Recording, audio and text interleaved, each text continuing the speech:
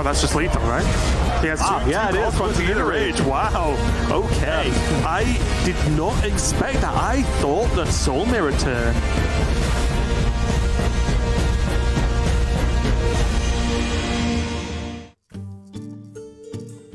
Hello everybody and welcome to day number 2 of Masters Tour Orgrimmar. We have 4 Swiss rounds on the docket for today as well as some top 16 action. Should be fun. My name is CJ. I'm joined by the one, the only, the incredibly beautiful Derek Brown. Derek, how you doing today? I'm doing good. We ended things on a bang yesterday and we're kicking things off with a bang today. It's going to be a great day of action. We got some great names up at 5-0, and given that we're going to top 16 this year instead of top 8, most of the players at 4-1 as well could also be feeling pretty good about their chances to make it to that top 16 cut. So plenty of great names in with a chance of going all the way. Yeah, it's kind of cool. We get to see more players playing out their runs through Masters Tours because of those open slots. But we're getting into the weeds here.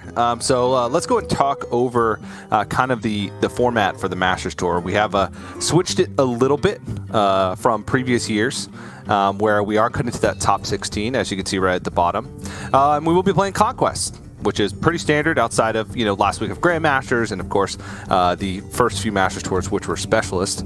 Conquest, 4 decks per player with 4 unique classes. At the beginning of the match, you ban 1 deck away from your opponent and then play a best-of-5 match where once you win with all 3 of your decks, you are declared the winner. And we have 9 rounds of Swiss total. We played 5 yesterday, and then today we will have the remaining 4, starting with 6.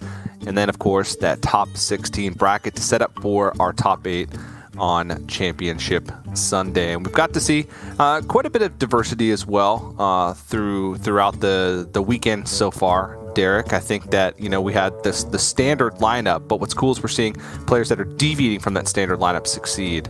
That's what you love to see, right?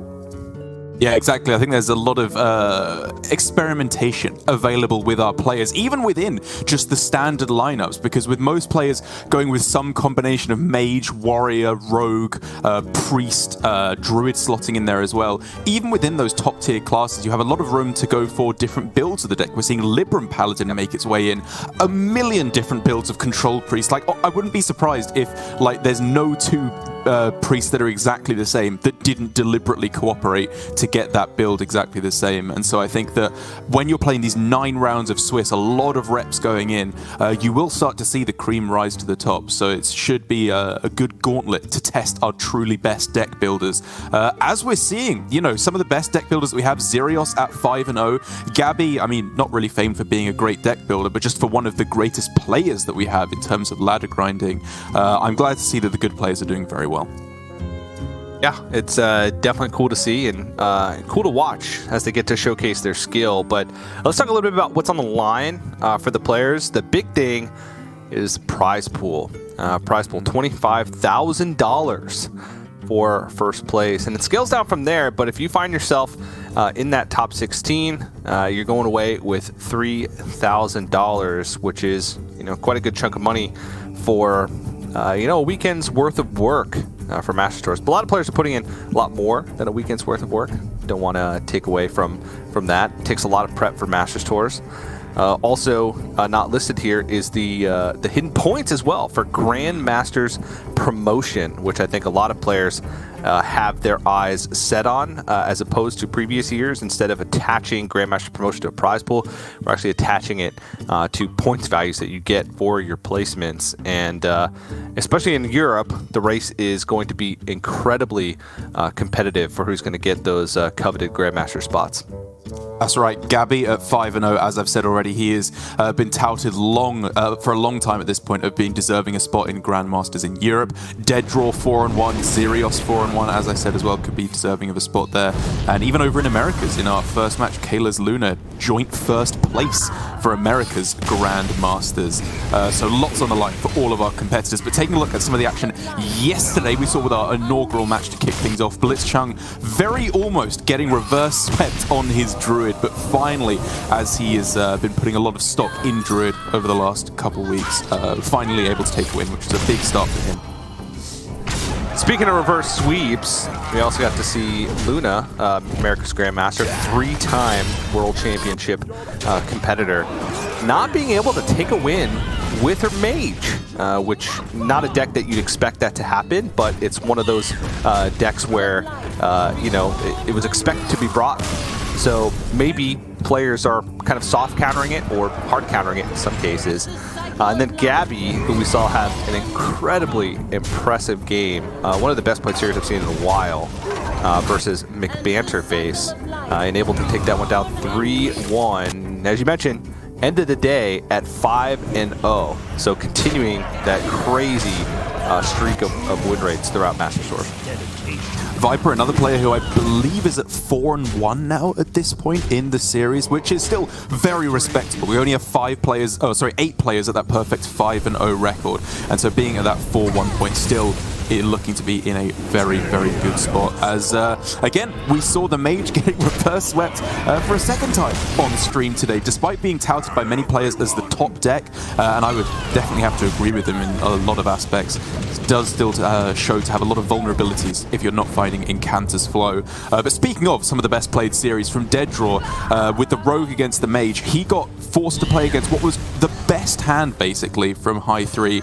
Still almost managed to get the win there. He played absolutely out of his mind, wasn't able to take the win though, and in the end did finish the day on 4-1.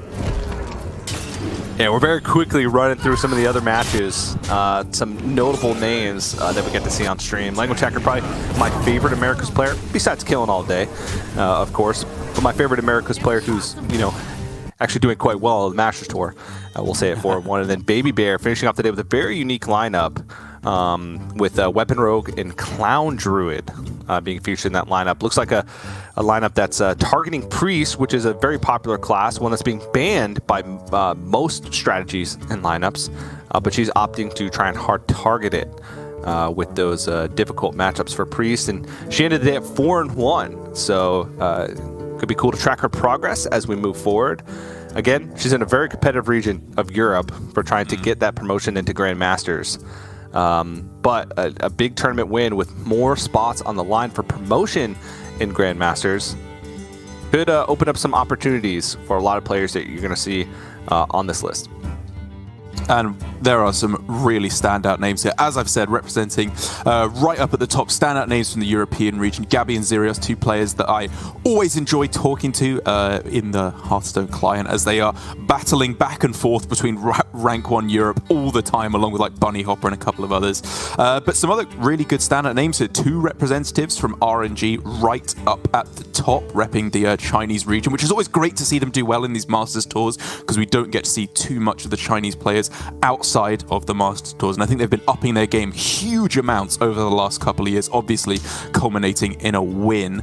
And Give Please as well, a player that I want to talk about from APAC, just promoted through to Grandmasters after having a series of very consistent runs in the Masters Tours, kind of similar to Dead Draws, except with APAC being a slightly easier region to qualify through to, he was able to just squeak over and get the points to qualify through to GM. But with another strong score here, he's showing it's not just a one trick, he's still got that consistency to do well in these open fields. Yeah, well positioned at 4-1 to try and make a run for top 16. But yeah, a lot of kind of mix, and this is just kind of how it always feels when we get to day 2 of Masters Tours. A mix of well-known players. Got a couple Grandmasters, a couple of top players from China, a couple newcomers, as well as a couple like Masters Tour veterans that aren't quite at the Grandmasters level yet in that top 16, or at least what the top 16 cut is. And we still have a bunch of other players that we didn't show that are at that 4-1. There's also potential for a couple players that finish the day 3 and 2 to maybe make a run for top 16. They need some kind of chips to fall their way with how tiebreakers end up working at the end of the day. But again, we mentioned points earlier, so a lot of incentive to still play things out for those players that are still in the tournament but may not be in the top of the standings. But that's all the intro stuff out of the way. Derek, it's about time to start talking about our first match of Hearthstone. And this one's actually quite cool, I think. 2 America's players, which we don't get to really see that often, since we tend to broadcast players that are higher up in the standings and there seems to be a lack of Americas players, Masters Tour after Masters Tour, from the Americas region, high up in the standings. But we get Kayla's Luna versus former Grandmaster Race, who's looking to try and qualify back. Was actually quite close at the end of 2020 in total money earnings, which is how we used to promote Grandmasters, to being qualified back, but couldn't get the performance in the last Masters Tour and fell just a little bit short. But I like to see that his passion's still there. He still put in the work and time and tried to make it back. Yeah, I still, after all these years, believe Ray's to be one of the best players in the Americas region overall. Like, way back when I was casting the Brazil tour stops with Lorinda, I think it was, we just saw Ray's just absolutely dominating them time and again. It just felt like he was outplaying all of the competition in those tour stops, and getting the home country win was such a big deal for him. And so getting his way back into Grandmasters, I think, would be incredibly deserving for a player of his caliber. But as you were saying, Kayla's Luna on the other side, he is a player who is number 1 in the points ranking right now, alongside McBanterface. Honestly, it's not an especially impressive achievement, given that there have been, as you said, very few players doing well in the Masters Tours from the Americas region. But still, regardless of what it means overall in terms of how difficult it was to get there, he is in first place, and so will be in with a great spot if he can keep this streak going here of going all the way through to qualifying to GM. But interestingly enough, we already see not a Control Priest ban, which honestly we haven't seen all too much this weekend. No, and it really goes to kind of highlight Kayla's Luna's strategy going into this. You end up bringing Weapon Rogue, which obviously, you want to leave Priest up because that's, I'd say, hands down the best matchup. I think if you play correctly and don't just get denied a weapon for, the first half of the game, then it's quite easy to set up situations where you can even deal... just in the deck alone, you can deal 28 damage on turn 10. And then you factor in some of the things outside of the deck with Wand Maker. That can go even further.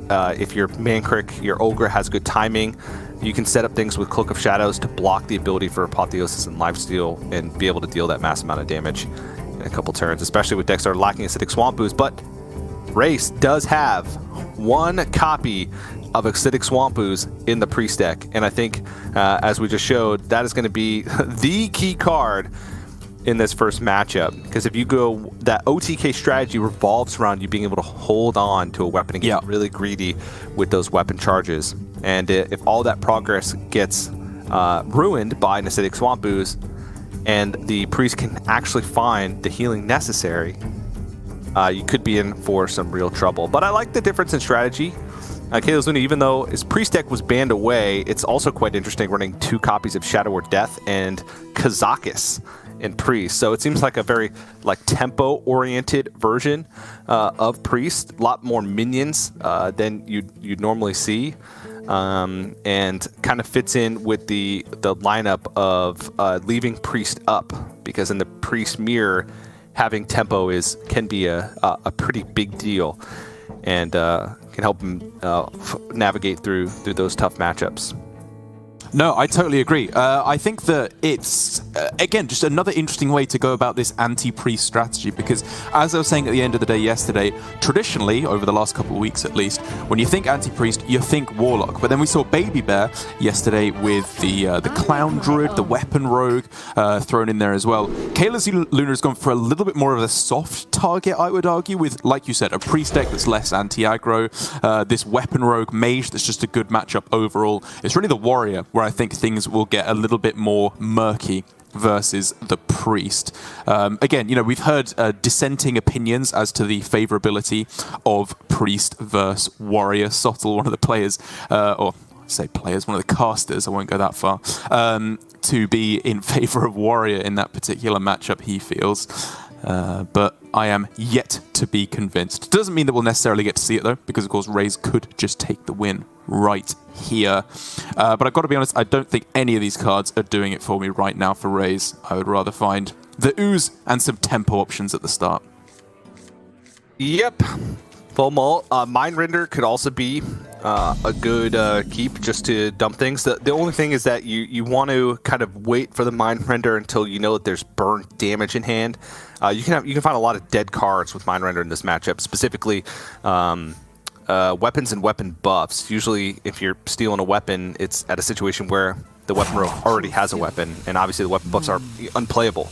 Everything else is card draw and card generation, which you don't want to do that for your opponent unless you find those things to dump. Tempo is another way you can win this matchup, forcing out Cloak of Shadows early on. Reasonable. Wow. Turn 1, Sinister Strike. Really? Man, like, I've seen this before. It's happened to me on ladder, but it happens in classes where you can't heal, right? Like, just going for straight up Sinister Strike on 1, you have to expect them to be able to heal that back, right? Yeah, so this kind of ruins that 30 damage combo that I was talking about, but I don't want to call it too much because, again, Mind Render with a handful of burst, that can ruin that combo, as well as the Ooze, I think, kind of changes the dynamic of this matchup slightly, where you can't get greedy and hold on to big damage combos. You have to, at some point, try and go for a kill. But this is going to be tough. And, honestly, Raze does not want to be just hero powered early. That's one thing that we can say, okay, Sinister Strike, you're getting that damage in, and forcing Raze to have to spend 2 mana on a hero power means that he's not developing, which means you have time to find the weapons. And Secret Passage will almost certainly come out here. A weapon is the most important part of the deck. Yep, Swine Tusk Shank. There you go. Deadly Poison to go alongside that. Oh, sign me up. Kayla's Luna has found the goods here. And now the deck can start doing what it's supposed to do with the cutting class in hand along with the Paralytic Poison. He can keep just turboing through his entire deck. It's looking very, very strong. Yeah, even cutting class. Oh, man, this is going to be... love me some Weapon Rogue. It feels good. I will feel physical pain once the Ooze is drawn, if it's drawn. But until then, smooth sailing. And Raze But how? really doesn't have much. This is not a Mind Render turn. There's almost nothing that you can dump for 1 mana outside of Sinister Strike. Flash Heal, good. Kayla's Luna, little fist bump for no Ooze. Yay! And you're not taking Auspicious Spirits here. Like, I know that you do want a lot of heal in the matchup, but as you were saying, right, if you play this deck correctly from Kayla's Luna side, or at least there is a way you can play it, I should say, not necessarily correctly, where you can just build up for this one massive burst of combo, and there's nothing that they can do about it, even if they do pick a bunch of flash heals, which is why I like at least considering the Auspicious Spirits here to try and put on offensive of your own. Maybe you can stick Apotheosis on whatever you get. Yeah, that's very true. Though I feel at this point, Raze knows he has an Ooze in his deck, has seen a Sinister Strike, so that burst combo that can happen later in the game, not really a possibility. So just wants to be able to survive. Oh, ooh. Oh yeah, that's the one. It was a bit of a brick before then, but brick into crick. You're happy with that? Well, but one thing is no Silverleaf Poison. The hand for Kayla's Luna, not great. At least for what you want to be doing. Cutting class is gone. Severe lack of card draw going on right now, and a Secret Passage gone. So really, I mean, we're looking at Secret Passage and Secret Passage Wand Maker and Swindle and Silverleaf Poison as cards that Kayla's Luna kind of needs right now to keep this damage up. The old-fashioned take notes on your hand. Looks like a severe lack of paper. Wife on 6. I mean, he's not wrong. He knows the game plan. Oh, he's calling it. He's just staring at it like, yeah, please. If you're right on your hand, it's bound to happen. Yeah, this is a new tactic in Hearthstone of actualizing your own draws here. I respect it. It's like a self-help book approach to Hearthstone. Yeah.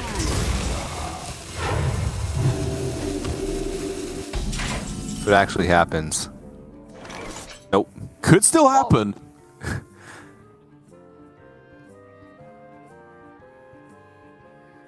Good way to turn to not use Cloak of Shadows. Cloak of Shadows is incredibly important because we're starting to get to the phase where you don't want to be attacking into minions. And in order to block Apotheosis, Cloak of Shadows is an incredible asset. But I guess Halozuna just feels like needs to keep getting through the deck. Okay. Paralytic Poison Wand Maker. No additional draw. That was not an Olgra on 6. As Hearthstone is searching for his wife anywhere. It's got to be around here somewhere. Different pen? Never.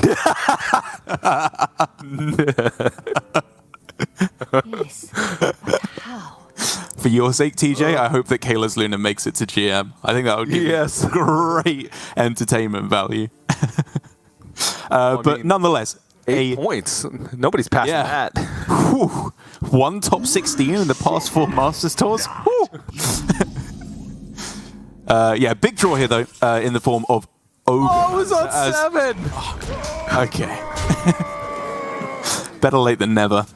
It's a big draw here. Obviously, Coerce can deal with it, but it maybe means that something can stick on the board. I guess the Prize Plunderer probably just takes care of it as well. A Secret Passage. Man, this hand has gone from the worst draw I've seen with this deck to just finding the absolute nuts. Secret Passage next turn to find the additional poisons, additional resources. Still no ooze for Race, but he's only been through a third of his deck. So at this point, it's not even likely that it'd be drawn, even if you factor in the mulligans. Onyx Mage Scribe, Flash Heal, I don't know. Preemptively put Apotheosis on it. Can't play Sleepy Dragon this turn. Dragon Ball Skystalker, not enough impact. Need more health on the board. There's a Paralytic Poison on this weapon, but it's possible that Race could just die next turn, even from 16. There's 7 damage being represented, 6 more with the weapon, 13. Ooh. Looking at a Wicked Step. Desperate Prayer, okay. That's big. That's very, very big to have found. No time. Probably got to unload it here. Yeah, for sure. Like I appreciate saving the Apotheosis for as long as possible, because he is clearly trying to dig for the Samuro in order to get one big burst heal towards the end of the game. But it may just be too late even for that.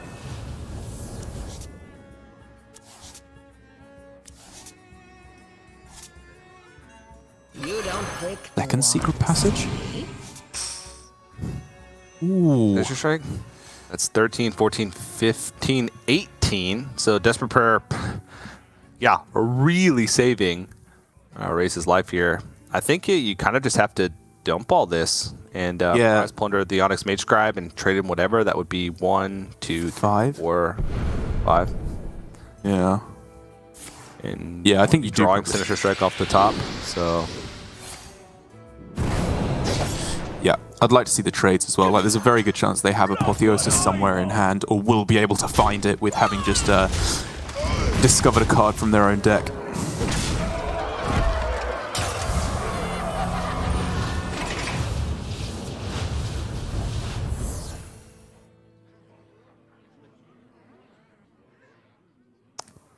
Ooh.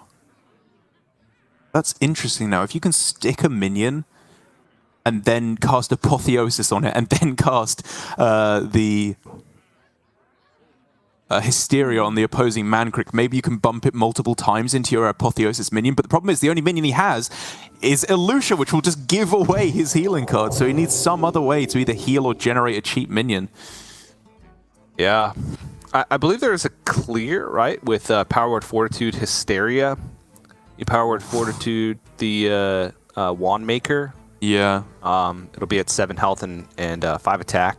So then it works out well to fully clear the board. Wait, would it? If it's a 5/7. Oh, then you cast it on the one maker. On the itself. one Oh, maker. sorry. Yes. And Yeah. it's a full clear.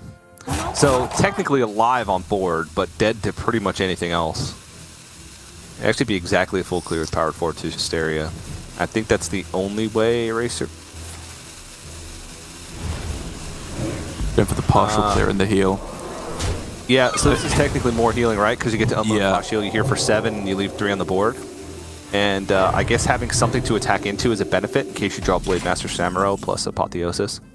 Yeah. So I leaving like this. something up.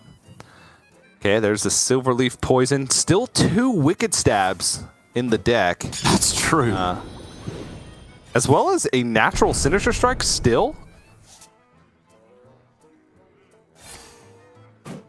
No minions. No minions left in the deck. 2 draws he gets here. Coerce. Mind touching. Oh no, sorry. There's only 1 Wicked Stab in the deck. Excuse me, because the first Wicked Stab was used to kill off the Sethic. Right. Ooze! Oh my goodness, that is huge. Is that in time? Like, obviously this weapon has done so much damage at this point, but if you go Ooze, heal, Mindrender? and then Elucia, you get the Coerce. He knows that that's somewhere in the deck. You wouldn't get the Coerce because if you heal, then you only have Oh, you 2 can't mana heal. remaining. You're right. But I think Ooze Mindrender has to happen. So these are the last 3 cards for Kayla's Luna. It's a Secret Passage, Sinister Strike, and Wicked Stab. Secret Passage is obviously the best since you get both. Yeah. If Secret Passage comes out, that's on 10, so that's 11 damage from hand. There's nothing... Wait, he's just giving lethal here, right? Unless he gets... There's No, he's nothing just that giving can... lethal. Oh no, he has to heal at the end. Okay, okay. No, it's guaranteed lethal with the cards left remaining in deck. Powered Fortitude plus anything, right? It's at least 8 damage. Oh no, because he's drawing priest cards. Yeah, he's drawing priest Yeah. cards now. But It's guaranteed 1 off lethal because whether you go for Ysera Nightmare or Powered Fortitude, it's still 1 mana or 1 damage short. yeah, Kayla's Luna could go Ysera and Dream to get rid of the Apotheosis. That's huge. Time may pass, but the dream is eternal. And cash in the Nightmare. Just deal the extra damage now, yeah. Again, there's still Sinister Strike, and there's still Wicked Stab in the deck. That is huge amounts of damage. I think this is absolutely the play. Yeah.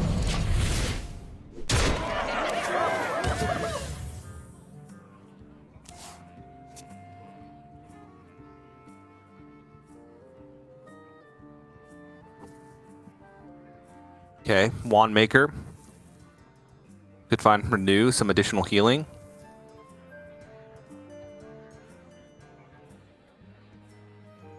If you Wand Maker, I guess this Ysera is living no matter what, because even Blade Master Samuro plus Powered Fortitude, it's only a 4 attack, so it can only deal 8 to the Ysera. So the Ysera is living no matter what. So I think the only out here is Wand Maker into something. Renew would be the best, because then you can find additional healing on top of it. Focus Will. That ain't it. It doesn't do it, does it? You can... Nah, there's just nothing you can silence. No time. Doesn't even offer a clear. It's close. I honestly thought the Rays might have stabilized there, but giving these insane cards over to Kayla's Luna, just too much in the end. It's a nice win there with a disastrous starting hand for Kayla's Luna. He very nicely turned it around into a win. Yeah, the only question I have is on the Mindrender Lucia turn, the Apotheosis on the Ooze. Knowing that Ysera was in the hand and Dream could come out, I think that Race was hoping that Mind Rendering with 2 mana left would hit one of those damage cards, because from Race's perspective, there were 6 cards that could be in the hand, right? 3 of them were able to be dumped with 2 mana remaining, right? Wicked Stab, Sinister Strike, and Secret Passage. Yeah. And Secret Passage would have been a good one because then you can also dump the Sinister Strike. Without playing the Apotheosis, you also get the opportunity to ooze and then maybe replay a weapon that's in hand, or play a Coerce to stop even more damage, kill the Mankrik, right? And then you take a board, and then you can Apotheosis the next turn, because then Luna would not have a card on board to dump the Apotheosis, which I think was what he was worried about. But, you know, if you hit the removal or hit the damage, you don't need to worry about having Apotheosis anyway, because Kael'Thas was out of damage. So, big question marks about that Apotheosis. I'm curious to hear his thoughts on why he dumped it and leave himself with less mana on the Lucia turn. But it ended up kind of punishing him here, seeing the hand and not being able to play anything and just healing and giving over the Ysera. I mean, it just gets even more complicated, though, because if you give them the Apotheosis and you don't kill off the Mankrik, then you give them the ability to go Power Word, Fortitude, and Apotheosis, and then you're just dead. You're just giving them the 2 extra damage. Like, I kind of feel like for Raze there was very little he could have done no matter what. I mean, maybe if he sniped exactly the Coerce, it would have been winnable there, but yeah, it was a tough spot. Yeah, Coerce, or he would have had 4 mana remaining, or Secret Passage. Right? I guess. Yeah, sure. Yeah. So, I don't know. It's a really tough situation to be in. Like I said, not calling it a mistake by any means. Maybe being a little bit results-oriented in my thinking with how it ended up working out. But I feel like there was... it could have been mathed out. And at that point, maybe you need to take the risk and say, I'm going to leave Apotheosis, give myself more mana, and try and hit the best possible thing. And leave myself the most options to hit the best possible thing, right? So, tough matchup, though, to begin with. 1 ooze in the deck, being completely reliant on drawing it. He did draw it about halfway through, which is average, right? So, but it just wasn't enough at the end. It's not often that we get to say a rogue that played Sinister Strike on 1 ended up winning the game, but, that was on my bucket list. That's a real deck there, with just Sinister Strike on 1. Over to a very different build of Rogue now, though, with the Miracle Rogue for Raze. A pretty standard build of the deck. It's different to the one that I've been playing on ladder, only in that it swaps out Vanessa for Orgrimmar at the top end, which is, I think, perfectly reasonable to do. Again, 5 mana is a bit of a weak spot in this rogue at the moment, unless you can curve exactly Kazakus into 5 mana Golem. And again, Vanessa is of, questionable power. I personally like it as an inclusion in the deck when you have the Foxy Frauds, just to have more consistent activators and early tempo options. But against the likes of Spellmage, we have seen time and again that Orgrimmar can just be a blowout win. Yeah, especially I like this list of Miracle Rogue the best against Weapon Rogue, so it's a shame that Raze wasn't able to take the win. Obviously keeping that in mind with how he built his decks because of the Acidic Swamp Ooze. But looking over at Kayla's Luna Spell Mage, difference here being the Cone of Cold, which I really like the tech because it is kind of anti-aggro. Obviously, if you're playing anti-aggro, you'd more likely play these Shooting Stars. I like Cone of Cold actually against Priest.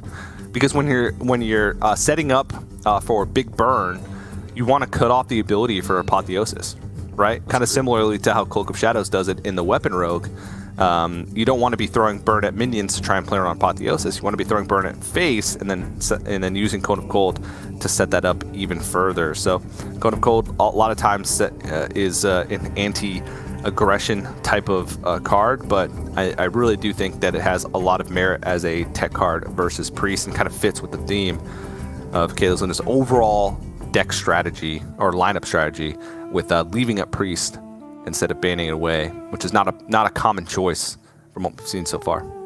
It's not indeed, and I don't have any especially strong feelings on the 30th card you put in your mage. I feel like the other 29 are pretty much all spoken for, but whether you're going for Netherwind, Cone of Cold, Ice Barrier, even Deck of Lunacy, I think all have their merits in different matchups, and whatever you're taking it for, hopefully you get what you are looking for. I will say, though, that I do think Kalos Luna has got himself another nice matchup here against the Rogue. Despite having played a whole bunch of Rogue over the past couple of days, I do still feel ever so slightly unfavored against the Mage. Not a huge underdog, especially when you're playing Cult Neophytes, but it's not the best of matchups considering just how much burn Mage has and how zero healing you have in the deck. Kazakus is the only way that you can even hope to get healing off of a Lifesteal Golem, and that is a very dubious prospect at best. Dubious. Indeed. But yeah, I think this is probably the best version of Miracle Rogue to fight against Mage, like you mentioned with Cold Neophytes and the Orgrimmancer.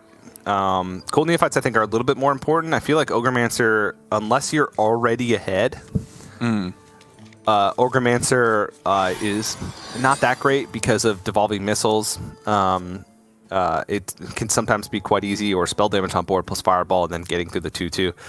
The one thing that it does have is it kind of at least interrupts a powerful turn, right? You play it on 5. It doesn't play into a Pexus Blast, which is the most powerful turn 5 play for Mage, where that's the turn they try and gain tempo back on their side of the board. And I think that just the ability to survive through that and even pose a bigger threat is quite big. Not a great opening hand for Kalos Luna, though. 2 7s. Flame Strike, very valuable later on in the game versus Rogue when they go wide and try and go for that last push. Only real card of substance here, I think, is the Refreshing Spring Water and maybe a special shout out for Combustion to kind of deal with early stuff, but no Faulty Power, no Encounters Flow, no ability to kind of get super far ahead on the board. Yeah, I think probably I'm going with Netherwind Portal here. I've been kind of underwhelmed picking a Pexus Blast most of the time in the matchup. But I will say that I think this hand from Luna, it's not the best hand, but it's a good backup hand. If you don't have both the Incanters Flows and the ability to just pop off right at the start, Combustion is almost always good against Rogue's early game. It can kill Octobot without frenzying. They often play many 2-health minions with the Neophytes, the Foxy Frauds, the Wand Thieves as well, as we see here. So the AoE effect, or just the single-targetedness of Combustion is very strong. And then Refreshing Spring Water alone can just completely fix your curve if you get the goods off of it in the form of Incantus Flow, or even a Pexus Blast. Like that being coined out on turn 4, it's a huge amount of tempo.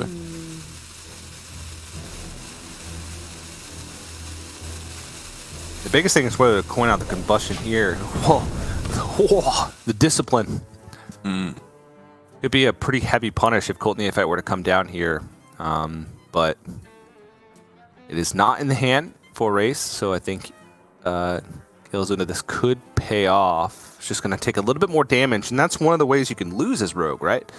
Is taking chip, or lose as Mage, is taking chip damage early, and then sometimes the Rogue can win the race.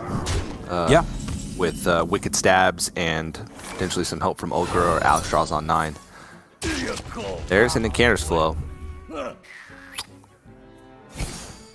Interesting. Do it in ping. Yeah. And I will say that as you were laying out, the game plan of Rogue to getting a bunch of chip damage at the start, I absolutely agree with is your best chance. And that's why I love Raze's early game. He had the option of just Octobot on 2, to which you can think, oh, maybe I get to play Kazakus on 3 then as a nice curve.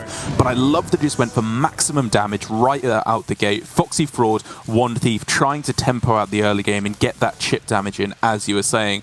And he's following that up beautifully. This Dark Iron Dwarf is huge just as a 4/4 to keep attacking face. I didn't catch what he picked on the first option, but while draw 2 cards is tempting, no matter which option you picked, I like the look of Summon a Copy against Mage. That is very difficult to deal with.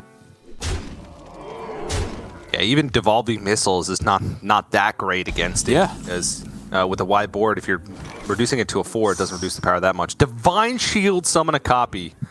That's the nuts. That is the best one you can get. Yep. Oh, meanwhile, though, this is going to be a close game. No other Incanter's Flow, but he's taking so much damage early on. Yeah. He's going to be dealing with 2 Divine Shielded Golems and taking 4 more damage, but Refreshing Spring Water in hand, double discount. If he hits more card draw, it could be close, but I don't know. Even with the double discount, I feel like Raze might just be too far ahead. If any of this damage is able to stick next turn, with Secret Passage in hand, he can find the additional burn. I mean, you say that, but devolving missiles here or Cone of Cold, like this can get there.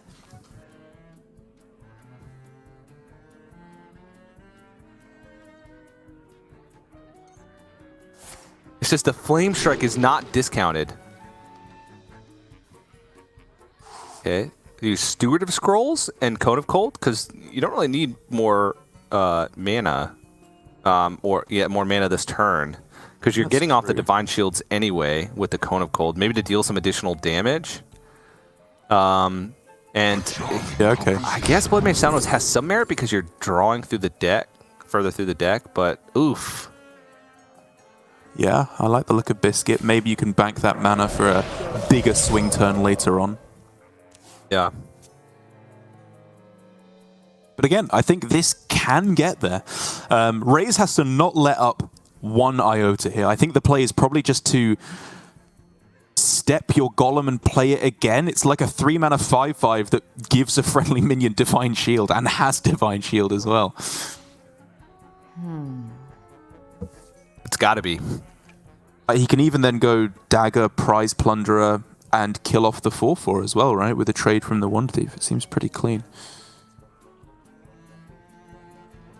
Yeah, don't like Secret Passage here because I think there's powerful enough things to do.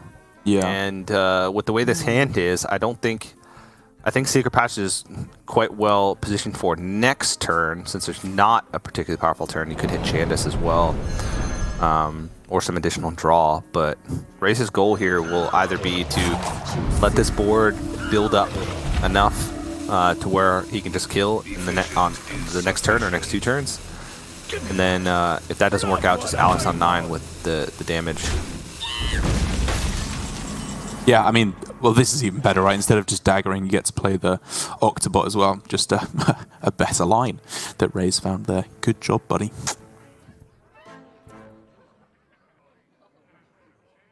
Not looking good.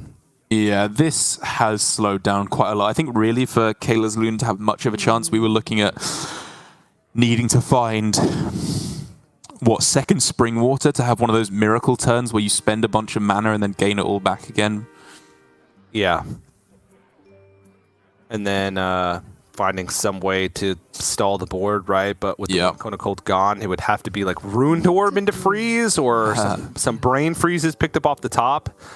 Maybe like Devolving Missiles into Mask of Cthulhu. The 5-mana Mask of Cthulhu could have been okay as well.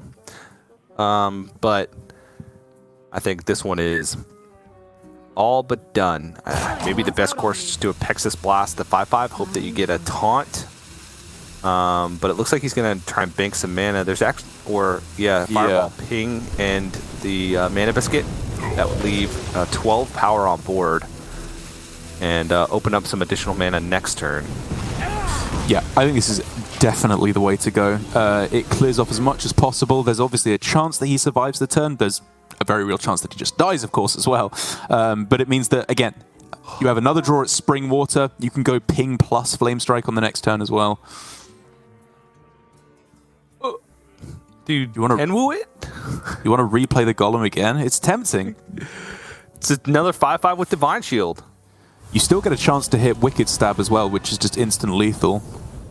Ah, yeah, you're right. The breakpoints. And judging by his face attacks, where he found it, he even finds Swindle for another chance to pick it up. And wow, no Orgrimmar, no Cold Neophyte, but Raze getting it done regardless. I love that Raze thought about the second option on the Golem that game. He was like, do I want an extra 5/5 for 0 mana? And then was like, wait a second, that sounds really strong. Let's do that and then instantly win the game. It's, I think it just like, it wasn't an especially complicated game from Raze, but pretty much flawless throughout, right? He spotted all the lines of how to get maximum tempo at the start. I think the pick of Netherwind Portal was great. I think playing it was the correct choice on turn 3. Correct Golem. Just very clean and getting a deserved win in a matchup that's pretty tough, especially when there's, 2 Incantus flows before turn 5? It's tough to beat that. Very tough to beat, indeed. But still tied 1-1, basically down to a best of 3. So I don't think I want to call either player a favorite. We have Rush Warrior available on both sides. And then the 2 odd men out decks are the Priest and Mage. So if we narrow it down to lineups, I guess if things work out with matchups, with Chaos Luna having Mage versus Priest, then maybe a slight favorite. But again, it's still too early to tell with matchups, and then to get into the enigma of Conquest pick order. I spoke the word, he who must not be named. Conquest In the pick order. The first series of the day. It's too early for that, TJ. Yeah. Neil loves Conquest pick order. He actually has a a lightning bolt scar on his forehead. And is the only one who's allowed to say the name in public of the discussion. I'm just getting joy of how much this is genuinely annoying him. Like, I don't even think it's a meme, to be honest. It just really upsets him, which is funny. It's just funny. Okay. So pretty standard, I'd say, Rush Warrior list. Don't really see anything that's out of the ordinary. No, it didn't look like any tent trashers in the list, though, for Chaos Luna, which we've actually seen become a pretty popular choice. Yeah. Just a powerful card that can oftentimes come down for 4 because of all the different tribes that you play in the deck.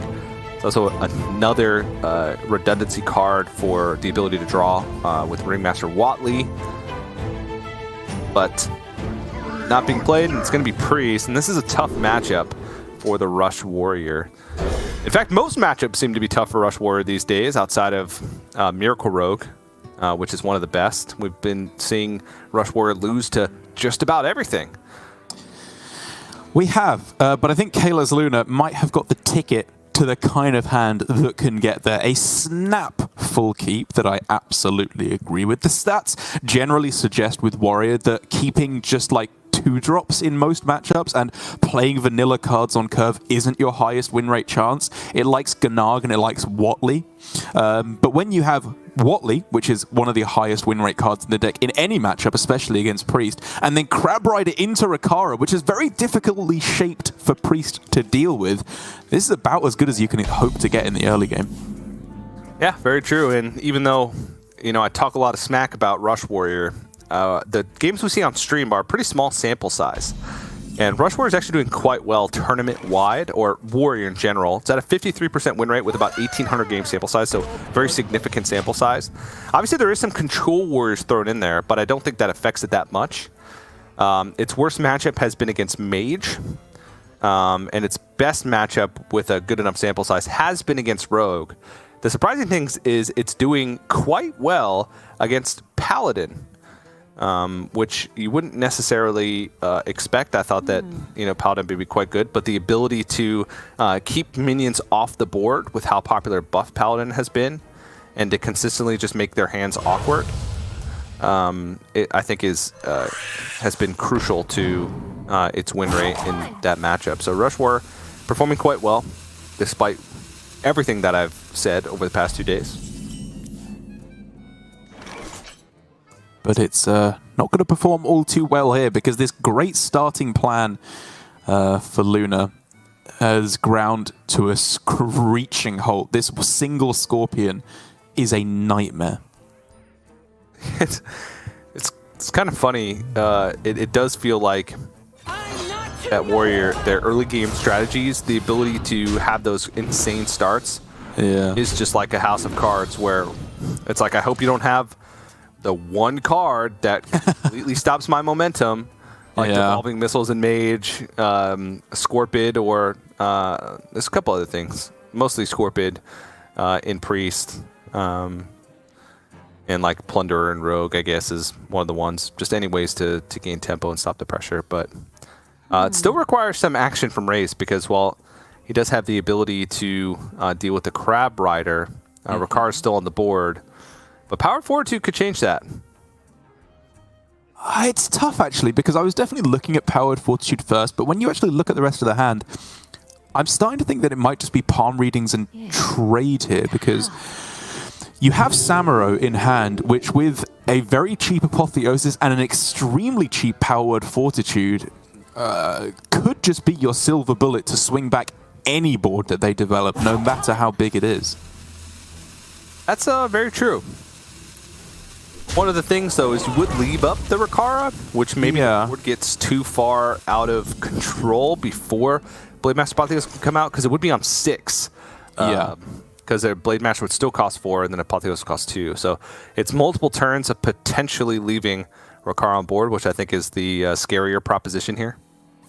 Yeah, it's like, again, because you have to think of the expected plays, and if they have Sword Eater here, like this play is good. This is a very strong play that Raze is making, make no mistake. It's not bad at all. It's just if they have the Sword Eater, then the board is cleared up and they're ahead on board once again.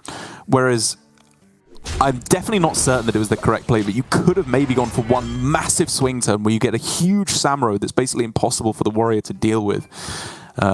Over the next couple of turns. I mean, that's still kind of achievable because you can go Samuro Apo to heal up a lot and get a big minion on board, but it was, at the very least, worth exploring. But this game plan has quite clearly worked out beautifully for Raze. He gets to clear the Rikara, there's no Sword Eater, he gets to heal it back up again. He is having his cake and eating it, and it's a delicious Black Forest Gatto, which you know all about, TJ. That's the worst cake! What? No, it's not. It's you. delicious.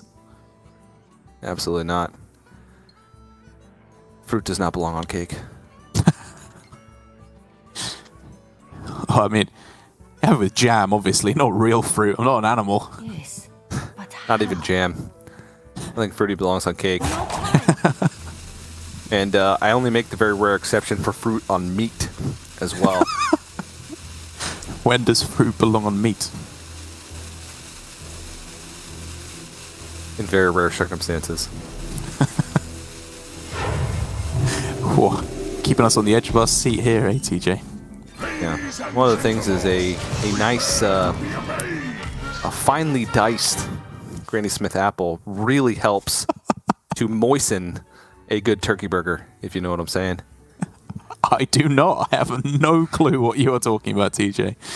But I do know that finally Kayla's Luna is starting to accrue something here. He really needs one of these buff cards in order to actually get this hand a rockin' and a rollin', because Blade Master Samuro, as it currently stands, I don't think is going to be quite powerful enough. But if he can find a conditioning pretty much exactly, I think this hand can at least start to function. Yeah, but still a lot of cards left in the deck. 19 of them. Only 2 of them are the conditioning, so not particularly likely. And Ray's just playing a big thing. Yep. Turn after turn. And when you're in this position as Rush Warrior, where you're just playing your minions as vanilla statted rush things, it's not particularly strong. Raze gets full value from the Onyx Mage Scribe here. Double palm reading in hand, the ability to clear a wide board with Blade Master Samuro plus Apotheosis, and not a lack of minions. Oh my. And the minions of which, oh okay, well Apotheosis now. I mean, this is just so sick. It's so difficult for Luna to get through this until he hits, as I said, exactly the conditioning in order to buff his hand. Nothing else is doing it.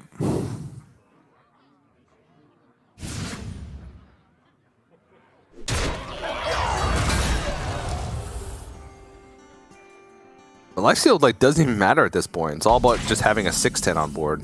Oh yeah. Another troublemaker.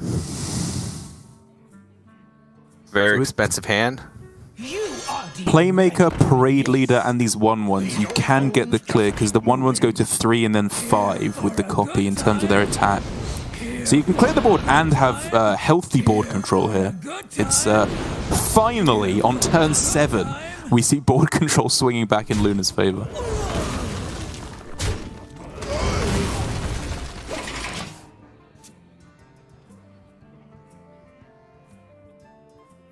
Well, Orgrimmar are not the greatest card for this matchup. Not that many spells. Really just the conditioning, stage 5 athletic studies. I guess Killzone is playing double cutting class, which is interesting considering usually cutting class you see when there's at least one copy of Outrider's Axe.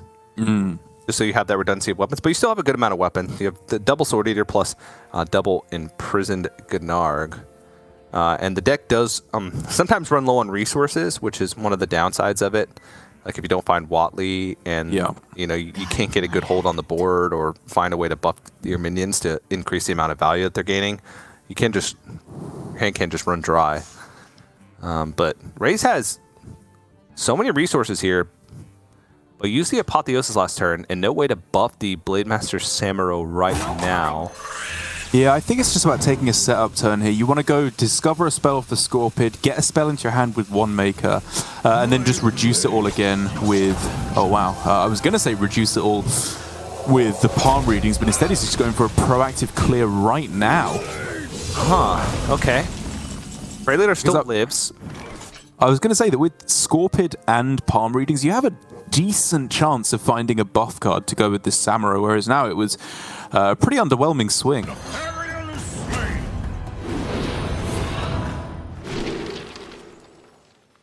Ooh. Rakara? I was thinking Rakara or Kargath. I didn't even look at absolutely not. Yeah, I did. But I guess I mean, it makes some sense because, again, like I mentioned, not much resource generation. So the Stonewall Anchorman can get another card in hand. I think really is just trying to find that conditioning. Yeah. Though it's actually gone down significantly in value at the moment because the size of Troublemakers and Alexstrasza not as important as the Rush minions, which are going to be playing to kind of set those up or protect them. Yeah. Well, it's double Wave of Apathy. Ooh. Yeah, again, like Powered Feast, you would have loved that while you had the Samuro in hand. But at this point, I do think the buffs are a little bit too slow, even if you have time to get them down on the Ogomancer. So I like the Spreading Plague, the Corrupting Plague, just to be able to heal up a little bit, try and clear this off the board. I'm not really sure how you deal with the rest of it, though, because you really don't want to use the Shadow Word Ruin on just a run thack. This is such a weird hand where there's just... everything's just situational removal. Yeah. Okay, Soulmere is good to pick up. That is huge. That is the answer to Troublemaker. That is the way that you can actually swing a board back rather than just be trying to stay even for the whole game.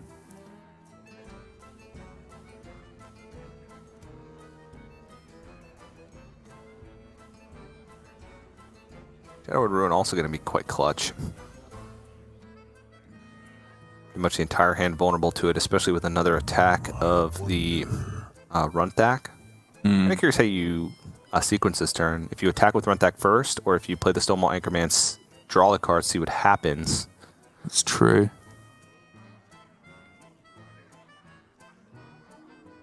I'm kind of wondering if you go about it that way at all. Like, are you not tempted to just throw down Troublemaker on this turn? It would not go well because there's the Soul Mirror on the other side, which is in deck. It wasn't just randomly generated. But it's such a strong play.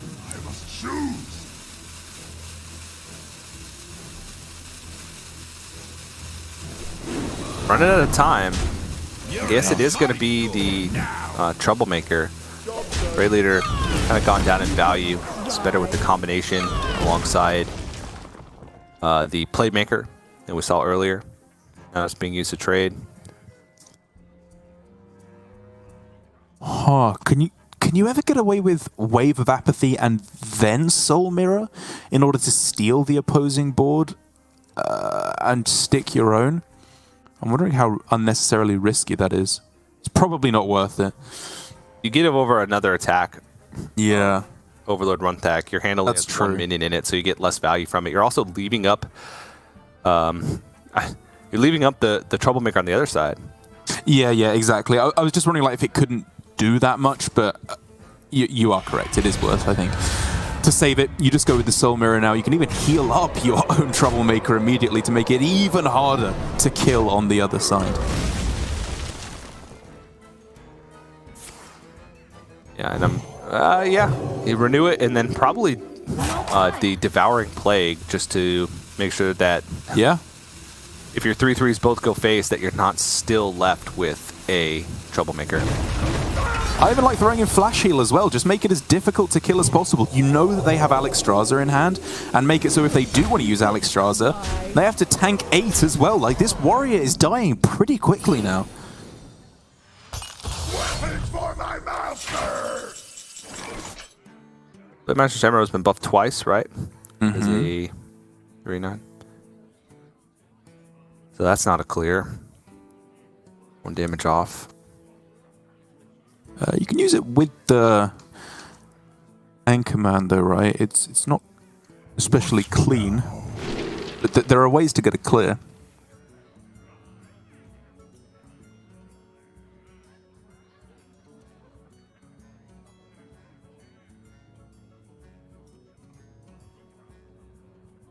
I think you need an X-Fac.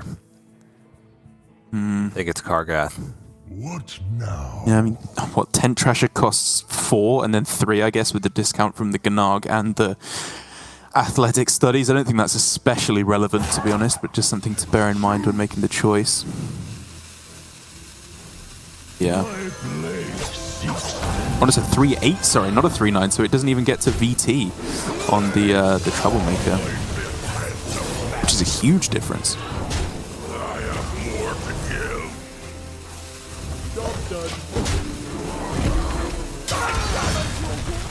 All right.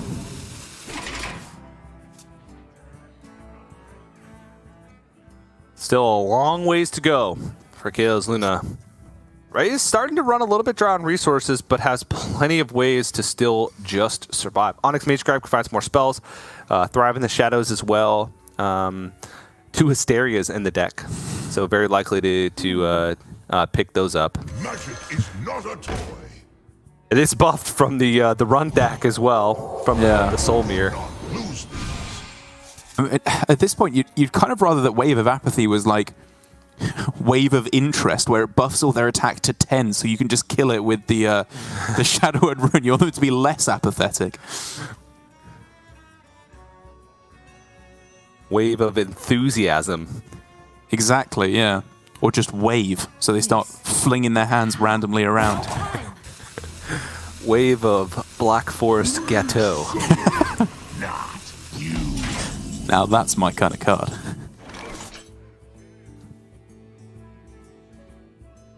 Well, still ways to keep board control thoroughly in Kayla's control here. Not entirely sure what the best way to go about it is. Taking a look at his remaining rush minions, it's mainly the low-cost stuff. There's Kargath Prime, obviously, right up at the top, but the rest of it is Bumper Car, Crab Rider, stuff right down at the bottom. Could be made quite good with the 2 conditionings that are still left in the deck. It's just... it kind of needs to hit like runner card draw into conditioning to try to make the best use out of it, because right now the Stonewall Anchorman is the only source of card draw, but double cutting class available, as well as still stage dives. Left in the deck there. Oh yeah, that's not bad. Like, that is a big lad. I don't know if you'd rather get one of the 2 drops so you can play it with Troublemaker, or just guarantee yourself a huge guy to throw down.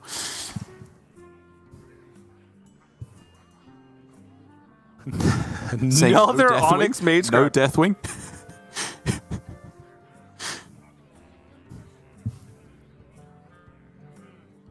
I mean, I don't know what he's so afraid of here. Even if it was Deathwing, that would kind of be okay. You could still just clear it with Kargath. Yeah, it's got 12 attack. Right. Clear it, gain 10 armor. That'd be 5 cards discounted from hand. I mean, maybe I there's guess something else. You trade in. Like Ysera or something? I don't really know. Oh, no, wait. It was Alexstrasza, right? Alexstrasza just won the game on the spot. Oh, yeah. Alexstrasza was lethal. So I guess that is something a little bit more reasonable to be afraid of there off the Discover.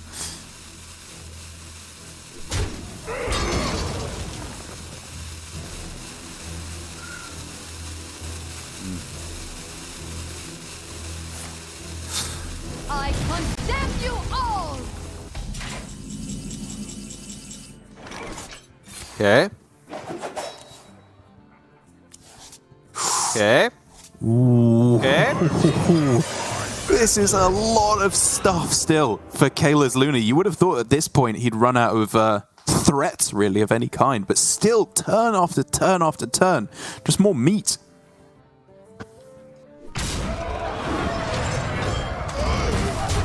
And still a playmaker and a parade leader in the deck. So,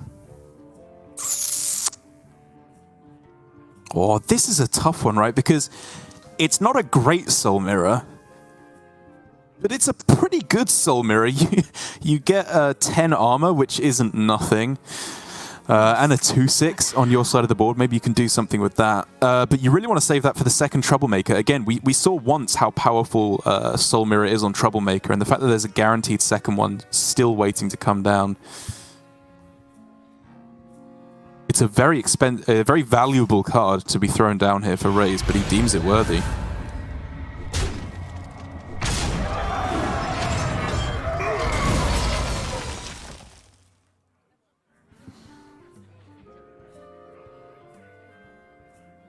No time. this leaves him with Shadowed Ruin as the primary board clear that's left. Obviously, randomly generated card too, so weirdly enough, that plays around like double conditioning, go ham on the board strategy. Oh, playing the Luminance as well. There's double Sethek still in the deck. Like, he is using really, really valuable cards here. And again, it's not incorrect, of course, because if he just saves them for the whole game, maybe he just gets run over before he even finds a time to play them. But again, some powerful combos with Soul Mirror on the Troublemaker, or Sethek plus the Blessing of Luminance as well. A Gift of Luminance, sorry. It's starting to look a little rough now for Raze. Yeah, these board-wide sweeps are gone. Really, the only thing left is Hysteria as removal. He only plays one copy of Condemn. That's been used. The Soul Mirror that's in the deck plus the Soul Mirror that was randomly generated used. Right. Still, though, some tools left for Raze in the deck. Mind Render, Lucia, Apotheosis, Sethek, Veilweaver. Orgrimmar is almost useless at this point. They're still conditioning, they're still cutting class, there's still a stage dive left. Ooh, Hysteria you can use to get not a guaranteed full clear, actually, right? I don't think at the moment. There's a 1-1 on the other side of the board. It's close. It'll actually... Oh, that's no, you bump your 2/2 in. Yeah, you can guarantee a full clear then. Yep. And then just throw down, I don't know, Ogremancer? Sure. Yeah. Whoa. Okay. No time. This Wow. world holds many terrors. You know what? I like it. I like this a lot. I think that you'll still have the ability to use Hysteria on like Troublemaker later on when it spawns the 3/3s, and hopefully you'll be able to at least clear off a lot of the board. But this 10/10 is really difficult for Luna to deal with now. For a good time. Maybe get a Sethek train rolling. I challenge you to Mascara. I mean, this is a lot of resources to dump into a Sethek, but Raze is starting to run out of cards and starting to run out of meaningful cards. I mean, that's very expensive, but fair enough. And now we're starting to see the 10 health that he gained off the Kargath Prime is becoming very relevant, because he feels so able to just throw down this Raze Dead, and Troublemaker off of it is huge. You gonna cry?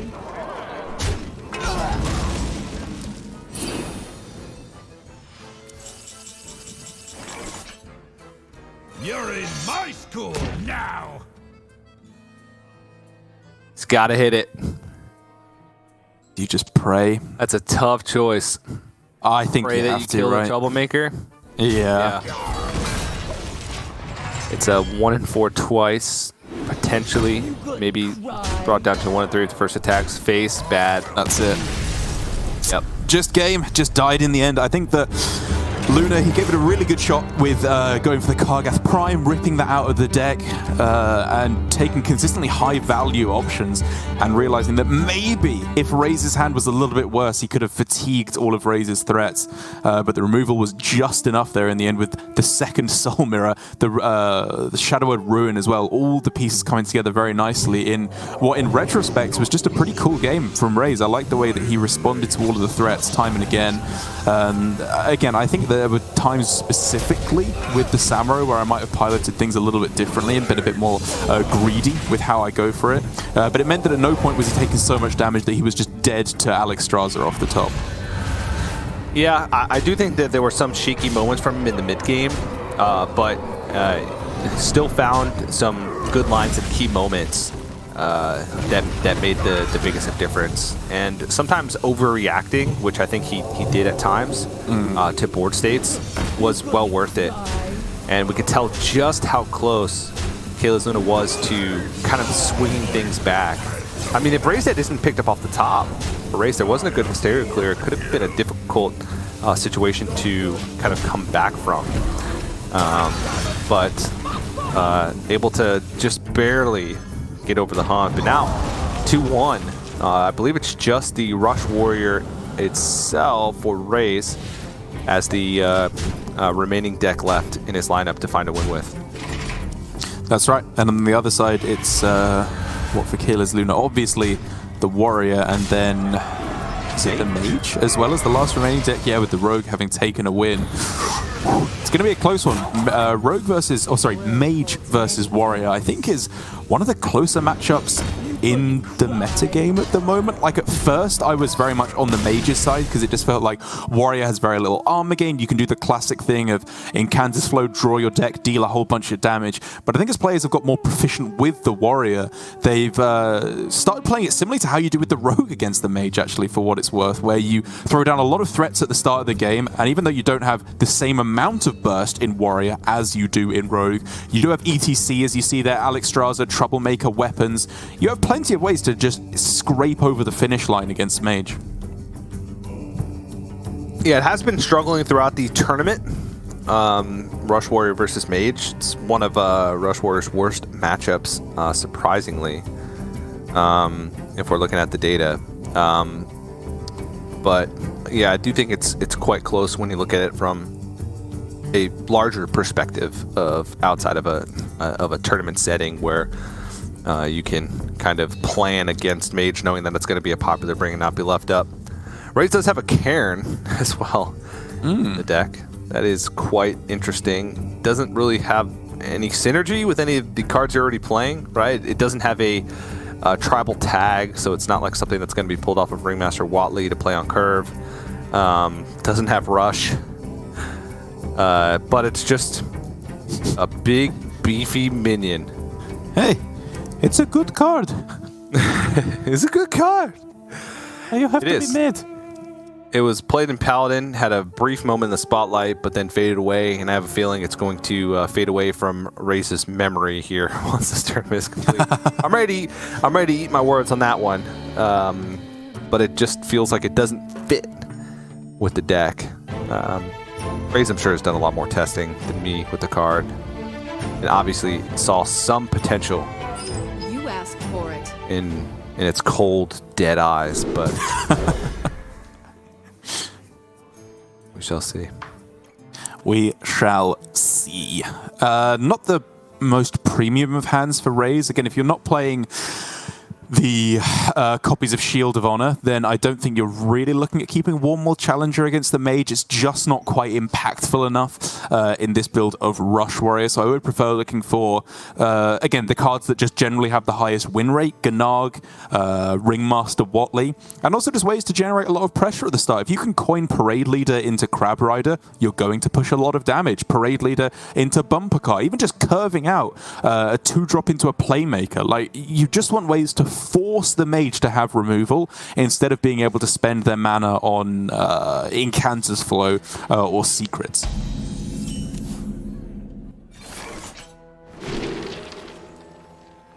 Well said. Thanks, Teej. Old chap. All right. Fresh Spring Water in the opening hand, but other than that, I guess the Pexus Blast is decent because once you get to that turn 5 mark, if you could swing the board in your favor as Mage, you're usually in a good spot. Just a matter of getting there. And okay, going for the Blood Mage Thalanos. Yeah. Some additional cycle instead of just playing something onto the board, a 1/3. Not the most impactful card against Rush Warrior. It was a tough draw, right? I was honestly kind of drawn to the Lab Partner just because, while I fully appreciate the card draw is very useful here to try and find those good early game cards, Combustion, Incanter's Flow, extra Spring Water, I really like the look of just having a 0 mana option that you can throw down with these extra spells that benefit from spell damage in the mid game. But I will say that for that second choice, Mini Mage, I absolutely love. I think it's a beast versus Warrior, with it being very difficult to clear off, guaranteeing you multiple turns of spell damage, and at the end of it all, you could just trade in and get a nice value trade as well.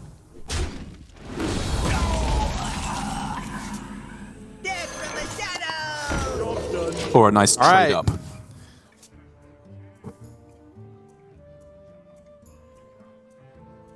Car could be an issue, though, if it's able to stick. At the very least, Killzone does have a way to kill it next turn, even if it goes to 4/4, Refreshing Spring Water, and then like Cram Session and Ping with the remaining mana that you get back for free.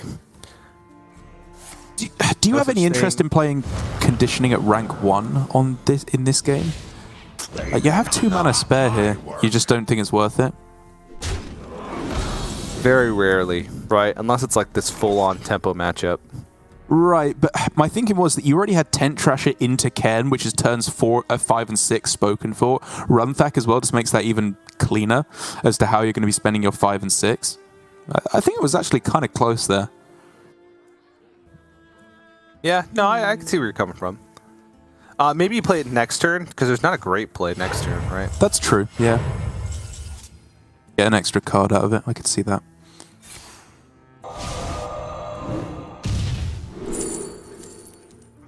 Oi, oi, oi. Oh.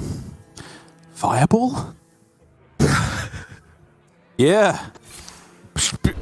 Sure. I mean, there's lethal in hand, right? You've got 10, 22, 32 damage. That's game. Let's go to 5. Your opponent passes every turn. Absolutely. Let's see. I just got lethal over the next 6 turns. Wow. I'm the nuts. If I could just show my opponent my hand, they would concede. Be away.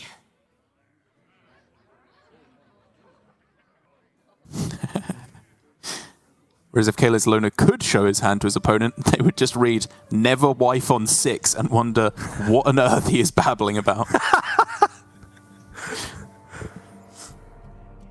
Let's see.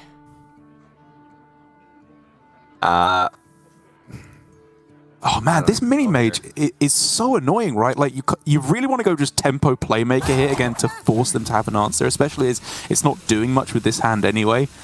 But you don't want to just let them kill it off for free with just a trade up there. It feels so bad. Yeah. And you don't want to play Imprison Gannag because then you're overriding one charge of the weapon, since they'll happen turn after each other. It's a little bit awkward. And now that crucial turn 5 moment where if the mage is able to take full control of the board, that's bad news. Especially if there's a good 5-drop. Pretty good. That's a 5-drop. Oh, yeah. Now, oh, that's a 5-drop. Mwah.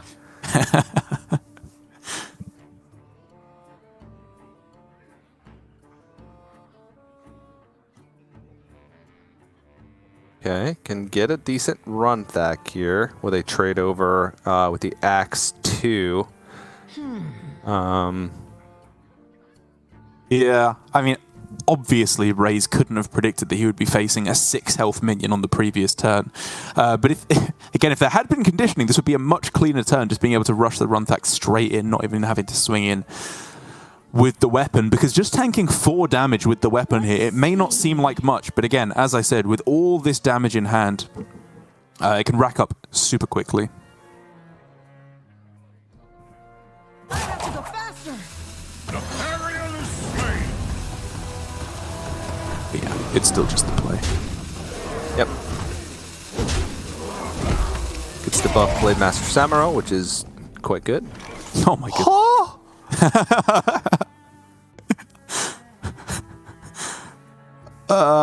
Yeah, have to kill Runtak, right? Like, I mean, I guess you could go like Apexis Blast face and then trade in your mini mage if you wanted to.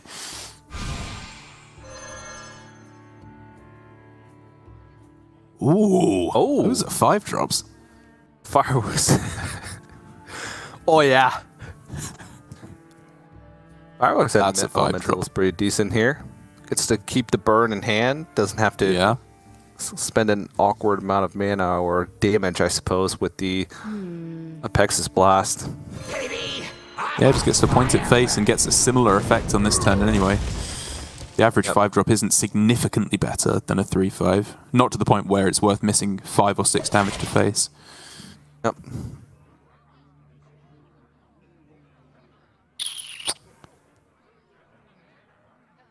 Blade Master Samuro here is a 2/7.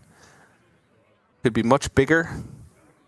Could be a nice little clear here. Could go up to 4/9 with this conditioning now that it's rank 2. Yeah. And it still presents quite a threat and finally gets rid of that. Dang mini mage! Time to meet your mini maker.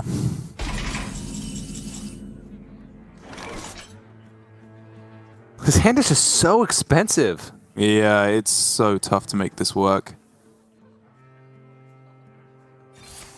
Like Apexis ping, it's this awkward thing where you're getting a minion, but do you really okay, I was going to say, do you really expect it to be able to attack face? Maybe if you get Moonfang, it will be able to attack face. That is absurd. And Luna knows it.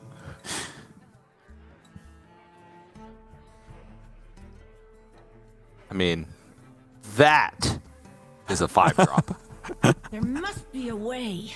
If I know my 5 drops, and I like to think I do, that's 1.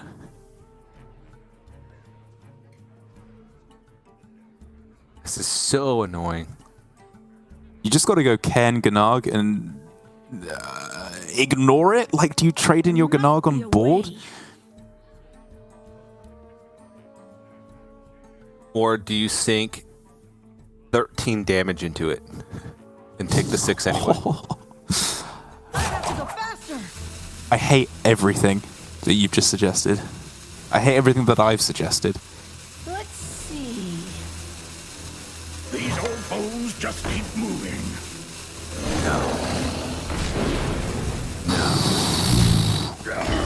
That's even more than 13. That's 15 because the parade.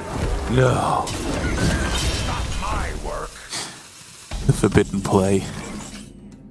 Oh, just rips it. Doesn't even think on this turn. I mean, this is double fireball into fireball. Oh yeah, this is over. This is completely over. You're in my school. Well, Troublemaker, that's a problem.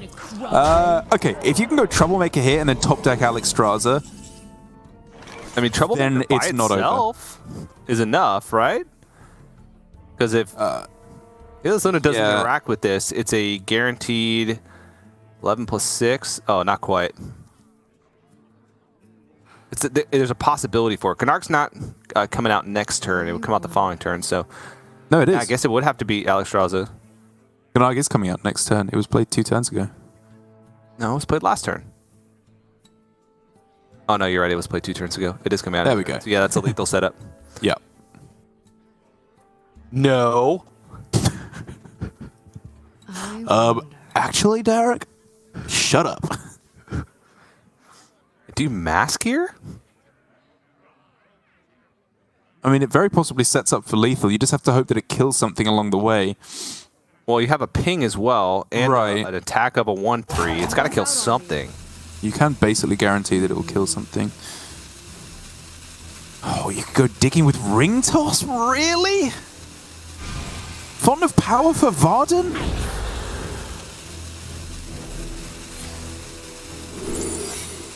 Ice barrier! Oh! Attack!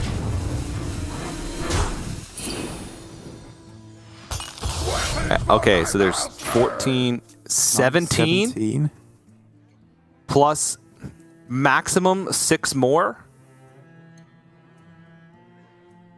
23? It's not enough.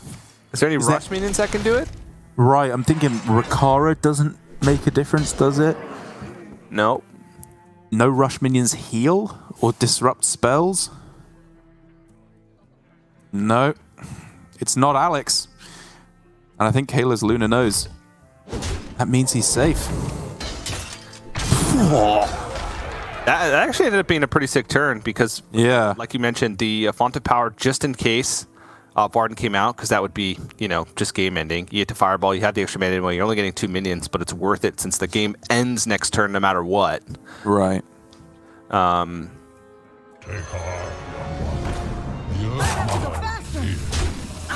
And Oasis Ally could have been a save as well. Yeah. Because if you have to train to 3/3 to get the damage, or if one of the other 3/3s trades in, that's true. then it summons the Oasis Ally. So it was also kind of an out. Obviously, much less so than Ice Barrier, but ends up working out. So Kayla Luna ties up the series 2-2. We're going the distance, and you know what we got on our hands? Rush, Warrior, Mirror. At the end of it all, the deck that just keeps on losing, it feels like, in this tournament has just been massively, at least in my expectation. The numbers necessarily don't back that up, but on stream, it's been looking very underwhelming. Finally, one of them has to win here, and taking a look at both of the lists, there's not too many differences. I do think that the Cairn in this list could be a boon to raise, because it is just one of those minions that's very sticky, very difficult to deal with. And given that turn 6 is often one of those dead turns before you hit the power plays of Troublemaker and Alex Straza, it's looking close, obviously, but you could give the advantage to raise based on that. Yeah, all the way down to 4 cost, the decks are exactly the same. The only difference come with a Tent Trasher and Cairn for raise, and then the double cutting class for Kayla Luna. So it's just about more power versus more cycle. And honestly, yes, Cairn could be a difference maker because it's just a big minion that you don't want to rush into. But a lot of times, the way this matchup works is one player is kind of the aggressor, where they're just playing things on the board and, trying to push the tempo, and the other player is holding onto resources to try and go for hand buffs and big swing turns. Yeah. There's some situations where you get into the ultimate game of chicken, where nobody's playing anything, they're hoarding their rush minions, they're hand buffing, and then there's just an explosion of minion combat, board tension, delight from both players. And then one comes out on top, and I think Cutting Class might be better in that situation because it's easier to hoard resources when you have more of them.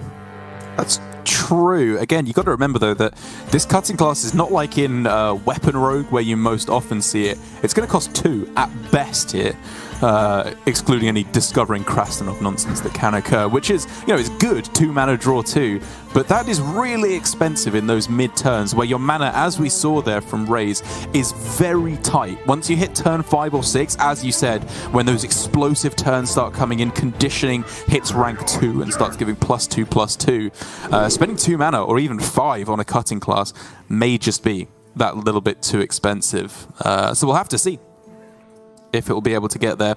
Couldn't read that, sorry, Luna, but I appreciate the sentiment nonetheless. Yeah. Maybe it's some kind of, message where Kayla's Luna's like, this hand is terrible, but this hand isn't bad.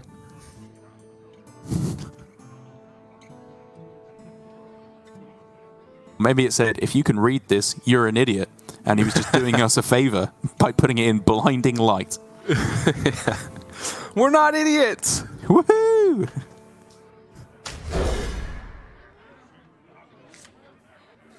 Ooh, okay. Interesting starting hand here from Raze. You know, as I was saying, the stats necessarily don't love these kind of starting hands where you keep the 2 drops, but you know, you can't just think of them in a vacuum. You have to think about how these cards work cohesively together. And going Coin Parade Leader when there is little answer to that into Crab Rider, as has now been picked up, it's a very strong start.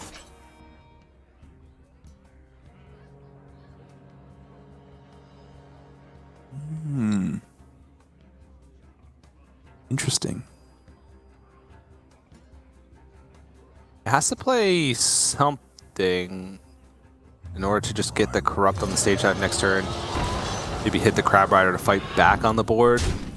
But it feels bad because you coin out Parade Leader, you have one of the 2-mana rush, either Crab Rider or Bumper Card, to get things going. Right.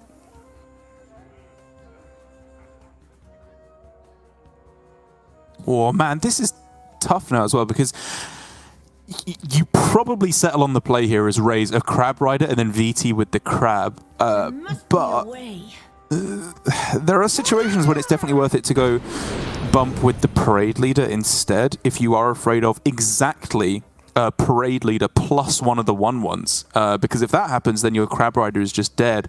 And I wonder if Raze thinks it's so worth it to protect this Crab Rider that he'll lose out on the 2 damage and then bring his Parade Leader down to 1 health when he knows that there are 1/1 rushers in the other hand.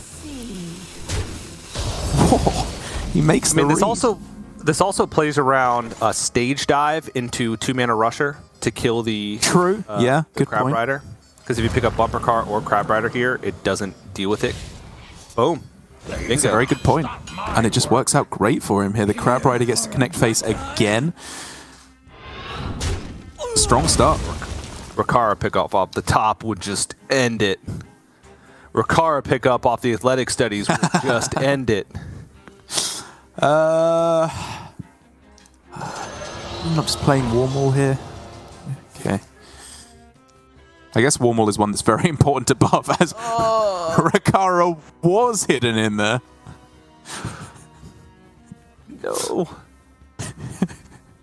TJ will never forgive Raze for this one. And that efficiency is so overrated. Now the clear is absolutely available, though, for Luna. It's really just a question of how greedy he wants to be, because there are obviously plays with this hand that can go absolutely sicko mode with Parade Leader, Playmaker, and then all your rush minions.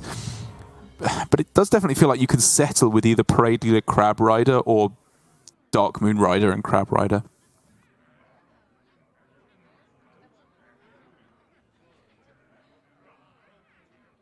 And I think I'd probably rather just get the Parade Leader down. It's a bigger minion on board. It does have combo ability, of course, but with Runthak into Playmaker plus the Rush anyway, you don't really need the Playmaker to keep up here, I don't believe. Yeah. Still behind, though. On board. Or, well, given the hand, right, behind on resources plus board. In combination. Raze has a couple ways to go about things here. He could just Sword Eater and use one of the Dark Moon Riders, eat up that Athletic Studies cost reduction, just clear the board, be left with a 2/5. Yeah, I like the look of that. Unless you want to go with Rakara Warmall on this turn, which is just a little bit mucky. You don't get to clear off the Parade Leader. You have to take an ugly trade with the Warmall onto the 5/1. It does kind of hurt your combo potential with Rakara and a bunch of minions, but it's still definitely worth it. Yeah.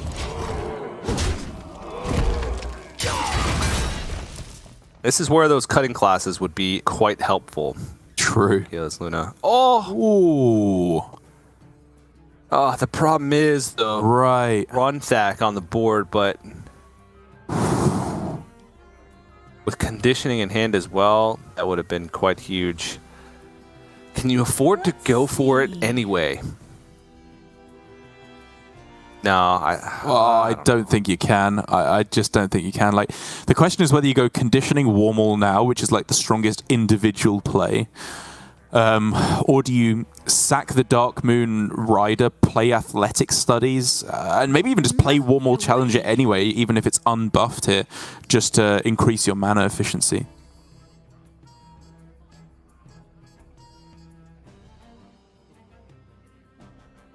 I mean, not gonna lie, I kind of like just getting conditioning down now on this turn. Like, I know that it's a lot less value than it could get, but a lot of the minions that you draw off Watley aren't especially important to buff anyway. Like, Alex Straza, you know, it's nice, but it's not a game-ending effect. Whereas here, you stick a big minion that's tough to kill. That means that it can be buffed again with Rakara next turn. I think it's a good recognition of the situation that Raze was in.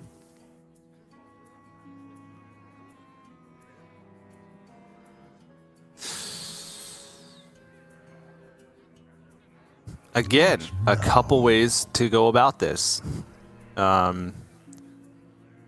could go Playmaker, Bumper Car, and Dark Moon Rider, and just kind of fill up the hand with more riders, or could just attack, go Warmall Challenger, then maybe set up the Bumper Cars to just have a little bit more tall power on board instead of wide power. But I like this.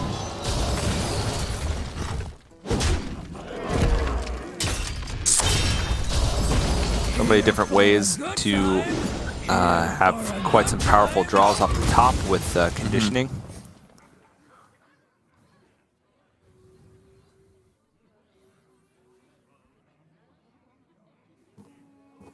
Rakara is a little bit awkwardly shaped. It obviously gives the ability to kill off the Playmaker, which is very useful to have on this turn. You don't want to let them go super wide with all these Dark Moon Riders when you don't have Samuro in hand to mop it all up afterwards. But, ooh, I'm thinking with Runthak now. Kind of like the idea of just going with that instead. I mean, maybe Fishy Flyer instead. Yeah, it's pretty clean trade, and it's cheaper, which is a big difference.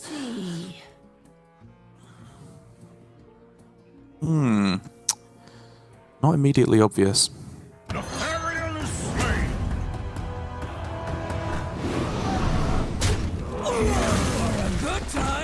Oh, well, nice. that was already a 3-3 because of conditioning, so this works out. Yeah, much that's a very better. clever spot.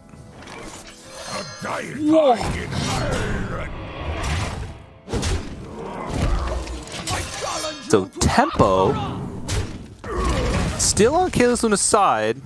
It's just now there's a handful of 1-1s, which isn't particularly good. And looking at a 6-8 on the other side, which then draws cards. This is going to start to get quite rough for Kayla's Luna real quickly, unless Cunning Class, conditioning, some ways to make this hand go a little further can come off the top.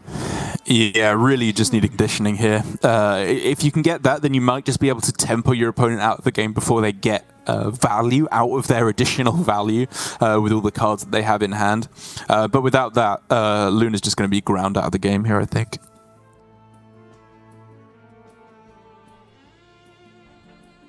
There must be a way. They cannot stop my work.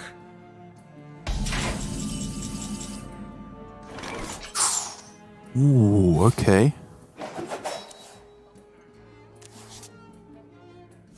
Whoa! Okay. All right. It's slow, but I mean, maybe the game plan transitions now as he picks up the conditioning as well. It's a lot of mana spent on this turn, but oh my goodness, next turn is going to be absolutely bonkers. The Runthak? Runthak as well? Yeah, I like it. Any buff you can get on this hand is absurd. Yeah.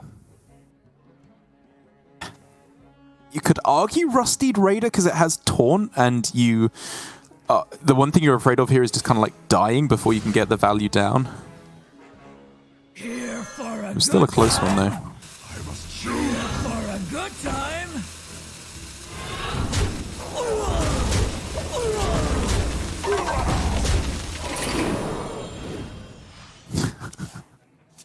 Yeah, that's interesting. Because I guess Runthak, the Rusted Raider does have more just straight up power to rush through board states. I'm not Yeah. too young to fight. Double Rakara Crab Rider.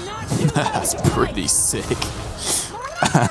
It's you know, it's gonna all get swept up on the other side, but if it can tank a lot of hits from these Dark Moon Riders, maybe that doesn't matter. Maybe it will exhaust too much of Luna's resources.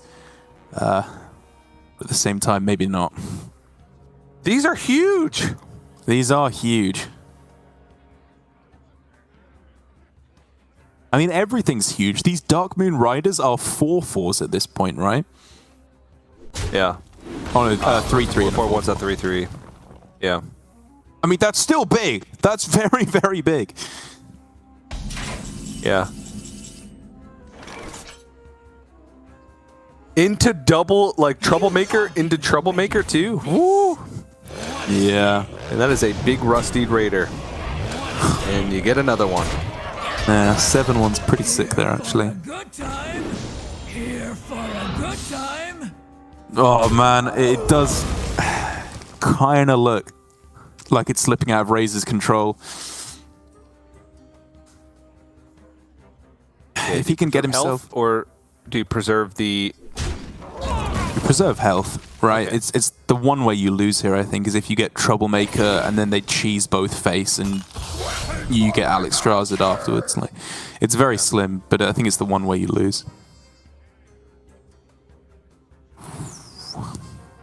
Okay, so that bumper car is not buffed, correct? Because that was pulled from the Watley, which was played after the conditioning.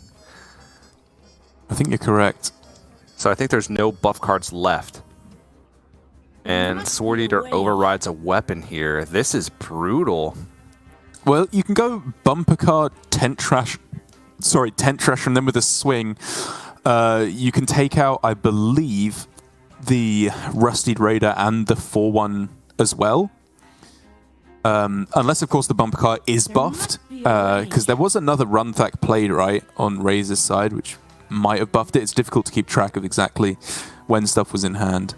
But if it is a 1/3, then he's able to clear off everything except the Playmaker on the other side. Wow. Wow.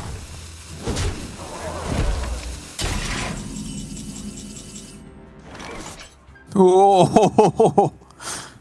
I mean, conditioning, I think you just need to... Oh, wait, it doesn't work out well, huh? You isolate the Alex Strazed? Yeah, you just get it in a situation where 1/3/3 kills it off. Pretty resource intensive, but at this point, Luna should know that he's just winning, as long as he doesn't die from burst damage. Yeah, I like this turn a lot. You gonna cry? There we go. I think that just might be game. Oh, okay. Playmaker into Bumper Car and Tent Trasher. You get two of them both. That's 10 power plus 2. That's 12 worth of rush. It clears a lot. If Luna clears a didn't Troublemaker. have... Yeah. If there wasn't second Troublemaker, then maybe we could be talking about this hand coming back for Raze. Yeah, so weapon goes over the 3/4, and then one of the 1/1s, or one of the 1 attacks, and then both 10 Trashers have to go into the Troublemaker. Mm-hmm. But then another Troublemaker hits the board, and Raze has a Playmaker and a Bumper Car left, which is not substantial. Sword Eater in hand, not the greatest. Is there any other way to go about it? I don't think so. Yeah, I'm not seeing it if there is. You probably have to throw one of these 1/1s on the board too, just to hopefully absorb 3 damage from a Troublemaker hit. I don't know, maybe you have to wait for a potential hand buff to get these large. Oh, yeah. That's. Yeah, I mean, you are for sure throwing it down here. It's really just... Oh, no, you can clear it. Okay, Yeah. you can full clear because of the extra from the 1-1. Pretty clean. It's only one game plan now from Luna, though. And again, it hurts for Raze here, because if there was any one other card, he may be able to pull this one back. But a second Troublemaker buffed up to 9-11 worth of stats is just too much.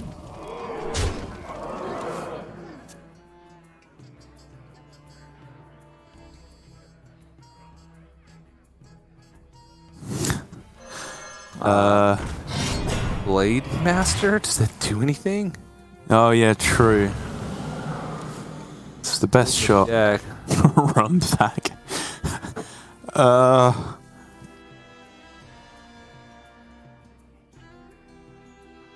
I'm not even sure if you can get away with Run Thack. It feels like you have to just go wide on the board to try and distract these 3/3s from going face.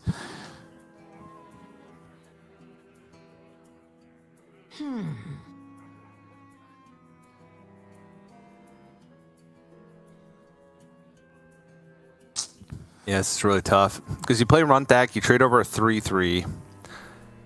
And then the Troublemaker hits into your Sword Eater. And then you hit face and I don't know.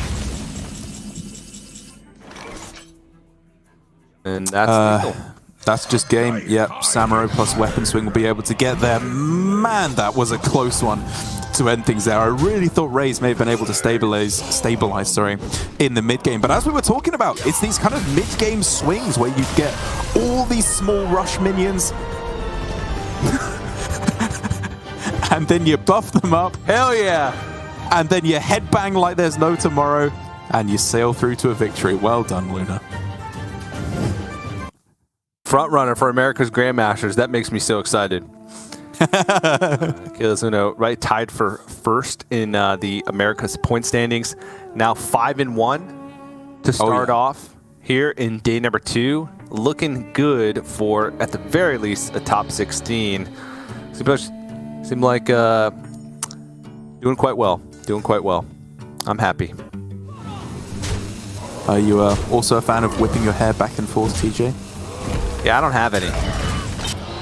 If I do that, I just come away with a headache. Because there's no momentum, right? That's the key, right? You use the circular velocity of the hair, the weight of the hair, you know, to really get that momentum. And if you don't have it, then it's almost like a concussion. So true. That's why you always hear heavy metal fans talking about centripetal force. They are crazy about it with their headbanging.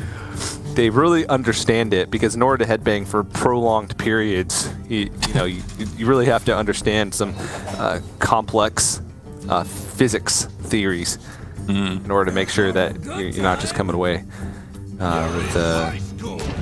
with any brain damage. So a nice nice way to end things for the round. A full Game 5 series, which you like to see. And Kayla's Luna coming in with a unique strategy, at least from what we've seen so far on stream, right? Leaving Priest up and trying to tech the decks and add in Weapon Rogue instead of Miracle Rogue to somewhat soft target it with the Mage in lineup. Digging the strategy. Saw kind of a similar one, just executed differently from Baby Bear at the end of the day yesterday. Yeah. Today we're seeing it once again, since about 3/4 of the field has priests in their lineups, and may even get more percentage as we move later in the day and players start to drop and are eliminated from play. And kind of cool that we also got to start out with an All-Americas game. A little sad for Raze, kind of a heartbreaking finish there, because the difference between 5-1 and 4-2 is quite large. He has to win out to even have a shot, and then needs to rely on tiebreakers, even from there, to have a chance at top 16. Yeah, it's tough to say to see it happen. Obviously, you know, you go to sleep yesterday at 4-1, you think there's still a chance that you can get through, and then first game of the day, you lose a nail-bitingly close series. You're going to be looking back for any way that you could have optimized in order to try and take the win. But for Raze, if anyone can win out for the rest of the day, I have faith in him to be able to do so. But as you're saying, it's his loss is America's Grandmaster's gain, as I think Kayla's Luna would be a very welcome inclusion. That's right. I would agree. But that was a long first match for round number 1. A nice way to kick off the day. But we still have a little bit of coverage. Or, sorry, round number 6. Round number 1 of the day. We still have a little bit of coverage to continue with for round 6. But we're going to switch out the cashers since Derek and I are quite exhausted after that one.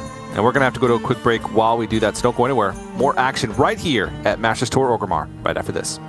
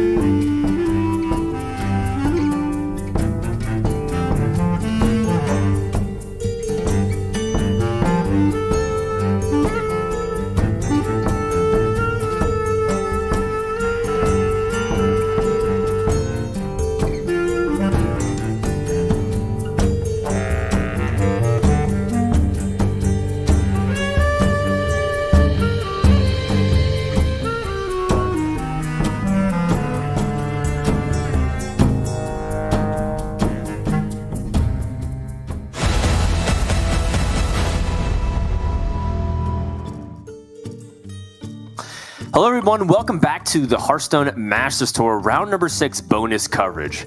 My name is Frode and I'm joined by Gia. We're going to be covering what's been happening outside of that really epic best of 5 that went the distance just previously. Let's go ahead and hop into it. We don't have too much time. We have 5KS Boat versus Zerios, a little East versus West action. Gia, welcome back to the desk. What do we think about this head-to-head? I'm definitely drawn to Zerios' lineup first because even though he has gone down one game, I really like the tech inclusions he has all across the board. In the Paladin, we're seeing Claw Machine in the aggro version. In the Rush Warrior, we have Shadow Hunter Vol'jin and some spice even in his Priest instead of running the Ysera / Yogg top end that a lot of players are going for. He's got Light Shower Elemental and Flesh Giant. And as for 5KS Boat, I honestly don't know too much about him as a player, but just looking down the list of players, I think there's quite a few of his teammates also in the tournament and doing well, and it's going to be a big test to run up against Zerios, who is a renowned deck builder in the global scene. Yeah, very much so. And even though Zerios has some unusual tech cards, we're talking about some unusual legendaries. We'll show them if they end up becoming played on broadcast. 5KS Boat comes in as a person that's also a specialist of the certain class that he likes to play, has climbed to #1 rank, legend with the Lifesteal OTK Demon Hunter that's featured in his lineup. And a lot of people are looking at this deck as one of the riskier brings, but its win rate has been pretty high, largely due to the fact that I feel like the people who are bold enough to bring it are extremely good at this deck. It's not for the faint of heart. Absolutely, and already we have the bans in because players have already gotten that first game out of the way. No surprise for me to see Zerios banning away Priest, but perhaps the most notable thing about Zerios' lineup is that he doesn't have Mage to begin with, and he's already took a loss against it, so I'm not sure if he just figured Mage was a deck that he didn't want to possibly get targeted, so he didn't bring it in his lineup, or if he felt it was kind of weak, and if it's the latter case, taking a loss against it is not ideal. Very much true, and if it ends up being that case, we'll see how the rest of the series pans out. In the meantime, let's go ahead and check in on this Weapon Rogue. We haven't seen too many variations of it on day 1.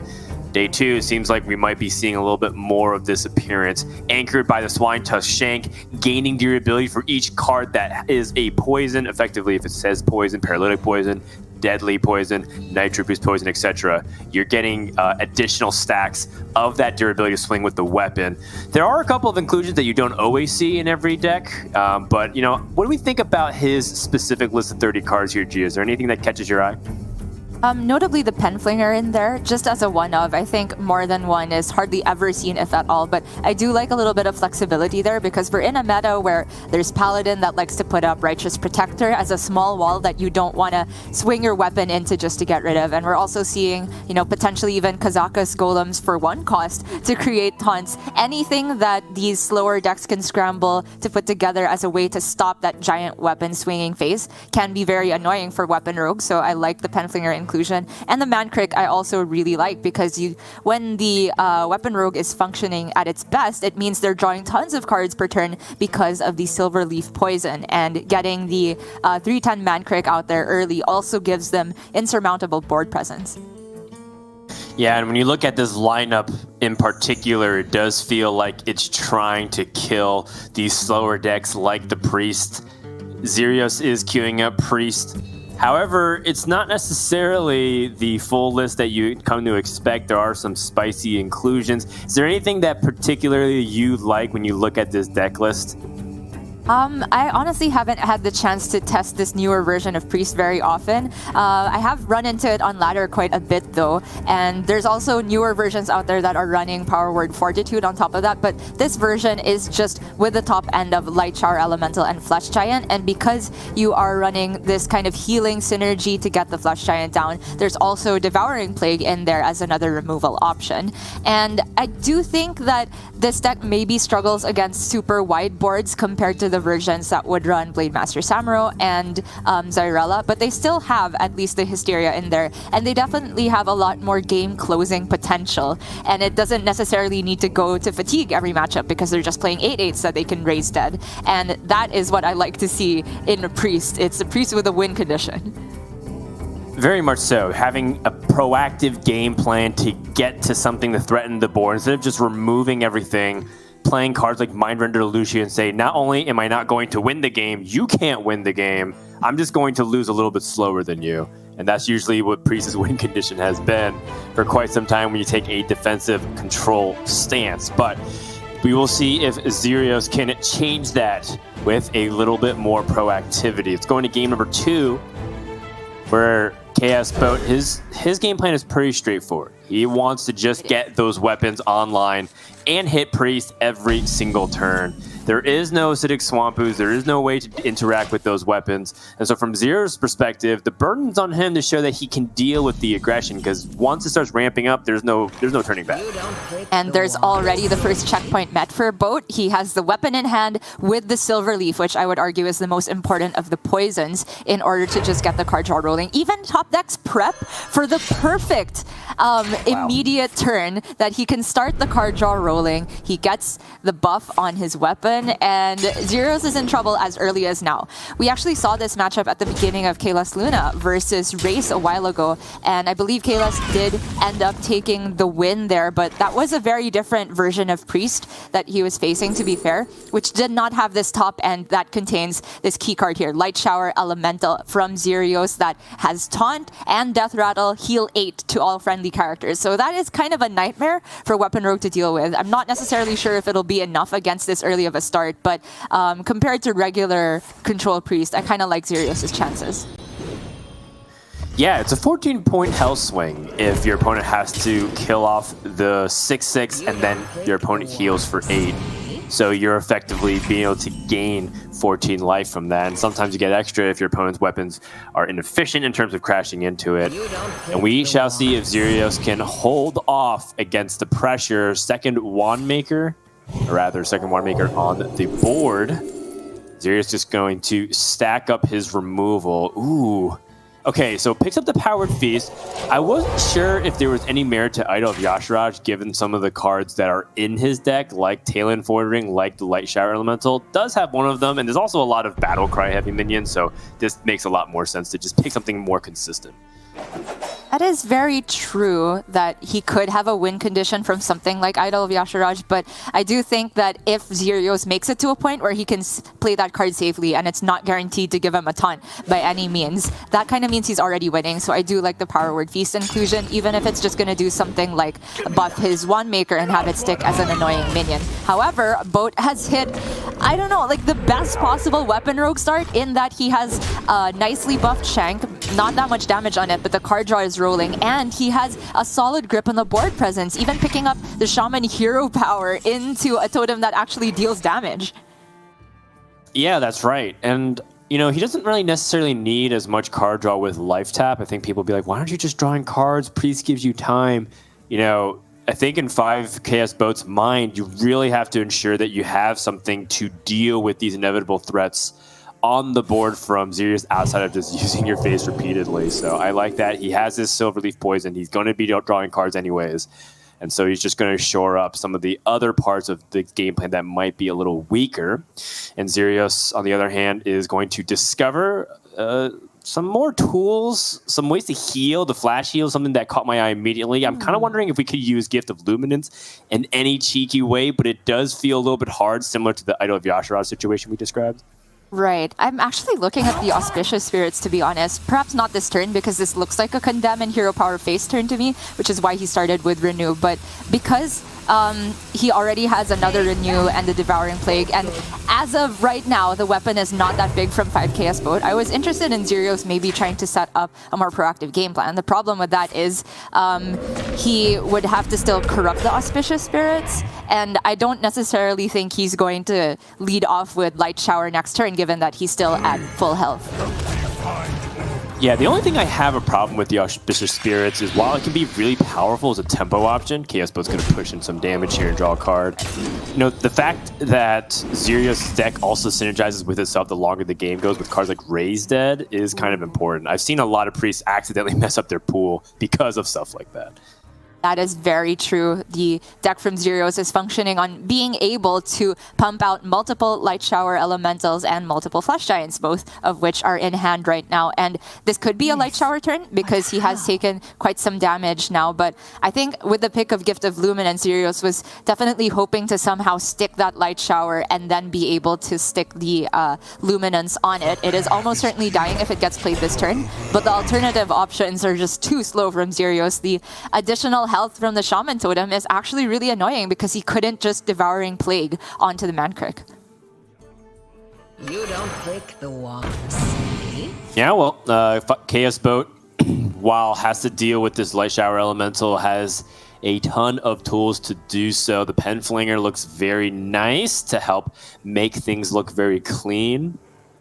I'm wondering if there's a way that he can just use the prize plunderer instead, but I don't think the number of cards is quite there. The alternate, I think he could push the weapon damage phase, but it would come at the cost of sacrificing his Mancrick, whereas I actually think the board presence is pretty relevant. Yeah, I can agree with that as well. It looks like Boat is going to do the same thing. Oh, I like that hero power, actually. It makes sense. With the pickup of this exact hero power, he's actually able to get through without using the weapon. That was very, very clutch there. If it wasn't the mage hero power, he would still have to either send in the Mancrick or the weapon, I believe. Yes, very clean by 5KS Boat. Love to see it. Chinese players have been doing well all throughout day one, and many of them are topping the standings. You can see why. Yet another opportunity to yoink a hero power. This is going to be very interesting to see how it continues to squeeze out value up against Xerios, who now has to respond to a threatening board state. There's 8 represented damage from minions. That weapon is getting a little bit out of control. How does Xerios deal with this?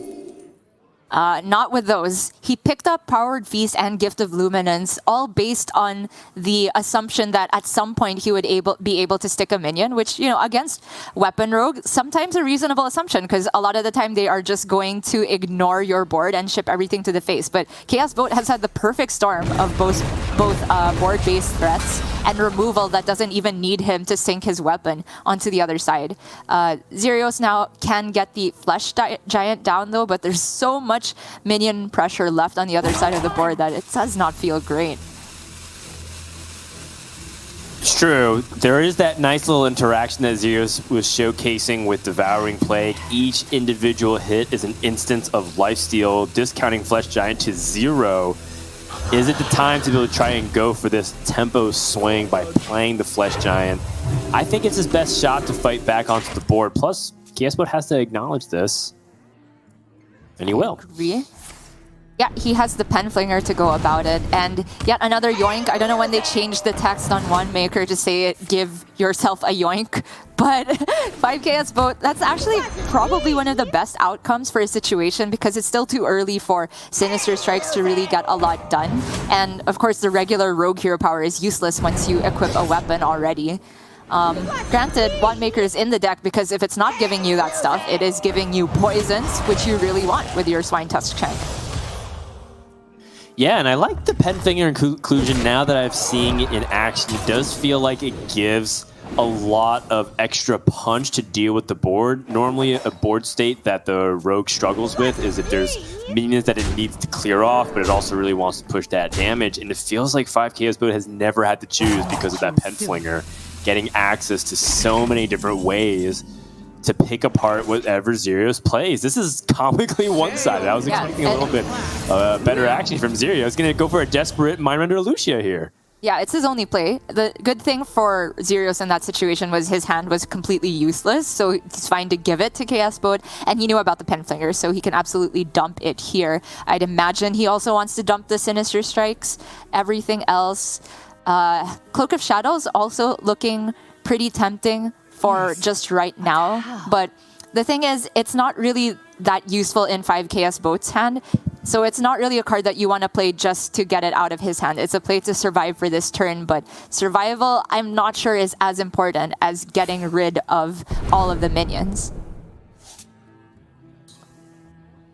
Xerios swindling for the secret passage. No other minion even draw from the deck.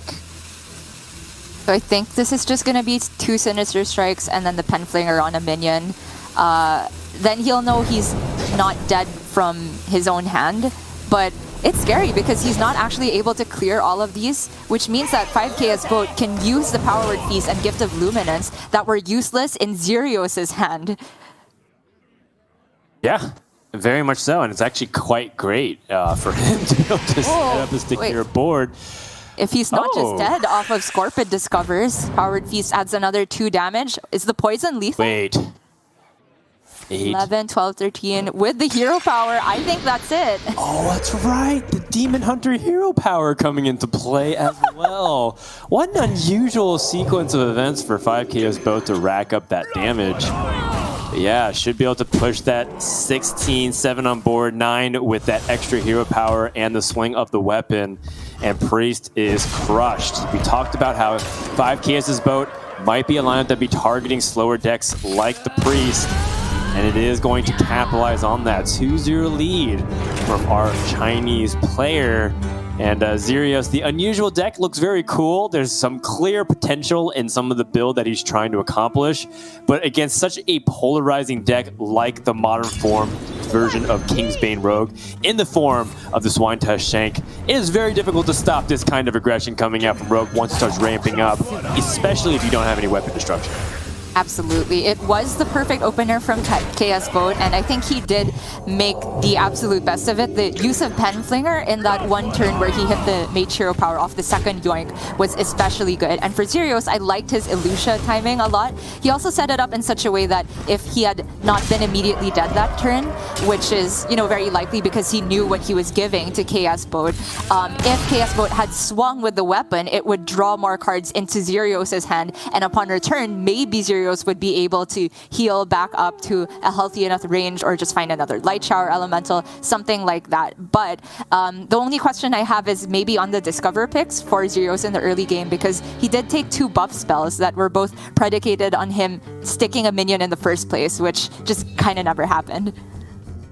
Yeah, that's an excellent point. The fact that Zerios perhaps misread the situation just a little bit, or rather felt like he had to take a very optimistic line in order to win because it might be that bad of a matchup. I'm sure there's several different possibilities, but those are just a couple that might jump to mind when we analyze that situation. Either way, it's in the past, and we're going to move on to game number 3. The last remaining deck is the scariest here because it is the specialty of 5KS Boat. Ranked number 1 legend with this OTK Demon Hunter. It's extremely powerful in the right hands, and as we've seen from many players in even the Grandmasters program, even unfavored matchups, the best players of this deck list will find a way to win. Yes, I would say that can definitely happen in most of the unfavored matchups, but against Priest in particular, this is not unfavorable for Demon Hunter because they, for example, get overrun on the board. It is unfavorable for DH simply because of the single copy of Mindrender Elucia, which Zerios, no matter what type of Priest he's running, even if it has that double flesh giant top end, still has the Elucia in it, and that single card turns the matchup on its head. So I do think that 5KS Boat's lineup is not a hard target on Priest. It looks like the other 2 decks are quite good against it, excluding the Mirror, but maybe he just kind of had a good deck's lineup because I would say Mage, Priest, Rogue are just the most popular archetypes, and then he has the specialty deck. So depending on what he kind of read for the field, maybe he just said, I want to bring the decks that I feel I have the highest win rate with. Well, that's certainly curious, and I don't disagree with anything you said. It's just that Zerios isn't playing Priest. He's not queuing up a deck that has that I win card against that OTK Demon Hunter. Going to start with Rush Warrior instead to try and do exactly what we described, which is to try and overwhelm through minion pressure. I do feel like OTK Demon Hunter does have a better time versus this kind of deck style. Although, again, you know, I haven't really been able to play against many OTK Lifesteal Demon Hunters on ladder. They're kind of a rare breed right now. And not only that, it feels like when we do play against them, a lot of people are messing up with the deck because it feels like they just want to try it out and see what they can do. So I actually haven't gotten many reps of this matchup in particular. Do you have any thoughts on it? Well, I'm glad you brought that up because actually for Specialist Week last week, we did do a lot of testing. I think it was me versus Sottle and Derek over the matchup, and I was playing the Demon Hunter side of it, and it felt not impossible for Demon Hunter, but I did feel a little bit unfavored, and I felt that whenever I did get the wins, I had to get very lucky with discounts on Il'gynoth, on key combo pieces, because I would say that the removal from Demon Hunter is just not enough to completely run the warrior out of threats. Conditioning, even for the first rank, just to get everything above that crucial 3 health breakpoint, makes it very awkward for Demon Hunter to actually remove with things like Chaos Strike Hero Power, or Eldraki Warblade's Hero Power, or even I-Beam. All right, well, let's see if that ends up coming into play. 5 Chaos Boat holding on to Double Jump and the Eldraki Warblades to start. And you heard how that might be crucial cards in Gia and Saddle's play testing. But, the data does not really make it look very good. Rush Warrior is an overwhelming favorite, around 65-35. Just if you look at the overarching big picture, and we'll see if Xerios can get off on the right foot. He's got the Imprisoned Gnark, so the Fiery Warx is coming in just a couple of short turns, and that's going to be some nice damage to rack things up. But look at 5 Chaos Boat having a lot of card draw to start things off. Yeah, the Spectral Sight already in outcast position. You love to see that. In the early game, I would say there's 2 different ways the warrior can approach the matchup, which is just curving out. A lot of the time, Demon Hunter can struggle with that if they haven't hit the removal, the I-Beam, for example. And if the warrior hasn't hit that, then they can go for those type of hands where they're drawing, they are building up more value with conditioning, and then they explode onto a board with health breakpoints on minions that don't just get swept up by Immolation Aura. It does look like Xerios' hand is more on the curve game plan. And it so happens that 5KS Boat is running these double Sigil of Flames, which is really good against that because the Rakara, even if she comes down this turn, she can buff the bumper car out of range of dying to the Sigil of Flames, but it's not worth it because Rakara herself will die. That is true. And Rakara must be protected at all costs. Just because I like that card a lot. It's super fun to play and stack your advantage as long as your minions survive. Rakara is bae, but not into a Sigil of Flame. That you let the bumper card take the hit on that one. She is definitely bae, but she's old enough to fight for herself. Isn't that what her voice text says? So no need for protection there.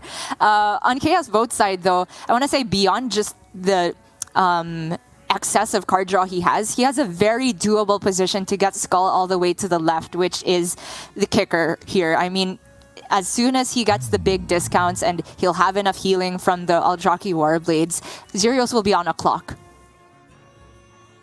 It is true, and without a ton of direct damage, something that we talked a little bit about with TJ yesterday when we saw Rush Warrior struggle in a position where it needs to deal direct damage from hand, it just doesn't have nearly as much pressure tools as you would like to close out the game. There's no Grommash Hellscream to use a charge from the hand. You have Alex Straza as 8 damage, and that's just about it. I am curious about the Shadow Hunter Vol'jin. That is one of the more Xerios unique tech cards. What do you think is the purpose of that card here, as 5KS Boat's just going to draw a bunch of cards here, prepare for his next few turns? I'd imagine that's more of a tech for Paladin, maybe. That Vol'jin is very, very powerful against any deck that invests buffs, and then you just put it back in their hand and then take out a tiny minion in exchange. I don't think it's going to do very much against Demon Hunter, because as soon as Chaos Boat plays a minion, it's either immediately going to blow up along with the rest of Xerios' board, or Xerios' face will blow up as well. The Stonewall Anchorman, which is also an unusual tech for Xerios, I feel could get potentially a little bit more work done.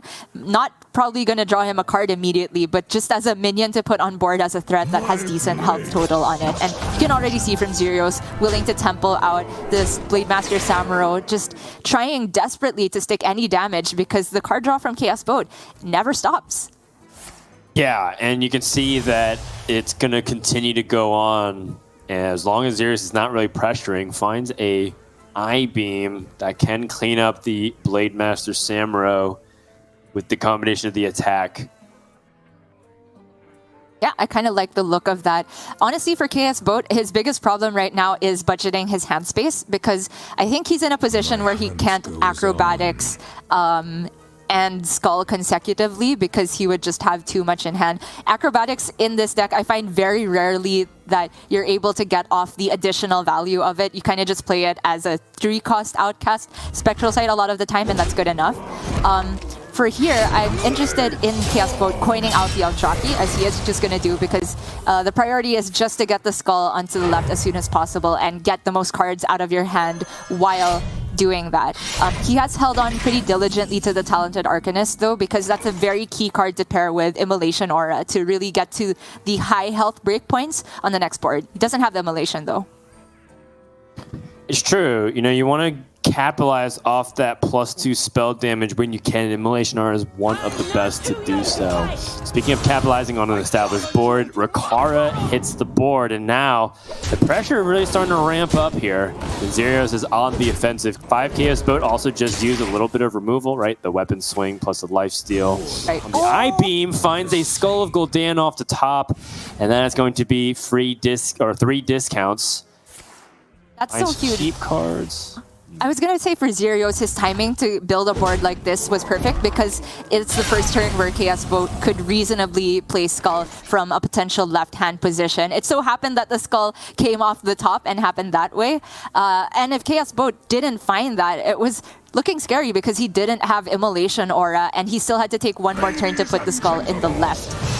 It's going to be painful this turn, but he has plenty of draws that can heal him all the way back up because he is not dead this turn, which means that a single Fellscream Blast or second I-Beam could put him all the way back to square one for Xerios. Yep, that's right. And with some of the additions throughout the past couple of expansions, there's just a lot of ways that you can part ways with your combo pieces, like in Moarg Artificer or a Talented Arcanist, and still have plenty of damage to overkill. Not to mention, warriors in general, they're not really stacking armor these days whatsoever. So even though they can go past that 30-point limit, you can easily combo warrior or any other defensive class like that just by having a few cards in your hand as opposed to having like an 8-piece combo. So 5 Chaos Boat is going to need to stabilize this turn and probably part ways with a good portion of his hand. Very true. He did pick up I-Beam, which is pretty good here, but he is going to put it in the middle. I was interested on maybe starting off with a Moarg and Arcanist turn, because if he didn't discover another I-Beam, that means the one that I think he is necessarily going to use this turn was going to cost 3. That didn't feel optimal to me, but he picked up a second I-Beam, so I guess it's all good. Yeah, it works out okay, but yeah, I totally have made that mistake before when playing this deck where I was like, okay, well, draw first, right? Or like look at what card resource generation you're going to have before you make your decision. You want to have all the facts in front of you before you come to your decision.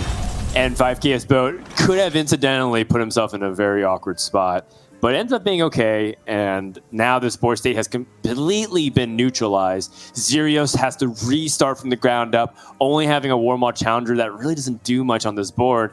Not to mention, you still kind of have to deal with this Moarg Artificer, so he's going to prioritize playing a Rusher here, but does have a couple of choices on how he wants to go about that. Yeah, it's really close, right? Because I think ideally he'd love to have a conditioning here to just build the next board and say you've already used an Arcanist, you probably don't have second Arcanist plus Immolation Aura to get over the top of this. And if he is looking for conditioning, then he could go for the Stonemaul Anchorman to take the draw here. However, if he doesn't hit exactly that, it could be too slow. So I think perhaps the Runthak could be better here. He can still take out the Moarg, including the trade from the Warmaw Challenger, and that does buff, you know, most of his minions to a decent range. Just keep moving. Oh, Quite awkward. Quite awkward that Xerios seems to have drawn a big portion of the 5 cost cards in this deck when, you know, most of the deck wants to be lean and quite quick on the startup for turns. 5 Chaos Boat with the second Skull of Gul'dan, drawing that Immolation Aura, 2 of them in fact. Yeah, very strong. For free. So Philosophy can now copy that Moarg to get another one that's 0 mana. This is starting to look very hard for Xerios to be able to win from this position, especially if that 10th Thrasher just goes down. Yeah, and it absolutely can. Chaos Boat can play the expensive Moarg even, and then Immolation Aura to clear everything but the Warmaw Challenger. And he doesn't even need his Raging Fellscreamer from this point because, like you said, the Moarg from the Skull is already at 0. He'll have 2 of those in his back pocket, and then the next turn he can continue drawing with the Spectral Sight. If he goes for Spectral Sight now, though, we could potentially just see double Immolation Aura and then hold the other Moarg in hand, which is also very reasonable because if he just hits Il'gynoth soon, then he can just play one expensive Moarg, one cheap Moarg, and with a Fell Scream Blast end the game.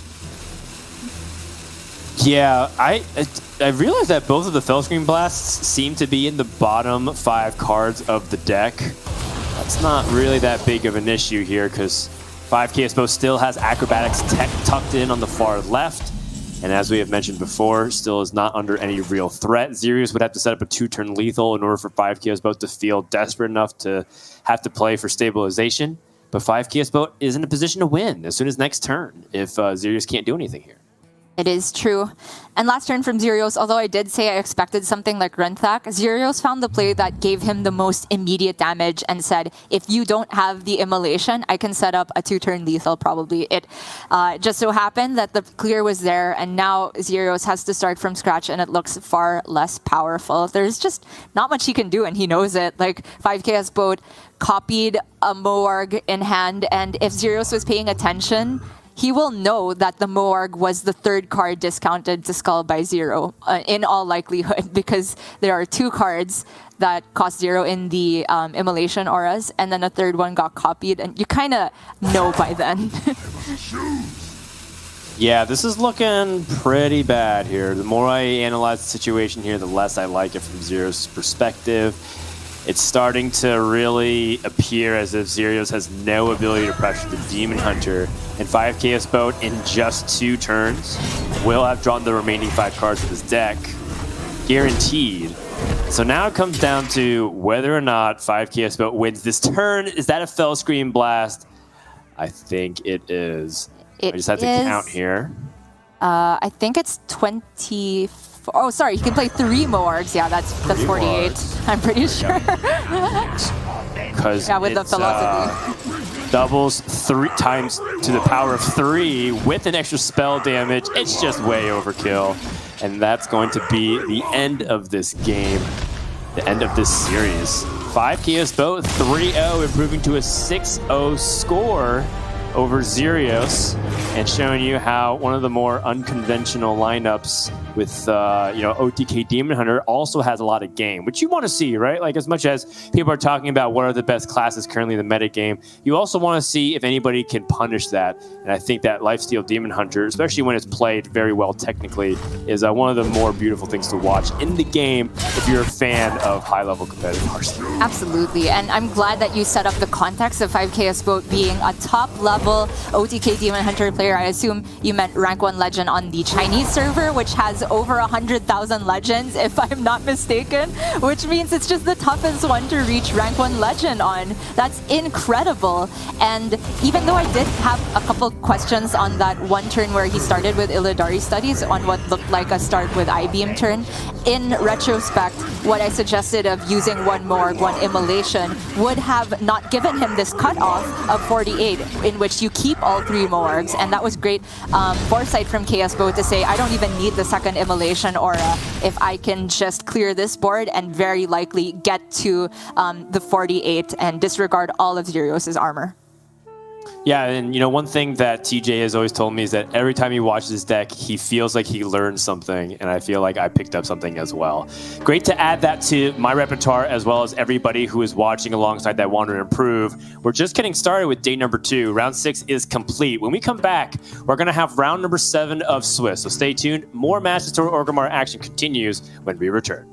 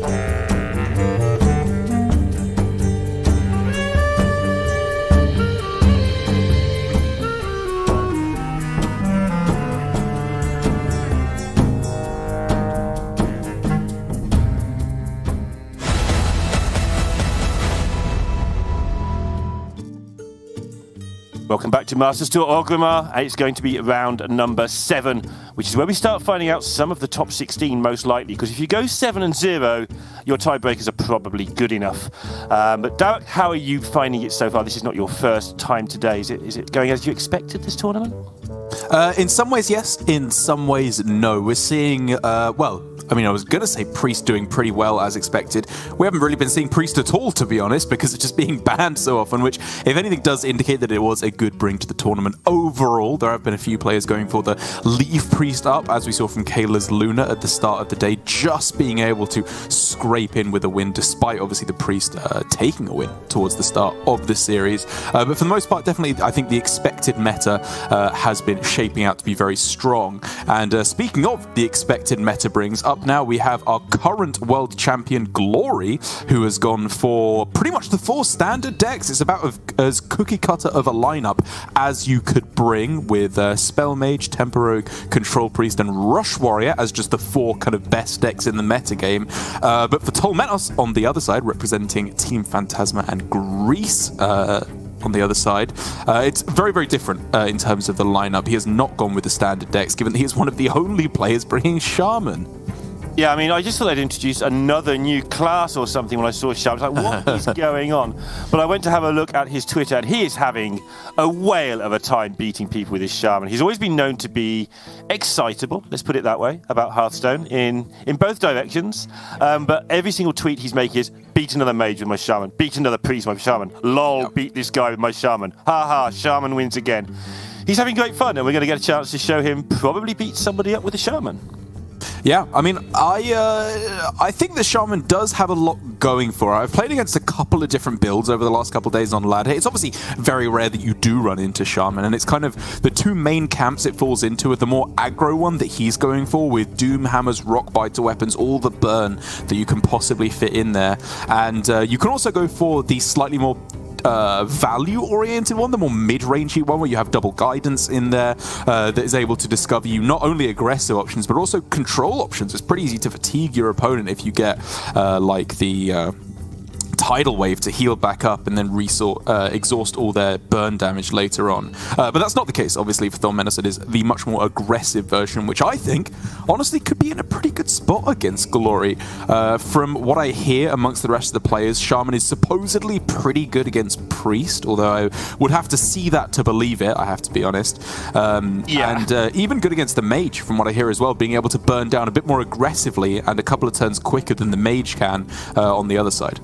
Yeah, I played a chunk of Priest on ladder. Sorry about that, but I'm one of those people. And Shaman has never... It caused me trouble the first couple of times as I worked out what they did. And then, honestly, I didn't find it that bad. And I do think that Glory, with his double broomstick, as you see in the Miracle Rogue there, but also with a Mage Scribe in his Priest, has gone with the strategy of, look, if they leave up my Priest, I'm going to be able to need to take on these aggro lineups. So I think that maybe the aggro lineup meets its match here. Even though it's built to beat Glory's 4 decks, I think that Glory may have just tweaked them enough to give himself a bit of extra chance.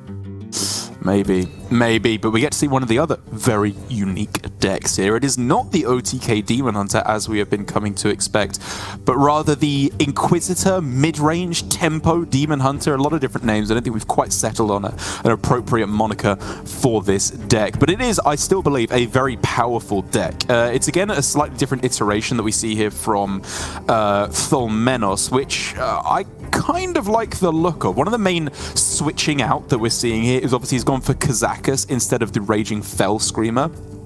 And I think because of that, he's realized that Gunnar Glavesmith actually slots pretty well into the deck, because it's not the kind of card as a demon that you would like to use the reduction from the Raging Fell Screamer on. You'd rather save that for the Illidari Inquisitors. And so because you have this extra demonage in your deck, just going with a slightly smoother curve, even more burst damage from hand with the, again, the Glavesmith as well. And I think it could be in a decent spot against this rogue. There's essentially no healing in the deck once again from the rogue. It's its only real weakness in the current metagame, and I think Demon Hunter is in a prime position to prey on that. Yeah, I think this Demon Hunter deck is actually a very strong deck that has kind of been slept on a bit. I don't think it's particularly tuned. It's like, yeah, we've got this great 8-drop that hits people in the face really fast. what are the 28 cards we're going to put in? And there's some obvious picks and so on, but I feel like the deck builders, as it were, sort of across the world, haven't really put the time into tidying this up, and he does look like he has a very nice build of it. And look at this opener, Derek. Oh, disgusting. Double Battle Fiend right at the start. I mean, Rogue, does not run backstab anymore, and especially when they're on the play rather than on the coin, their reactivity drops drastically. I mean, you know, you can debate back and forth about how you want to mulligan with this hand, because it could just be double Battle Fiend, toss the rest. It could be double Battle Fiend into Mana Feeder Panthara, honestly, just to, like, keep more stats on the board, even if you're missing out on the attack buff. It could be coin double Battle Fiend into Hero Power Mana Feeder. There's so many different ways that you could sequence this out. But I have to be honest, I do like the idea of, no matter how you go for it, getting double Battle Fiend on one. I think that's very difficult for Rogue to deal with on the play. Yeah, absolutely. And if you get the board against the Rogue, then you're always in a good spot, whatever you're playing. Just a reminder, Glory is playing that double Broomstick, which is not many people are playing too, I don't feel. So he is going to have a chance of a couple of swing turns if he picks those up. But he's got to get them, and he might be dead by the time he gets them by the look of these openers. I grow. Again, though, it's not an obvious curve for Tholmenos. In the end, he's just going for the one Battle Fiend instead. It does, of course, allow him to just go Hero Power Battle Fiend again next turn. He sacrifices a bit of damage, but he basically is sacrificing 2 damage for the cost of the coin in hand, which, I mean, when I say it like that, does start to make sense in terms of making sure he has the ability to curve into the late game, not only focus on the early game. But now, I mean, it's just going from good to better, right? You've got the early curve. All of these cards are very easily dumpable. And then you've just got Coin Skull on turn 5 to follow it up. It's insane. Yeah, I got the impression that he was going to go with the double Battle Fiend. Then he picked up the Fury, and by holding the coin, it gave him so many more options going into turn 2, or turn 1 as it was. Because this is such a powerful card to clear the board, or clear a minion, but that's the board on turn 1, obviously. Oh dear. Wow, 2 very different options there. It was kind of a sword and a shield there for Glory. You can take the defensive option of Cloak of Shadows to try and play the defensive role again and stop them from being able to hit you for a turn. You could honestly even consider Sinister Strike, though, if in the late game you're wanting to go for a bunch of burst damage, to go as the aggressor there. I do like the Cloak of Shadows a little bit more, because if you can just buy yourself 1 extra turn where they're going purely for burst, Cloak of Shadows could just be an absolute trump card to swing yourself back. Yeah, Tolmena's here with this left-hand side of his hand will be looking to Coin Skull on turn 5, I think. So he'll be looking to play those 3 other cards on the left-hand side. Just a case of whether you want to Fury down things now, or whether you want to get rid of your Relentless Pursuit, which way you want to do it. But either way, I think over the next 2 turns you play those 3 cards. Coin into Skull, maybe miss half a turn by doing that. You might not get any progress. And then you just win the game going forward from there if the Rogue hasn't really got into it by then. Yeah, I'm fine with him going about it this way. He manages to clear off the Scorpion and get maximum stats on the board. Relentless Pursuit plus Hero Power next turn. I mean, honestly, it's not likely that he's able to find a good resource for it. And while this clearly delays the Skull for a whole extra turn, the fact that he has Warglaives of Azzinoth afterwards, it's not like he's going to be doing bad things on the turn before he plays Skull. It's still pushing that damage turn after turn. And it may just be too much for Glory. Yeah, he gets the good news. There's no Kazakus being played. If that had been played, it might have been awkward going into the Warglaives. But now the Warglaives on 5 will just kill anything that Glory puts down, because there aren't any big things on turn 5 for Rogue except for those Golems. Tough choice now for Tolmenos, because Gunnar Glavesmith does to an extent make sense on this turn. The Relentless Pursuit is doing very little on this turn. You know, you're banking damage and you're freeing up the Skull. That's all it's doing, with the expectation that you're going to want to play Warglaives of Azzinoth next turn. But by going for this play, he says, I do kind of have to play the Relentless Pursuit next turn, but it's not getting any value this turn anyway, so I may as well just play an extra 3-2 instead. I think he's going to go for Glaives next turn and then Relentless Pursuit Lady the turn after. That's also an option. because that would be such easy value. And then the skull's just there, and he doesn't need to skull while he's still making these big things on the board. So see how that one plays out. But Glory hasn't actually taken much damage particularly. Hasn't really got behind on cards or anything, but he can't find a way onto the board because the Demon Hunter's hitting that part of the curve now where it just starts making massive monsters every turn. And it's an awkward hand here because Glory very much does not want to play the Cult Neophyte on this turn. You want to play it going into the next turn for Skull, obviously, to try and deny that. But I was thinking, if you don't play the Cult Neophyte, this hand looks really awkward. And it was a clean play with Neophyte. You could have gone Neophyte, double One Thief, Prize Plunderer, step it in order to clear off the entire board. But he's taking this turn to protect himself here. And then next turn, he gets to play the Neophyte and all these other minions and play it into the Skull turn. So he's timing his Neophyte here very, very carefully, which is, I think, a brilliant optimization from Glory. Yeah, and he chose that the turn before as well to take that cloak, so sort of had it in mind that he might have a bad turn on turn 5. Oh, these have not been ideal, have they? Fireball is actually possibly good as a removal spell, but it's so expensive.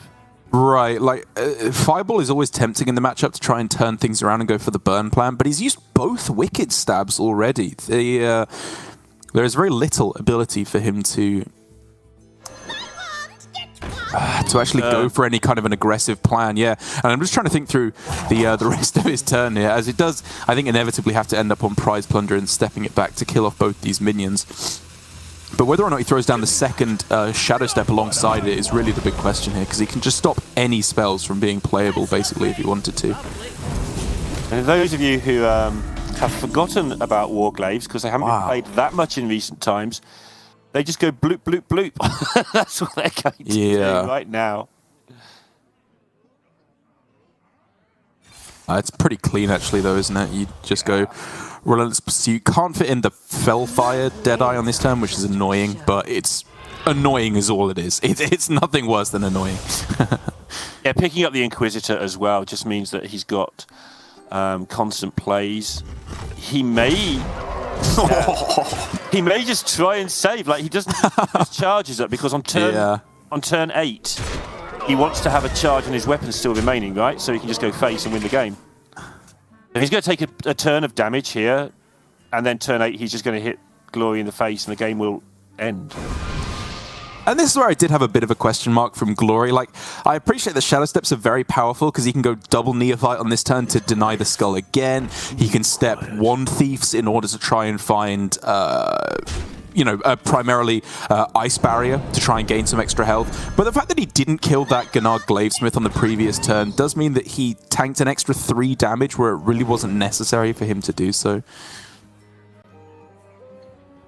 Yeah, you could do what you like now, Glory. You're getting hit in the face and then hit in the face again, and then you're exploding. Needs Jandis to make a big taunt to stop that plan, but even then, it doesn't work because the Inquisitor will actually trade into 1 big taunt. It needs a Jandis to roll 2 big taunts. I mean, well, he got the Ice Barrier, right? Primarily. First and foremost, that is the important part of this turn. He gets to expensivify the spells in hand, so even if Skull is playable on this turn, at the very least, it's going to be difficult to play anything useful alongside it. Yeah, I guess Barrier is just enough, or was. Alas, poor war. Until this happened on my... Ooh. Yeah, once again, the Illidari Studies goes to effectively -2 in its cost, so even with the effect of the Cult Neophyte, it's still free to be played on this turn for Thormenos, but he honestly might just save it until next turn to outcast it straight away, whatever he gets. Yep, no reason to burn it now. Yeah, Glory knows exactly what is up on this turn. Jandis for taunts. It's not cutting it. You got to do something more impressive here, which comes in the form of Ice Barrier to try and protect himself, and then draw his entire deck. I guess he does want to start trading there. Oh no, wait, he hasn't played his own Mancrick. Yeah, my mistake. It's the opposing one. So there's no wife that can come out here. I mean, the barrier does buy a turn, but it's just gonna be. He doesn't know there's 2 in hand. Obviously, he's worked out there's 1. He's worked out the plan. He knows what's going on. Yeah. But he doesn't know he's got to face it 2 turns running, which is the big problem. And like you say, he's drawn his entire deck. Can he get a lethal setup? It's so tough. He's used both Wicked Stabs. There's no burn in the deck. Alex Straza is as good as he can get, which, again, he won't even be able to draw to next turn unless he has 0 mana Secret Passage, which he doesn't. He has a 1 mana Secret Passage because he used up the 0 mana 1 in hand. I mean, honestly, that play there to go for the 0 mana Secret Passage may have just been incorrect because it stopped him from being able to go exactly passage into Alex Straza the turn after. Yeah, and relevant, there's 21 health left for Thalmenos, and there's 13 attack on board for Glory, and Alex Straza is 8. So it is a relevant thing you're talking about there. Very relevant. It adds up to exactly 21. Thalmenos just going to start running through the secrets here. He can tick off Netherwind Portal and Counterspell here. Star Student is not a bad pickup, though. I imagine he is just going to end up on Inquisitor because you might just win the game on the spot here, most importantly. Yeah, and you can take off some of the damage, so you shouldn't be able to lose. Yeah, I mean, after attacking, he can narrow it down to exactly Ice Barrier and the Rigged Fair Game, and he knows that Glory would never play Rigged Fair Game, so he knows that it was Ice Barrier there. I think it's still probably correct to just chunk the damage away and set up for lethal the next turn instead, because you do need to get through the Ice Barrier at some point. But it's given Glory a small glimmer of hope here. Yeah, just because the second one's in hand, I don't think there is any hope, but it was so close. Glory did do an okay job of setting up as the game went by. Like you said, maybe early on he could have made some more proactive choices. If he goes for 1 mana +1/+1 and is able to step it with Tenwu, I still don't think he can get there. He went for Lifesteal there and does get deal 3 damage now, so he can go for Lifesteal, deal 3 damage. That will only gain him 3 health. Oh no! He went for Taunt instead, which is the one that doesn't keep him alive. I mean, he would have been dead either way because he would have only got to 9 health. Yeah. But in his mind, he's protecting against just generic damage from Demon Hunter weapons. He doesn't think he can beat the second Inquisitor anyway. Yeah. He's just trying not to beat that. He's just saying, okay, if you've got Chaos Strikes and things, my Taunt is in the way. If you've got your second Inquisitor, well, you will win the game. And that's what's going to happen. 1-0 to Thalmenos, who wins the game. No, when you put it like that, it does make perfect sense for Glory to go about it this way. He is protecting against a lot of options that could have come down, you know, if it was just Relentless Pursuit or the Furies or the weapons, a bunch of ways to deal extra damage. But it just exemplifies how rough of a matchup this is for the Rogue. It, you know, was a pretty good hand from Thalmenos against a pretty disastrous hand from Glory. To be honest, he had both Wicked Stabs in the starting hand, both Swindles, which is just way too expensive to be playing out at the start, especially when you're not running the Foxy Fiend as well. And just showing that if you know how to play the matchup, sequencing your turns very nicely from Thalmenos. Like, it wasn't easy turns in the early game whatsoever. Like, saving the coin, should he have saved it for Skull? Did he go for it at the right time? If he had saved it and gone all in on the Skull plan, maybe those Neophytes being played turn after turn for Glory would have been enough to get over the finish line. But at the same time, if Glory had maybe gone more aggressively for clearing the board with the Prize Plunderers, maybe the Taunt in the way or the extra healing would have been just enough to buy him the game. There's so many back and forths here that maybe could have made a difference, but it's so difficult to glance down those branching paths when they start splitting so far away. Yeah, and after seeing this in action, you're looking at the lineup, and it does this 3 times. Well, 4 times, but the Rogue's banned. The Weapon Rogue is banned. Yeah, the Shaman, the Mage, they're all just going to hit you in the face. And if the Demon Hunter does it this easily, it's not just the Rogue that's at stake. The Priest is kind of going to struggle to a lot of this stuff. The Mage is also going to struggle. I'm starting to wonder if he's just cracked this tournament meta, honestly. It's looking so good. But then it's one game of Hearthstone. Maybe it just doesn't do that every time. Yeah, I mean, I wouldn't go so far as to say he's cracked the meta game here. Like, I think that Tolmenos' strategy is very valid. It's a cool way to approach things, and it's maybe even just better than the standard lineup that we see here from Glory. But it's obviously depending on the fact that the standard lineup is brought by most people, because I think as well, a lot of these decks that are going to do very well against the likes of Rogue, maybe decently against Priest, they start to struggle a lot against Warrior. Like, I think that Demon Hunter is really going to find it difficult to fight back on board, and it's going to find it very difficult to deal enough damage to close out the win, even if Warrior is very light on armor gain at the moment.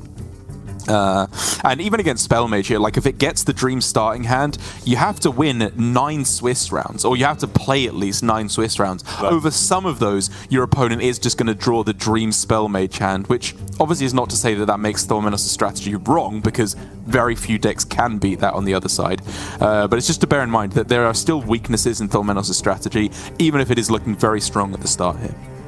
Now, interestingly, Glory has not brought any secrets or any additional cheap removal in this Spellmage. He's brought a Lunacy instead, which to me doesn't necessarily fit in with the way he's built his Priest, the way he's built his Rogue with a double Broomstick. So, curious to see if he just decided these are the best 4 decks, that's what I want, or if there's a plan that I'm missing regarding what he thinks gets banned. I mean, I would guess it's just he thinks that the Lunacy is the best inclusion, right, as his 30th card. Like I was saying in the first series today, I don't have especially strong feelings around the 30th card. Ice Barrier, Netherwind, even Cone of Cold, as we saw from Luna as well. It's, I think, all very valid ways to go about building the deck. But you will definitely be wishing, I think, in this instance, that you had an extra Ice Barrier in the deck, because this is one heck of an aggressive deck coming in from Tolmenos, as we expect from him, one of the classic aggro players, as many of the Greek players feels like they are. And I think just very well positioned against this mage. We see a very strong early game. Novice Sapper is, I think, one of the new core cards, right? Even it's not in the new expansion. And just an absurdly powerful card. It's a 1-mana 3/2 with an upside. The overload very often doesn't even negatively affect you too terribly, because there aren't that many strong 2-drops that you want to play on curve in the deck. And it just means that in addition to that strong early game, you couple it with Serpent Shrine Portal, Dunk Tank, Inara, Doomhammer, Rockbiter, so much burst in the deck, and Mage is, it's a glass cannon. It really struggles when your opponent has a lot of burst to levy towards it. Yeah, and this is a lot of burst. And Lightning Bloom is also a Shaman card. Incredibly, it's one of those cards you look at and go, yeah, it's a Druid card. Why is it in the Shaman deck? It's just one of those. And then there's Devolving Missiles, and you think, wait a second, that's a Mage card. Why is that in there? Hold on, Shaman just has some broken cards in there. And, you know, it kind of slots into the same niche that Clown Druid does, right? Or Control Warlock, arguably, where it's not a tier 1 deck that Tolmenos is playing here. I think he would agree with that, or at the very least, he would struggle to convince a lot of top players that it is a tier 1 deck.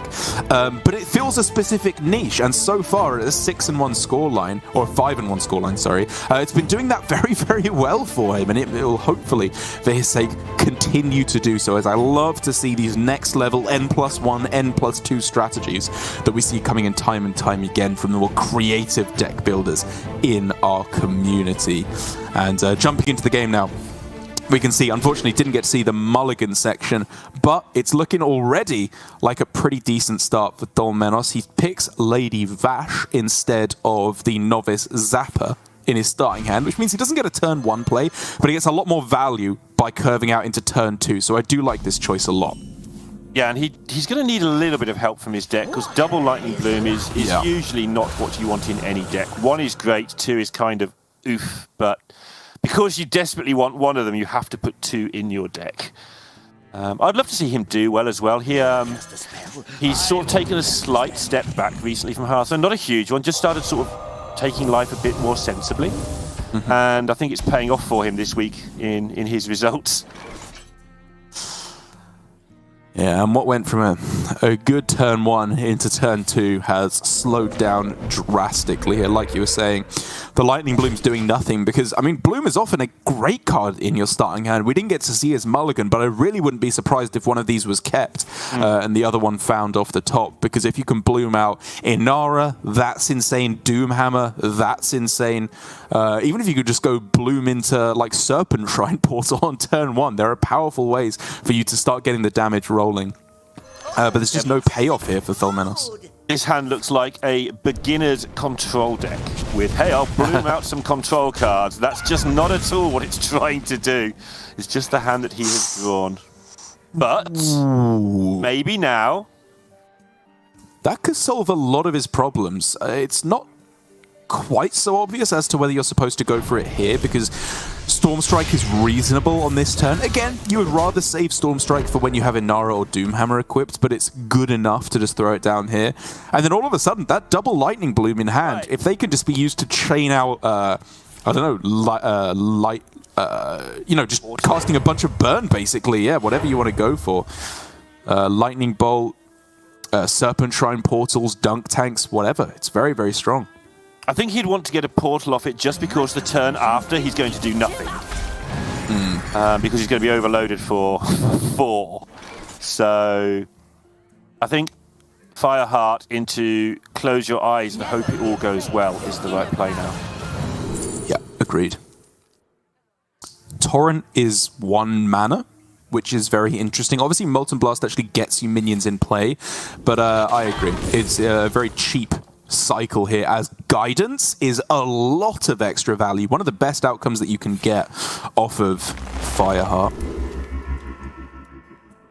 Oh, I want both of those. I mean, I want both anyway, because next turn is such a disaster. So, although you're not overloaded yet, I just want them both.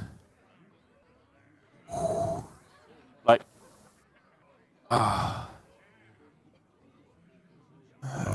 yeah, like Feral Spirits has been recently buffed. It only overloads you for 1 now as well. Always little time. So he's actually going the route of not getting overloaded at all and just taking his time and being sensible. Not like me, who would now be overloaded for like 17 and do absolutely nothing next turn.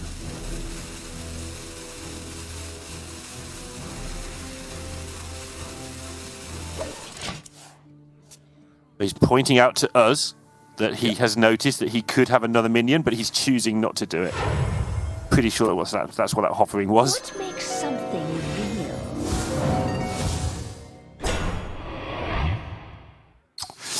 Okay. Obviously a big Jandice coming in here, and Tholmenos really wishes that this Dunk Tank was corrupted so that he could deal with this super cleanly by just targeting the Light Enforcer.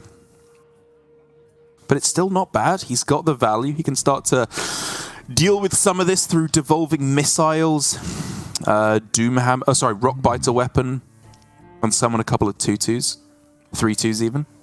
These are the hands where you need to have played the deck a lot, because there's so many choices here. And I'm sure if you played it a lot, it's all very straightforward, but it doesn't look straightforward from where I'm sat right now. Can develop quite a big board, but it likely gets blown up by the mage because he hasn't played any minions, so he would expect it to be cleared. So he probably will concentrate on just dealing with this as efficiently as possible, but nothing looks that great. The trouble with devolving is it turns the bad minion into a good one. And you want to deal with Jandice first before you do go for devolving. It's a lot more awkward than I initially thought, and you would give anything for just a crumb of AoE here. Yeah.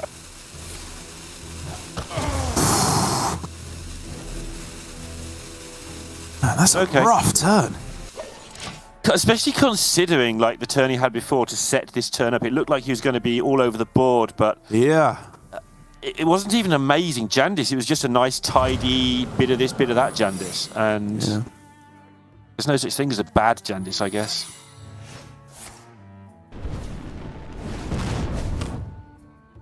Just that 6 points of minion damage is so much when you're playing against mage. All the rest is so easy to burn.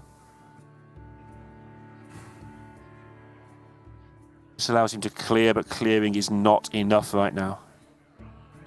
Ice Barrier and Counterspell as well. Okay, well, you can start by just testing for the Counterspell. Like, even if Lightning Bloom does go off, you still get use out of it because you have plenty of cards that you want to spend your mana on this turn. Yeah. Do you want more cards? Like, is there anything else you're looking for the Blood Mage? This is where you want to test for Counterspell. It's so awkward.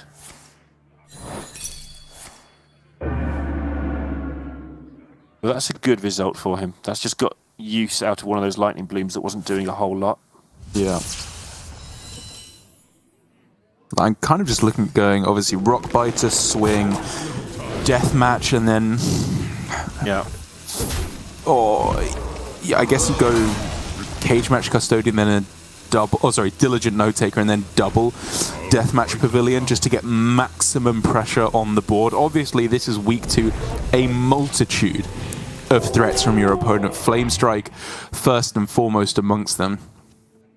Yeah, this is just that I can't beat many things, but I'm going to... Yeah. When you haven't got those things, I'm going to make sure I do win the outlying games. We can see, obviously, that there's so many ways that Glory can deal with whatever Tormenos decided to do there. But he just set up a board that worked. Man, like... I don't want to put too fine a point on it, because obviously it has been working well for Tormenos so far, and I will be the first to admit that was a garbage hand he got there. Like, no two ways to look about it. That was about as bad of a hand as you can draw. But it just looked absolutely awful this game. It did nothing. It did absolutely nothing. I mean, I said it at the start half jokingly, but as the game went on, my opinion didn't change. It looks like a failed control deck. Yeah, really. It's the exact opposite of what it's meant to be. But there's so many removal cards in here. I realise that when you're playing aggro that doesn't have much direct damage, you've got to remove a lot of stuff. I get it. But yeah, this game... Oof. Yeah, it's just over. You go mask into Fireball, and then you win the game. Yeah, I'm trying to work out if there's any... I mean, there isn't, I'm pretty sure, but trying to work out if there's any sort of weird portals that could find some healing or a way back in, but he doesn't even have a portal to start with, and then I don't think there's an answer, even if so. And here, I mean, this is even better from Glory. Go for the Devolving first.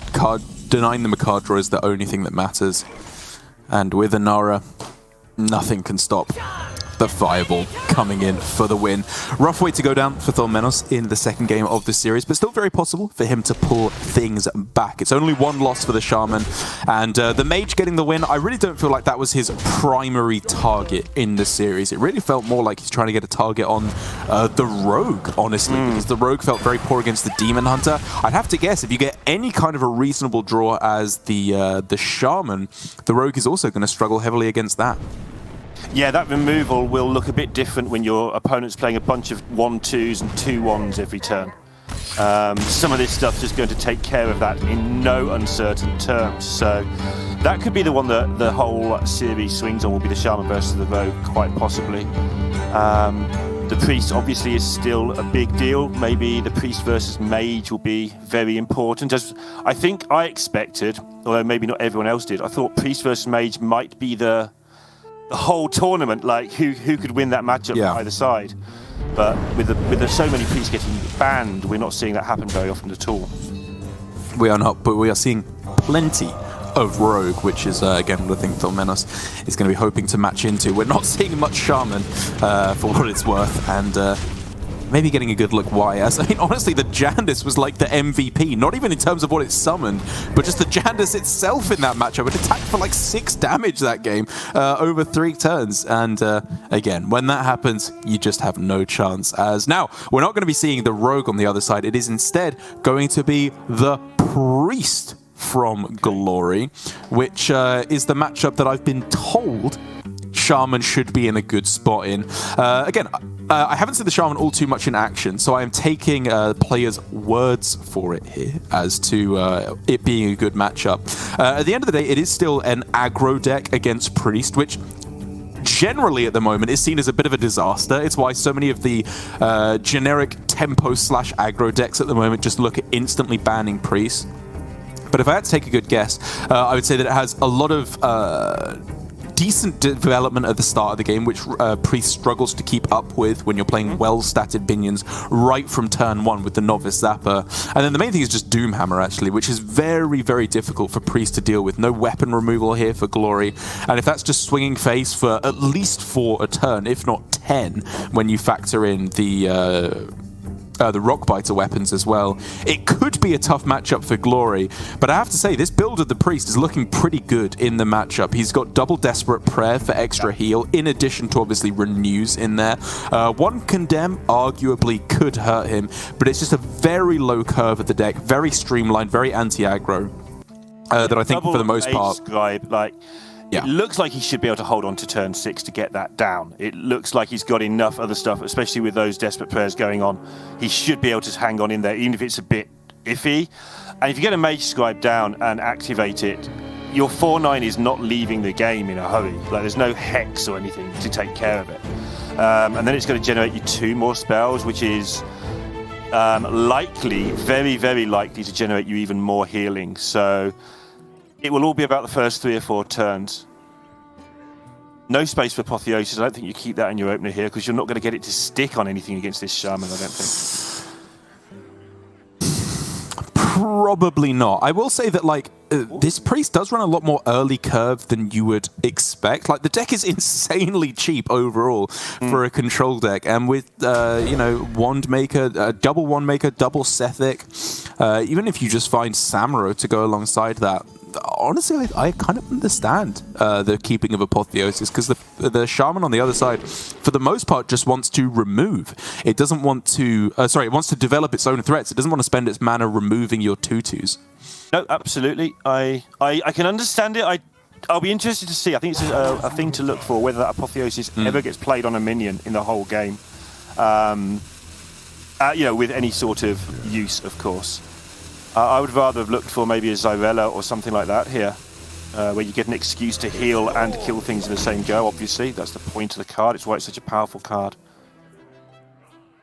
Man, playing against Priest does things to your head. I think Thelmenos was going down the same thought process as me of like, Novice Sapper, despite being like arguably the best 1-drop in the game right now, do I pick that or do I go for Steward of Scrolls so that I can discover an extra spell for more value? In the end, I do think he came to his right mind there of, if they don't have Holy Smite, this is just insane. There obviously was the Holy Smite, which is pretty unfortunate for him, but I think it was the correct choice nonetheless.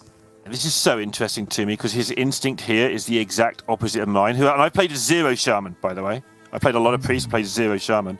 You know, Note Taker, Lightning Bolt just seems so clean and tidy here. And you've already got a weapon. Yeah, I was definitely looking at that as well. You can argue about the efficacy of Lightning Bolt in the matchup, because if you start to realize that this matchup can go for a very long time, there are bigger, more impactful spells that you can copy with Note Taker. Like if you get a Rockbiter weapon while you have Doomhammer equipped, which he will have Doomhammer equipped, you can get yourself huge amounts of damage, way more than just a paltry 3. Dunk Tank, Serpent Shrine, like there are big outcomes that you can get off the Note Taker.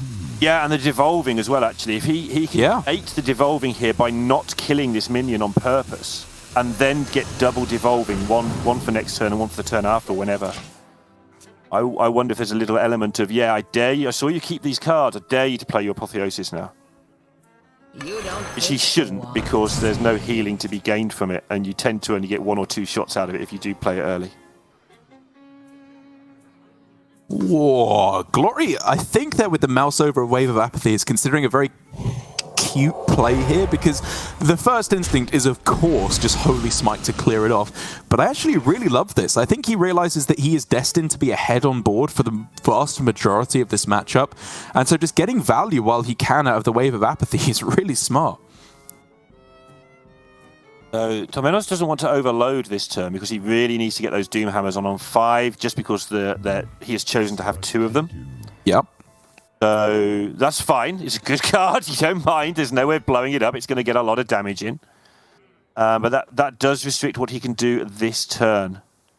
Instructor Fireheart's a lot of value if you can just not play it now. But doing nothing also does not seem fun.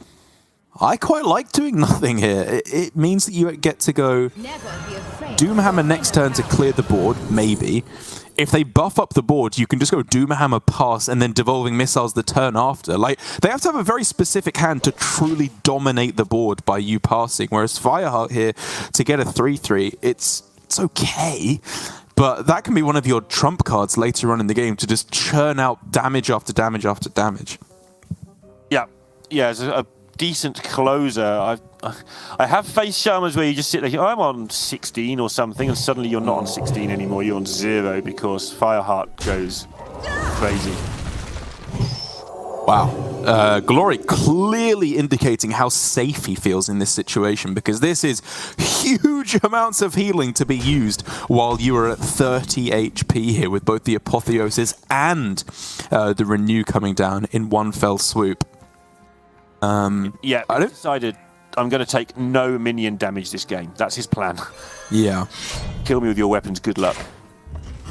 I really like going for the Doomhammer here, even though there is an Apotheosis minion on the board, because what is it going to do? It's going to attack you for 4. You do not care about that, and it's not going to heal because your opponent's at full health, so you can just go for Devolving next turn, which I think is very smart.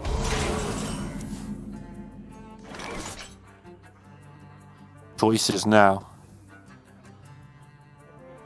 So many choices now. Yeah. Because the Zappers, just with the massive spell damage, you could save those for a long time. Again, this note taker, I'm really interested to see when he chooses to use this because of how you described it earlier. How much value is enough value? I mean, it's also just the value of getting a 2-3 on board. Like, my eyes are initially drawn to Note Taker, Devolving, and then Novice Zapper. You could argue they're supposed to go Devolving first and then Diligent Note Taker plus the Zapper, and just hope that it sticks around for a turn to get value out of its spell burst next turn. Could just be Hero Power Novice Zapper if you want to be as greedy as possible. Yeah, the way the Glory's... Well, you could just not play the Zapper at all, right? If you want to save it for spell damage and just go for a big burst turn. There's so many ways that you can play this Shaman deck. Yeah, and this is one of the advantages you do get in a tournament when you bring something. Who's practiced against Shaman? Nobody. There's 2 in the whole tournament, I believe, that was posted. So if there's 2 in the whole tournament, you're not playing it. You don't need to worry about it until it's you. And this game plan for Tholmenos, I am fully on board with, to just go slow as possible, because your thought process is, they're at 30. If I play a Novice Zapper, it's going to attack for like 3, maybe 6 before it dies, and then they heal it all back up anyway. So saving it in hand does make sense. The inconsistency for me, though, is playing out the Instructor Fireheart 2 turns ago, when it was almost guaranteed to be very, very little value, whereas he could have saved it to go with, again, a higher value game plan, accruing your resources, and then in 2, maybe 3 big swing turns, that is when you start piling on the damage and try and force the priest out of the game before they can get their big heals. Yeah, and he's playing it that way possibly because there is no Isira, there is no Yogg, there is no Soul Mirror. It's a very low curve priest, so you can take it a bit longer. If you're playing against all those cards, you kind of have to end it, or the priest will end it for you. But you know, there isn't anything big in this priest deck. It is just about attrition and trying to make sure the aggro deck just runs out of everything. Yeah.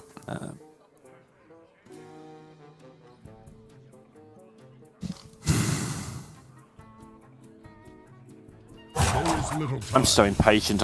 My eyes are drawn to, I want to portal things, I want to get some minions down, I want to start hitting my opponent, but to be fair, look at the hand that Glory's got, and Tholmenos knows this. It's like, he will clear the board a couple of times. Why waste my minions? And, well, this screams to me one of 2 things. I think... Oh, okay. That's funny.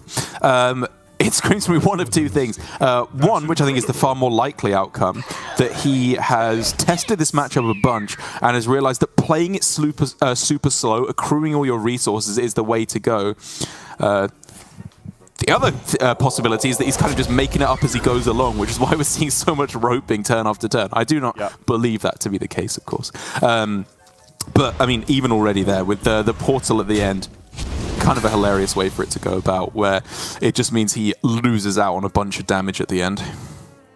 Yeah, it's a bit unfortunate, to say the least, but this isn't your standard piece. It depends exactly which builds you've tested against Extreme. So I wouldn't be surprised if he's doing a mix of, I know what my playtesting does, but what do I have to change to account for the fact my opponent's build's a bit weird? Tough choice here for Glory. The question of, do you keep cycling with flash heals? Is it worth it for another chance at Apotheosis, which would just be so insane in order to heal back up with the Blade Master Samurai? Or do you save these flash heals to heal up yourself? Once again, Tholmenos is only slowly getting chip damage, but it's going to start ramping up very quickly with a Diligent Note Taker, a bunch of spell damage. Like, the amount of burst that can come down in one hit, in one turn here, is really, really high. It is. He does know there's the double healing in the main deck. He doesn't know about all the generator ones that Glory's been quietly picking up as the game's gone by as well. He'll know there's some, but, he's kind of set up a large amount of burst for the ending so that Glory can't heal, if that makes sense. So take him down low enough that he's forced to use his heal, and if he doesn't, you kill him. When he can start counting it up already. Next turn, he has 20 burst damage, right? If the mana is permitting with... I think it would be 1 mana off, actually. But on turn 10, with double lightning bolt, thanks to the Note Taker, Novice Zapper, Dunk Tank, multiplying the spell damage and playing cards over and over again. It's a lot of burst, and Glory does need to be cognizant of that fact if he's going to be able to take the win here. Yeah. It looks like he's deep in thought, again, as you would expect from the world champion playing a control deck in a tough spot. But even now, he's considering whether to coin and heal. Just, is 26 scary? Is it not? Ooh. I think that was close to the perfect setup card there for Tholmenos, because he can go Stormstrike and Torrent to just clear off the Onyx Mage Scribe, attack for 10 on this turn, and he sets up lethal next turn. He forces Glory to have some extra healing, which he obviously does. But it looks like he's got something else on his to plan out anyway. Yeah, it looks like someone else knows exactly how to get his maximum, whether it's an OTK or close to it. He saved this Note Taker right from the start when, instinct is I can just use this and Lightning Bolt immediately and get ahead of the tempo. But he's saving that for the big finale, probably a lethal over 2 turns in most circumstances. That's a big draw. That is a very, very big draw. Glory needs to be supremely careful about this, because you are giving your opponent some premium cards with Ilusha. Yeah. Heal yourself all the way up. Yeah. And then get ready to play Lucio next turn. It does look that way, doesn't it?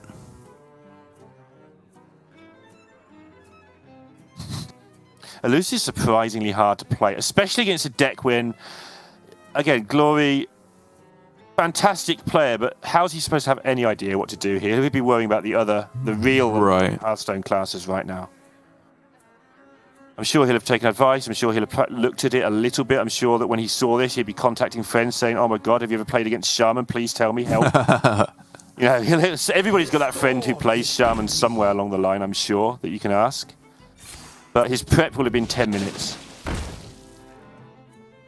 And I do really like this balance, though, that Tholmenos is striking, because the play that I was suggesting on the previous turn with Stormstrike to clear it off and deal a whole bunch of damage this turn, set up for lethal next turn. The problem with those kind of lines is that if you get your opponent down to really low health, they can just burst heal all the way back up. You want to get them always in this sweet spot, around 15 health, maybe 15 to 20, where they're afraid of dying. They could die at any point, but they don't want to be going... they don't want to use all their healing yet. If they burst heal when they're only at 20 health, then you can just re-deal all the damage over again. What a pickup for Glory. Even if he didn't actually desperately need, I mean, he really wanted it, but we can see he probably could get away with not drawing it. Heals, Zyrella, everything's going his way now. The problem he's going to face here is he would really like to have used his Elucia before Tomenos emptied his hand, but Tomenos is just a step ahead there. Has basically emptied his hand in time. And this would be an inspired Elucia into the Note Taker, which actually would be superb if Glory did go for it, because there's nothing that Glory's holding that he's scared of not having. Apart from maybe the Shadow Form, I guess. He wouldn't really want to pass that over. Yeah, that's the thing. He can get away with Elucia here. It's just, is he winning a pure top deck war? Because he basically allows Tholmenos to delete any and all value from his hand. It's purely, am I top decking better than you? And with none of the large dragons in the deck, the top decking capability of Glory is pretty low, to be perfectly honest. And his Shadow Form's actually just a nightmare for him. You can't give it to the Shaman. Ooh. Psych Split to go with Samuro? Just more poison to lock down the board, sure. You'll never have another minion. He's setting up for Elucia here, and it's a smart way to go about it. And it looks like he's going to get this done now. Didn't look like it for the longest time, but it's still not over. This pickup.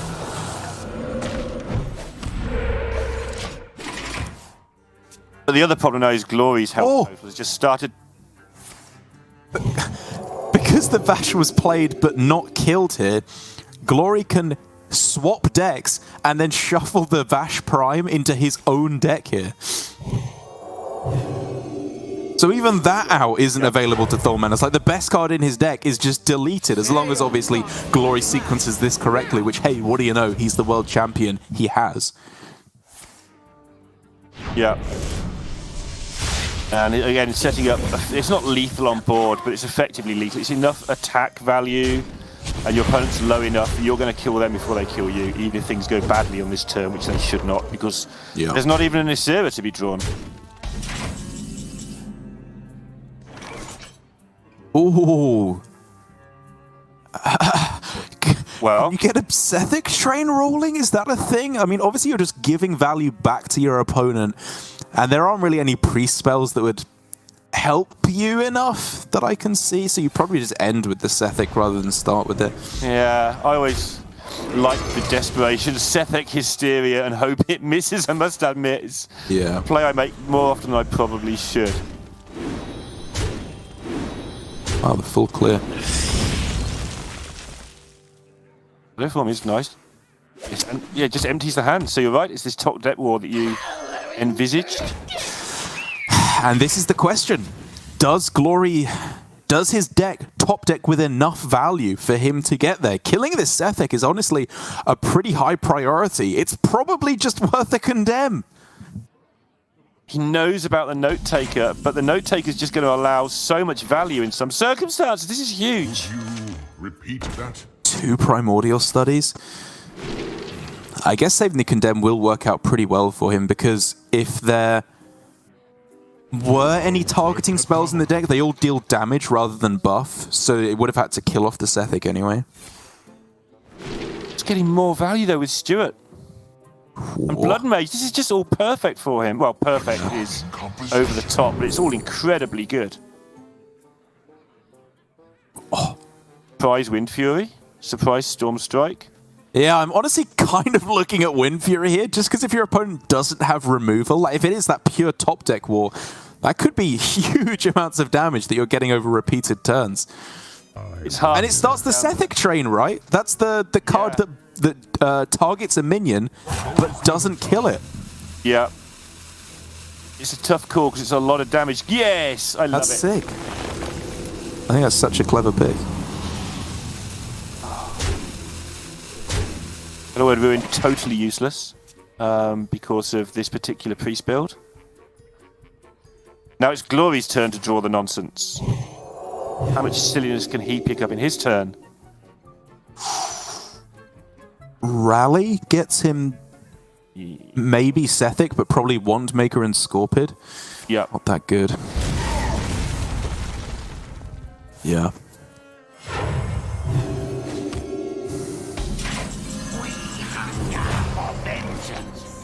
We joke sometimes about how these matches turn into a wet noodle fight. There's nothing happening for either player. Yeah. Not that much left in either deck.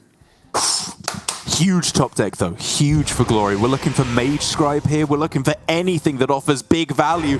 But Shadow Beast and Tiny Finn is 0 value. What is that? I'm sorry. I'm choking on my own laughter. I'm sorry against you. What is this nonsense? Well, that'll kill anything. That's the second Mage Scribe dead. Yeah, unfortunately can't go face or you just win the game on the spot. He's maintaining these charges on the Doomhammer is the most important thing, I think. Okay, these are decent top decks he's finding. Renew, yeah. Because he's got the board clear already. Power infusion here. He likes the extra health, but I don't know if you get rid of a 2-9 Scorpion for the rest of the game. Yeah, there's still Torrent in the deck though, right? Like, he has to realize that pretty much anything he plays is just going to die. Sure. I think I like the extra heal. Like, he has a chance to just outlast all of the damage at this point. Yep.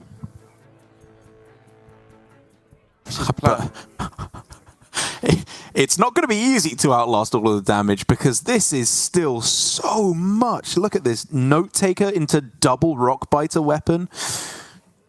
Yeah, and he saved these 4 charges for 2 crazy attacks as well. 16, 18. Like, it's really creeping up on lethal very, very quickly. Yeah. On both sides, because even though Glory doesn't have anything, he's just an army of bad fish right now. Like, Tom Ellis is only on 11 and he's not healing that up anytime soon.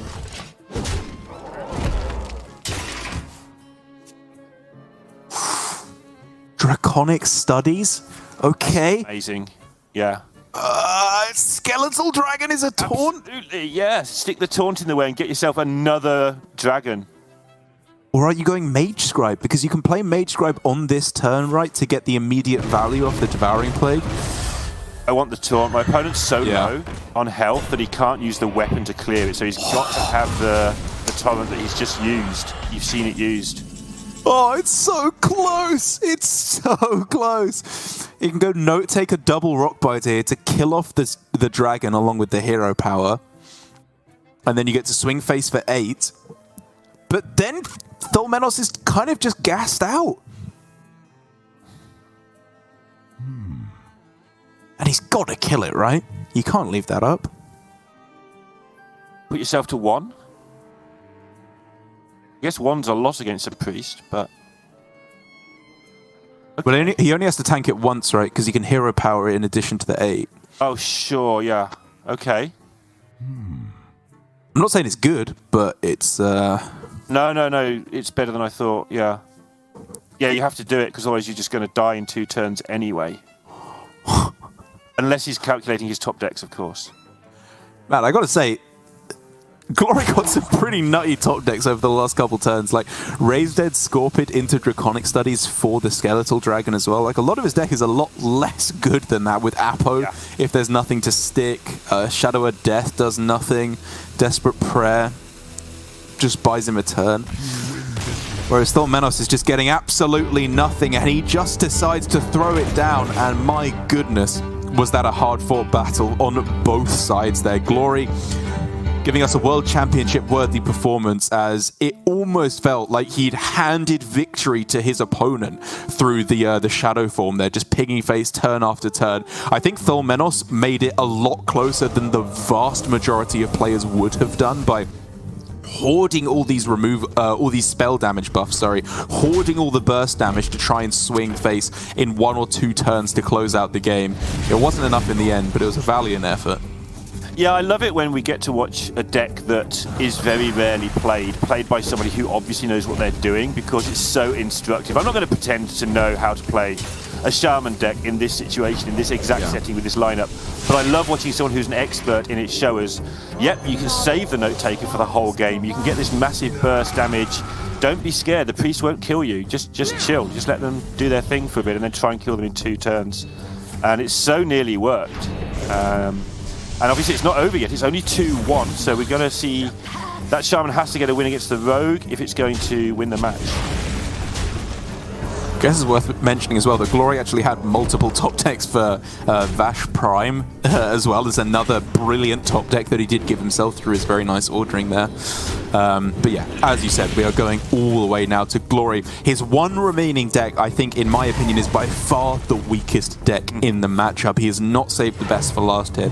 It's the Rogue, and it is a deck that time and again has shown itself to just be its Achilles heel is burn damage, be it Mage delivering burn spells turn after turn, Hunter if they get off to a good start and can get there with the trampling Rhinos. And you would have to imagine, despite it being basically not represented across the entire field or on ladder, that Shaman is going to do very much the same thing against Rogue.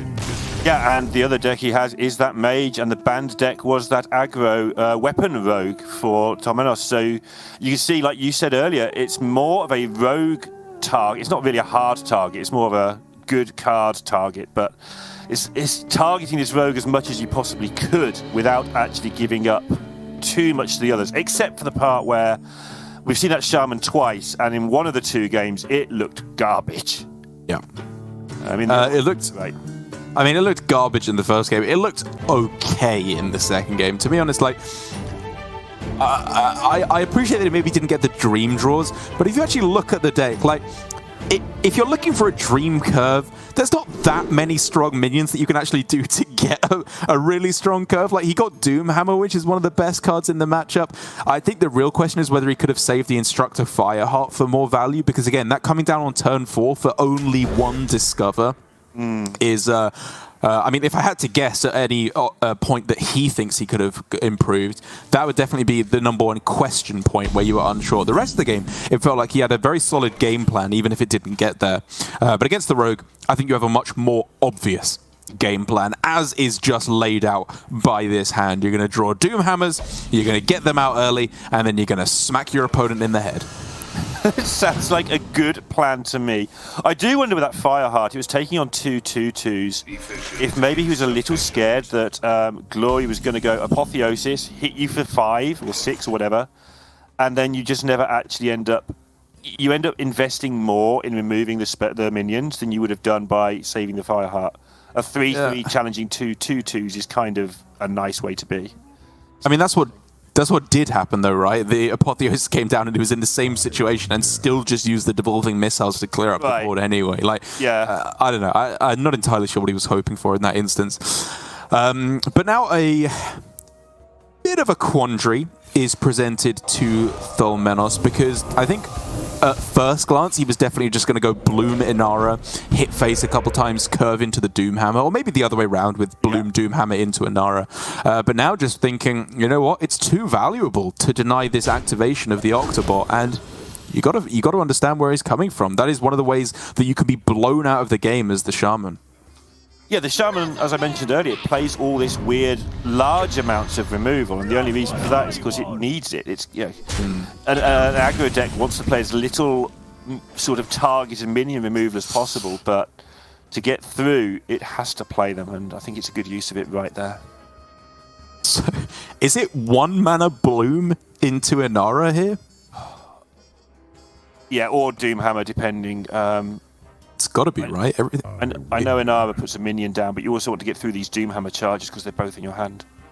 That's true. They've just used a prize plunderer, though, so I think you have a reasonable chance of sticking it here, especially as the expected play is just like Kazakus to come down here, and if that does happen, I think you're feeling very, very good. Yeah, and your next turn is rubbish, so I guess you do need a minion up as well, because of the overload. Overload's so hard to navigate. Yeah, it really is.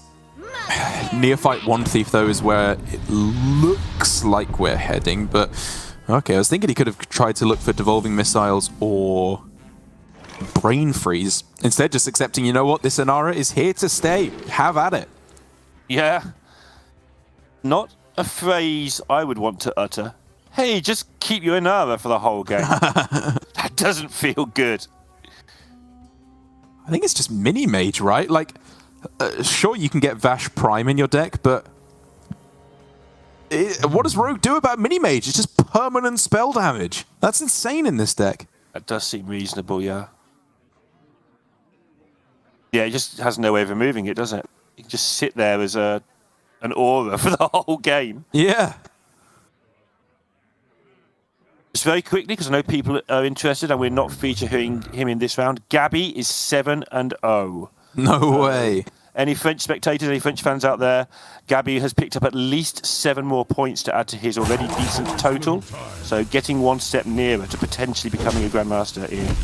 There's still another tournament to go, but it's a lot of points he's accumulating now. Oh man, he's such a beast. I hate to admit it, because he's so mean to me. He always bullies me for being old. Even though I'm only 25, but... Yeah, imagine being that old, Derek. Oh my goodness. I mean, he always spectates my games, and then I'll like think through a decision. He'll be like, "Oh, was that a hard choice for you? Do you have to think through that one, you boomer brain?" I'm like, "All right, well, don't watch me then." Maybe it makes you feel good.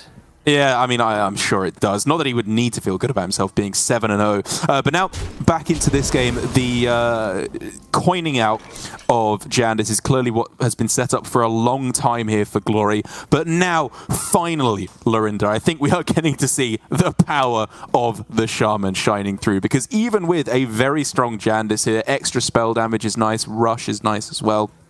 You can just go Doomhammer and start smacking them in the head. And this has done so much damage. Just sat on the board, you know, for so long. I mean, the double buff from attack totem as well is actually low-key insane, too, in order to just keep the damage rolling. Obviously, just thinking through specific breakpoints here, right? Because overloaded for 2 next turn does mean he only has access to 5, which is Lightning Bloop plus Dunk Tank. Lightning Bolt, not Bloop, plus Dunk Tank. Don't know where that one came from. Yeah, and you have to make sure you can't die here as well. Like, +2 spell damage on the rogue side when you're only on 22 and you're leaving 11 on board. Accidents can occur here. You've got to work out how likely those accidents are. Right, if he didn't go for the Lightning Bolt here, he was dead to exactly double Wicked Stab plus Hero Power, right? Because they would have dealt extra damage with the +2 spell damage. Yeah, or so not even the Hero Power, it would have been more than enough. Just had to hold off for a second there to make sure he wasn't going to have that accident, but he's fine.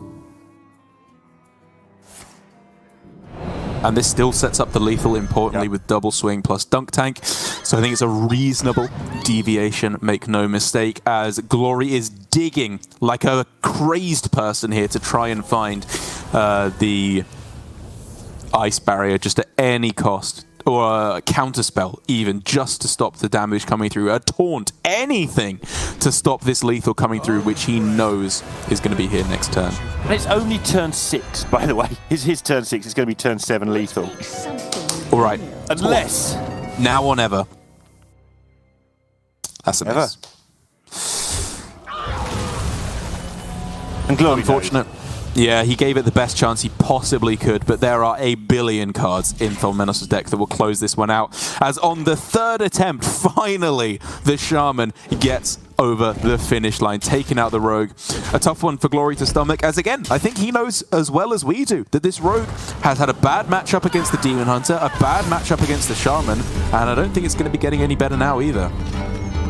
No, it's going to face the Mage, which, you know, he'll have faced a few more times. It's a lot less of an unknown quantity than the other match, but that's not necessarily a good thing when the unknown quantity is something that beats you. It is a minion Mage, I believe, not your regular Lunacy or Spell Mage.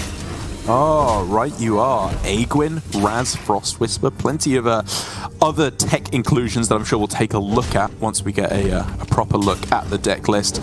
But again, for Glory, one thing I will say is that we are seeing him visibly shaken, visibly upset, which is again... It feels ridiculous to kind of bring in any sort of doubt of Glory at this point, because he had one of the most dominant years over Grandmasters last year, culminating in an incredible run through to the World Championship. But it's this constant mental problem that I think he suffers from, where when he believes in himself, he's unstoppable. As we saw, he took down some of the best players in the world, finally with Yala, to win the World Championship. But when things start going the opposite way, when things aren't going well for him, he loses his mojo and doesn't believe in himself anymore. And things start going wrong. He gets visibly shaken. The misplays start creeping in with just, small technical misplays at first. But in Grandmasters, we have seen some pretty big blunders from him. And again, I only bring this up because I hold him to, now as the World Championship, the highest possible standard that we can in Hearthstone. But I hope that he can get his mental in check and not let himself be flustered too much, as we have seen time and again. Yeah, it's a weird situation, is it, where he's not the first world champion to feel the need to prove themselves. Like, you're the world champion, you don't need to prove anything. You are the best, you've won the World Champion Series, you're obviously one of the very best players in the world. Even if you allow for, I don't think he did get lucky, but even if you allow for luck, you don't win the World Championships without being one of the very top players. You've got to do too much to get there. And he's not the first world champion. I remember Pavel, a lot of people doubted Pavel because he happened to get one lucky game. So he went and won like 4 tournaments in a row straight after, say, well, who's lucky now? And Glory's almost putting that same sort of impossible level upon himself, and he doesn't need to. He just needs to do what he can do best. Agreed, but at 5-1, I mean, it's not even just specific to Glory. Anyone here would be feeling the pressure. But now jumping into this game, it is, as you mentioned, clearly the Minion Mage. Spell Damage Mage, I think, is probably a more appropriate moniker for the deck. With Imprisoned Phoenix, a great way to start out the game. And the rest of this hand is just insane. Look at this curve. Aegwynn is... honestly, almost it feels like alongside Incantus Flow with one of the cards you need to find towards the start of the deck. Because when you have permanent spell damage, with you being able to draw 3 cards off of every cram session, deal 8 damage with fireballs, shooting stars, clear every board that Rogue can develop, it just feels unstoppable. It's so weird to me that Thomas has managed to find... It felt at the start of this tournament there was no lineup that did the same thing 4 times. And this lineup does. It throws things at your opponent's face 4 different ways. Obviously, I doubt he's the only person who had this idea, but only 2 people brought Shaman. I guess you had to have trust in that deck. And I think the key, as we saw with Baby Bear, who did it a totally different way yesterday, is to forget that Warlock exists when you're trying to make this weird lineup. But here we go. Finally, things start kicking into gear for Glory. We're looking at the options here. Honestly, Rush is probably what you go for instead of Divine Shield, because if you want to play this next turn, you know that there is going to be a Phoenix on the board. But the rest of these options are the worst 3 that you could possibly be offered here. It literally did not get worse than that. Deal 3 damage to 2 enemy minions, you would have taken. Summon a copy, great. Draw 2 cards, great. Those 3 specifically are the only ones that do nothing. That's the exact amount, is it? Yeah, that's actually amazing. Oh my. Oh, look at this though. This Mask of Cthulhu is just going to be ridiculous with all the spell damage that's coming up. I've never seen this much spell damage sustained on the board. Not in this meta, at least. Yeah, I mean, I've learned my lesson this tournament. I have called Rogue out of the game too early when they have been able to pull things back. If they can get a huge turn with reducing the cost of all their cards with Octobot, then you draw 1 million with the field contact. There are definitely avenues back into the game for Glory. But when you're getting golems like that, there's Aegwynn in hand, Mask of Cthulhu still to come as well. You struggle to see the avenue back in, even if you know it's possible that it's there. Yeah, but from the other side, I mean, you can whiff with... I don't actually like this spell damage deck very much at all in general. I'm not criticising it in this exact spot because in this lineup it's the perfect fit. Yeah. But the reason I don't like it is some of the draws, you start drawing lab partners and stuff that don't do anything if you've got no backup. You can just whiff completely with this deck sometimes. Oh no, I fully agree. I think that this deck is not as good overall as Spell Mage. If you don't get exactly Aegwynn at the start, it just feels like you're playing Spell Mage with just some bad cards in there. Yeah. The Phoenixes are fine no matter what. You're very happy when you get Phoenix in regular Spell Mage. But like you say, a lot of the cards do not synergize quite so cleanly. Oh, but when you start doing stuff like this, One Thief that has the +2 spell damage, Cram Session to draw 4 cards, Spring Water to keep the card draw rolling as well. This is the dream, the absolute dream. Yeah, which one of us is supposed to be drawing the entire deck and win burn, by the way? Yeah. It's like, go on then, Rogue. You're 7 cards behind. Evocation for potentially more burn. It's all you need. Probably. They're all interesting choices, though. They all do very, very helpful things, depending what you think the threat is from the opposition. I don't want ally. I'm never spending 3 mana on something that isn't like card draw or removal or burn. Like, yeah, I don't want to develop minions if I'm Thormenos here, especially. Yeah, so he goes for the Flame Strike, which is kind of miss a turn, try again, but the Rogue, usually when it has that board building turn, it doesn't usually have another big one in it the next turn. It's sort of, that's its one go. So Flame Strike is probably fine to pass it back over. Oh, that is garbage! What is he meant to do with this?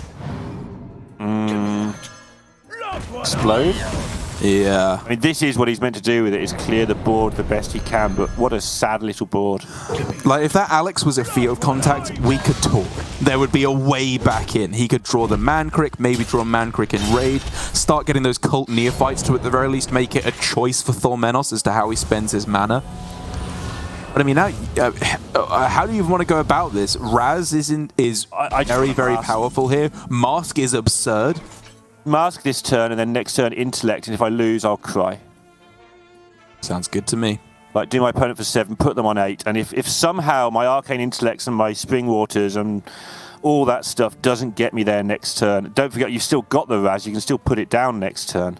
I wonder. Yeah, especially if you Raz, go it's for... not doing that much damage. Yeah, and minions on the board aren't really your biggest priority right now, because the one thing Rogue can do is kill your minions. The thing they can't do is heal. So if you just go Incantus Float plus Mask of Cthulhu, you're very likely to just kill them next turn. Oh my goodness. Yeah, you probably don't even want the second egg win here. So he is going to go for the Raz, which does obviously put damage on board and clear.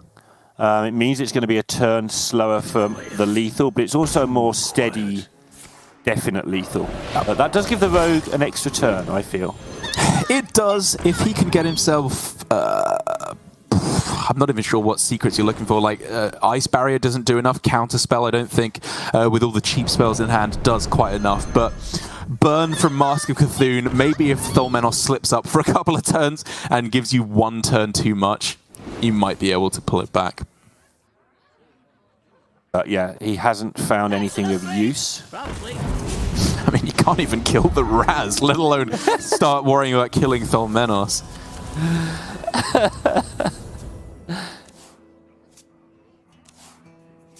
I used to be such a nice person. I would just laugh at having a tough day. Too soon. A heartbreaker for Glory. As, again, it's just looking like the Rogue is going to be full swept. Glory did make his first loss very late in the tournament, though. He was definitely at least 4-0 at one point, I think, actually. Yeah. I might be wrong there, but he was doing very well, so he should still have okay tiebreakers. If he gets to 7-2, he might be in with a chance. Most of the 7-2s will not make it. That's why he's going to be sad to be 5-2. I feel like he's been near the top of the leaderboard the whole time. I could be wrong. So his tiebreakers should be decent. I think this is just lethal, right?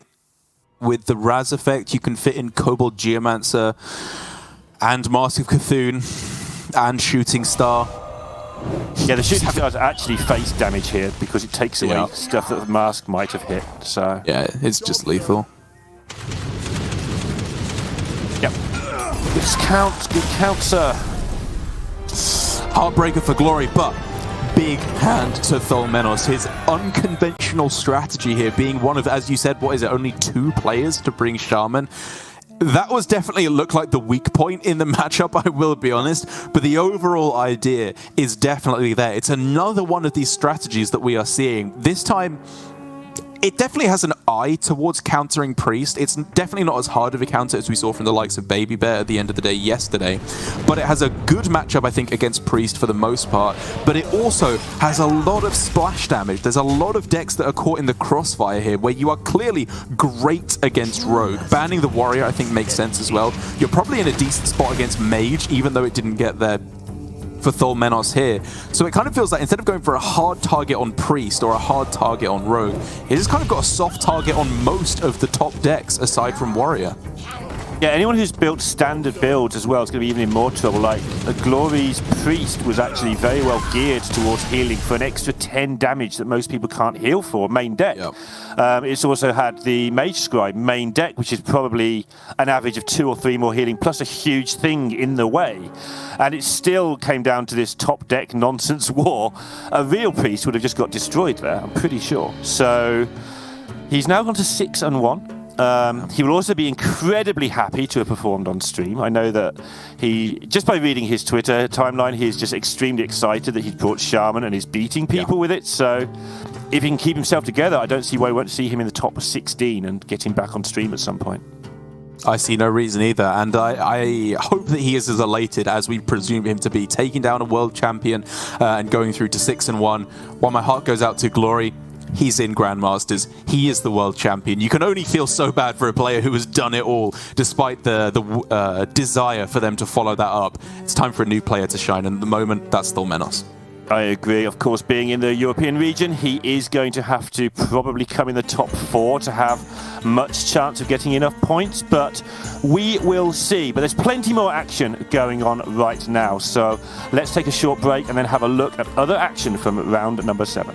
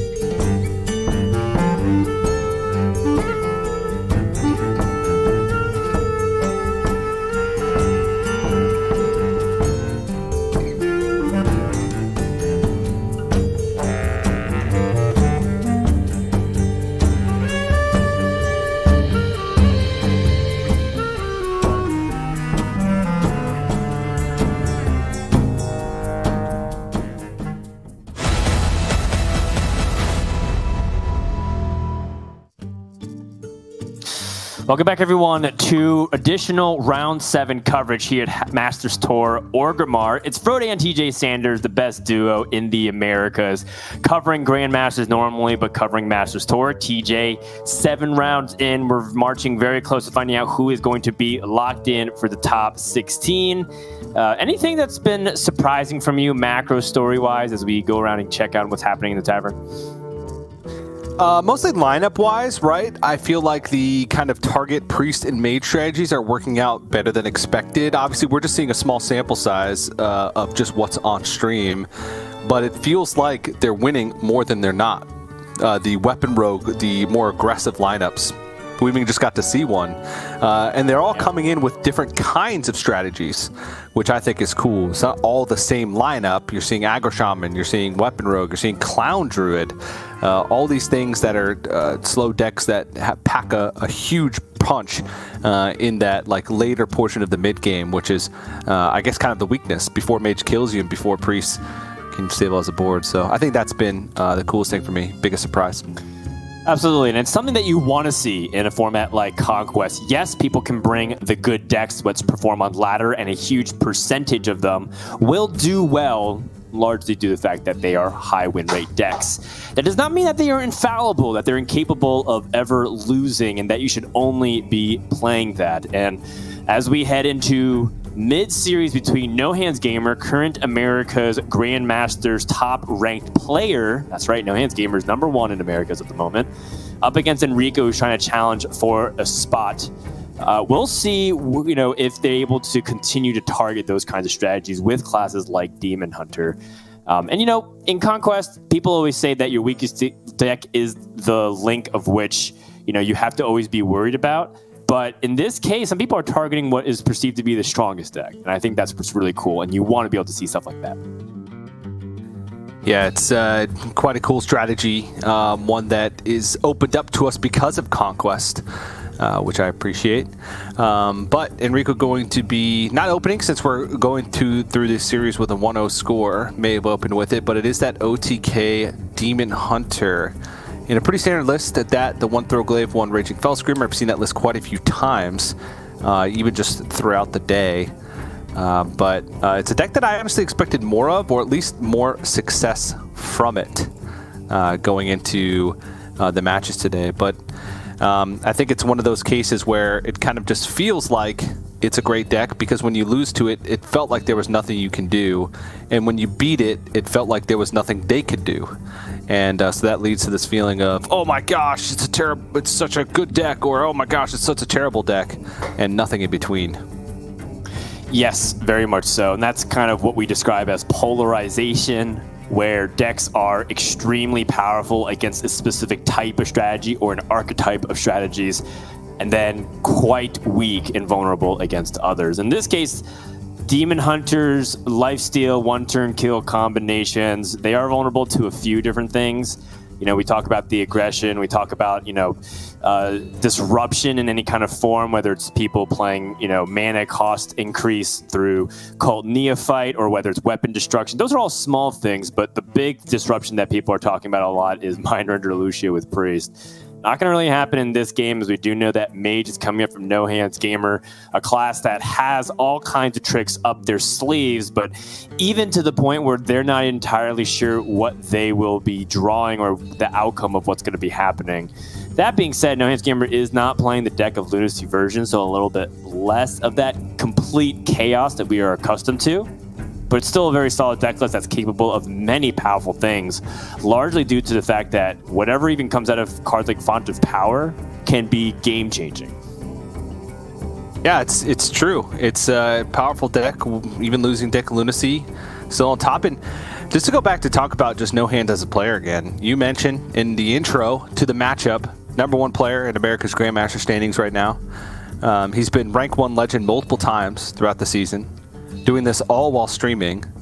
Has been trying to dip his toes in also being a content creator as well, largely focused around the stream, and still finds time to fit in practice off stream in order to find the right lists for both Grandmasters and now Masters Tour. So I feel like he is at the top of his game at the moment, and going to be very tough to take off his throne as well, because it doesn't seem like he's going to stop with that success anytime soon. Yeah, the thing that I feel like defines No Hands Gamer more than anything, beyond his username, beyond even the decks that he's built, is just his work ethic. It's just clear that this guy lives and breathes Hearthstone, while, you know, it's pretty clear that some people want to juggle a different kind of thing, whether it's like content creation and doing a bunch of other things around the industry that's related activities. No Hands is just constantly jamming the game. And, you know, it seems like it's a game that, you know, incidentally matches up with his specialty being a very smart, handsome grandmaster from Americas. But also the fact that, you know, this guy really puts in the time, TJ, and it shows in a multitude of ways. So let's go ahead and hop into the game. We have the opening draw here. Already some good stuff coming out on both ends. For the Mage, Encounters Flow, and card draw for Enrico. Has other forms of card draw in discount to that Skull of Gul'dan. Yeah, this is essentially going to be a race. Can No Hands kill him before Enrico can get that draw going? Skull in an awkward position, but as long as he picks up a demon, should be okay with dumpable cards. We've been talking about it for days, weeks now, that one of the benefits of OTK Demon Hunter in the current metagame is that it has a redundancy of options. And Enrico just going to go ahead and start getting closer to that skull already. Plays out a Talented Arcanist just to have a 1/3 on the board. No spells in sight to go for any type of spell damage boost.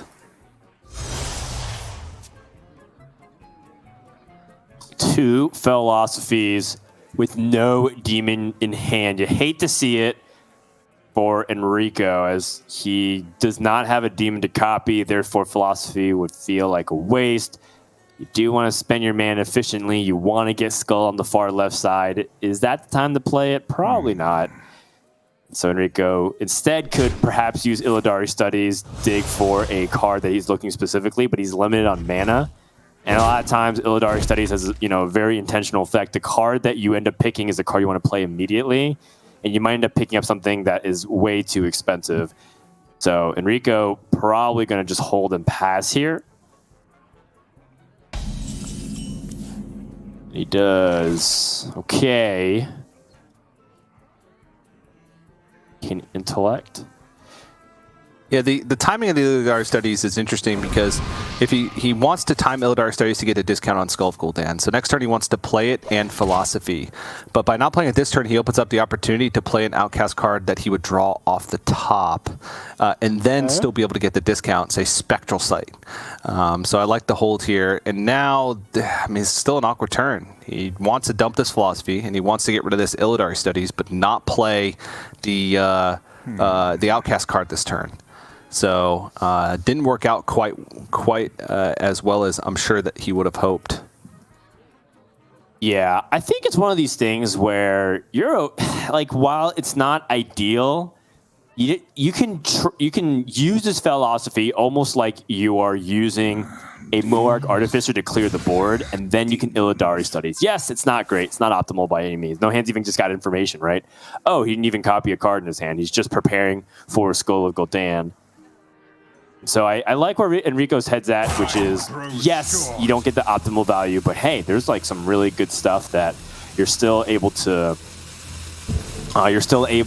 try and do, right, by enabling your decks with Skull of Gul'dan and getting those discounts. That's more important ultimately than a third or fourth Moarg Artificer.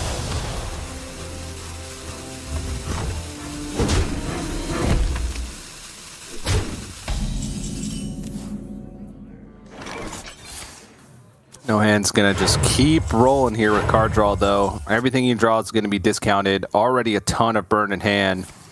Most likely just coin a Pexis Blast here, try and get on the board.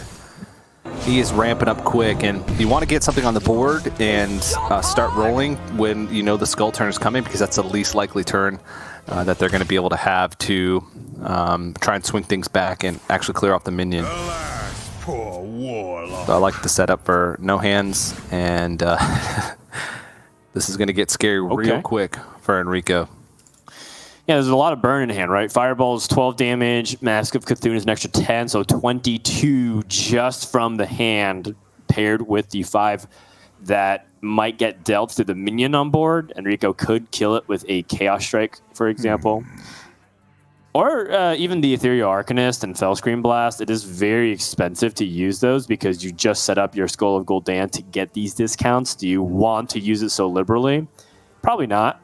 But at the same time, Enrico is aware that with Incanter's Flow and a bunch of card draw and taking too much damage, might end up receiving, or rather inviting No Hands just try to burn him out. And because he's drawn a good amount of cards, right? Enrico's drawn pretty much every single turn he possibly could have, and he's pretty much even with No Hands, despite having just played Skull of Gul'dan, just to go show you how much No Hands has been drawing himself. Okay. Yeah.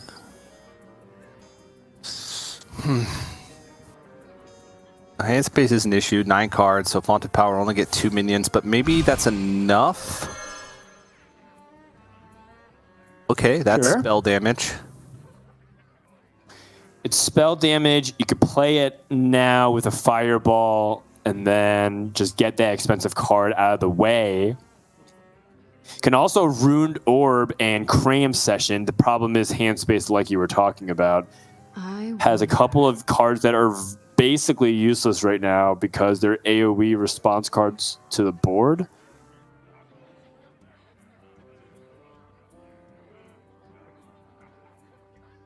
What else is he thinking of? Is he getting creative and saying, what if I just draw with 1 Cram Session instead of 2? He is. This is very interesting, and that's largely a nod to the fact that his hand size is kind of an issue. Oh my. I mean, it's getting even tougher, right? Because he's trying to get a mix here of like damage, trying to acquire resources in hand, and also discounting the rest of his deck. But he's lacking card draw. But he's going into what he thinks will be a relatively clear board and has a mask set up for the next turn. Honestly, damage next turn with Solarian. Doesn't have another discounted Fireball, so won't be able to go for that. But it looks like he's in a pretty good position, all things considered. However, Enrico picks up the Il'gynoth, and he has spell damage in hand as well as a Fellscream Blast. So he's effectively a Moarg away from having enough damage in hand to kill. Very close. Yeah, he's very close, and I like that he hasn't played the Solarian because we do talk about the fact that your opponent has cards to try to react to the board. That goes the other way, too. Demon Hunter wants to do this too maze. They need to play things like I-Beam and Fellscream Blast, ideally on their opponent's minions. If they use it on their own, they're trying to go for a kill. And so No Hands Gamer is giving fewer plays for Enrico, who also kind of struggles with some hand space issues. So this is very interesting back and forth dynamic here. Enrico not going to play minion, not playing either of the proactive threats that he could potentially start placing. And the burn is starting to add up. So next turn on 7, Fireball plus Apex's Blast is 11 damage from hand. And Mask of Cthulhu is 10 right now. I mean, that's a 2-turn lethal setup here for No Hands Gamer. And Enrico has to find a way to stabilize his life total without just throwing away his combo unnecessarily and backing himself into a corner. Yeah, this is tough. I like the mask. Ooh. Ooh. It's not enough. Wait, with the weapon swing? Because he gets the full value, so it'd be +1 spell damage doubled, so it'd be 4. No, it's not enough. Yeah, he does have the ability to philosophy finally and copy something. But yeah, it's a little bit awkward. Surprising amount of minions in the hand. This deck is mainly spells with a few minions that help a boost to spells, but Enrico mainly just has minions to play here. Quite unfortunate. Yeah. I grow impatient. It's actually 1 mana off being able to kill because the Blood Mage Thalnos alongside the Ethereal Og Merchant would be enough spell damage because that'd be 18 with just the 1 Fellscream Blast plus 4 from the weapon and then the Lifesteal effect. So that'd be exactly 22. 1 mana off. Oh, wait, so had he played Raging Fell Screamer? Had he played Raging Fell Screamer, it would have been lethal, yes. No way, that's so close. Oh, that's if Enrico goes back and watches the game, he will be haunted by it. I mean, he probably knows it as well, right? Like, he has identified, like, oh my gosh, I actually drew the Moarg. I almost had lethal. My Draki Wardblade was set up. I had Il'gynoth in hand.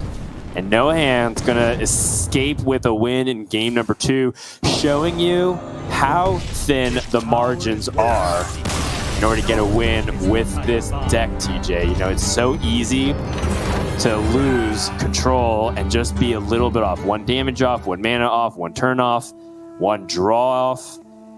Brutal stuff for Enrico, who looks very good up until the sequence where No Hands Gamer was burning. And the game plan was very clear, right? Like, No Hands telegraphed what he wanted to do starting from turn 5. So Enrico knew exactly what was coming, and yet couldn't stop that, which is got to be heartbreaking. And you could tell, just like you said, how close that matchup can be, right? Because No Hands was faced with some difficult choices. If he doesn't play that second Incanter's Flow and instead tries to maybe push a little bit more in damage, then he doesn't have the mana to be able to play Pegasus plus Fireball in that last turn. It might have lacked some damage in the long run because all Enrico needed was that single turn. And that's given his line of not finding a way to fit in Raging Fell Scream, which you can't really blame for because he didn't have Moarg in hand and didn't really have a meaningful way to cycle further in his deck as well. So rough game, but the Rogue remains for No Hands Gamer, and Rogue does have some weak points.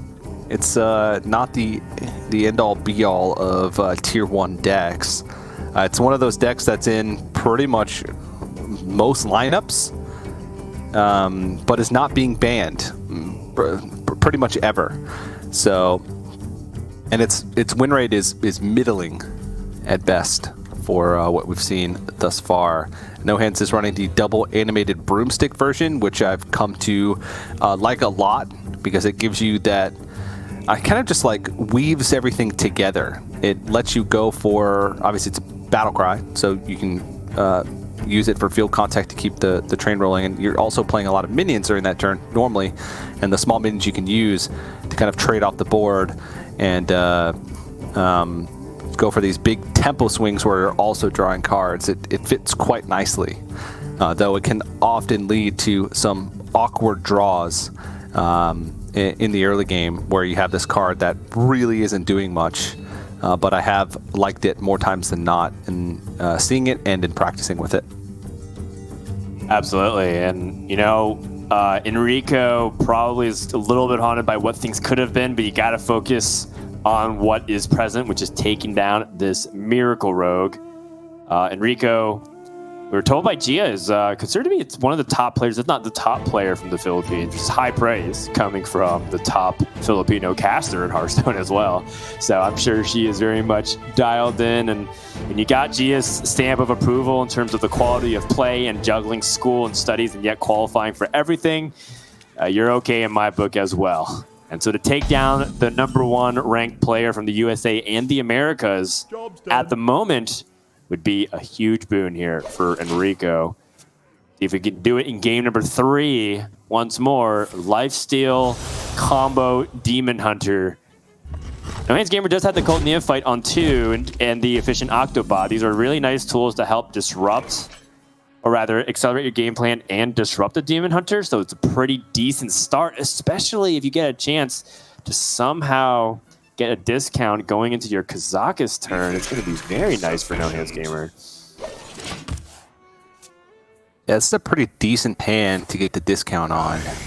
It's just a lot of the times Demon Hunter's not going to let you. You usually have to do it yourself, but there it is. That's a way to do it yourself. So, yeah. So here's like the interesting thing, right? Which is, you said Demon Hunter won't let you. If you play the Guardian Arg Merchant, are you playing Cult Neophyte and trying to tempo from this point forward? Or are you trying to, you know, hero power, take it a little bit slow, save Cult Neophyte for a more opportune moment, then use field contact and Cult Neophyte to draw a bunch? And it seems like No Hands is favoring the latter. Those were the two main lines And this one makes a lot more sense to me because, you know, with Miracle Rogue, you really want to keep every turn as smooth as possible, but also you want to power load them, right? Like really make it feel like every turn is another level of difficulty for your opponent to clear the board. So this is some really good setup here from No Hands, and Enrico has to play the Adraki Warblades and prepare for the worst here. And doesn't swing because he knows that he does have Immolation Aura to kind of go for a wide board, and that's what he's kind of afraid of with this type of start is field contact. But No Hands going with the Kazakis instead because with the Swindle draw next turn, you can go field contact, Swindle, Cult Neophyte, and then like Shadow Step, Cult Neophyte. Something along those lines to build a big board, draw a bunch of cards, and block the ability for Enrico to remove everything. And picks up 1 mana Golem. I guess that's also just more flexibility with field contact. I didn't really see what he chose, but I'm really just going for cycle and just the ability to kind of play that out and not have a 5-cost Golem stuck in hand.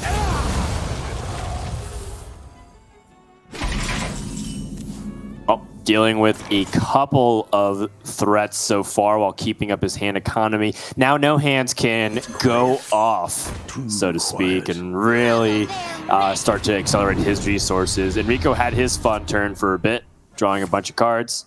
Now he can do the same. The Shadow Step on the Cult Neophyte, making it extra painful to play anything, going into a turn where he knows that if Enrico is setting up for a Coin Skull or Gul'dan, it hurts extra bad.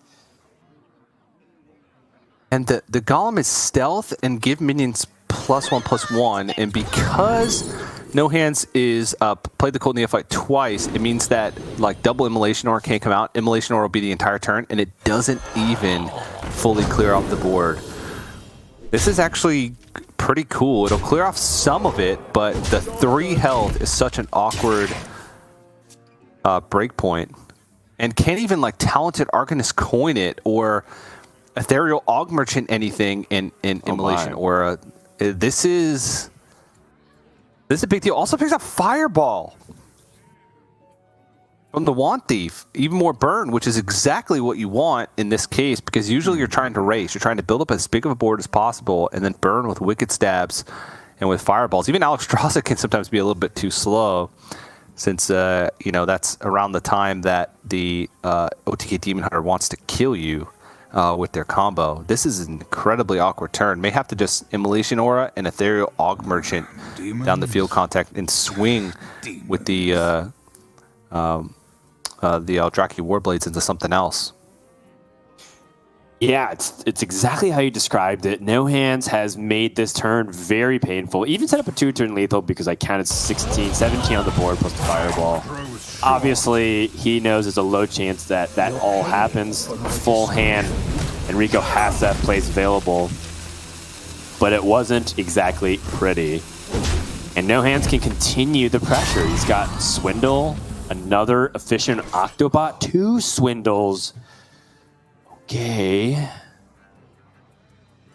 Can activate can activate his own efficient Octobot as well with the Prize Plunder, which makes his hand incredibly cheap. 2 1-mana Swindles. Initiating overdrive. Oh, geez. Okay. More card draw. I mean, at this point, No Hands is going to deck out before Enrico. And Enrico's a deck that's built upon like half his deck being card draw. Yeah. Like it. Ticketmaster, maximum pressure. Sure, he could go for more card draw at this moment, but, you know, threatening lethal is really important. As a setup, Enrico has a second Immolation Aura and another Skull of Gul'dan drawn off the top. But is it time, TJ?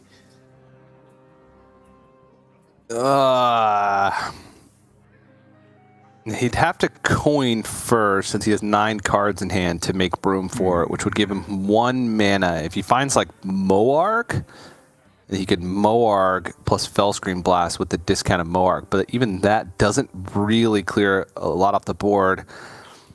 Something that is not looked at very often, but No Hands has managed to actually have pretty good positioning against Fellscream Blast. Like the health is awkward. The 2 1 health minions are, on kind of these opposite ends to make it awkward for Fellscream Blast to really do much. Time grows short. All right, well, feels like he's in a bad enough spot where he has to risk it for the biscuit. Could pick up some really powerful things. Yeah, you're right. Time is a factor, especially when you're playing on international ping. Needs to go kind of quick. The rope's burning out, TJ. This is looking really bad here for Enrico. I am scared just if he's getting this attack off in time. He did get it off, so 19 is the count. 2, 4, 5, 6, 7, plus 4, 11, plus 6 is 17, 18 through the hero power. I think he's 1 off, but there are ways for No Hands to get that extra damage. Yeah, could swindle first and hits Wicked Stab, it's lethal. If he doesn't hit it, he still has mana to Secret Passage and then hit Wicked Stab. So multiple outs for Wicked Stab. So I think Fireball Swindle is up first. There it is. There it is. Just able to get there. And the OTK Lifesteal Demon Hunter drops another game. Really difficult spot for Enrico. No Hands executing very well, understanding the strengths and more importantly, the weaknesses of the deck, showing you why he is currently ranked #1 because not only is he great at executing game plan, his play is very tight and clean from both perspectives, maximizing his output, minimizing what his opponent can do. I mean, this guy is he's #1 ranked for a reason, and he is going to be the player to watch moving forward, heading into playoffs in just a few short weeks, TJ. And right now, he is 6-1 going into round number 8. Ridiculous. Incredibly impressive. And, just his work ethic, right? I mentioned it earlier, but because he's so high up in the standings, there's not really a threat for him to get relegated from Grandmasters. And he's putting in the work and the prep and doing well in this Masters Tour just because he wants to keep proving himself and keep winning Hearthstone tournaments, right? Obviously, the money is a huge bonus, especially No Hands doing this full time now. But he really just wants to prove that he is the best, and right now he's making a good case for it, at least for the Americas. Going to be interesting to see if he can qualify for a World Championship. How he's going to stack up against the rest of the world, Dan. Because I don't know. Even though Luna has put up some good fights, 3 World Championship appearances, I feel like it's been a while since we've had Americas seem like they send a truly dominant representation to the World Championship. I'm looking out for it. Yeah, I think that No Hands is going to be that player to watch moving forward. He is part of that new wave of Americas after we had that retirement from the old guard. And it's going to be exciting to see who else will potentially be joining him.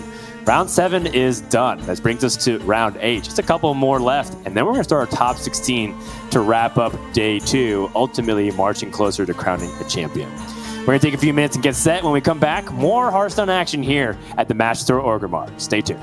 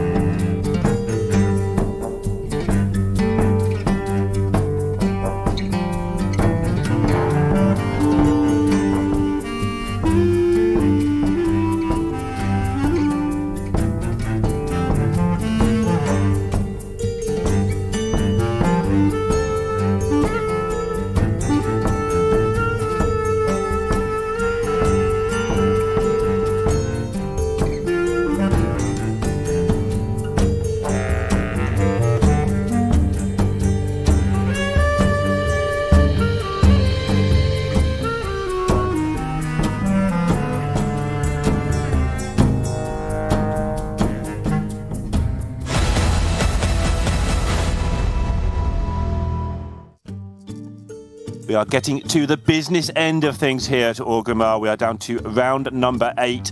The number of players who can get to that top 16 is thinning out. But we are still going to go on. We've got a couple more rounds to go before we find out who they are. And with me, once again, is Gia. Gia, how are you now? Honestly, Lorinda, a little bit sad to see Enrico down 0-3 when I believe he is a very good player. And the 5-1 score before that series definitely proves it. But I've got to move on now because we have another banger of a series coming up. It's between Truby and X-Blizes. Yep, and I have to admit, I know very little about Truby. I went to their Twitter just to check, and full-time Hearthstone player, but I think it's his first Masters Tour event, so I've got no stats unless it's a name change or anything. So he's going to be excited to be here, probably first time on stream, I should imagine, as well. Again, if anybody knows differently, feel free to drop me a message and I will sort that out for later on. But Blaze, we know a lot about you. Absolutely. Just having the unparalleled run, back-to-back Masters Tour wins, and of course making it to European Grandmasters after that and having quite a consistent performance there. Also known for his incredible speed of play. But if it is true that Truby is already on such a great score on his very first Masters Tour, that's amazing. My first MT, I think I went very barely over 50% win rate, and my second MT, I dropped out 0-3. I think my first MT... Anyway, moving swiftly on, I think we should continue the discussion. Truby has brought a similar lineup to the one that Baby Bear brought yesterday with the Clown Druid and the Priest target in general. Of course, if you're going that route, you better win with your Mage against the Priest because that is not necessarily the straightforward matchup. Yes, and it's not only the Clown Druid that's a bit of an unusual bring. Truby also has the Spell Damage Mage, which we just saw a while ago. Some of the players rocking the still not heavy on minion package because it only does have minions with spell damage on them plus Mancrick and One Thief to make sure that you can still get the full value from refreshing Spring Water as often as possible. I do like the look of this deck when it all comes together, but I'm worried about consistency because, again, having the not guaranteed refreshing Spring Water does not feel great, especially when you are scrambling to find the outs. I kind of treat the deck as like the secret rogue to the miracle rogue, and that when it truly hits the nuts, it is nigh on unstoppable, but consistency issues can trip you up here and there. Yeah, absolutely. And in fact, I was watching the last match back at the same time as watching the live feed as well. And somebody in chat was saying, oh, Lorinda can't have seen Spell Damage Mage played correctly because I'm not a big fan of the deck. But what you just said there, when it does its thing, okay, I agree. Egwin, really, really good card. But sometimes the deck is just a little bit flat and not really coordinated. So I'm willing to take the criticism, but I'm going to stand by the fact I don't like it. And straight away, Blaze has queued the Priest, so it might be the deciding match or the deciding game of the match right now. And already I have to think about, would I rather be the regular spell mage or the spell damage mage if I were to face off against Priest? And if it's this particular Priest from Blaze that does have double Orgrimmar in there, I guess it is a welcome sight that you have a couple minions and other ways to fight back that don't necessarily involve spells. But of course, when you are running minions in the deck, you have to cut the Apexis Blast. That is the key card that this spell damage mage from Truby is lacking. And that is a very important way to swing back onto the board because Priest can pretty consistently get some board presence. So I do think the mage has the tools, but again, I find that the true power of the deck is unlocked only if you can get a cram session for at least 3 draws. Yeah, absolutely. That Orgrimmar is going to be a big deal. A lot of people cutting out the top end of Priest today because oddly, most of the people who are bringing Priest are banning Priest. So you don't need the Cthulhu, you don't need the Yogg, you don't need the Asura, whatever was the top end. Instead, you need to deal with these faster things. If he can get the win here, he doesn't have to run the Priest into the Clown Druid, which is a big deal because that is not a fun matchup for the Priest. It's not unwinnable at all. It's not as bad as Warlock, but it is a not fun matchup to play. Absolutely. And already Incanter's Flow looks like a very obvious keep here. I just wonder about whether you already feel confident because you're running so many spell damage minions that Truby should keep the Cram Session. I don't necessarily think so though, because when you do keep Incanter's Flow, that's kind of like one slot earmarked in your hand that is not a lab partner, not an Imprisoned Phoenix, which you absolutely do need to really get the deck going quickly. Looks like he kept all three of them. Wow. Definitely a case for not keeping the Wand Thief as well. But hey, this now makes more sense. If you know you're drawing a lab partner on turn 1, everything makes sense.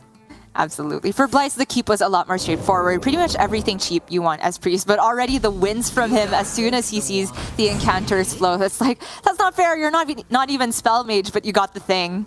And for Truby there, I like that he did not play Lab Partner on turn 1 because there's a chance that gets Holy Smited, and he absolutely wants to save that to pair with the Cram Session. And I expect that to be the play here because the Refreshing Spring Water, he doesn't even have the full 4 empty mana crystals to pay off with it, so that can get more value later on. Obviously, Truby must, if it is one of the few times he's been on stream, must avoid the trap of playing at Blythe's speed. Nobody should play at Blythe's speed unless they're used to it. You will start to second guess yourself and do things wrong. If you're a naturally fast player, fine, but it's so easy when your opponent's blasting out moves really fast to copy them. It's like a human instinct you have to fight.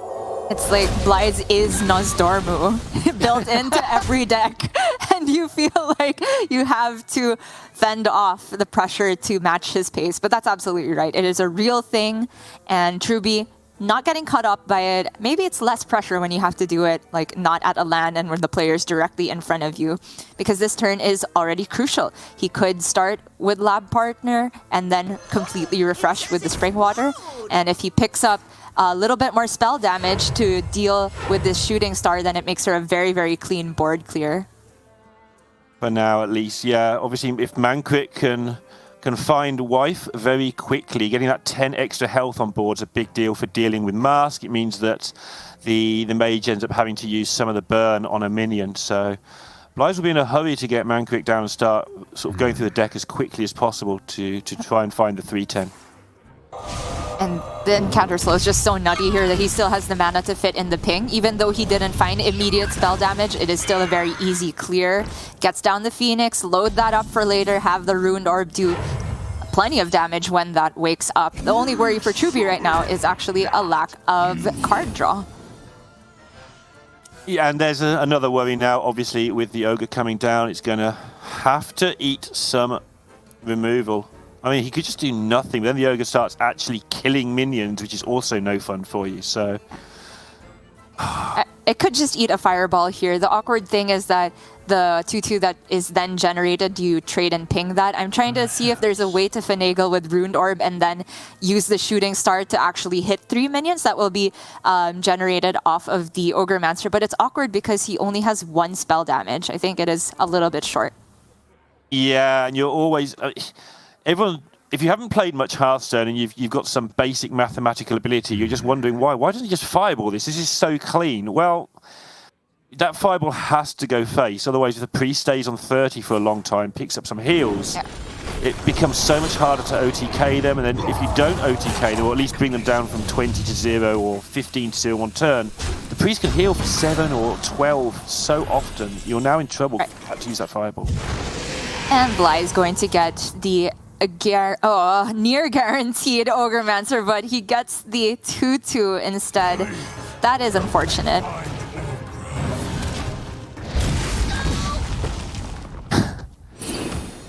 But not in a bad spot. Truby needs another Cram Session stat. And that's not ideal at all. Not gonna lie, Lorinda, I was thinking about Shooting Star Mask there and just follow up with another Mask, but it doesn't feel like that gets there against Priest if you have no minion presence but the Phoenix, because they simply have to clear that and then stick an Apotheosis minion, and then you're very sad. But Truby has picked up another piece of burn here, which I fully expect will just be shipped to the face. Okay. Maybe not then. he's pinging, which means that the burn down plan is a whole turn slower, but his top deck quality is a lot higher on average. It's really hard to time these things. And already you can see by not doing it, he's gained an additional 1 point of damage because the renew plus the heal would be 5. But there's only 4 healing available to be healed for Blythe. So effectively done an extra point of damage if you look at it in that kind of strange, convoluted way that I look at things. I mean, that is one way of looking at it, but every turn I also feel that you leave the Phoenix up and don't play a spell as a potential turn that you missed out on some spell damage. It's a lot of different iterations, but this turn looks very simple. The most expensive Mask of Cthulhu can get played for casual 12 damage, and Truby just has a couple more turns for the lethal setup. Yep, but Blythe just rips the renew. There's Holy Nova in hand, there's healing available. He would really love Xyrella right now to actually get this over with, but as it is, go for the Scorpion, try to find Desperate Prayer, which he does. And the rally can also just put a lot of health on board to kind of try and eat up second Mask if he's worried about that. However, with double prayer, I think it makes a lot more sense just to clear the Phoenix at that point. And then he can rally a bit later, because this is a board where if Truby still just goes for Mask of Cthulhu, it's fine, because Blythe has more healing in hand, and then his board gets to stick. And then he can start trying to race Truby. Race is a strong term. He's just going to revive a couple 1 attack and 2 attack minions. That's fine, no. It's just extra health on the board. Obviously, he hasn't got the regular priest safety net of... We even saw Mage Scribe, but like normally Asira just sticks at 4-12, and that's the end of the game because your opponent can't get the 12 mask through. The masks have gone. But Blythe doesn't really have a big board available to him. He has got to survive much more than regular Priest, just because he tops out at Orgrimmar. Right, Blythe with the insta rally there. Not gonna lie, I was thinking about Idol of Yasharaj to actually set up a bona fide race, but we can see Blythe is prioritizing weaving in the hero power every single turn, maximizing the heal he can get, and these small minions on board feel actually quite annoying to Truby because Blythe has now seen both of the Masks of Cthulhu, so perfectly timed from Blythe there. Yeah, and you're scared to leave up the Sethek, but the way it's come out, he's got no real choice. I think you probably... Oh, he does actually kill it. Because that can generate so much extra healing. Yes. And if it's not healing, it's ways to kill you faster. Oh, the giant Ogremancer! That's gotta be game. Truby has a single Fireball and a single Ruined Orb left in his deck. We can already take a look. Mancrick, very far down. And Counterslow doing nothing. And yeah, this is the consistency issue that we were talking about with this deck. If you don't hit the giant Cram Session, a single Refreshing Spring Water just doesn't seem like enough. And absolutely nothing against Truby at all, but many people will not be sad to see Incantus Flow do nothing. I am definitely not one of those. I'll tell you what's bad though, beyond just most likely being out of this game for Truby, is he's most likely out of this year. Of course, the Nosdormu, I love it. For Blythe, we talked about how he is the human incarnation of this dragon. What a fitting way to set up a lethal. Do you happen to know if Blythe plays Battlegrounds? I want to see him play APM Pirates. Just there'll be arrows everywhere and pirates falling down the back of the sofa and off the table and all sorts of things. That would be a sight to behold. I'd have to put the video on 0.5 speed to even keep up on what's going on. Yeah, absolutely over here. And that's a really bad start for Truby because he does need that Clown Druid now to find a win against Not Priest. Blythe's currently 3 off lethal right now.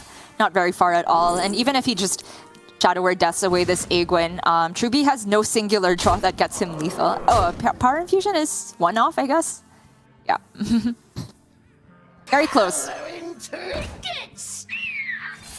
This is the thing, though. Subtle has to make this point, or Raven, between them have to make this point every week. Despite the fact he's playing ridiculously quickly in a 1 position and throwing cards around, he's still getting the little things right, like playing a Sethek before the Shadow Word Death, which doesn't even matter at this point. So it's not like he's just, throwing cards out there stupidly. He's getting them in the right order. It's just doing it incredibly quickly. It's always a sight to behold. And he's already won 2 of the first 10 Masters Tours, the first 9 Masters Tours. Yeah. He's in position to try and win another one, Gia. It's ridiculous. The consistency is just off the charts. I just find it ironic that the only moment we saw Blythe hesitate in that entire game was not in making a decision where he could possibly lose the game. It was when he had already won, and he's like, wait, how do I style on him the most? Oh wait, I better play this ethic. And what I loved the most was the 0 hesitation on picking Nozdormu. Yes, it was the biggest minion there, but it was also just so fitting. And the truly bad news here for Truby is that his lineup was built, at least as far as we can tell, to target this priest, and now it's gotten a very handy, easy win. As soon as Blythe had kind of outlasted that first wave of double Mask of Cthulhu and Truby did not hit the card draw, it looked completely easy. And now what does Truby do with Clown Druid? I don't even know what that deck beats if not Priest. Yeah, me neither, if I'm perfectly honest, and I haven't checked up because on difficult to play weird decks, then sample sizes are pretty small, relevant sample sizes are pretty small, so I'd rather try and make it up as we go than to quote you some number that doesn't make any real sense, to be honest. But it is going to be difficult, and he is going to queue it, so we're going to get to see it. And we saw Baby Bear yesterday get through with a similar lineup, and she seemed to do well against Not the Priest as well, so maybe it's not as bad as we think it is. That's fair. She did manage to take a win against Rush Warrior on this deck, if I recall. However, that deck has been banned away from Blythe's side, so that means Truby has to win with this either against Rogue or Mage.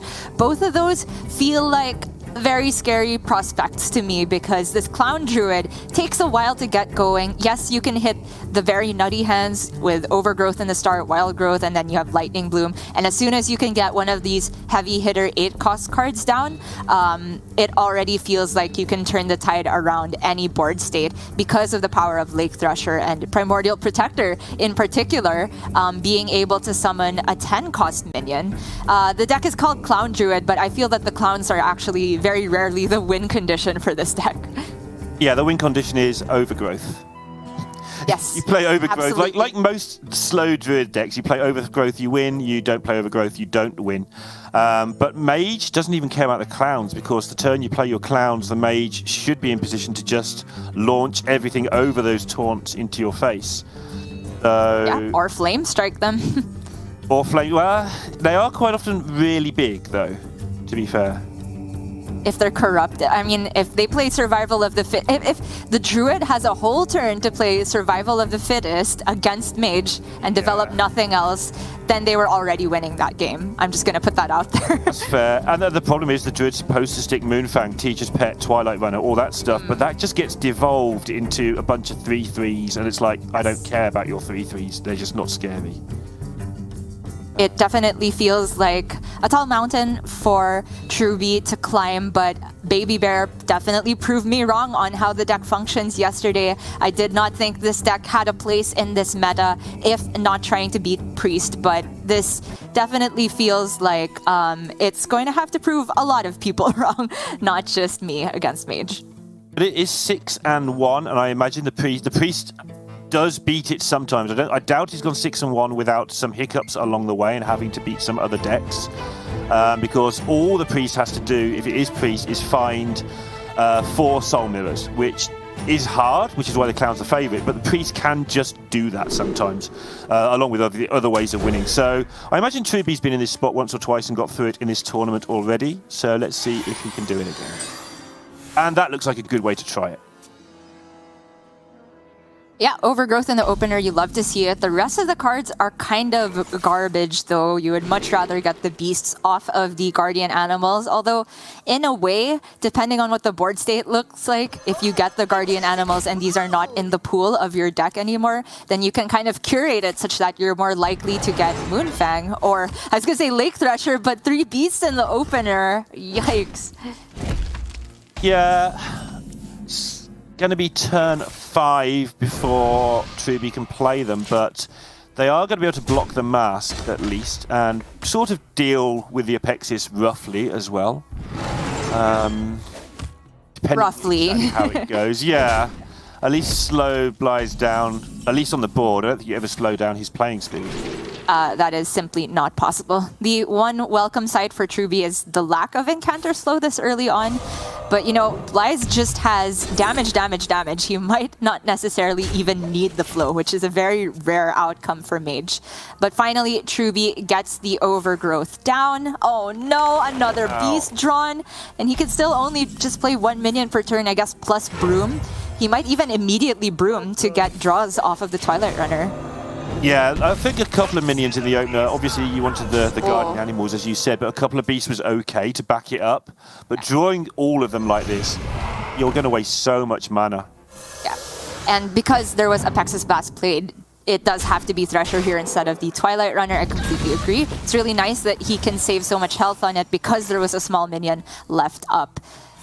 But for Blythe, just going to look for, I don't know, Netherwind Portal here? Counterspell is very big because he's coming up on 8 mana as well. You're trying to block Guardian Animals. I was trying to see where the mouse went, but he just pressed buttons, yeah. And Survival's getting close as well, so Counterspell can be as well. Oh, does Truby go for it? Are there any left? He has Moonfang and I believe the other Lake Fresher. Sure, I can go with that. But that's it. Yep. Okay, he tests first. I don't think it's a disaster to test here because he can still just play a Twilight Runner straight up. That seems fine. Mirror Entity is the scary one, so maybe you do just play Teacher's Pet instead because giving Mage Draw where they don't necessarily have it to begin with is also a very scary prospect. Absolutely, yeah. And you also want your worst one first. You don't want Devolving Missiles to ruin it. So yeah, you don't want the Mage to copy it. You don't want your stuff to get devolved. Yes. This is still more than you want to happen. The perfect 2 secrets. For Blythe, oh okay, I was looking at ping on the Broom first to try and get the Devolve to be more cooperative, and yeah, it has missed on the Teacher's Pet now. If he is not pinging first, I assume he wanted to allocate the mana for just Spellnose, but even now it feels like he still just has this 2 mana remaining and the Murloc on the board, so that did not feel like the greatest order to me. And the turn didn't end well either way. Yeah. The Devolves went against him, and the Teacher's Pet was pretty rude to him as well. So suddenly, Truby in position where he could actually win this game. Yeah. Maybe. Oh, that's a big deal. The Porcupine, if this lands one of its, or even both in a very lucky world, Death Rattles on the Moonfang, that means the Flame Strike that Blythe was trying to set up for next turn can actually clear the entire board. If it doesn't touch the Moonfang, though, then it will stick around after the Flame Strike. Still think it has to be Flame Strike, though. Yeah, and the 6/6 sticks around as well. And Blythe's definitely got an issue here. And if this Druid goes through, we're kind of back on levels in a way, with the Priest and the Druid kind of both getting out of there. Is this Druid just the nuts? Have I been underestimating it that much? I mean, you may have underestimated it slightly. It's an okay deck when it draws Overgrowth, which this did. Fair. Okay, this has to be the greatest mask ever. It has to kill both of the Twilight Runners. If even one sticks around, I guess not completely bad for Blythe, but it is looking really scary. He's just about to die after a couple hits. He is, but it's... Yeah, you want better than 3/0 drops in your hand, which is what Truby now has. Fair. He's even starting with the draw, which makes me think he's thinking about keeping the stealth completely, because I'm not sure what he would play immediately after just a Wild Growth that he wouldn't play like based off the Tiger attacking first. For example, if he drew Survival of the Fittest, he wouldn't be able to play that with Wild Growth. Moontouch Amulet, basically the perfect card there.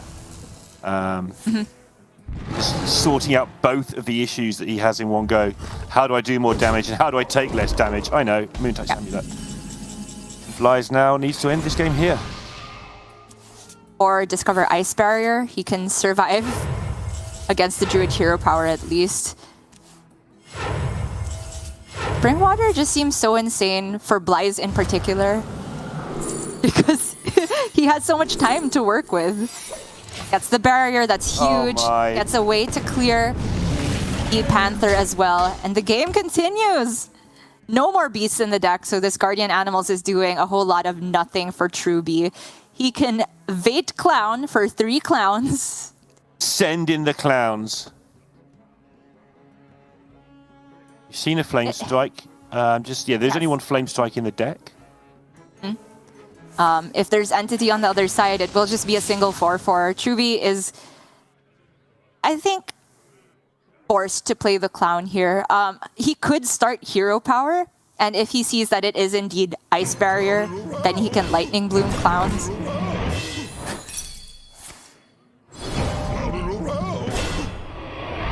Thing is, there's just no burst in this deck. It has to come from attack damage, so he has to get through the Ice Barrier. Oh, that is a big deal. That's the end of the Fiesta. The Shooting Star is for the complete clear with Combustion as well. This is not a board you want to devolve because they very likely will just get bigger if they are hit by missiles. Yep. Absolutely. So the Shooting Star Combustion is just so insane here. Gets to even Pavling Book down as well. I think Blythe is about to get that achievement about winning at 1 HP, except it's not in Battlegrounds. That's a fair point. Yeah. What's going on? I don't even know what he can get at this point.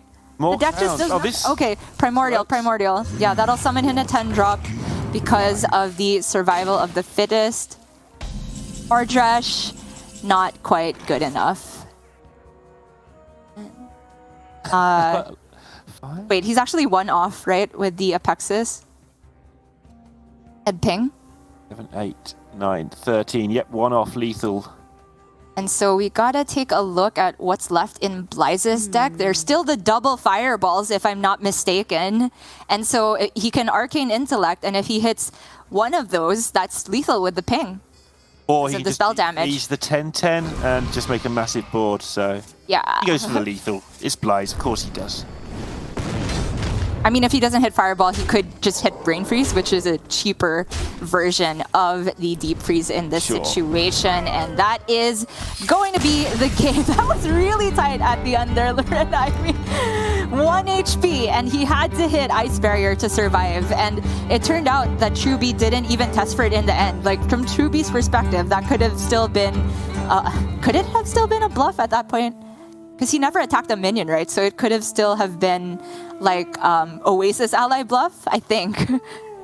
Yeah, possibly. I'm going to go with possibly on that one. I think you're right. But maybe he'd worked it out from the way the other two worked. But either way, 2-0 down. And it turns out that the Clown Druid couldn't even get it done with the Overgrowth start, which, you know...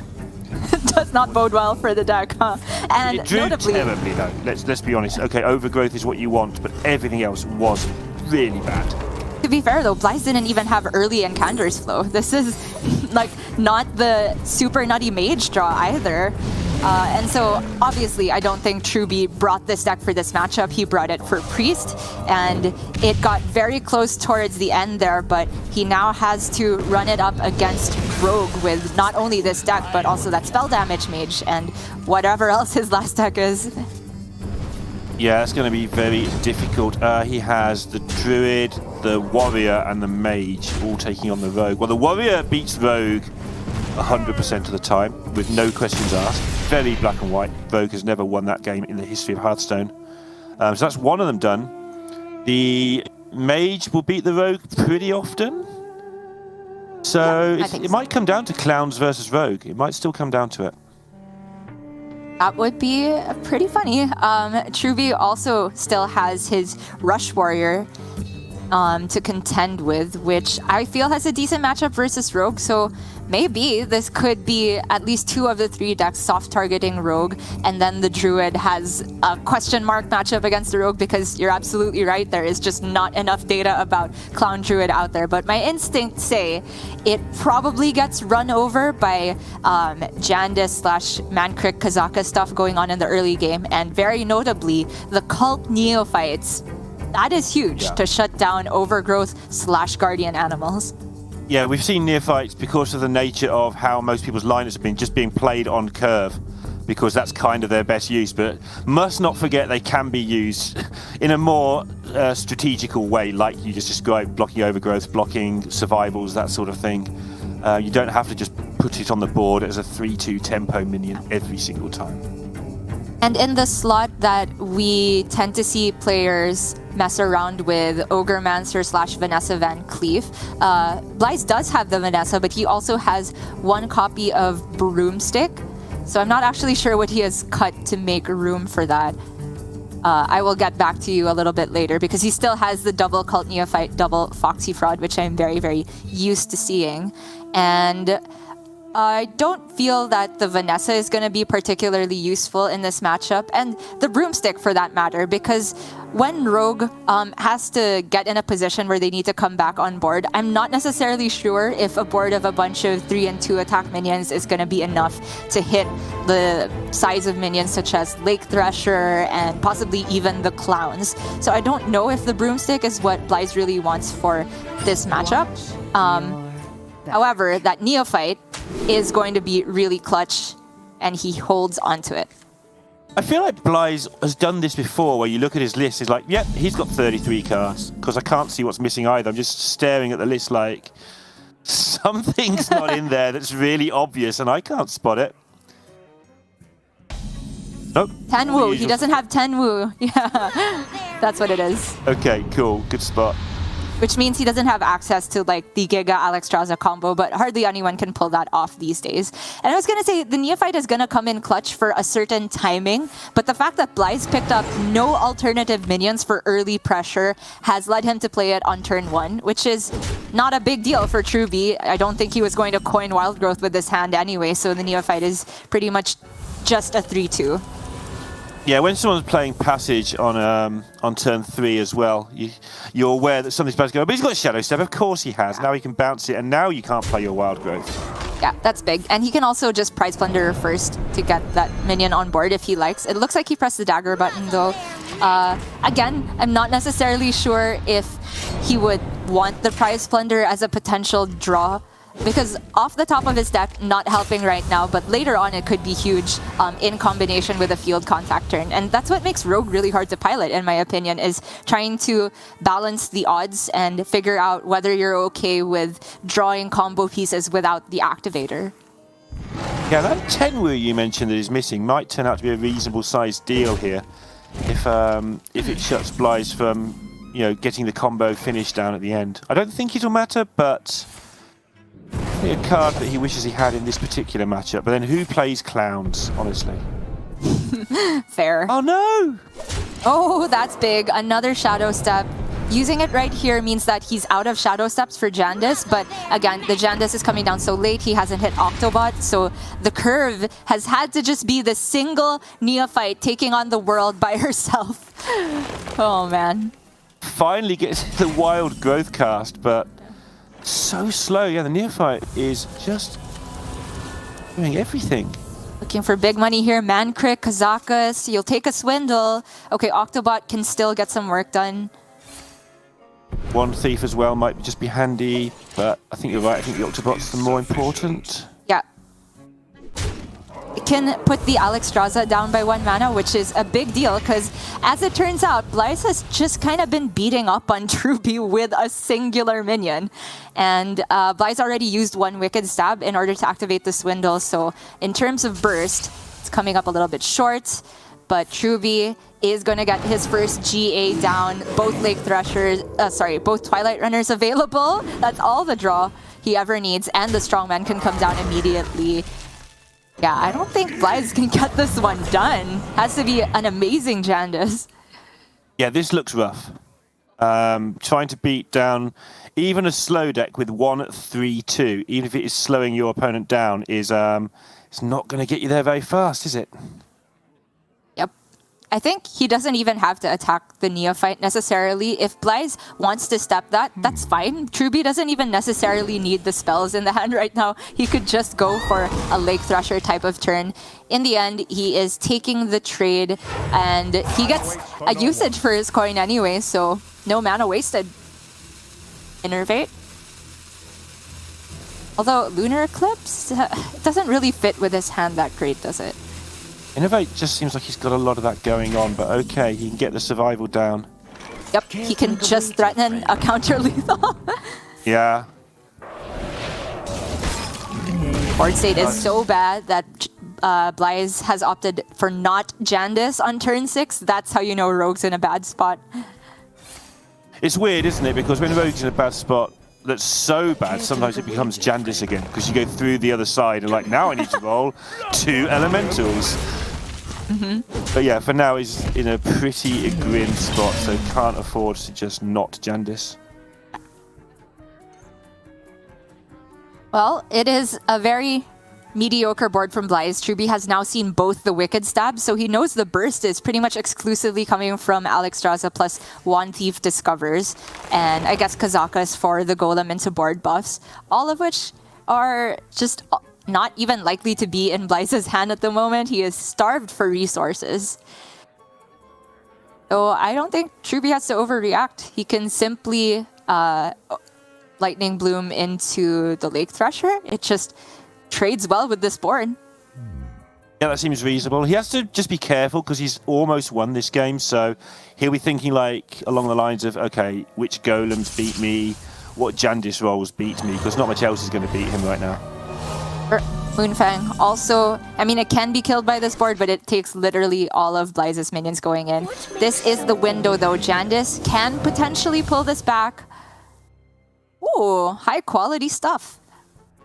What a surprise. Turns out 5 drops are ridiculous. Come on, Azure Drake. Come back. Puts the illusion on the golem as well. Sure. I don't think he wants all the totems. I find that the totems can actually mess with Rogue's board space if he does get a top deck activator for the field contact turn. You want to have as many places for room for Battlecry minions as possible. Didn't like that Moonfang last night. It felt like it was very slow. I also preferred the Lake Thresher because it could kill multiple minions at once. Right. And surprisingly, Blythe is very much back in this. Moon-touched Amulet gonna give Truby a little bit more breathing room. But is it enough? Because with Alex in hand and this big board, I'm a little bit confused as to why we're Moonfanging. Well, the Moonfang with the taunt is definitely a big deal because Blythe has to get through it the hard way with 3 trades or a dagger and 2 trades or some combination of brain freeze, that type of thing. But Truby, I think, is even considering sending the Moonfang that he currently has to the face, but I don't think it sets up any break for him to immediately win because he knows his taunted Moonfang is going to die next turn. I guess he's seen both passages. I'm just concerned that it's very easy to take down a Moonfang if you don't mind taking a bit of base damage with Rogue. Totem Goliath is so clutch. It gave him another 1/1, which means he can push another 3 damage to face with the Foxy Fraud. That's what he does, and now with Alex in hand, Feral Rage. He needs Broom. Truby needs Broom to clear the board. Is that even enough? I don't think it is. And then the Feral Rage to heal, it just doesn't get there. Blythe has done it. Blythe has done it with a near fight and a prayer.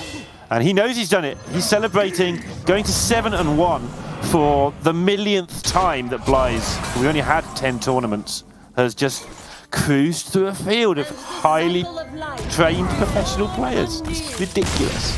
This was insane. It felt like Rogue was in a terrible spot that turn where he had to spend basically all of his resources, both the stabs, double secret passage, was it? To scramble to find a way to deal with the first couple minions from Truby. But maybe there was a turn, I have to go back and watch the VOD. There was one turning point for Truby where everything went a little bit wrong. I'm not sure if it's the turn where, the turn before he ended up playing the first Moonfang or the turn of the Moonfang itself. Because against this, double Twilight Runners, insane board presence, and all the resources in the world, even the free strongman,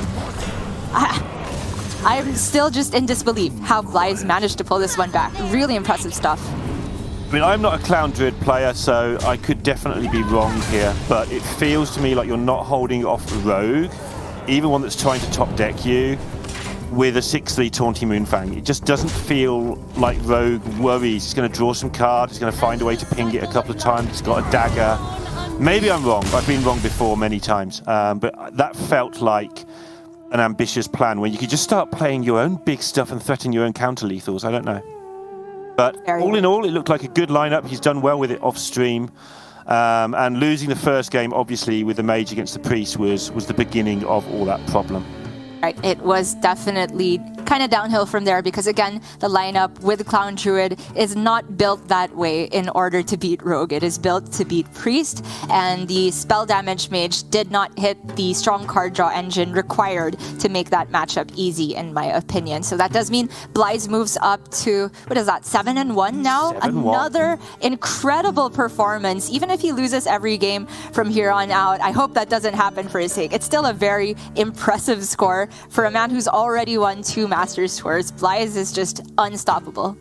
Seems that way. And predictably, after that match, there's a little bit of spare time between the end of the round and now. So we are going to bring you some more action from round number 8 after this break.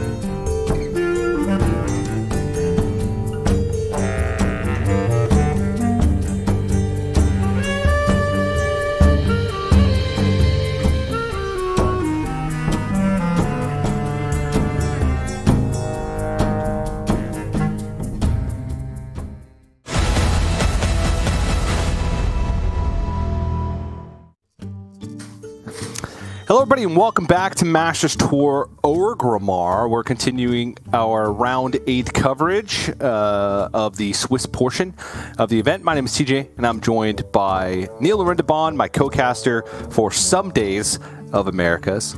Neil, how you feeling, man? I am feeling good. I'm very, very energetic today for some reason. I think, of course, we just watched Blythe just destroy somebody 3-0 in 20 seconds like he does. Those European casters have it so easy casting those games every week. Yes, they do. Well, they make up for it with the fact that, they have some of the fastest players around as well as some of the slowest players around. Oh, I was trying to get a dig in and you just grassed me up. Spoiled it. But we are going to be casting a European player of our own in Mizhel, and also Trunks, who we've seen a lot of in Hearthstone's history, I believe, TJ. That is right. Trunks has been around the block a few times, appearing at many seasonal championships, and especially in kind of 2017.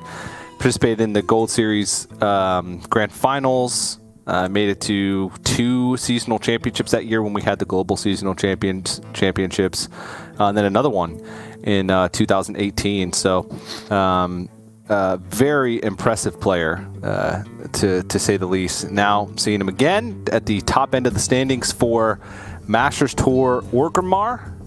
Love to see it. Yeah, and he was a player, I cast him a bit in the Gold Team Championship last year, playing for LP, as that's why their names start with LP in the Chinese scene. He's in a team with like Omega Zero and X-Hope and Valera, all people who kind of went missing from our radars in about 2018 in this scene, but they were still plodding along, sort of playing good decks well, even last year. So a definite mistake to write him off as a has-been. Yeah, that is the truth, and it goes to show you, or the fact that we're putting him on stream and he's doing quite well in the Masters Tour is even additional proof. Mm-hmm. He'll be coming up against Mizhel, who's a player from Russia, I believe, who's got a pretty interesting lineup himself. Both players kind of have an oddball out deck, whereas Trunks does not have Rogue. Instead, he has a more aggressive Paladin deck, whereas Mizhel has a Demon Hunter, OTK Demon Hunter, in the lineup. Priest ban on both sides, not a huge surprise given its spread of matchups. You have to have a pretty targeted strategy if you want to leave up Priest, and even then, as we saw in the last series, sometimes it can just sneak in a win. So we shall see how that's going to work out for both players, but Mizhel's going to play that OTK Demon Hunter, starting things off. Playing with the 4 spell damage, well, the 5 spell damage minions if you count Thalnos, which I do not because it's a draw card usually.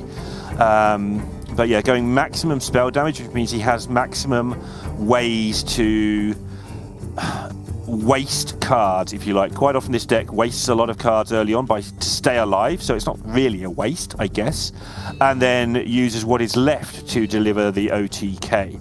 And the way he's built this, or the way he's using this version, is maximum redundancy. Yeah, that is a good way to put it. And the acrobatics I've found sort of tough to use effectively, because you usually have just such an incredibly full hand, and I feel like it's difficult to, well, one, it's basically just an arcane intellect, because you're almost never going to play both cards that you draw from acrobatics to draw the additional cards, and 2, 3 mana in order to draw 2 cards when you're looking at situations where you have full hands. It sometimes be tough to get the hand management down pat, but he actually likes that because he's dropped the spectral sights for it, which can often just get stuck as 2 mana draw 1. So he's decided that a bad 3 mana draw 2 is better than a 2 mana draw 1 that is often stuck in the middle of your hand somewhere. Yeah, that's fair enough. You tend to just cycle that card, right? Yeah, very true. Starting off, Mizhel, I like his keep. He kept their Aug Merchant and Skull. Even though Skull was in an outcast position, their Aug Merchant an easy card to dump. If he picked up another easy card to dump, he would have been cooking. But picked up Il'gynoth, which is pretty much the only card that you can't dump. Yes. Because it's the win condition. Literally every card in the deck, because of the redundancy of spell damage and combo pieces you can get out of your hands. That is very brutal, because that Skull is going to be isolated for some time. And the longer you have to wait against Spell Mage, the worse things become. And this is interesting. A coin just to brain freeze a 2-1 against OTK Demon Hunter. This is so Trunks can play one of these 2 drops next turn and not have it be contested. I like where his head's at. Yeah, absolutely. Also, the chip damage is surprisingly relevant in the Demon. If you get them down below 24, it makes your chance of killing so much higher. But this Il'gynoth, I can't stress enough what TJ just said about it's in the wrong place. The skull is so key to everything. It's not just the card draw. Oh dear! But it's the reductions that matter as much as the card draw, and you can't combo without the reductions very easily. And now he's just going to have to work from the right the whole game. It's going to be terrible. Yeah, this is going to be quite rough. He's going to have to pretty much just play every card on top. One thing he does have going for him is that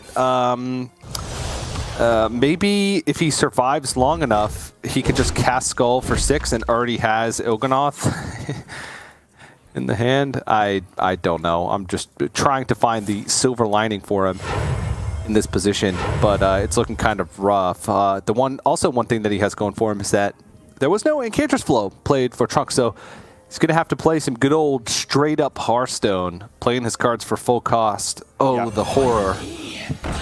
So what he could do is play the Skull for 6, that's kind of forced, into maybe an Illidari Studies, and then hit another Skull, and then he could outcast a Skull that way.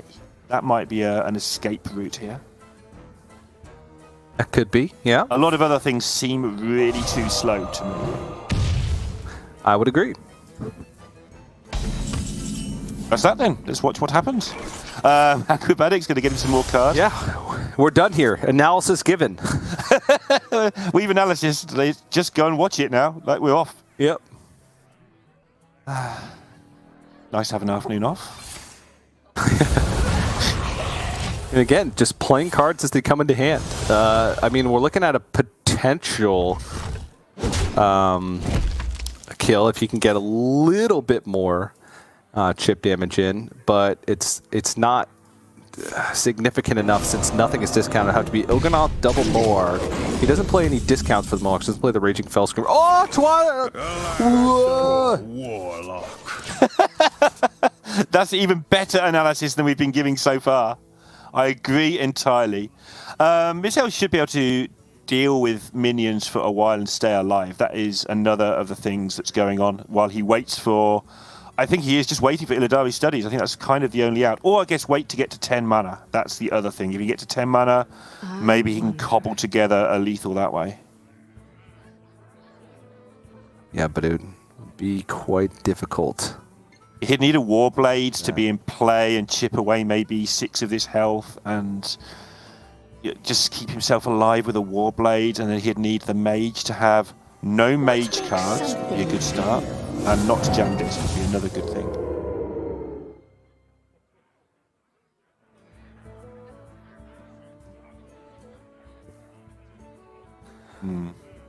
The stealth one, and this, it doesn't really matter in this case because the wide board clears are really going to be limited to Immolation Aura, in which case you'd actually prefer to have the higher health minion, though maybe protecting it from the hero power could be quite valuable. Trunks actually just couldn't attack there because he didn't want to overdraw particularly. It's one of the decks that does get through all of its cards, so didn't want to reveal the stealth, didn't want to overdraw.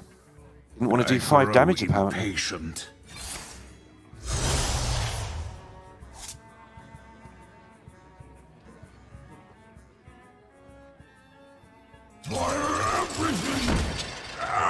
Which has allowed quite a lot to go on this turn. So forced to kind of have to remove some things here, but is making some headway, right? We talked about the possibility of doing a combo on turn 10, but it would have to involve, with no discounts, like double Fellscream Blast, right? Is Il'gynoth Moarg, double Fellscream, or Il'gynoth Bloodmage Thalnos Moarg, double Fellscream Blast, which is not a very promising prospect here. How about if he can draw the Warblades really quickly? You can get Moarg, Arcanist, I-Beam, unless that's both I-Beams gone now. He's definitely used at least one. For 20. He's at least one. He's used both I-Beams, actually. Okay, so that's unfortunate. Because that's a way of doing 20, if you can sneak some damage in.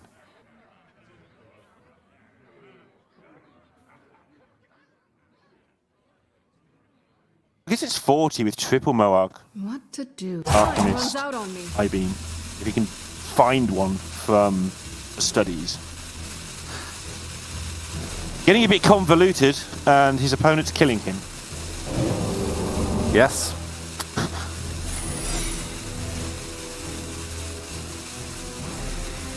I actually don't know what the play is. He still needs 2 more turns in order to be able to get this combo. The skull position was super awkward. Trunks does have burn in hand already, though it is full cost. We'll need to find a turn to mask and then fireball, so I think there's still some time. I feel like he could have just sculled on one of these turns, probably this one, where just to draw some cards. Maybe he's trying to make a bit of space and stay alive. I guess he's gaining quite a lot of health. I have so much in Tough. store for you. It's a tough deck when it's going your way, let alone when it's not going your way. Yeah. He's able to clear the board, though, holds on to the combo pieces that he needs to hold on to, and that's pretty much his hand. His hand is limited to those combo pieces. There's just no way... Yeah, there's just no way for him to outcast the skull. Yeah, he's going to have to just play it at some point. This might buy him the time to have a chance to play it, but I mean, Mask is going to destroy him. That's a good break for him, though. Means that Trunks now has to take care of this Moarg, because bad things definitely can happen if you leave that up. Yeah, well, it does take double the damage from the mask, but it'll still take 3 hits in order to kill it. So there's essentially 5 hits worth of health on the board for mask, which is only pushing 5 to face, which just doesn't seem worth it. Still no more burn picked up for Trunks. Still no Enchantress Flow picked up for Trunks.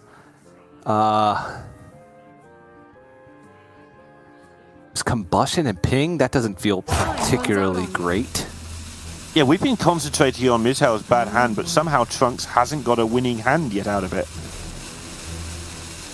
Yeah, which sometimes happens with Mage when they have to play straight up and they can't throw their removal spells into minions to try and dump their hand because OTK Demon Hunter's just not playing minions.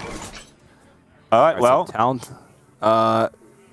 That is, he can play everything with 1 Moarg, so +2 spell damage. It's not quite enough, right? Because if he +2 spell damage, 3, it'd be doubled to 6, so it'd be 18 from the Fellscream Blast, and then he gets to push 2 from the Murloc, so it's 20 damage.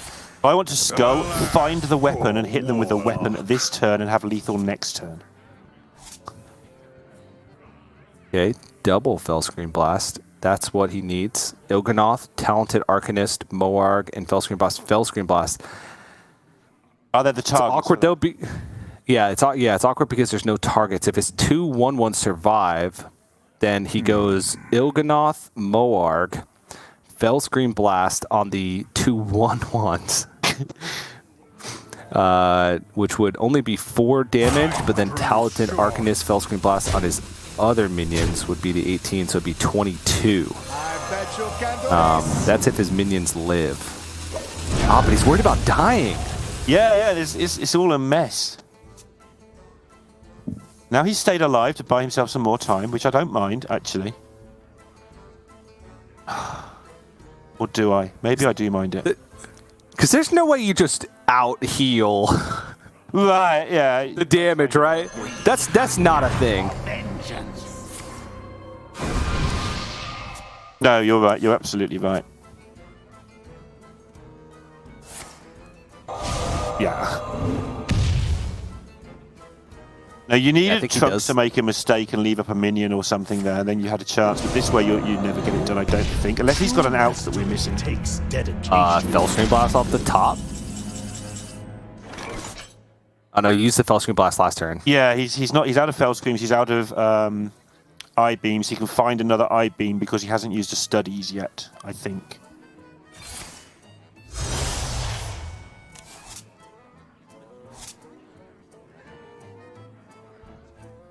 That's not it.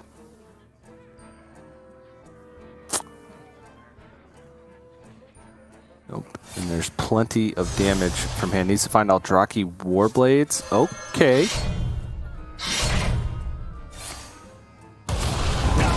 Then is it still enough? This is only a net 1 heal.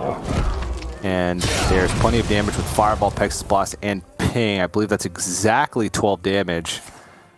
So it looks like Trunks is going to equalize the series here at 1-1. Oh yeah, there's Mask too. Fireball Mask. There's a discount on Fireball. Forgot about that. And I mean, that's the case of just sometimes the deck beats itself, right? I feel like that wasn't a terrible start for Misael. It just, the not being able to outcast the skulls, having Il'gynoth in the far left and then drawing skull after skull, so every card he had to play off the top, which was also card draw and card generation, was never able to get those discounted combo pieces. Had like lethal available if any of those pieces were discounted at multiple points in the game. It just didn't get there. And like you highlighted, he's not playing the one Fell Screamer, which is kind of the emergency button that a lot of people play. He's gone for a different emergency button, which is the spell damage, which allows him to put things on the board early. It allows him to do bigger heals without worrying about having to find more spell damage later. But against that, it means that it's a little bit harder to combo when you get those horrible Il'gynoth on the left draws. And they're not that common, but when it happens, you're scrambling all the way. But I did feel here, when you highlighted this heal, his best chance was to just hope he didn't die next turn and try and get lucky for a lethal out of the blue with the double Fell Scream and the triple Moab. Yep, but didn't work out at the end of the day. Was not able to just move quick enough, even without a discounted deck from Trunks, to find the lethal. But he did the best with what he could, I suppose. That one's just incredibly difficult to try and muster up.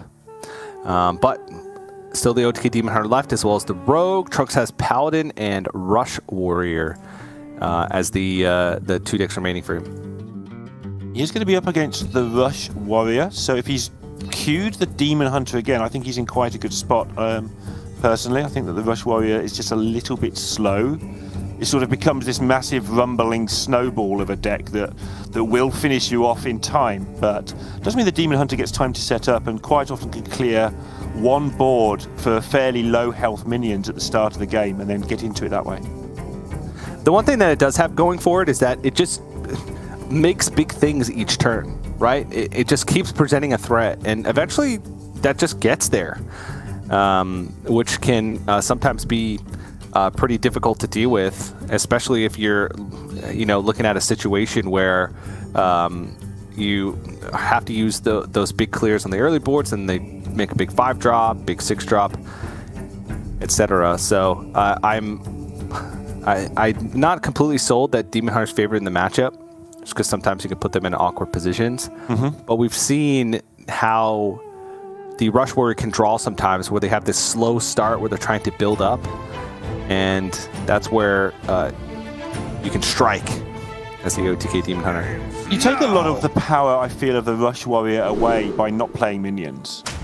It's like, I've got all these minions that trade, and suddenly you've just got these minions that you put on the board, and that's worth like an extra turn in its own right, because it's not Charge Warrior for a reason. Imagine how silly that would be. Yeah, that'd be broken. That'd be nutty. Oh, he's going to draw some cards this time, and he would dearly like to draw the good cards before the Il'gynoth. That's kind of important right now. Santa's just straight up card draw. Added benefit of being able to maybe use the Chaos Strikes to clear off some early boards. Meanwhile, from Trunks' perspective, these aren't the big things that you're looking for. These are the reactive things that you want, especially Alex Strauss in the opening hand. Blade Master Samuro is not really going to get anything going as well. Yeah, the bumper car's fantastic trading material, but terrible beatdown material. In fact, the whole hand is kind of that way. So Misael should be in a good spot here with his card draw to start drawing into combo pieces and get it done. Oh man, the stage dive after using athletic studies, which means there's not a great way to. I love how we get to sit here and laugh at people's misfortune all day. It's great. I know, just use it. Sure. Just do it. That buff could be a pretty big deal, though. That's the only issue. So you're weighing up, do you want a buffed minion or do you want to just do something next turn? It's quite a close call actually, you're right, because buffed minions are rather tasty.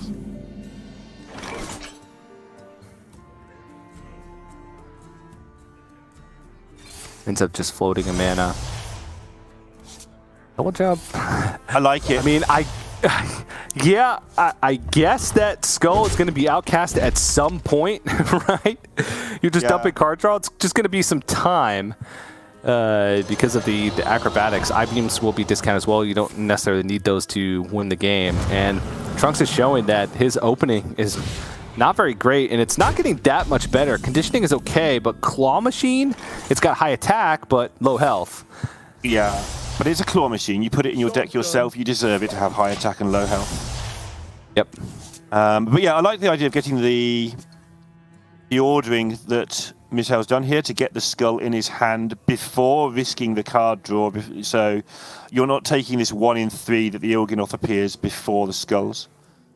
Yeah. Gave himself much better odds, especially as he already had the I-beams, so hitting the skull was quite likely. I wonder. Okay, Makara, finally a card that does something.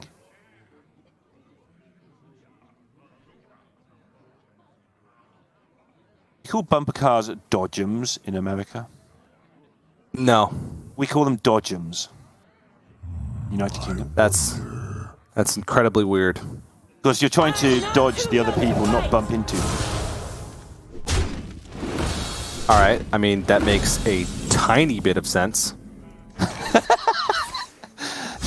The whole idea of it is to not hit the other people, although I don't know anyone who's ever actually driven them that way. Everyone actually obviously just actively tries to hit each other because that's the fun. But yeah, that's the difference. Yeah, they're called bumper cars, not bump 'em cars. Not bump 'em cars. New name.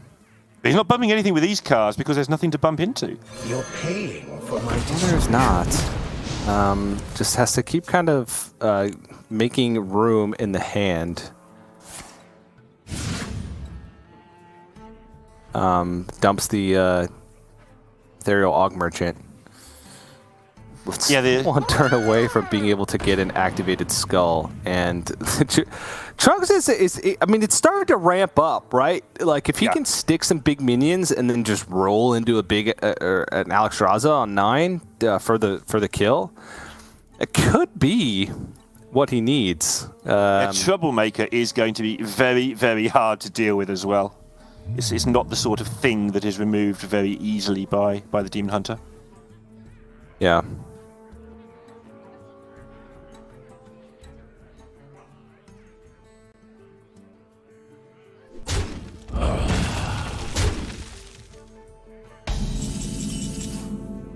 Okay.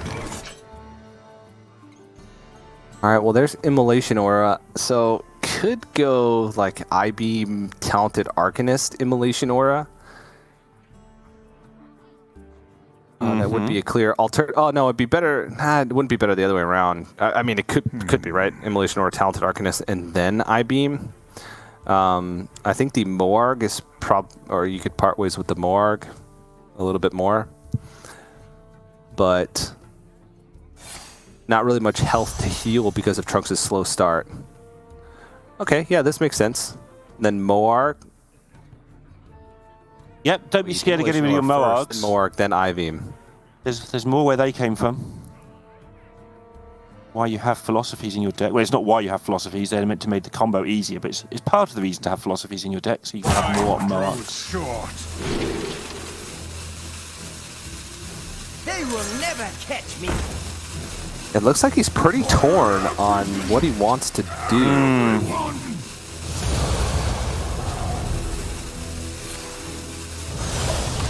Yeah, this felt messy, although looking at it, I can't instantly tell you why it was messy, but it just looked a little bit unplanned. So he was very hesitant to use his immolation aura. I think that was the biggest reason. He was trying to find some way to not have to use immolation aura. So that way he could have some type of backup plan in case the board got out of control one more time before it was time for him to draw cards, right? Next turn he's going to Skull, and then he wants to be able to have one full turn. But honestly, it looks like the way his hand is, he's only got 11 cards left in the deck. Skull could pick up just the cards to win. There's Il'gynoth. Ooh. Throglaive, Philosophy. So, still a Fellscream Blast short. This build feels like it's hedging quite heavily with the Throglaive in as well. Kind of like having my Demon Hunter lineup to just be all-in combo stuff, and if they hit me, and ban the things they're trying to kill. Demons. Yeah. I guess in a tournament, you have to be a little bit more careful than that. Just going to use both copies of Throglaive here.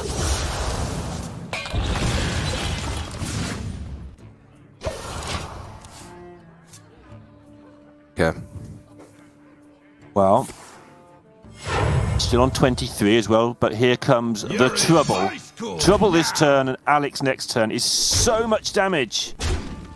Well, he can't play Alex next turn, but he's threatening lethal just on board, right? Oh, yeah, yeah. And I don't know how you deal with a troublemaker and still have anything left. I think the answer is you don't, so you have to just go for it and hope to find a way to cobble together a victory later on. This is a situation where you're just trying to survive for the time being, and sometimes you don't even try and plan how you win from here. You just plan how not to die and hope it works out. I grow impatient. Well, Talented Arcanist plus Moarg plus Immolation Aura. But that's a lot of combo pieces. But I think most of the other options are a lot of you die. Sure, yeah. I mean, yes, every other option is you die. It's the only way that he'll be able to survive through to the next turn. And then there's not much even damage left that Trunks has to piece together in order to find a win. Yeah, it's massively favoured for Trunks from this point onwards. He's got to the point of the game where, like I was saying at the start, the snowball is rolling down the hill now. Every single thing you do just makes your guys bigger and bigger and bigger, and makes it harder for the Demon Hunter to... Yeah, he's just had enough of that nonsense. He's started to provoke. Yeah, so doing it. He actually used up the Talented Arcanist buff on Philosophy. So that was a clear. I'm pretty sure it was a clear, right? Because he just needs to go Philosophy first, then Talented Arcanist, then Moarg. But he actually used up the Philosophy, or the Talented Arcanist buff on Philosophy. It doesn't matter if the spell deals damage or not, right? It's the next spell you cast has more spell damage. So just missequenced it there. Actually, might have even had a chance to win that game, I think, right? Because if I understand it correctly, the Talented Arcanist plus 3 spell damage, and then it gets doubled, so it'll be a 4 damage initially on the... Or no, 2 damage, and then it would deal 6, and then 2... Maybe it's not It kills the Moarg, but it still doubles both. It still doubles the damage. Both. Yeah. It depends on which spell, because some of them it does and some of it doesn't, right? But yeah, the way the Arcanist works is it does buff, and the buff does stay on both parts, no matter what happens to the Moarg. But the Moarg doesn't double the second part of the spell. Yeah, so just missequenced it. He still needed to pick up Fellscream Blast, and he would have only had 1 Moarg plus the Il'gynoth and then 1 Fellscream Blast, so it wouldn't have been that much damage, but maybe could have bought himself like 2 more turns, be able to Skull, find additional combo pieces, some additional spell damage, and maybe been able to find a kill down the line if Trunks had run out of damage, or he was able to find healing like with the Draki Warblades equipped. So a little bit rough of a game. It felt like he was so undecided on each of his turns. He wanted to get greedy with the Immolation Aura, and then, ended up going with kind of this halfway clear where he took 5 damage. And at the end, just having the right idea of what he wanted to do, but using up the buff on the Philosophy after he played the Talented Arcanist. So it just didn't work out. Now Trunks is going to move to Aggro Paladin, Buff Paladin, whatever you want to call it. He's got some spicy text in there with a Vectis in the Paladin, which is just all in on the buff strategy. It's just to make the minions as sticky as possible. You're playing pretty much all things with Death Rattle and or Divine Shield. In the case of Nerubian Egg, Murgle, and I guess he doesn't have any Goody 2 shields, but has Talon Forging, Vectis, Alexstrasza. It's a pretty interesting list when you look down at it, because it's kind of the hybrid with secrets, but it does present this kind of sticky board challenge for and it is a challenge. OTK Demon Hunter. Demon Hunter hates this. This simple trick of putting loads and loads of buffing, attacking nonsense in your deck. Demon Hunters hate this. But one way you can get into it sometimes is if you can Arcanist your a removal, a Fell Scream, or an Aura, and clear a board. Sometimes the second board doesn't turn up for a little while. Maybe you get to I-Beam down at 1 minion, and then you get to Skull, and then you actually sometimes win because the Paladin sometimes runs out of cards. But like you say, this particular version, Trunks has extra stickiness. Yeah, this hand just gets there, Neil. Oh, boy. Double Hand of Adal at first day of school start, and the Sword of the Fallen with no secrets in the opening hand.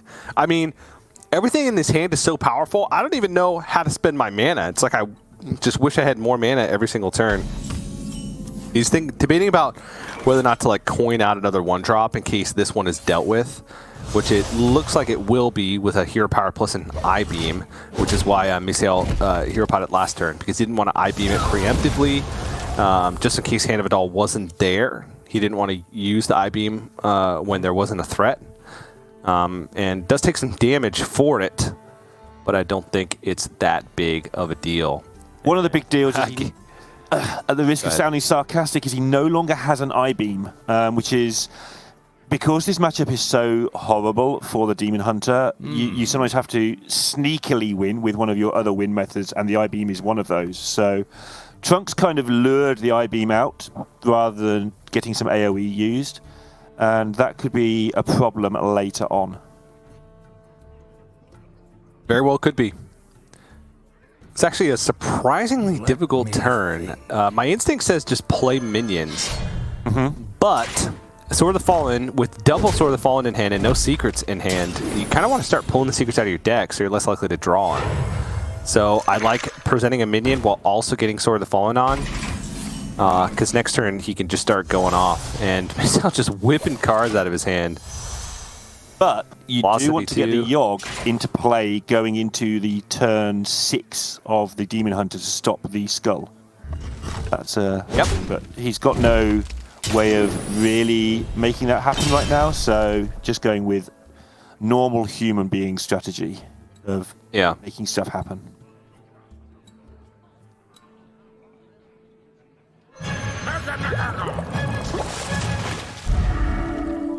He's just going to equip the second Sword of the Fallen.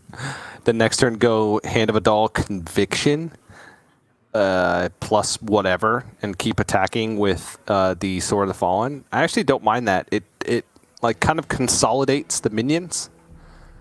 So you're not hero powering because you don't want Conviction to go on a possible hero power. Hand of Adal works as well. It's just you kind of want to have one more attack of the Sword of the Fallen before you Hand of Adal, just in case you draw a secret. But this lets him push 2 more damage, and over the long run, that could be a big deal since, I mean, honestly, this game, once Trunks starts rolling with these more powerful buffs, this game's going to end quite quickly. This is also kind of funny because this is forcing action, whereas if he didn't play another minion, it might not have done, which means that Vectis is now going to be a little bit, significantly better because he's forced Misael to kill one of these 2 good Death Rattle minions. Vectis. Yeah.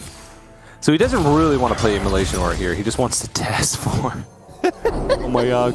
But it's not Oh my god. And now that egg is huge. Yeah, and if you kill it, it goes down by 1 attack. Great. Time grows short. What a card.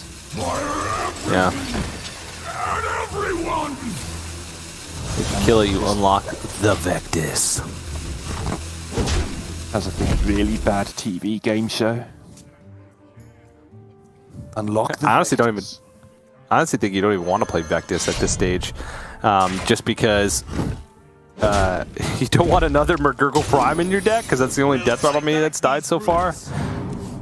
Now he tries to set up the Yogg, going into the Skull turn. Yep. It's not even Outcast. He doesn't know maybe that. you just maybe just rip Skull anyway, and if you don't hit, if it's Oh my god, I mean it's a 6-mana spell, right? You could still hit like Nourish. There's a lot of good card draw actually from 6 mana. I seem to remember from the Lunacy Mage days all the way back when. And that was a thing. You wanted your 6 drops to draw you cards. Oh! Oof. That's actually not even bad. That's actually pretty good.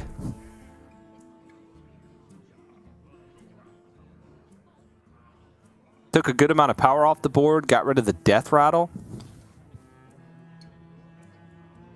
Yeah, I guess. He's still in there. Quite well. Time grows short. Paladin hasn't killed you. You haven't got too low on health, and the Skull's on the left. You've made significant progress. May the light grant you peace. But again, because Trunks has this recurring deck. Yeah. Can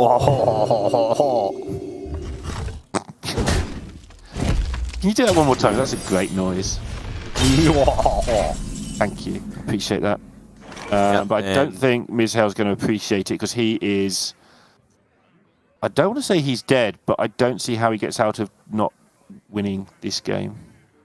Yeah, so there is only one Avenge, so that's why he didn't attack first before drawing the Holy Spell. And it must be Reckoning that he has up.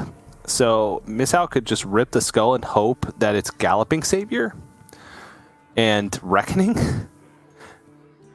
And then maybe if he hits Il'gynoth this turn, right, with the discount, nope, no chance. Runic Carvings, would that have helped him with a Yogg? That was an option.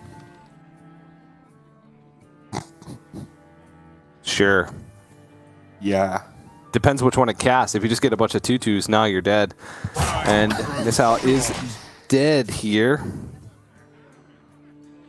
with the Conviction plus Underlight Angling Rod. Actually, just with the Conviction is enough. So that's it. Trunks takes the series 3-1. Moves up to 7-1 score, joining the large amount of Chinese players that are performing incredibly well at this Masters Tour, despite it being a terrible time zone for them. And that's when they're at their best, right? I remember that the tournament, the seasonal championship, when we had Chinese players compete, that the Chinese players performed the worst was the one that was in China. Oh yeah, you went all the way out there for that one. Yeah, I remember that. That was a couple of 2017 maybe. Yeah, 2018. I think it's 2017 or 2018. I want to lean towards 2018. But yeah, there was 4 Chinese players, 4 from each region. 3 of them 0-2'd in their group, so were eliminated on day 1. And the third 1-2'd their group, lost in the decider. So the best position was 9th through 12th out of the Chinese players in a 16-player tournament, and that was in China. So they thrive when it's in the middle of the night, and it's a terrible time zone. Prime gaming hours. Exactly. Gaming time is very, very different to normal time, I suspect, a lot of the time, especially for sort of pro gamers who like to put in the hours. They quite often like to do it at a peaceful time in their environment. They don't want noise outside or in their house or whatever. So playing through the night is, for a lot of good gamers, not for everybody, of course, is just a time that people game. But they're looking to make it 3 Chinese Masters Tour wins in a row, which 2 or 3 years ago, we might have scoffed at, but now, no scoffing. Please stop winning. Well, when you have 100,000 players in Legend, a couple of them are bound to be good at Masters Tours, right? Seems good. How many legends in Americas? A couple hundred. right now, it's the first of the month, maybe 10. And they're all in this tournament. So, apart from I think Language Hacker may have got rank 1, but yeah, I don't think anyone else is playing. Yeah, here. It's trying to win pretty $50 to go first in the money order. There you go. But we actually do have some round 8 coverage still to go as we wrap up things in this second to last round. It looks like we're going to head into some action of Silvors versus Melody, a couple of other players that are at the top of the standings that we were able to tune in on throughout the round. And there they are. We're going to jump into the series with a 2-2 score line. So we're going to be able to watch game number 5, the conclusion of the series. Silvor is the player who we've seen quite often. I even remember him back in having deep runs in playoffs, back when we had the playoffs system. And having some really creative play is what I remember from him, and some crazy games. And now performing well at a Masters Tour here in a very competitive region of Europe. I just want to check that. I think he's from Ukraine, but I could be wrong on that. But I think he's in that group of Eastern European players who regularly do well in sort of the Battle Rift circuit and those sort of tournaments, regularly putting in good results. And Melody, this is courtesy of Ranlit from Twitter. Has been in the Chinese playoffs since like 2018, and his battle tag used to be, get this, you're going to enjoy this, the head of Q-Block Association. Cool. I don't know how you fit that into a battle tag, but that's what he used to be going by. So Melody has definitely been around for some time and likes Q-Block, presumably. Yeah, a Q-Block connoisseur. I can appreciate it. It was one of my favorite decks of all time, especially after the balance changes. I think it was very cool. But I wonder how it would fare this day and age with how much power we have in Hearthstone. Maybe not this close after rotation, since it does seem like there's some lists that are a little bit unrefined. But yeah, I was looking at Silvor, you're right, he is from Ukraine. He's actually had quite a solid win rate in Masters Tours, just hasn't competed in that many, or had a couple that weren't. In Seoul went 8-4, in Bucharest went 6-3, and in Jönköping went 7-2. This is his 9th Masters Tour. Okay, well then the other ones he did terrible. So forget that. In a couple Masters Tours, he did reasonably well. Let's just leave it at that. He's running over 50% in a company of the best players in the world. So, you know, let's. Yeah. And J4U, who I believe they all play together, did incredibly well in one of the tournaments recently as well, or 2 of the tournaments. So, I think a lot of people will be rooting for Silvors here, but a lot of people will also be rooting for Melody. Chance for another Chinese winner, and he is playing a version of Priest that I rather like here, actually, with the top end, not messing around with too many Ogremmancers, but this double Mage Scribe build is something I hadn't seen before this weekend, I've got to admit, but I really like how it puts together in the tournament environment where your Priest is being left up, because your opponent's probably trying to hit you quite hard. Yes. I like the Priest players that are going more for like these tempo strategies, not going for like all-in heal with Zyrella, Desperate Prayer, but really going for all the 2-drops you can play, playing Venomous Scorpid, playing Mankrik, playing the Ogremmancer as well. You can really just kind of flood the board and use your removal as ways to just keep yourself on the board. I think that's so important in a lot of matchups in the current metagame. This being one of them, right, against Rogue. If you can stop some of the early aggression, it allows you to dodge the ability for them to burst you out in the late game. And Silvers is playing the secret variation, obviously. We saw the deck list, and you can see the Spark Joy cheat in the opening hand there. And a secret picked up. Look at that. And a Lucia picked up. And interestingly, Zyrella thrown away in the opening hand, which is the highest win rate mulligan card in Priest in general terms against a random opponent. Yeah, I don't buy it. Well, you don't buy throwing it, or you don't buy keeping it? I don't buy keeping it. There's not a lot to kill in Secret Rogue, to be fair, early on. And most of the things that there is to kill, you can kill with your minions or your bits and pieces in your deck. So that's a fair point. Also, there's a lot more to that story, right? You have to be running a little bit more heal, I think, in order to make full use of Zyrella, like Desperate Prayers, things like that. You could take some damage early on, then just Desperate Prayer Zyrella to clear the board. But in this kind of Priest list, you're trying to play for tempo. You're trying to have the board going into turn 4, and then you don't even have the health to heal in order to make Zyrella really worth it. So it does play out the Sethic Veil Weaver. Has another one in hand. Not really anything else to do. Can Holy Smite it, but does he want to give over Dirty Tricks yet, or just play out Mancrick? The problem with Mancrick is the secret spread's pretty even. There's 2 Dirty Tricks, 2 Ambush, and 1 Bamboozle. So it's just as likely to be one or the other. And now we'll see that it's not Dirty Tricks because he went with Palm Raiding first and can feel free to just Holy Smite this down and keep that setting alive. Yeah, that seems pretty tasty to me. I think a mistake that people make with Priest early on is trying to get too much value from Seth-X. Just get the bits of value it'll let you have. You know, don't mess up and not get any, but just take what it offers, get a bit of value, and a bit of value adds up so much. Whereas you've got a deck full of value already. You don't need to draw 27 cards off your Seth-X. Unless you're playing Miracle Priest, but that's a totally different discussion.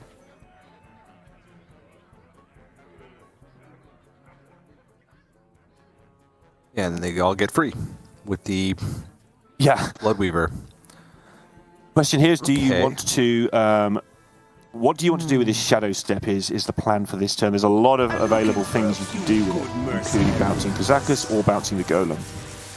That's why there was a... Yeah, could also do some weird things with Tenwu. You can get the 0-mana Tenwu back in hand, which lets you combo with Alexstrasza on 10. And that's how you... when you do get the win against the Priest, it usually comes about by snowballing some Kazakusi minions and maybe a Jandis. Getting the Priest so they can't heal into the high 20s, and then 24ing them with Tenwu and Alex. And that sounds like a lot to do because you get a Luciad along the way a lot of the time. But that's usually the route to success, I find, is the road.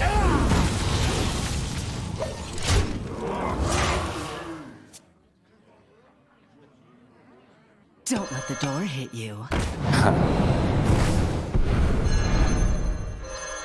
One of the downsides of not playing into the secrets early is you open up the risk of a Blackjack Stunner. I don't think Melody's too concerned about this because it does mean that Silvers is not developing onto the board.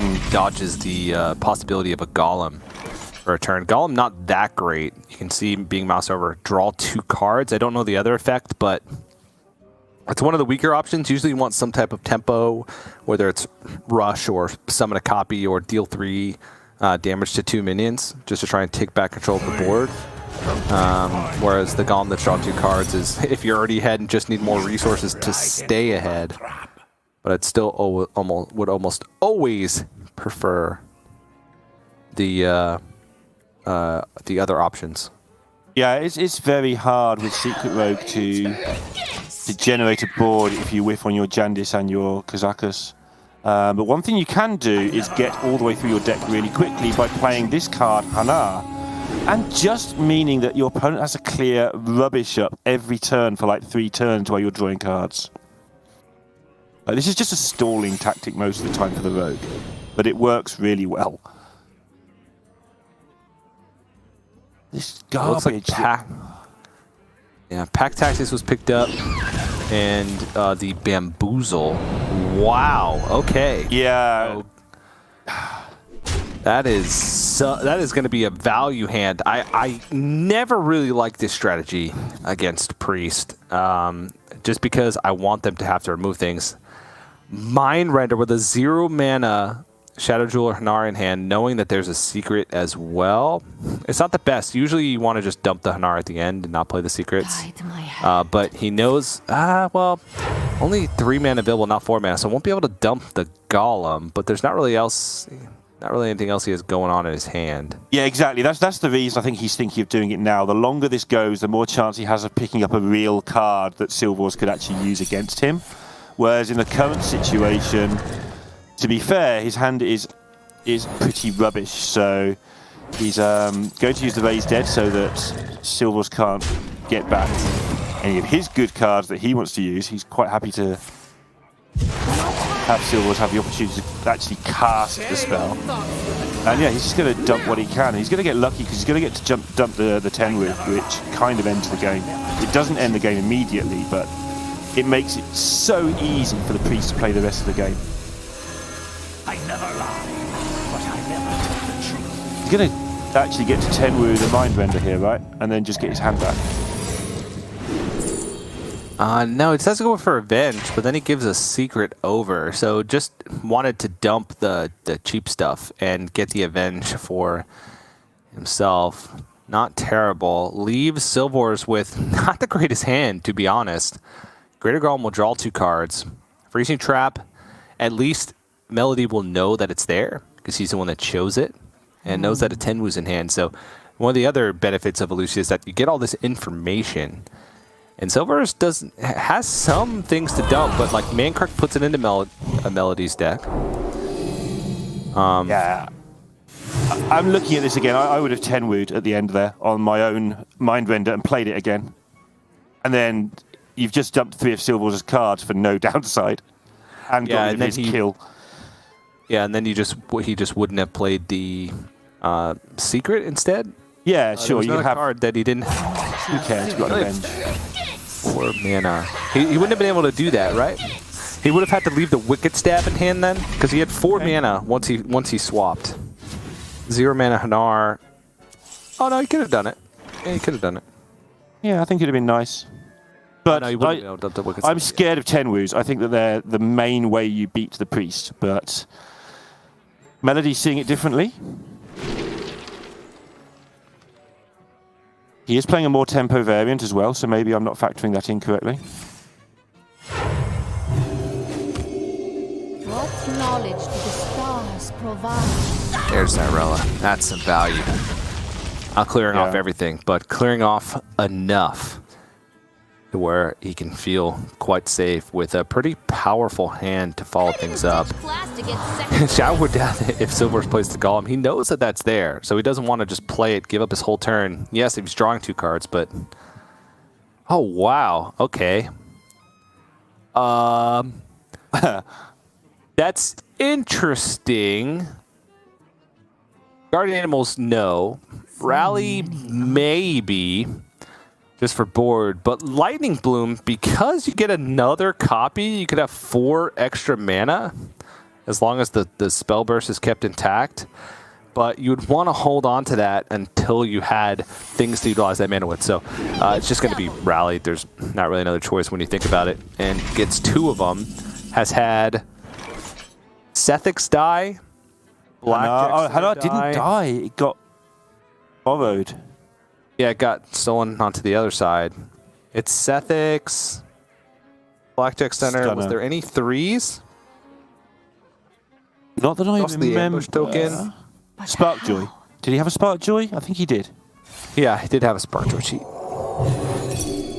So it's an okay thing, but it's decent. But the board, I think, is a little bit too out of control right now. And so much of the sting has gone out of his threats. That's when you're the Priest and you know that the threats are kind of low. It just enables you to do so much more. You don't have to repeatedly clear every single minion. You can let a minion stay up if you need to at some point. So I think Melody is well in control here. Can't go to 7-1. We've talked about a lot of Chinese players on 7-1, 8-0. That's another player that could get that. Look what I want! It's not over yet, but it does look pretty grim. Yeah, something I have learned about this meta is a lot of the games look over and say 90% of the time you could call it quite easy. Just occasionally there's these monstrous comeback turns in the right if things are drawn in the right order. So yeah, got to be careful on that. Sonar will just die because freezing trap in the hand is full, but that's fine. It's a 1/3 that's silence. It's not doing anything. Then could trade over and then renew and try and find like Desperate Prayer. I don't know.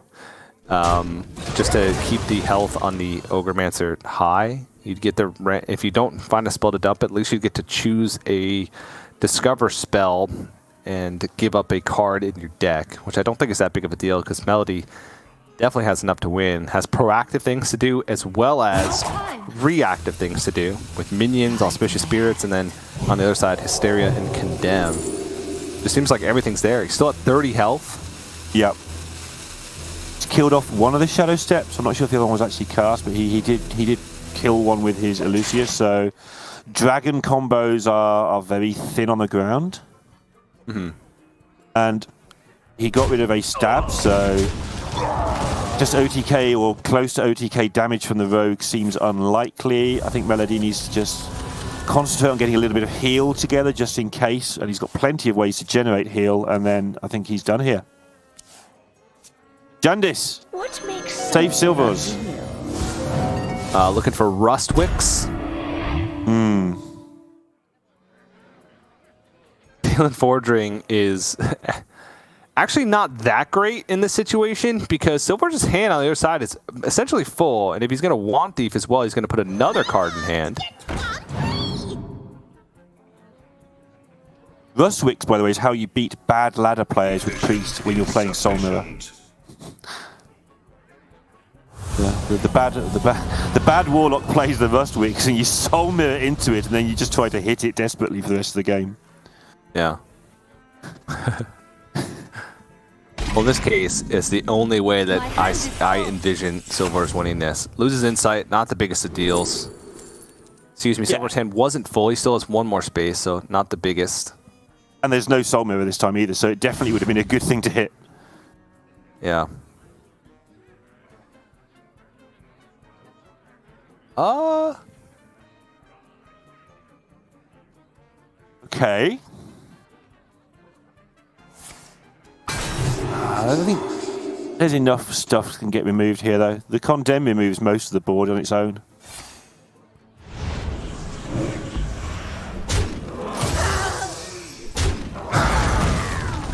Yeah. He just needed to kill something, right? He just needed to reduce its health. And then gets to play Mankrik and then pretty much do whatever he wants. Actually, Auspicious Spirits may be better because it is corrupted. Yeah, I got the impression that was deliberately played slightly weirdly to actually dump the hand slightly. 7 drops are kind of bad, by the way. I mean, they're not... Okay, I lied.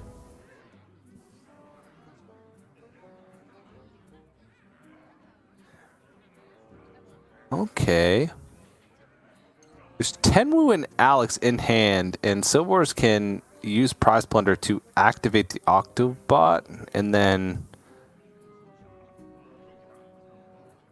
Blackjack Center at the end on the Stormwatcher. Yeah, that gets rid of that. Yeah. Yeah, Stormwatcher's gone for the game if you bounce it. Nobody's going to mess around playing that again. Oh, he's just going to use the 10 and go full tempo. I think the hope you have for winning this game with Mind Render gone is through just straight up burst damage.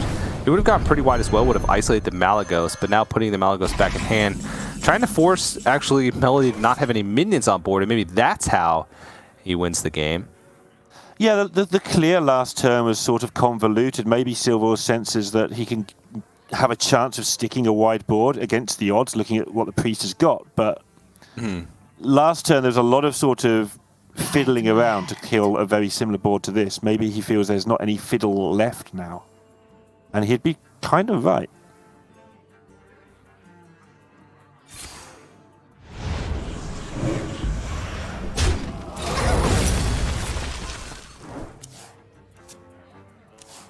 Okay, well, the board's no longer menacing. I mean, I don't think it was particularly menacing to begin with. No time. Well, okay, it's even less unmenacing, more unmenacing than it was before. So unmenacing, in fact, that he can just spend 7 mana to plonk an 8/8 onto the board. Yeah. Just keeps getting to re-roll. Counter spell. Cone of Cold? Yeah, Cone of Cold is probably better because you know that Melody's probably got some cheap spells to dump, and you just need to kind of push as much damage as possible. Ambush, there's no space on the board, so it won't activate, but Silvers is just trying to get there with the little bit of damage that he has left. Let's have Alex Straza. I know, whoa. It's easy to say it's 5 damage when it's somebody else's health points. Oh, yeah, but when it's your own 5 health points, TJ, you'd be crying. Okay, no, you wouldn't, but you know. 5 damage. And next turn it might be 7 damage. That's a whole heck of a lot. Yeah.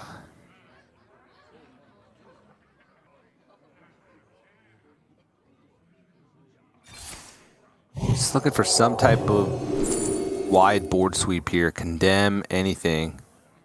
None of the above. Yeah.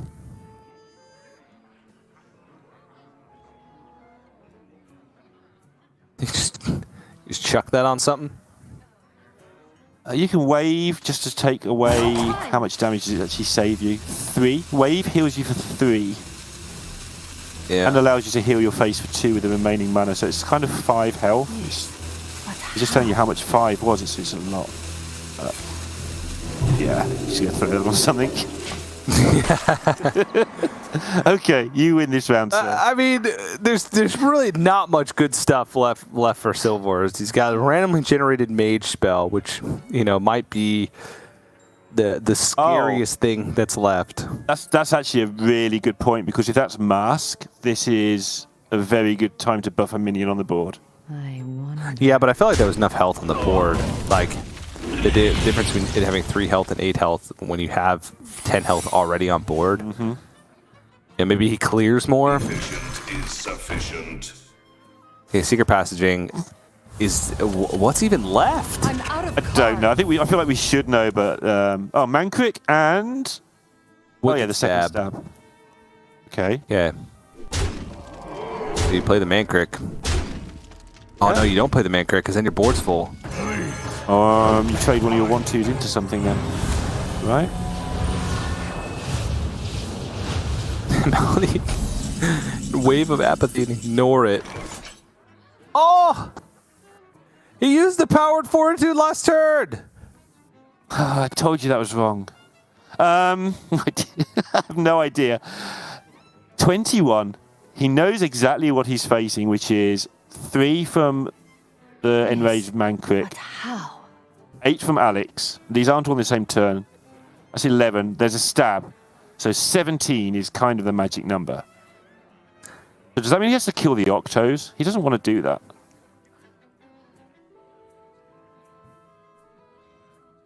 It's actually got really awkward. Yes. But how? Well, you can get rid of 3 damage by just keeping the board full. Baron. Adventure and excitement to wait. Baron Geddon would have been an absolute mess there because of the Octos. It would have actually probably lost in the game. How did he get in this situation? I mean, what is happening? I don't know. I don't know what Melody is. Why did he allow? I mean, I guess there's a lot of taunts at 7, right? But there's Baron. Like, the Octos would have all triggered in a situation where the one thing you don't want to do is have your opponent hit you for all of their cards next turn. The board's full. He didn't draw Mankrik, though.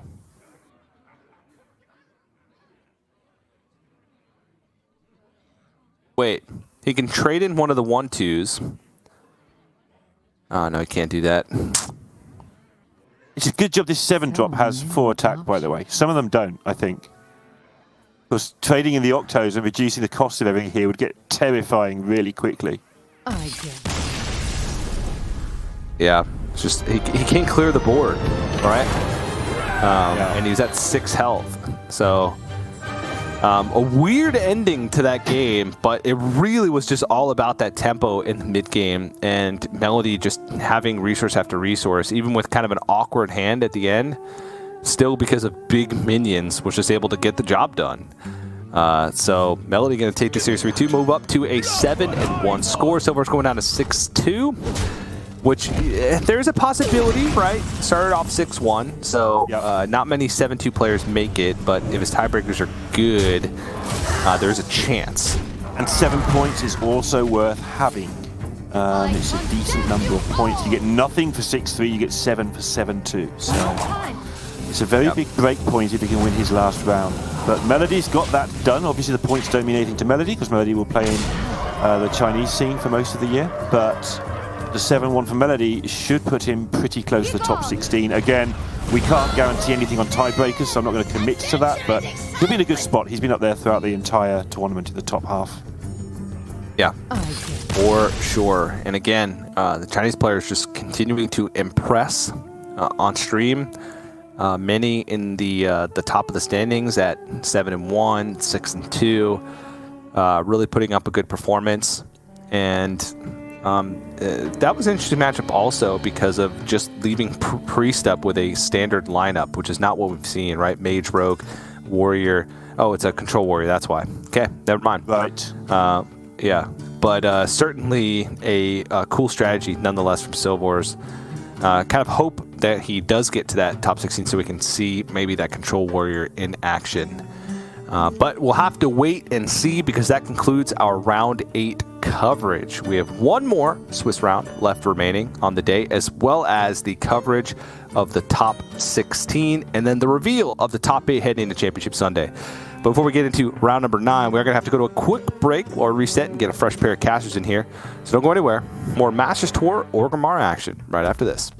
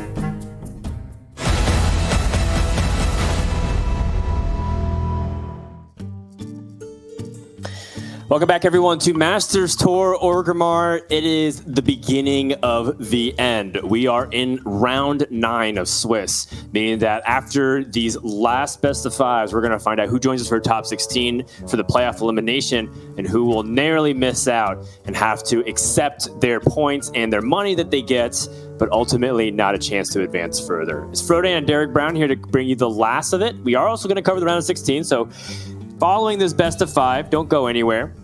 But it's going to be a good one. Chonsu versus Virtuos, Korea versus Russia. It's going to be a fun time. Derek, what do we think about their lineups in this head-to-head? Well, I will say, first of all, that I'm just excited to see Chonsu in action once again. It hasn't been the most spectacular of seasons for him in Grandmasters so far, but I think he is absolutely, when he's at peak performance, one of the best in Asia Pacific. Maybe not quite the world yet, a little ways to go for that still. But he's still got, for the most part, a very standard lineup. The one kind of addendum is that he's ditched the Mage, as the vast majority of players have gone for, in lieu of Token Druid, and a bit of an interesting build. He's cut the Soul of the Forest completely, going with a double guidance build, which makes some amount of sense to try and fill your hand up with spells a bit more. But then on the other side, for Virtuos, it's well, kind of the same thing, except swapping out a Rogue for the Druid instead of the Mage for the Druid. So it's really just standard decks plus 1 extra. I guess, well, actually, having said that, the real difference with Virtuos is actually that this isn't Rush Warrior, despite what I may have thought at first. He's actually got a Control Warrior on the other side. Yeah, the Rush Warrior versus Control Warrior. We'll talk a little bit more about that, but, you know, just again to cover in case people are tuning in halfway, we've been seeing Rush Warrior lineups do very well. In general, just bringing a Warrior seems to be a recipe for success. Not every lineup that's currently represented in our top 16 that would advance to playoffs have Warrior, but a lot of them do. And so that could have been the 4th deck that people are talking about. Rogue, Priest, and Mage. These are the 3 most popular classes that a lot of people almost unanimously agreed upon, except for a small subsect of players. And I think that Rush Warrior, while we weren't sure about it going into day 1, we weren't even sure about it watching its performance in Grandmasters. It seems to have done pretty well so far this weekend, Derek. Yeah, it's been pretty good. It has essentially not a free win matchup, but a very favorable matchup against Rogue, which is one of the most popular decks in the metagame. I think really is just how it stacks up against Mage that is the real question, which I think is pretty good for the most part. When you're banning the Priest, as most players bringing Warrior will choose to do, I think it's a still decent enough bring to the tournament.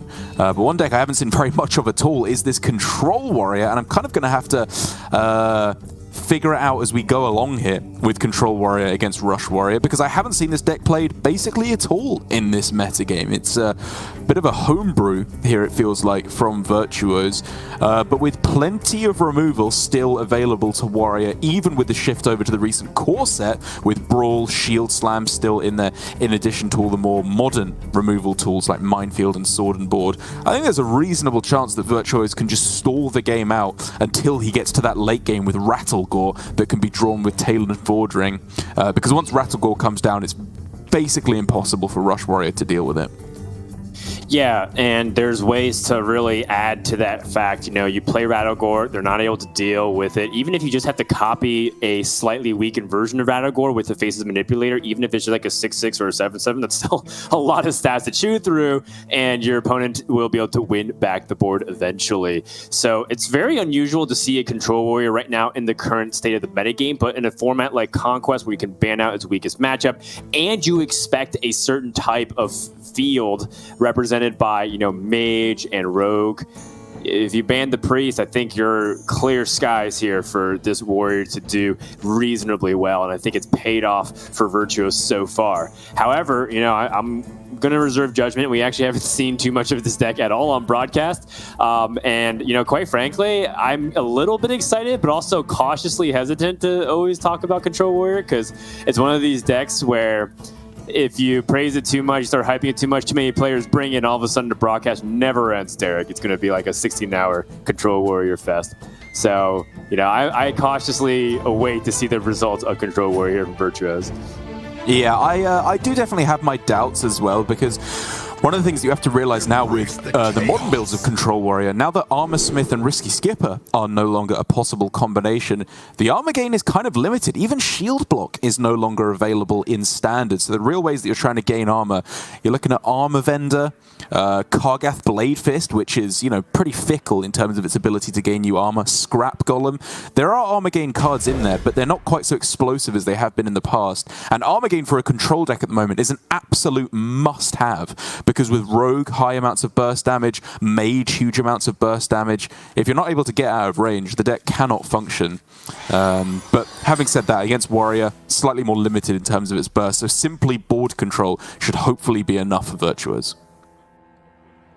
Very much true. So let's go ahead and hop into it. The onus is on Chonsu. Virtuos, if given the freedom, would hero power until the end of time and not play any cards and still be in a dominant position to do so. And Virtuos will be the one sitting down rather passively. Virtuos, a regular mainstay of the Masters Tour, qualifying for Madrid, Montreal, and Los Angeles last year in 2020, and also regularly appearing in some of these tournaments, able to actually get a tournament win just a month ago in the DreamHack Community Cups, which was definitely a nice confidence boost there. And so let's see if Virtuos can continue some of that momentum and build up. Every single Masters Tour that he's appeared in, he's done better in with a better winning record. This is by far his best performance so far.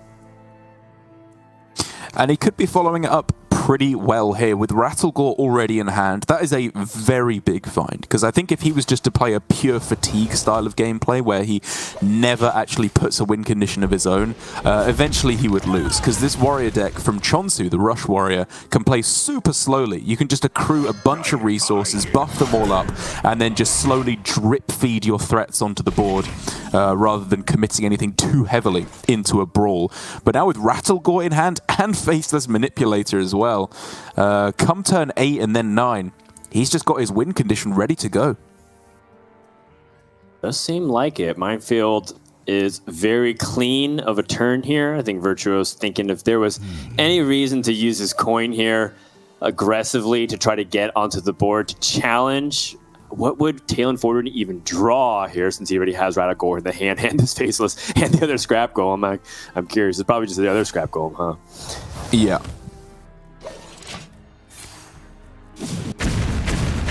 Alrighty. Well, from Chonsu's perspective, there's nothing even to rush into, and that's got to feel a little bit frustrating. Plays the Runthok, though, which is going to be hard to immediately kill. Shield Slam being used. Chonsu wisely attacking to get it outside of the Shield Slam range, and maybe an opportunity for Chonsu to finally put something together, as I don't see a convenient way. Or actually, he does have the Blade Storm in the middle, so he can just commit to that and removing one of the bigger threats in the deck. And he has so much removal that I think he should be okay parting ways with that. Yeah, for sure. It's very well timed from Chonsu, I will say, because the only real threat in the deck, as you said, was the Blade Storm. And on turn 5, Virtuos really wanted to play one of his many 5-drops, the double Scrap Golem, the Talon Forging as well. So I think that Chonsu very much made it as awkward as possible for his opponent. But even with that nice timing, there's still just the ability to go for perfect mana utilization, draw the Outrider's Axe, follow up with your 5-drops. I think it's just looking good for Virtuos here. I think Chonsu is really going to struggle once that Rattlegore comes down. Does look like that might be the case here. Virtuos picks up Armor Vendor, not particularly strong, just to help him get early board presence if needed in faster matchups. If he's banning Priest, you know, potentially trying to stay alive versus some of those aggressive decks.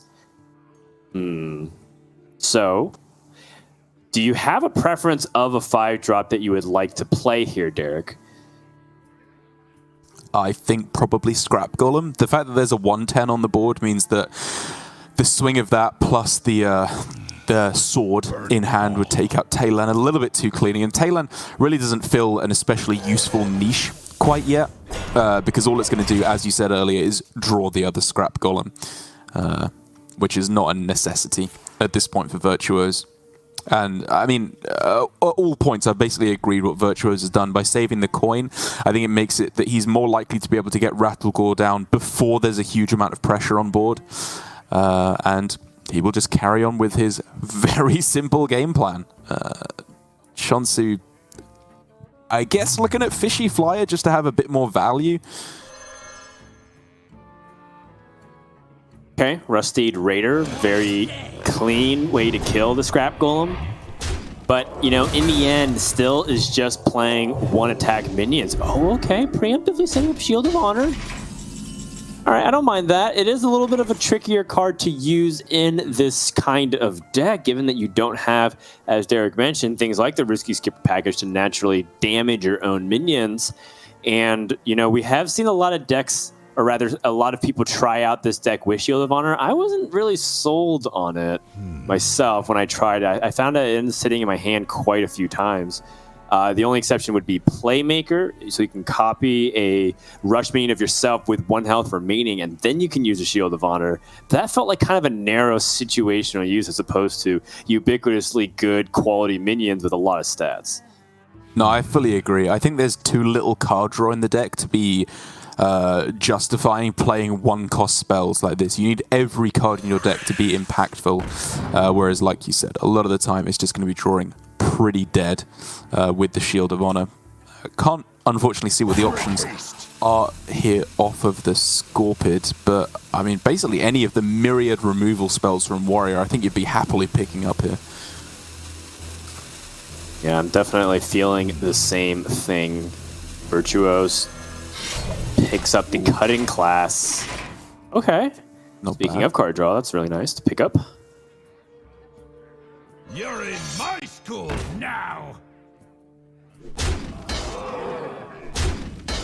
Yeah, absolutely the perfect time for the Troublemaker. Disrupts that coin Rattlegore, which Chonsu is going to be incredibly aware of. He knows that that is very likely to come down, even not having seen Taylan to guarantee that the Rattlegore is in hand at this point. So putting maximum pressure on the turn before so that some other line has to be forced out, likely Brawl here in this instance. Yeah, this is a good Brawl board, and you have the Armor Vendor to give yourself an increased chance. I mean, it's still pretty reasonable for you to make sure you kill off all the big threats, but you even have a chance of winning by throwing that Armor Vendor into the mix. And so let's see what ends up coming out the other side. 5 go in, only 1 comes out. Pretty much slow to the Taunt Divine Shield as well as Troublemaker, and the Armor Vendor comes out on top for Chonsu. And now Virtuos is in commanding position here. And to make matters worse, with Kargoth Blade Fist, Kargoth Prime gets shuffled in, Talon Fordring will guarantee draw that, making it even more difficult for Chonsu to put together a meaningful offensive. This is looking like it is the 11th hour here for Chonsu already. Very desperate, and another immediate response picked up by Virtuos to destroy this Alex Strauss in the form of Lord Barov. Did have ways to actually deal with it without the Lord Barov, but this makes it a lot more convenient if he just wants a 1-card response here. Must burn them. I mean, you say that, but I kind of like the look of going Kargoth plus Taylan, because yes, you have to tank the 8 damage, which is scary, but this is basically all the burst damage in Warrior dealt with. You guarantee yourself Kargoth Prime on the following turn, which means even if there's too much pressure to go Rattlegore, you can just tempo out a 10-10 that gets you 10 armor while you're at it as well. I don't even think you have to go Barov here. Just save it for if there's a wide board that you have to clear. Well, can use Athletic Studies first. Maybe that ends up changing the play. Doubtful. I mean, but it is possible. Could find even perhaps a second Kargoth Prime, make the problem a lot more simpler for him.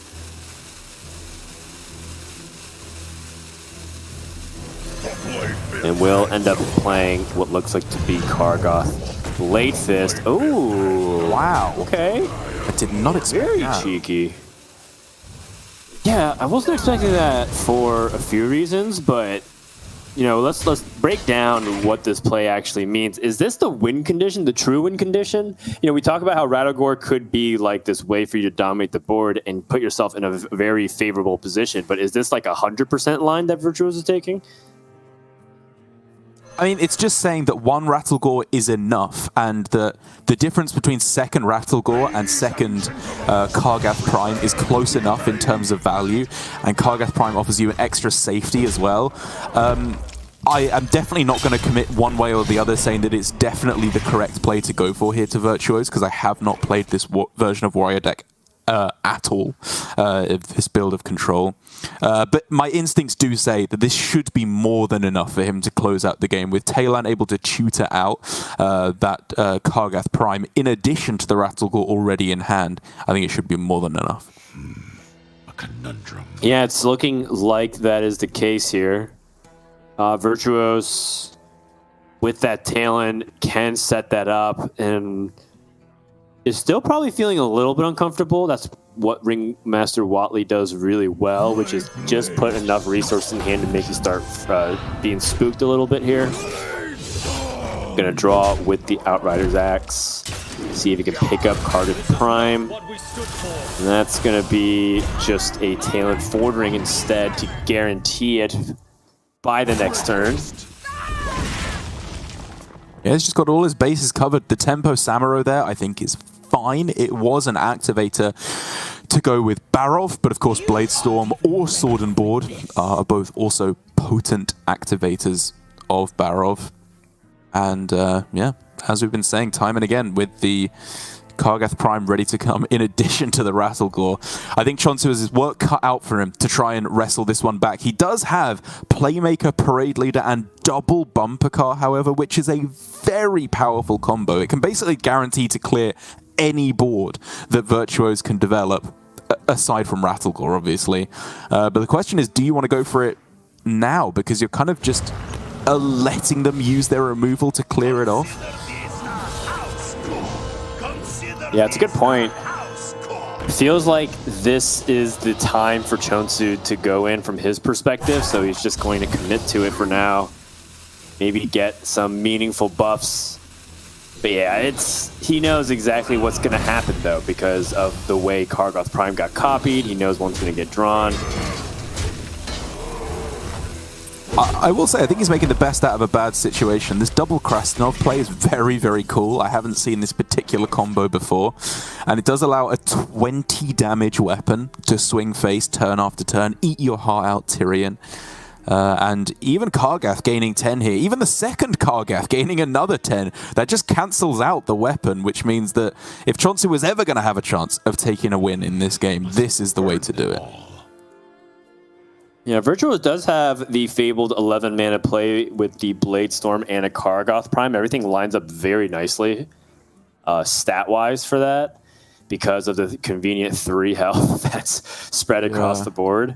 So I'm looking at that. I'm thinking if Virtuose wants to do any extra credit here, does end up swinging with the Outrider's Axe to draw Rancor.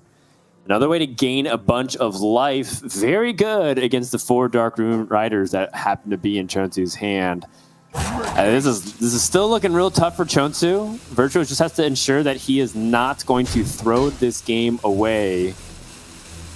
All that's required for him, just to clear the board and ensure that he has enough life. I think this is fine. I really like the fact that he's not just tempoing out Kargath Prime. I think you really don't want to play that unless you're rushing into a minion. Because of all the rush minions in hand, a single copy of Conditioning, as we see there in the hand, or a Parade Leader would make quick work of the Kargath in combination with the Riders. And that was the card that Chonsu was looking for. He's had a powerful turn into a powerful top deck here. And with a 6/8 Crab Rider, in addition to all these Dark Moon Riders, I don't know if it's going to get there, but it's a very, very good effort. Yeah, honestly, this ended up becoming a lot closer than I anticipated for it. And Chonsu has set up a meaningful offensive. He knows about Kargath Prime. And so he should do some counting here. Oh, but you know, I think he's just playing around the next layer of removal. Knows that while the one copy of Brawl is being used, Rancor and Lord Barov is definitely a threat. So if he ended up playing that and overextended, then the game would 100% be over. Must burn them all.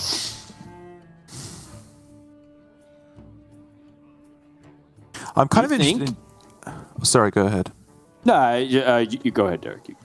Well, I was going to say that I'm kind of interested in getting the Kargath Prime down on this turn because Virtuos has been pretty hesitant to actually get any of his own threats on the board. And with the Rattlegore, that made sense because he was under a lot of pressure.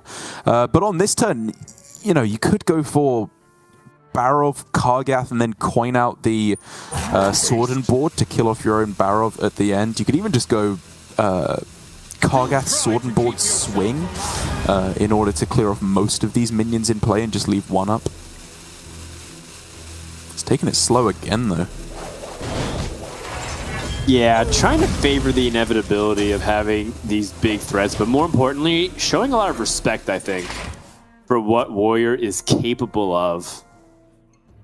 And Chonsu baiting out the removal, 10 life being gained from that Rancor, which is just so tough of a pill to swallow. But Chonsu also picked up the second Parade Leader. That's still a decent amount of stats that can be piled all in one turn. And Virtuos has used 2 Blade Storms, the Brawl, 1 Rancor, Lord Barov, Shield Slams, I think 1 Sword and Board. Almost running out of removal, which is quite surprising. I mean, there's only 1 Brawl in the deck, so that's gone as an answer. Obviously, if he can get second Blade Storm here, he's in a fantastic position. And Kargath Prime can absolutely buy him some time. But none of these is clearing the board right now, and every one of these riders is a lot of pressure. Well, does have 11 mana, so can play Kargath Prime and the Rusty Raider, but running into that problem that you described, Derek, right now, Virtuos doesn't have enough mana to spend on all these minions and cards in his hand right now. Well, I mean, that's the problem. He can't play the Rusty Raider and the Kargath, right? Because one of them doesn't get the discount from the athletic studies, so it's even scarier than it was initially looking. No, you're totally right. I forgot about that discount does not carry over. I was just looking at it both flat. And now Virtuos has to use his Sword and Board instead to clear with the Rancor. Is this really better than just playing Kargath? You get to gain 10 armor and put a much, much bigger minion in play. And now he doesn't want to draw. Oh no, wait, he wants to get the extra armor. Yeah. Okay. Wants the extra armor. Coin hero power. You know, I was wondering whether or not Virtuos would end the game with the coin, the ultimate victory cigar in Hearthstone. And I think that Chonsu, have a glimmer of hope, but the Kargath Primes, maybe Chonsu can continue to push a little bit damage, but I think this is just a little bit too much. It is looking that way, and fair play to Virtuos. With the line he went for, in the end, it was very different to just playing out the Rusty Raider, instead going for a full, or almost full clear with the Rancor in the end. And now, I think we can agree, the Kargath Primes should be able to just close it out. Well, first gonna draw. It actually came down very close because you can see that even after the Kargath Prime comes down, there's still a good amount of power being represented. That's true. 6, 12, plus 5, 17. He'd be at 24. I mean, that's just another Alexstrasza blast. That's ETC for lethal, right? That's still in the deck. It's true. He just doesn't have the method to get to it very easily. Just immediately trades with the Kargath. Kargath 2, Electric Boogaloo, about to hit the board. Well, it actually would have been 1 off lethal with ETC off the top. It was pretty insane. Right. It's 2 each. Yeah. Okay. Well, Virtuos cut it very close, but I mean, that's what the Warrior wants to do. It wants to lull you into a false sense of security and truly capitalize. And the foresight that Virtuos had, recognizing that he's probably going to be trading down the entire game and prioritizing the double Kargath Blade Fist, ended up paying off. Chonsu with, back-to-back whiffs here. Playmaker is not going to be it. He's going to hang around just to hover and see if there's any last hope, but there is even worse news following the previous report. Rattlegore has now reported for duty, and Virtuos just going to crush Chonsu in terms of the board quality for the rest of the game, just by the nature that this Rattlegore can't get answered. Yeah, he throws in the towel there. It was a lot closer than I thought it was going to be. It was a very valiant effort from Chonsu. I loved the way that he was just piece by piece pushing out the threats onto the board, making it so it was a little bit too big for just Kargath Prime to deal with, but a little bit too small to warrant a Barov and Rancor clear at all points. It was that real sweet spot that I think he was very, very proficient at hitting. But for Virtuos, even though he definitely did not play it in the way I was expecting him to, the double Kargath play in the end was more than enough value for him to win the game, and probably just a lot safer than double Rattlegore was in the end. So good recognition from him. Very much so, and just almost like a textbook way to approach it. I think perhaps we have been, conditioned to believe that these slower decks eventually need to be proactive, but Control Warrior has always been one of those more unique archetypes that has been able to just play this kind of style of remove everything and stick one threat. And Virtuos played extremely patient and was heavily rewarded with the ability to just cruise to a victory after he cleared just checkpoint after checkpoint. And Control Warrior's still getting Virtuos the wins, right? We talked about how if a lot of people are bringing this deck, maybe it doesn't necessarily do well in terms of the win rate. But when only a few people bring it to try and beat the field, you might see some lopsided stats and win rate for this kind of specific deck, which is just a great rate from Virtuos overall if it ends up paying off and getting him not just into the top 16, but also beyond it and maybe even winning the tournament. I totally agree. I think that it's a very, very good meta read. If you're going for the ban priest strategy, you get to build your warrior in a very, very lean build. You get to strip all the late game out of there. The only card that costs more than 5 in the deck is Rattlegore, and everything else is just removal, card draw that gives you a very, very consistent list where you're constantly going to be able to clear off all the minions that matter. And as I was saying, I was kind of afraid that it might not be able to gain enough armor. He gained like 40 armor over the course of that game. It was clearly more than enough to be able to take down even the likes of Mage or Rogue were he to face that. And we're going to turn to a different type of play altogether. Virtuos going to Token Druid for game number 2. Very clean. A lot of players appreciate the consistency of Token Druid. You can squeeze in these fancy legendaries or one-off inclusions. But for the most part, you want your deck to be very reliable whenever you play things like Fungal Fortunes, or you're trying to just build up that really powerful board. So I'm a big fan of 2 of Token Druid. I know Gia and I were talking about it last time. How do you feel about it, Derek, when you look at a deck list this lean? Well, I like the idea of 2-ofs in all your slots. The very interesting thing here, though, is that while both these players have, the full 2-of list with no legendaries or 1-ofs in there, they are both different from the standard build. Chonsu has gone for 2 guidance and slotted out Soul of the Forest. Virtuos has gone for 2 guidance and slotted out the Pride's Fury as the other 4-mana buff card that you can go for there. I think based on the way I've seen Token Druid play out, I would lean towards Chonsu's side more. I think the Pride's Fury is just most of the time in this metagame a better card than Soul of the Forest.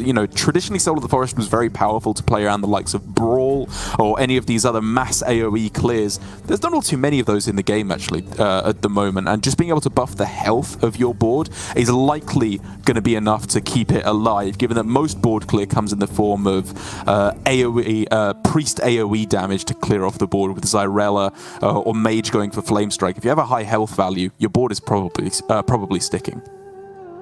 Yeah, it's a good point. And, the Pride's Fury, we've seen it be pretty effective to get things out of AoE range, as you were talking about. And maybe that ends up being something later on that Virtuos wish he had. But we shall see. We're going to Warrior versus Druid for game number 2. Chonsu really wants to get this win through. Druid in general, in terms of its overall stat line, has been pretty solid. 52% win rate, which ties it with some of the best decks in the field alongside Warrior and Mage. Everything else below 50%, but not too far out. In fact, it's outside of Shaman and Hunter, which aren't super popular, low sample size. we've actually had some pretty close win rates overall, which is surprising, but also in a good way. You know, I think a lot of people were expecting more polarization, especially for a class like Shaman, getting a 48% win rate. That's pretty good. It's not bad at all. Chonsu, though, kicking things off here with pretty much the dream hand against Token Druid. You want to get on the board, and you want to get on the board quick. Parade Leader, Bumper Car is a beautiful starting hand, and even just Playmaker to throw down on turn 3. If Stage Dive doesn't give you anything better, that's perfectly good. I like the look of this hand a lot.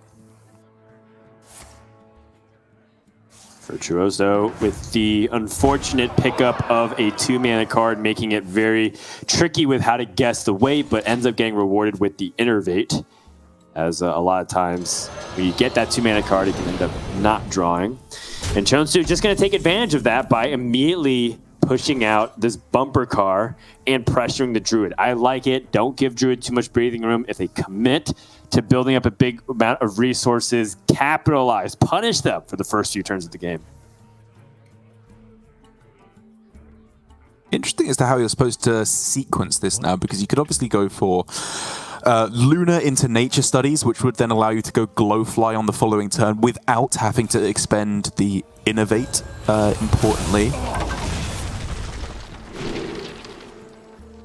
And he does go for that. Picking up the Thorn Growth, you probably, just hold on to that, even though you could have thrown it down on this turn, just to give yourself the biggest Glowfly next turn.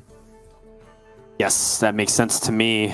And Virtuos just wants to start fighting back for the board, recognizing that Chonsu could end up making him pay. And with the Lunar Eclipse being used, I was going to talk about this.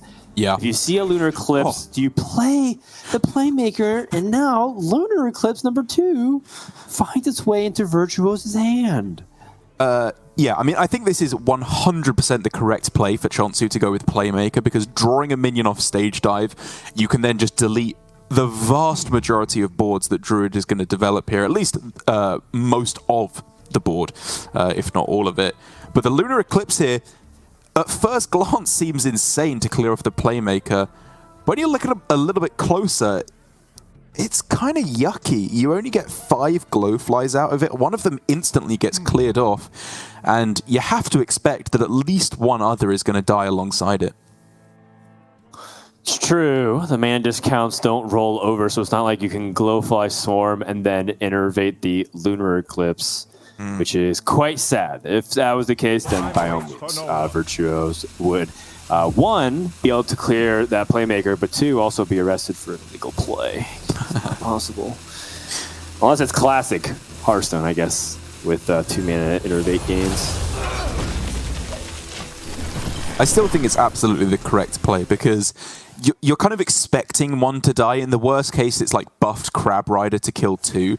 And even if 3 minions die here, you can still then go Thorn Growth, Innovate, Soul of the Forest, and stick some kind of a board presence leading into the Arbor upturn. Wow, okay. Oh my, this was a disastrous outcome for Chonsu. He needed to have a playable rush minion to limit the size of the board, and he didn't get that. That's the one bad outcome. Even Samuro, I think you would happily take just because you can play it next turn to clear the board. Oh boy, all of a sudden, the opening, it was just a little crack, has now widened and has the potential to just even be game ending for Virtuos, just by the fact that he has such a resilient amount of board potential through the Gibberling and the Soul of the Forest. Well, how do you best capitalize on this turn, though? There's a few different ways you can go about it, because I'm looking at that Arbor Up, I'm looking at the Soul of the Forest. I kind of want to find a way to maximize the efficiency of both here, Derek. What do you choose? I would really like to see Soul of the Forest here from Virtuos, specifically because of what I talked about with the Samuro. A Rush minion was drawn, and it wasn't played. Literally every Rush minion in the deck would have been played, apart from Runthak and Samuro. So it's a 50-50 as to which one it could be here. And if it is Samuro, you get blown out of the game here. It's just over on the spot, because it would have the +2 attack to delete your board. So I've got to be honest, I'm not a fan of this play from Virtuos. I think he could have had the Soul of the Forest on board, kept all these 2/2s even if it was Samuro, and then followed up with the Arbor Up afterwards. Having said that, he got lucky. It was not the Samurai. It was, in fact, the Runthak, so he gets to keep his whole board and then just win the game the turn after. But I do believe that that was an unnecessary risk. Well, Virtuos is going to take that victory over Chonsu, and with that, Token Druid able to get a Game 2 victory. And you know, we talk a little bit about that, but Rush Warrior is quite a bad matchup, so maybe in Virtuo's mind, if he's unfavored, he needs to take a 50-50 risk to try and win right now. Was it an important risk to take? I mean, that's kind of what's up for debate, and that's what makes competitive Hearthstone quite interesting, frankly, right? That's the whole point. Virtuos would probably tell you, I need to take a risk there in order to win, because Chonsu could blow me out, and the longer I wait, the more I give him chances to do stuff like that. The other side of the coin is, you were such a good position, did you need to do something like that after an opening hand that was able to set up a board that's as powerful as it did? Regardless of what it is, the result is everything in this kind of environment. Being able to get the win just means that we can put that to rest for now and leave it up to the Twitter analysts and the Reddit data scientists to figure it out. For now, we're going to go into game number 3. Chonsu's on his Miracle Rogue to try to see if he can get a win, giving Warrior a little bit of a break. And as I have been subjecting everyone in the rehearsal calls alongside me to hear, I've been jamming a lot of Miracle Rogue over the last couple days to varying amounts of success. I'm glad we get to see it once again from Chonsu here. I can't say I'm the biggest fan of his list. Like, it's not bad, obviously, because we're talking about 1 or 2 card inclusions that you use to close out the list. But 1 Foxy Fraud, 1 Ogremancer, 1 Broomstick, surely one of those cards has to be better than the other, and you probably want to double down on that. Like, cutting the Foxy Fraud for the second Broomstick, or cutting the Ogremancer for a second Foxy. Like, I think it's a little bit too spread out in terms of the options that you're going for there. But it's still Miracle Rogue, and against the likes of Mage, which I believe he's up against now as the one remaining deck for Virtuos, having double Neophyte and Ogremancer will definitely be a large boon to his game plan, which I think, as I've seen, as the better and better Rogue players get, the closer this matchup feels. Because I do think it's a lot harder to play the matchup on the Rogue side than it is on the Mage's side. And in the Masters Tour here, when it's not just stupid old me on the Rogue side, I think it becomes a lot closer to a 50-50.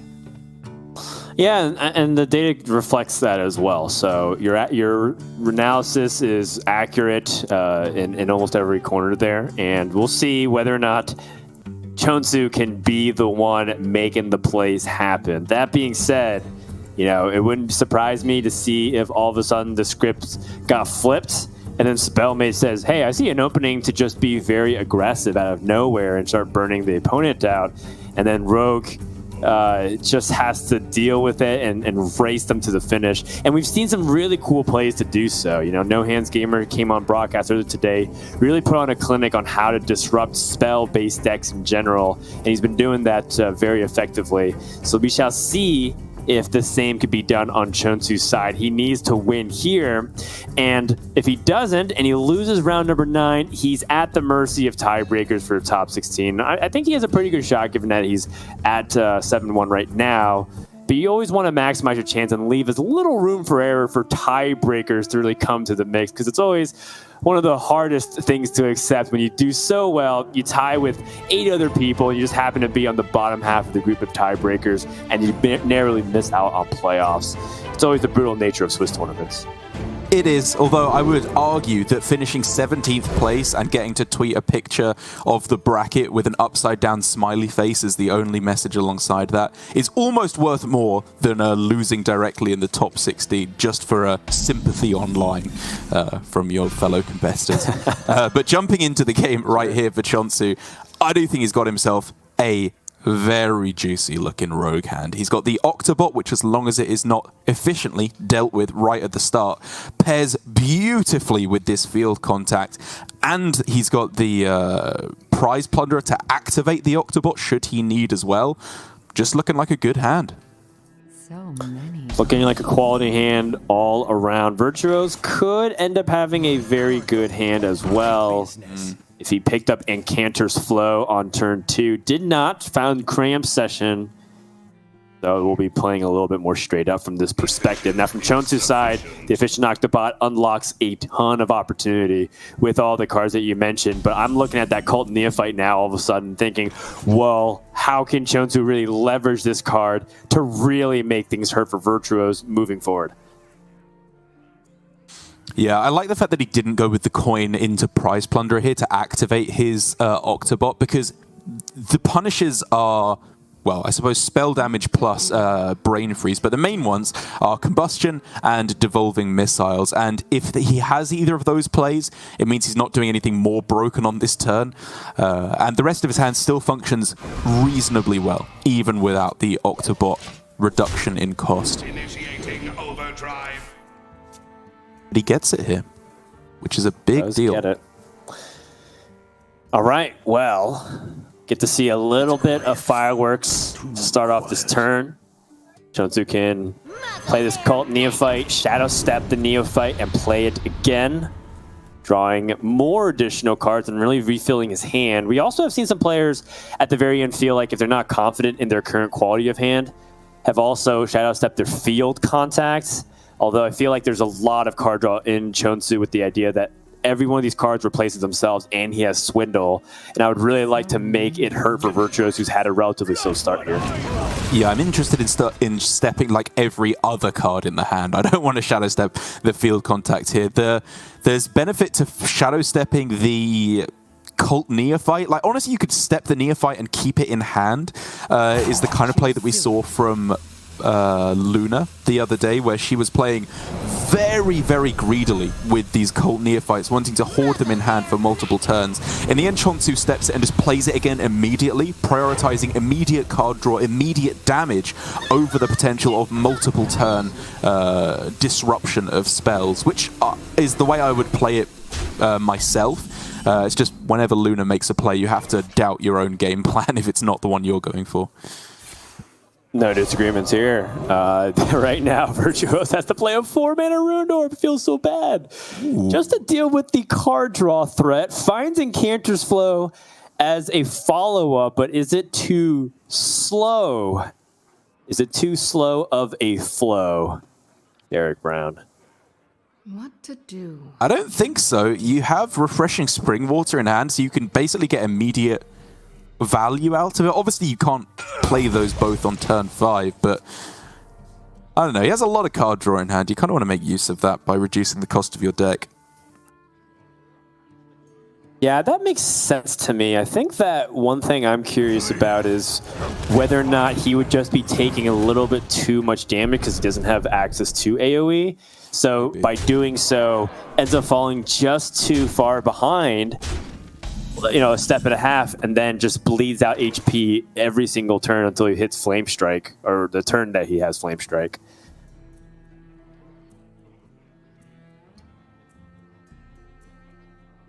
And what are you even looking at here? A Pexis Blast on the Mancrick is probably the best you can get. I mean, maybe, honestly, you should Apexis Blast the Cult Neophyte as he ends up on in the end here, because if they can bounce that back to hand with another Shadow Step or with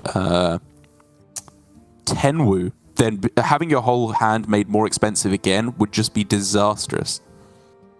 Yes, agreed. We're already kind of teetering on the this can be disastrous train pretty soon, but Virtuos still does have a good amount of resources in hand.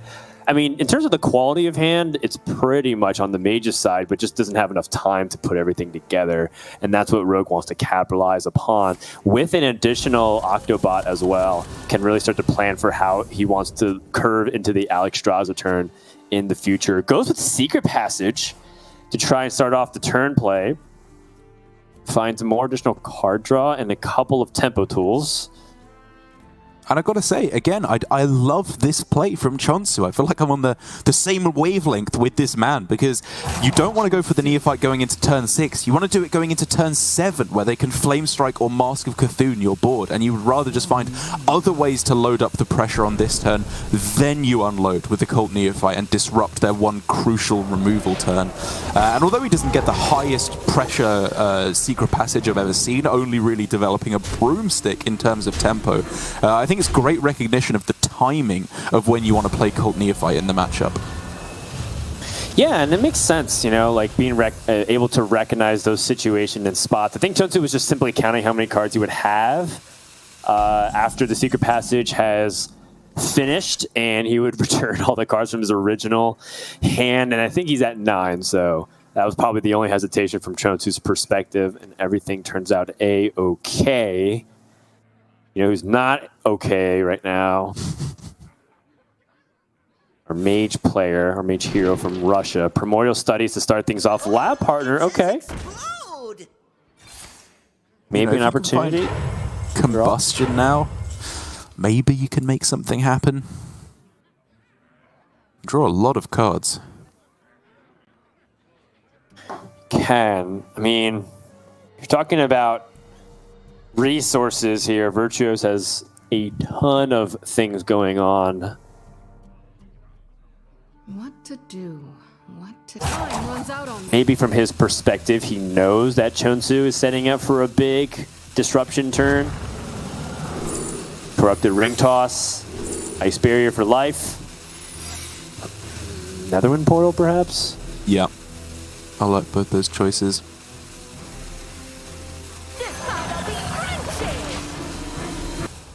Yeah, absolutely. You just need to dump cards from your hand here to make room for the card draw with Spring Water and Cram Session.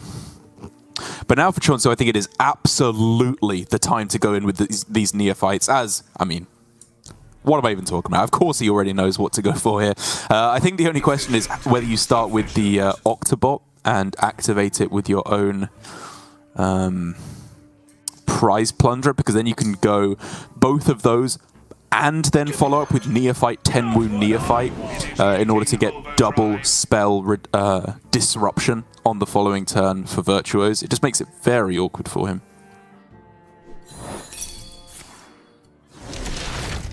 Ice Barrier is revealed. Chonsu can choose to answer part of this board as well. Both of these minions are potentially problematic just because of the randomly generated resources, so he has to just be mindful of the possibility of what Chonsu could do. There's still one minion of... I would imagine that at least, like, you know, there's a couple possibilities eliminated by the fact that Virtuos has been playing a little bit more tempo-oriented. The Called Neophyte really makes things sting, though. And Virtuos, because he hasn't played Encounter's Flow, even if he drew something like Mask of Cthulhu, it would still cost too much. And now, this is the part where it gets really rough. A board full of small, weenie minions can add up to quite the big force. Yeah, I mean, it's approaching the territory where your best bet is Font of Power to discover Varden. Outside of that, you could go for draw through Spring Water to try and get Combustion. Would be the best that I can come up with. But I really don't see that getting there, especially as now if you do want to look for Varden, you only have one slot to get it. You almost wish there were minions in your deck so that you could at least discover one instead of just being given one randomly. It's true, and now has to just stall out again. Hope that there's not too much damage on the follow-up, and we do know that the Alexstrasza 10-wound combination is drawing closer with those two wicked stabs. Kazakis Golem Shaper comes into the hand for Chonsu. Lots of opportunities to continue to tempo out, and also doesn't necessarily even have to pick a one-man Golem to drive as much pressure. Could take the 5, play Ring Toss here as a follow-up, which is pretty powerful after he's corrupted it. Yeah, that's a good point, actually. Maybe you do just go for 5, as he's gone for. Because really, what he's trying to do is just bridge the turn until turn 10, where he can go for Alexstrasza, Tenwu, Alexstrasza again. That's why he saved Tenwu in his hand until this point.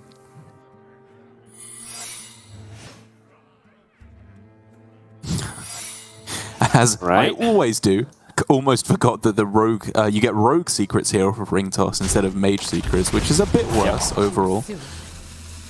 Yeah, not the best, but you know, by all means, it's still very solid for disruption. Part of the whole thing is just to make Virtuos a little bit, his turn to clear a little bit more difficult.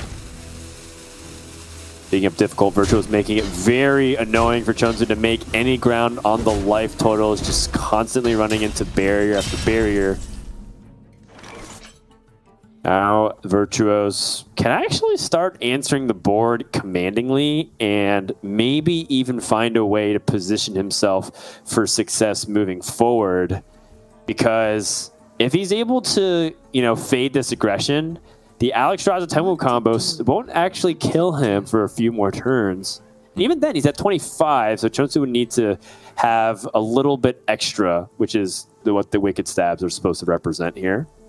Yeah, I mean, that's honestly why I was very tempted from Chonsu's perspective to actually just not attack there at all, because on this turn, by only attacking for 3 damage, he gave 5 health to Virtuos rather than taking it away, and it's basically banking saying, I will deal 5 damage through minions and weapon hits this game, which I don't know if that is necessarily true.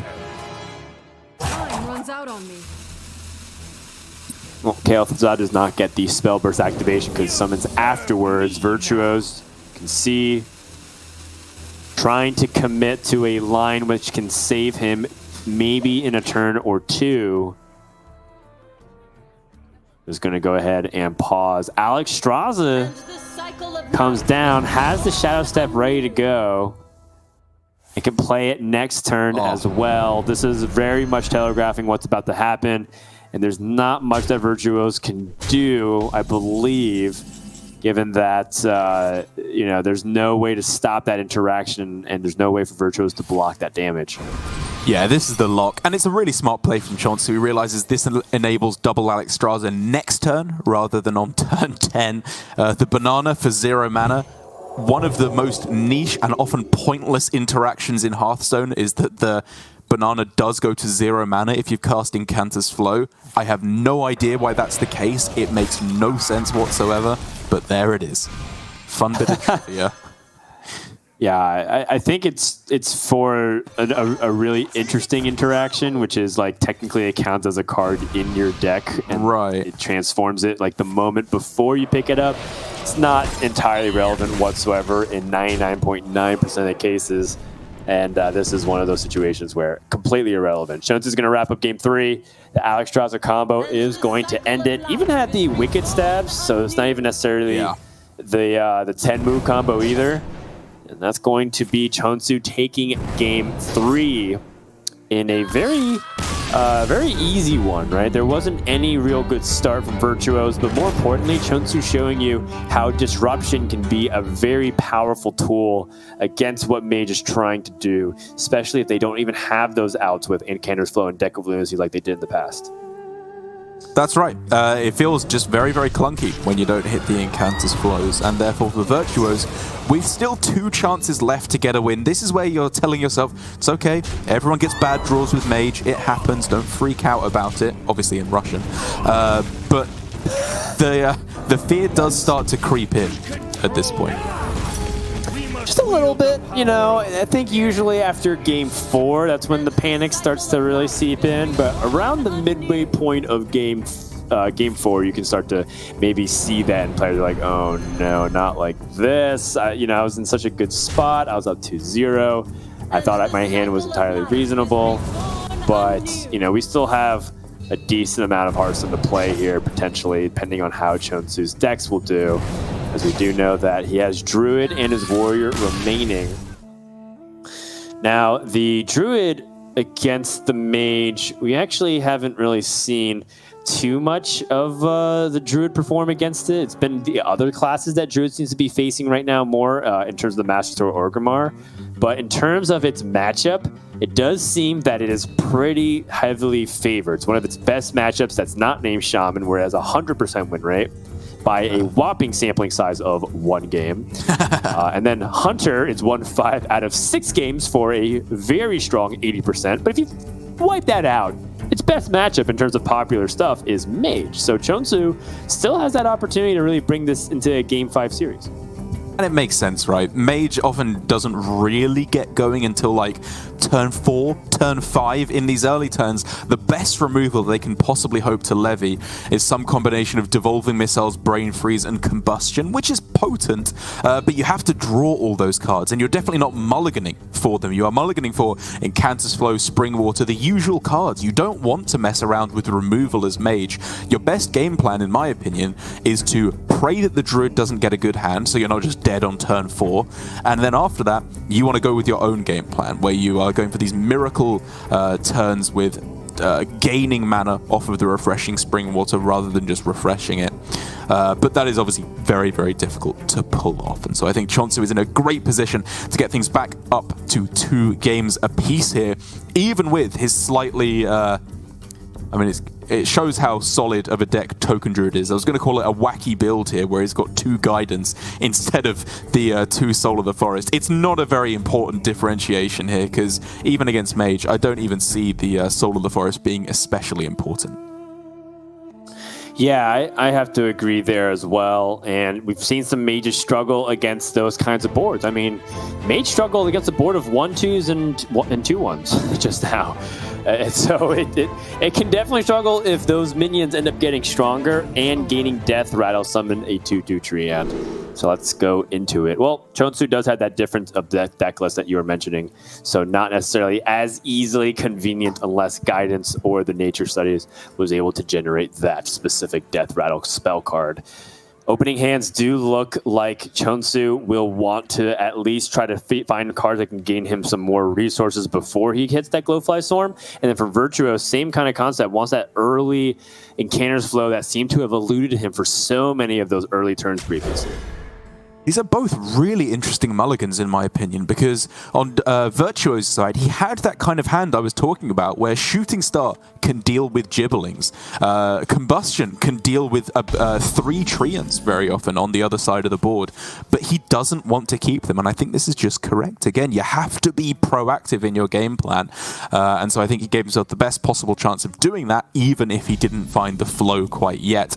And from Chonsu's side, throwing away the Innovate there is also a very tough decision, because if he got himself Guess the Weight, as we see in hand, he would be praying for an Innovate to have in hand now so that he could go for a turn 3 Glowfly Swarm.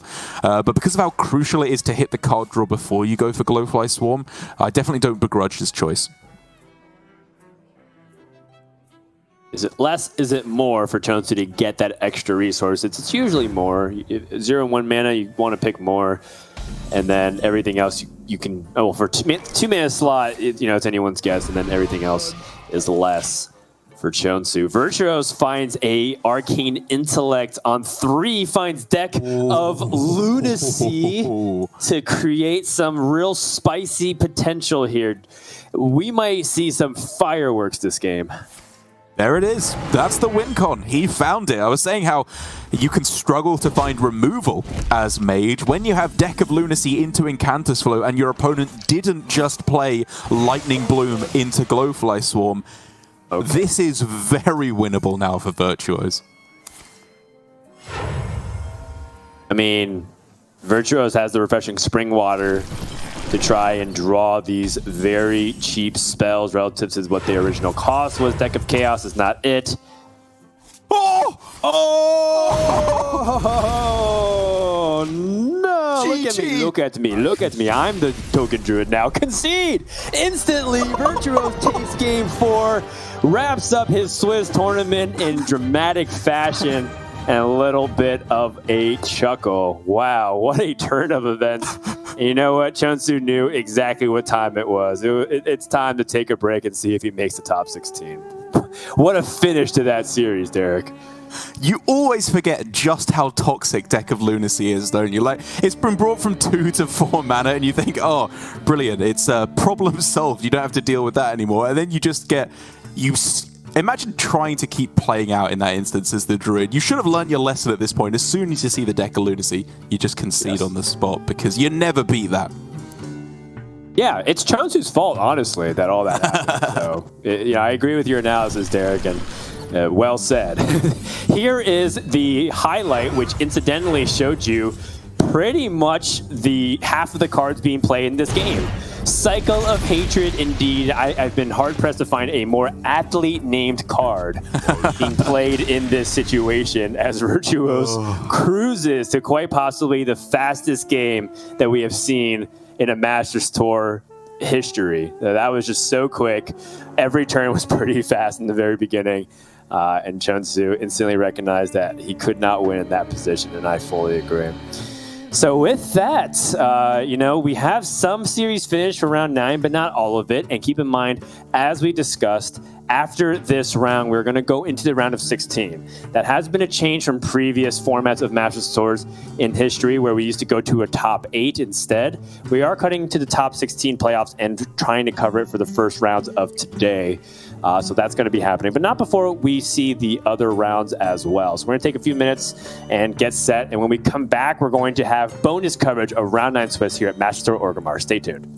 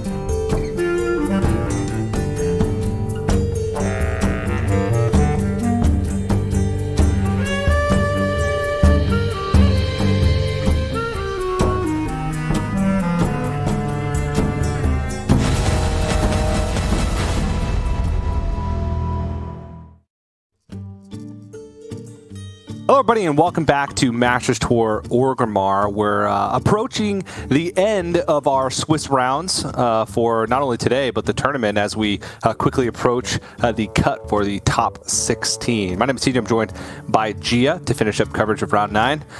Gia, we're almost at the finish line. Almost there. Very exciting stuff, TJ. I think that it's been a very, very interesting tournament overall. I've loved to see the different approaches to lineups that everybody's been rocking. And now we are entering the final stages and trying to see who is going to make it to that top 16. Crucial points. Little tiebreakers could make all the difference here.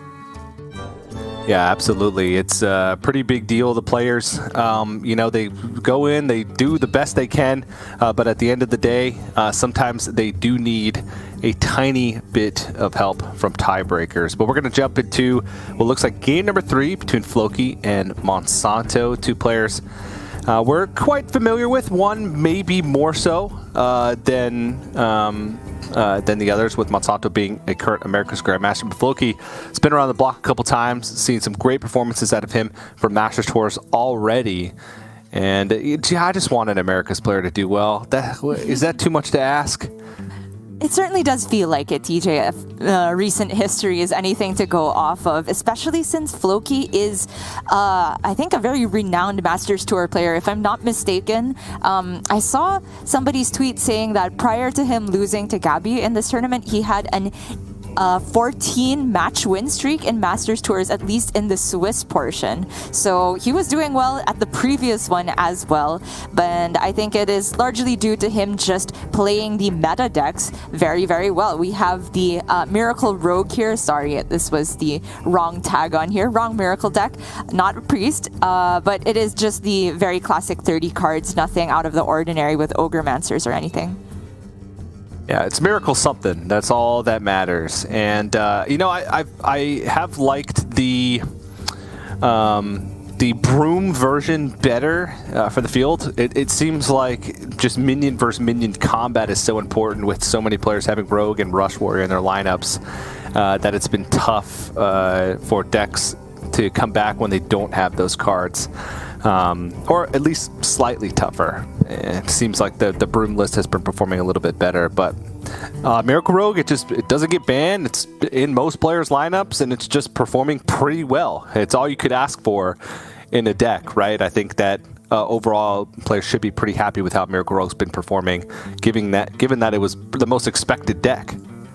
It is, and I believe Monsanto is running the exact same 30 cards as well, and that's because Miracle Rogue, as you mentioned, is an all-rounder kind of deck. It does have its bad matchups here and there, but none of them are disastrous. I think it has game against Priest, despite it being slightly unfavored. I think it has game against Demon Hunter, especially when players are very aware of how to time their Cult Neophytes. And speaking of which, taking a look at this list again, it doesn't actually have the Cult Neophytes that were present in Floki's list. Instead, it has the double Swashbuckler, and that is very interesting because this rogue hardly has any minions that actually wants to play on turn 1. So maybe the Swashbuckler helps the curve a little bit, still has synergy with field contact, and if it were fighting a different class, could give some very funny interactions.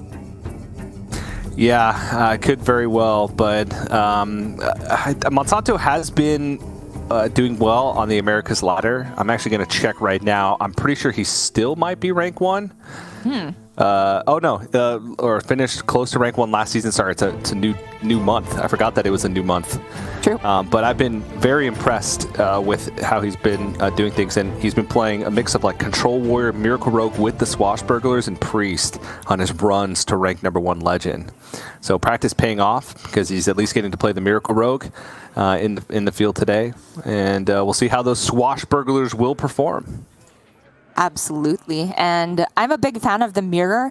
The fact that neither of them has brooms makes it a lot simpler, but I do think that the Octobots are the most important cards to have in the opener for the mirror. Monsanto going to go ahead and keep field contact, which I initially thought was suspect when on the play, but if we're talking about a rank 1 legend level Miracle Rogue player, then it certainly is worth looking at, and he does get the Octobot as well as Floki, so we could have some fireworks going off very soon. Yes, we could. Both players have ways to activate the Octobot in their own hand, with Monsanto's being a little bit more efficient with the use of Guardian Auk Merchant instead. Yeah. The follow-up is quite different as well, too. I think I prefer Floki's in this case because he's got a Janus Barav, and that can come out as early as turn 4 with the coin once it's reduced. Yep. I do find in this matchup, you don't necessarily even have to activate your own Octobot because they are going to play something within range for you to activate it. And this interaction happens a lot where one person plays Octobot, the other says, I am not going to blink. I think your hand is worse than mine, so I am going to play it out. But Monsanto's hand has quite a lot of draw. It goes off right now, and that's why I don't necessarily think the Jandis player has a better option in this instance. It's too bad we didn't get to see what the discovers were, but this Brain Freeze is huge. It allows Monsanto to get rid of the Octobot here, and while Swindle does draw Monsanto a little bit more value now, I'm interested in him just getting a complete grip on the board because this looks like a runaway lead already. Yes, it does. Picks up another field contact with still some pretty cheap stuff in hand as well to get rolling with this. Foxy Swindle, this buff is much worse. So Foxy Swindle, there's some opportunity here. The problem is the field contact. He really doesn't want to leave it on board. Exactly, and that's why he's already digging with the secret passage, trying to look for, I guess, the other prize plunder, Brain Freeze, if that's the only option, he can use it. Okay, this is decent, all just removal tools. Stuff that he kind of wishes he would have for his own field contact, but Floki's hand is, in my opinion, just completely revolving around getting the Jandis safely down as possible, which means getting rid of as many minions as possible here. I do like also prioritizing removing the higher health minion rather than the minion with attack because it would be able to value trade over his Guardian Og Merchant. It's overall decent secret passage. Just trying to make the board as good as possible going to the Jandis turn. Another. Yeah, it could be.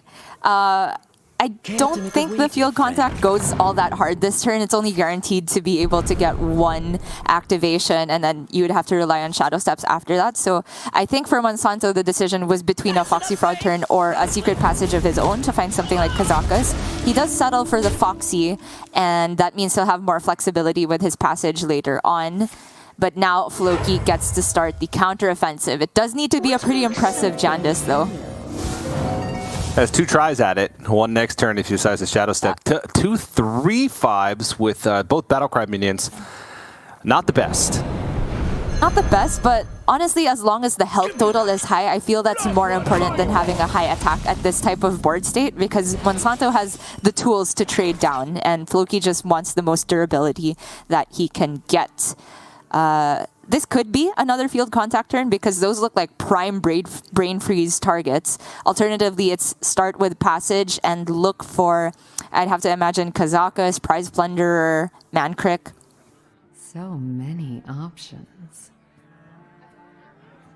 If he nails the brain freeze target, this is, I mean the Jandis illusion, this is a full clear. And even if he misses, that target would be frozen, but he is going to go for the passage instead.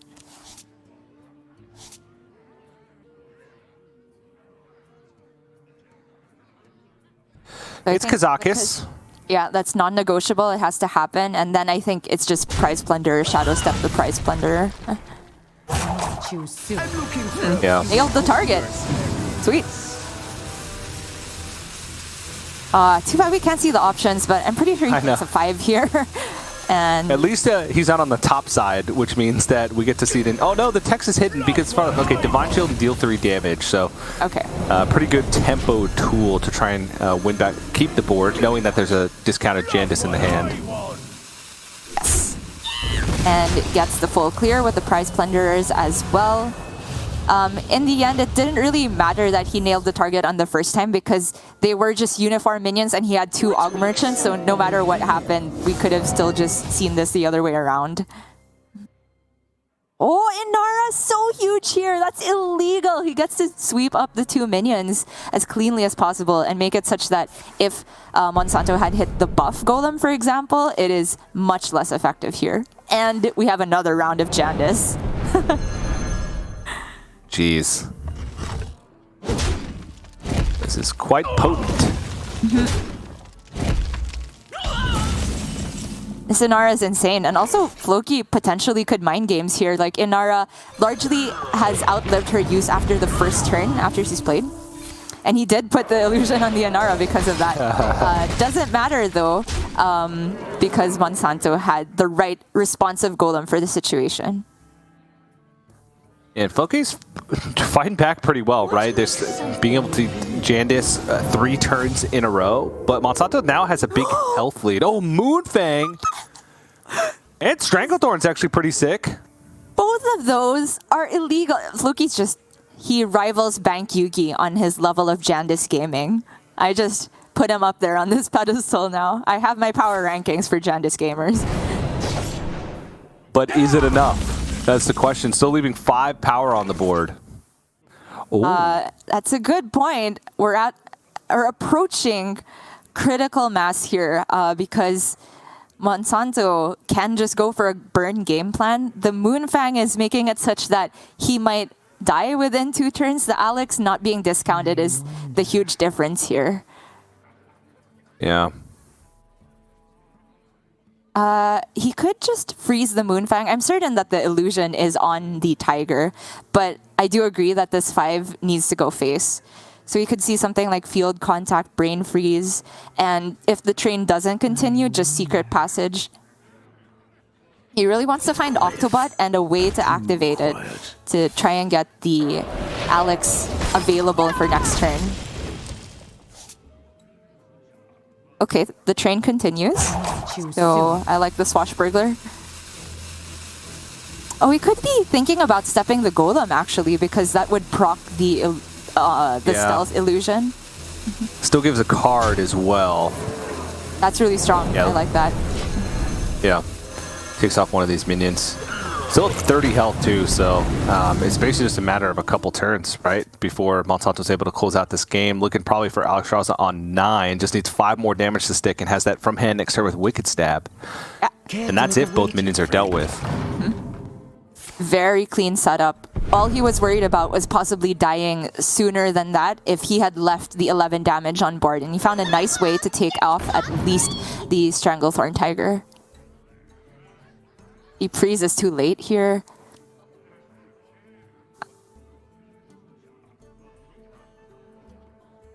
So, in terms of ways Floki can disrupt, is it... I mean, he already played 1-1 Thief to look for Ice Barrier or something like that. I guess he just kind of has to hope that Monsanto doesn't have the clean setup. Yeah. Not really anything he can do with 2 mana. Choose soon. Probably, yeah, ends up on his own Deep Freeze here. The Moonfang takes a very miserable trade, and he couldn't even find a way to deal with the 5-5, as if Monsanto's from-hand lethal setup was not enough. And that's really impressive from Monsanto, given that Floki played 3 Jandices this game. Yep. Usually that's a recipe for success, unless you're playing against a deck with a ton of removal, but I mean, at least Floki's not dead this turn. That's the one thing he's got going for him. Well, maybe not dead. Runic Carvings is not the play this turn, I'm pretty sure. Like, all Monsanto wants to do is... actually, it could be the play, yeah, because he just sends the 5 face. Sure. But then he can't take the overload, so I'm not sure what the board presence does anyway. Yeah. Yeah. As long as he shoots the 6-1 with the Prize Plunderer, it is all good. The 5-5 can either go into a minion if he fits the dagger face, or it just goes face. Monsanto has very few things to worry about because he's at 30. There's just no way he can die from this early on. And I believe there's nothing Floki can generate to stop an Alexstrasza coming down on curve. So that is just the game. Yep, that's going to do it. And I mean, even just this board is a little bit difficult for Floki to deal with, so.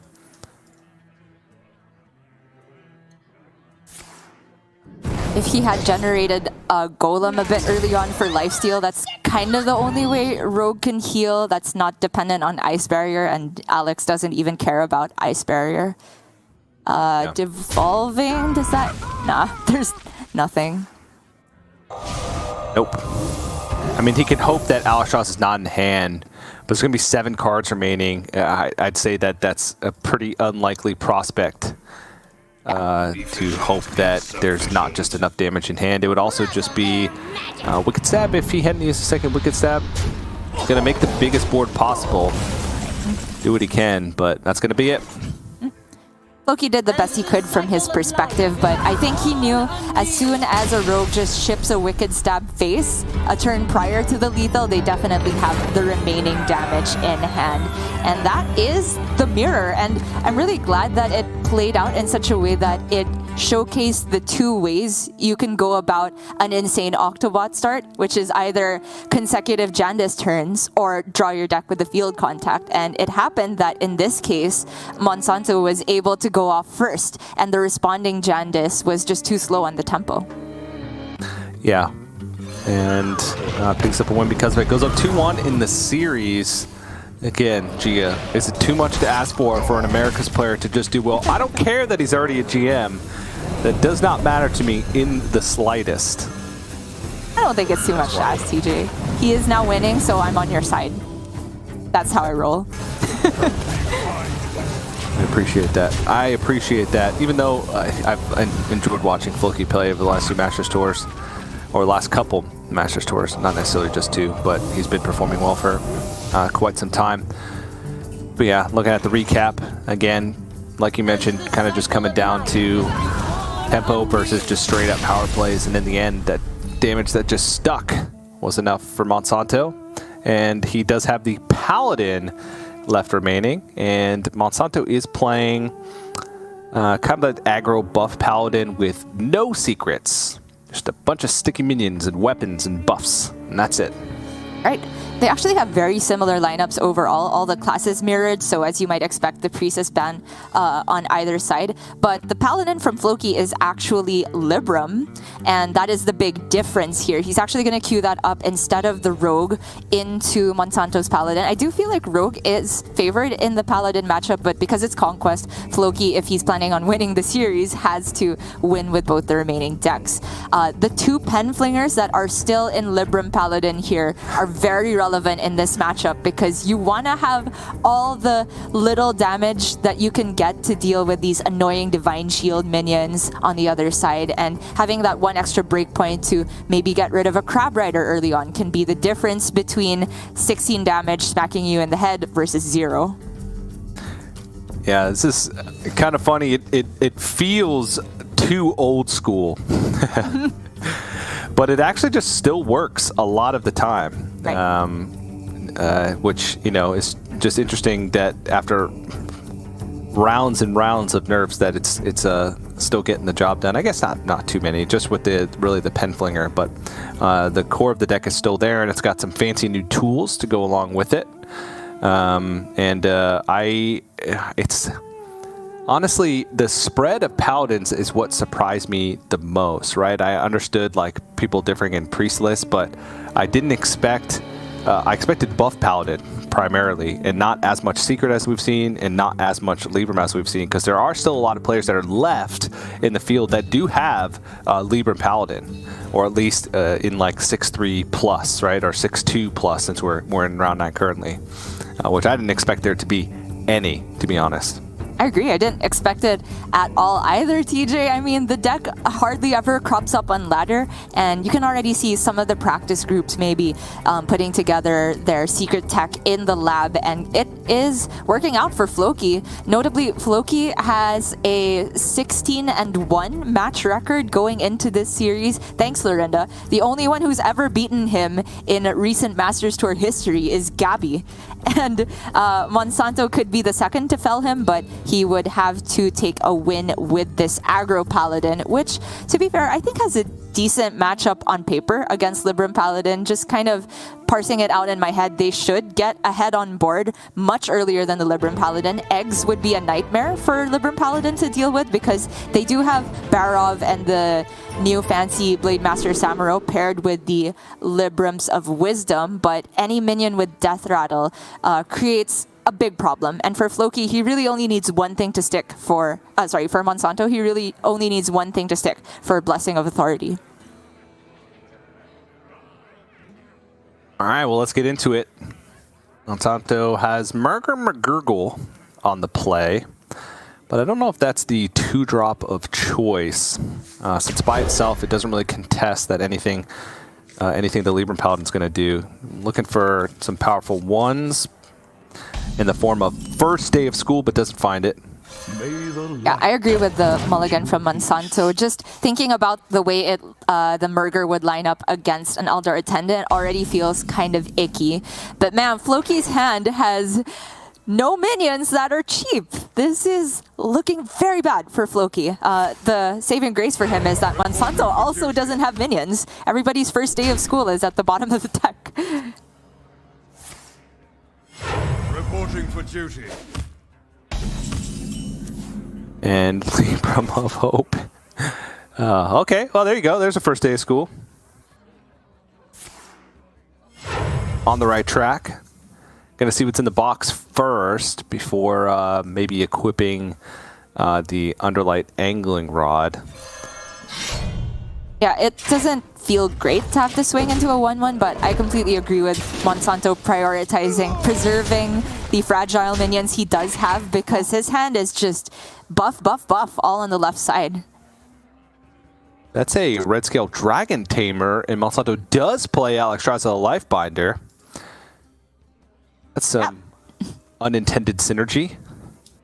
Very Quite nice. Cool. Yeah, I've seen lists that actually just straight up run that card so that they can pull the Alexstrasza rather consistently.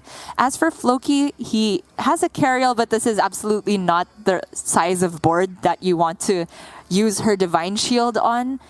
It's all just very icky. I assume it's just going to be another hero power so that he can coin Aldor Truthseeker next turn and then maybe try to swing with a big Libram of Justice turn. Yeah, also the Carol Rome attacks into 1-1 then dies to the Underlight Angling Rod, still leaving a minion on board. So just, yeah, it doesn't feel great overall. Move quickly. Just a disaster of an opening hand for Floki. Wow, he ends up going for it. Okay, that means that his Librams of Justice and the Hand of Adal do go down in cost. So it is kind of like getting discounts from Eldar Truthseeker, but it's Floki just kind of saying that he expects he will have to respond to a minion next turn, which is very fair because Monsanto's expected play is just swing and Blessing of Kings, and Floki will just play Libram of Hope into that, I assume. Unless Monsanto decides to go wide, because Floki did start with nothing. No opening hand, ended up coining out Carol Rome, and I mean, maybe that tells him Libra of Justice, right? So he wants to try and go a little bit wider. Yeah, I think it is. I'm going to deviate. Yeah, I think it's a very smart play from Monsanto. And Floki finally gets something of substance on the board. It is very meager though, especially since Monsanto can now go for Blessing of Authority if he likes. But since you mentioned he could have like a soft read on the Libram of Wisdom, he could commit to going wider on the board again here, or even just commit the weapon and play a couple more 1-drops. Yeah, which also makes sense. One of the other things is the Blessing of Authority. He does have the Rush minion for Blessing of Authority. Sorry, I can't remember the name. It's the 1-mana 2/1 Rush. So that could be something as well.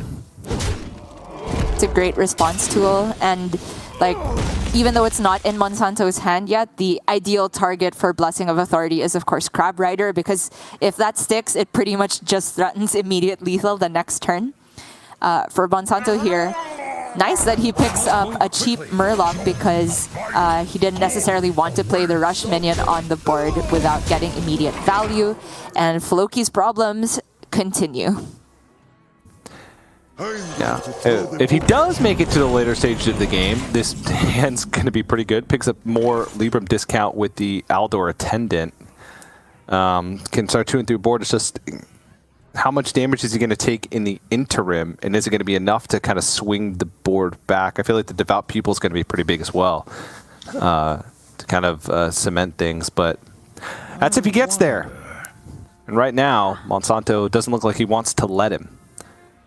I don't think he gets there, TJ. This could be the turn you were talking about with the Emerald Sky Talon, I'm going to guess is the name of that, with the Blessing of Authority. Takes a nice VT over the Eldar Truthseeker. Monsanto can send a lot of damage face, but alternatively, committing Conviction now makes it so that he pushes the damage guaranteed in case Floki has that ace in the hole of Lord Barov, which is a wide board clear, no matter the size of Monsanto's minions, because he hasn't picked up any death rattles.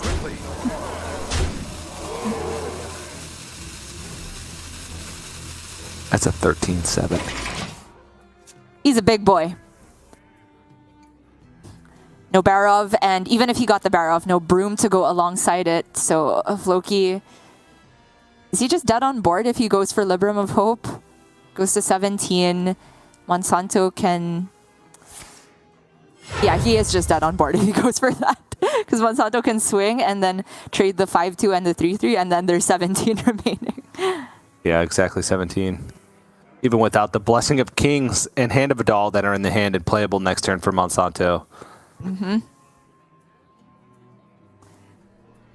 Yeah, Floki could just do nothing this game, quite frankly. If he had hit the Penflingers to go along with Libram of Justice, could have seen a different story. If he had hit the Barov to help clean up, different story. If he had hit even a single one drop, it could have been a different story. And I'm pretty sad that we didn't get to see the Libram Paladin show its teeth and the reason why people are bringing it, because I do think it's a powerful deck and a heads-up bring. But that does mean Floki has now lost 2 series in Masters Tours. Yeah, 1 to Monsanto and 1 to Gabby, and that is it, which is quite the impressive feat, to say the least. But we'll drop to 7-2 at the end of round 9. So maybe if tiebreakers are good enough,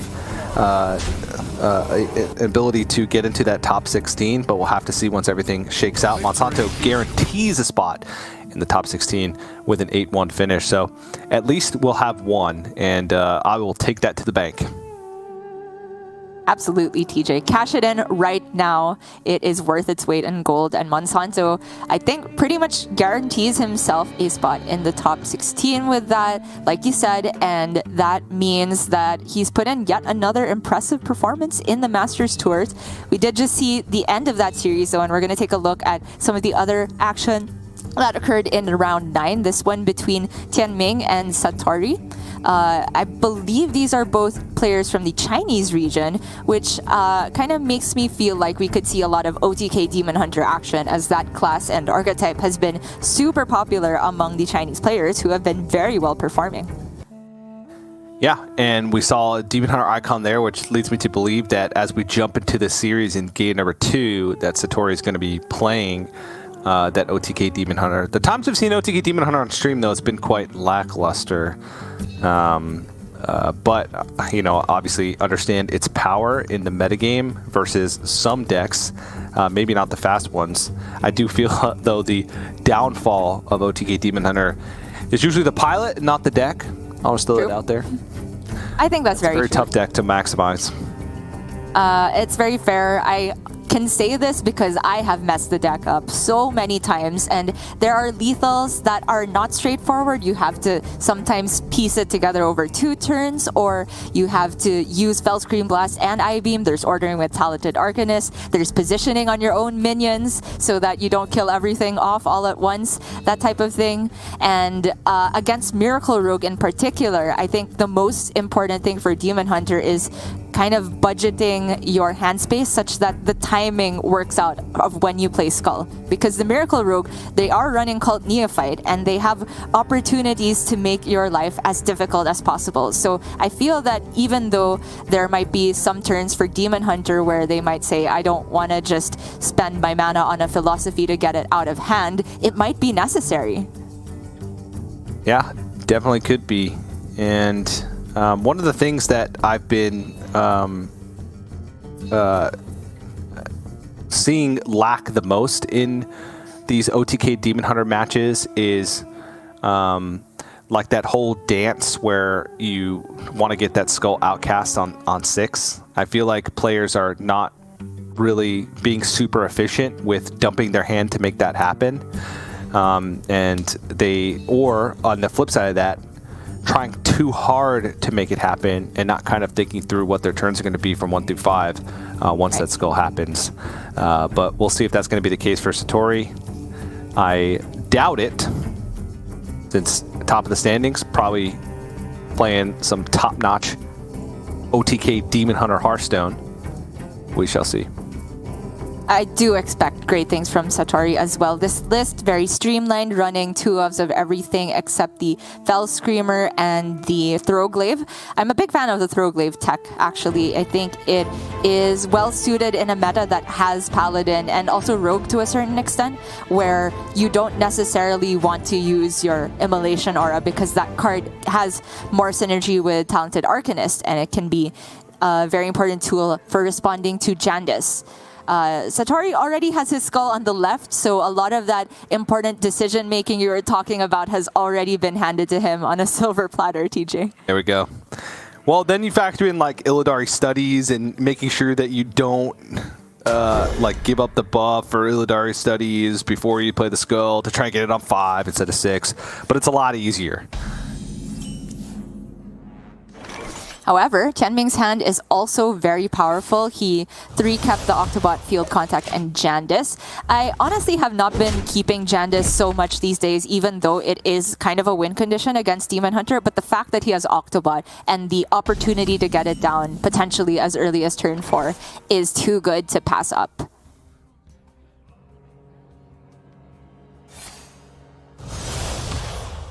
On Satori's turn, he did have the opportunity to play Spectral Sight for a single draw, but I don't think he was in a position where he's that desperate for the cards just yet. He will be able to get the Skull and Outcast at some point, and then the Throwglaive most likely had been used by that point, so the Spectral can follow up in Outcast as well.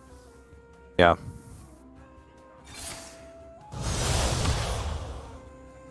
This is a tough decision because Satori, you don't want to let your opponent get the efficient Octobot on their own terms. Mm-hmm. A lot of times, if you know you're never going to have a way to deal with the Octobot cleanly, you just get it out of the way. But at the same time, if they don't have a way to activate it, then you're just giving it to them for free. It's kind of this this weird dance.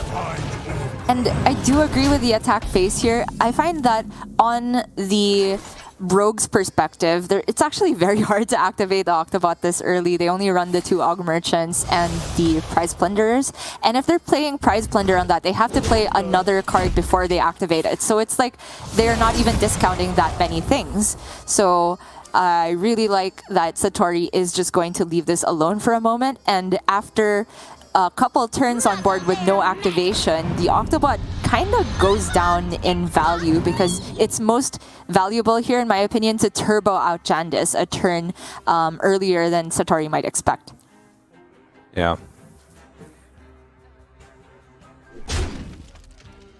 You can see Tianming's already just playing cards because he has to pressure Satori in one way or another, so that's less things that are getting discounted by the Octobot. However, the Field Contact at some point should get the discount, and that's always huge because Field Contact kind of just refreshes itself.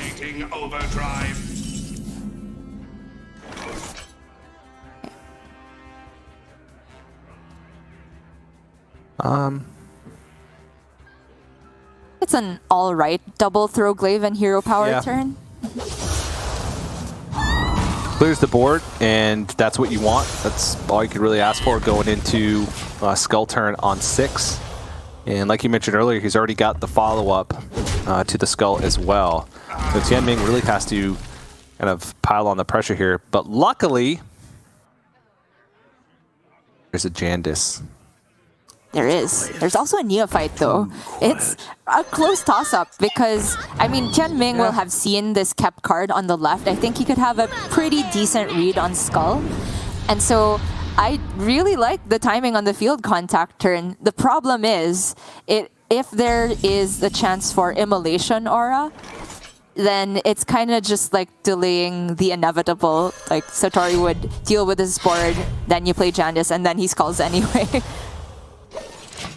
Yeah, well, the one thing that this open up, right, is the ability to go Jandice, Tenwu coin Jandice. If there was an Immolation Aura, it might have been played there, and then you're clear for Jandice. Even if Immolation Aura is played on your Jandice board, that's okay because you're still keeping 2 of the 5 drops. And then that still disrupts the skull because he'd only be on 7 mana. He couldn't Immolation Aura and skull, unless, of course, he picked it up from the skull. And like you said, he can go for the complete load up with Jandice, but there's an option also if he wants to Tenwu the Cult Neophyte and replay that this turn to try and preserve the stats he already has. Or just hold it all together and budget his resources in such a way that maybe he can build another board with Kazakus. Yeah, there was a board space issue. There was too many minions on board to get the full value from Jandice for the Tenwu, so that was a problem. But decides to just hold. It's enough power on board. Sorry, hasn't hit Immolation Aura, which is very worrisome. I'd imagine he was digging for the other I-Beam with this double jump. Doesn't hit it though. And so that means... Is he just gonna have to like shoot the 6/4 and assume that's the illusion?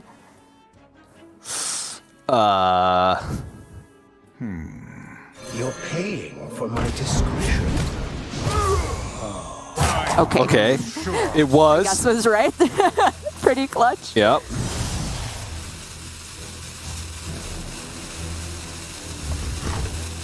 Still under some pressure though, but is starting to piece together some pieces of the combo. Still has some draw with Spectral Sight on the far left, which I think you mentioned earlier. Then you get Philosophy and then I-Beam. It all just kind of trickles down into even more Outcast and card draw and healing. Right. And it's just a little bit of ways away. Il'gynoth is going to already put him close enough to lethal. The Baron's Blacksmith. He can trigger it right now with the Prize Plunder. Push more damage. Oh. That looks really good. Give me that. +2/+2 on everything. Right. This gets the Lily Pad Lurker out of range of even talented Arcanist with Immolation Aura.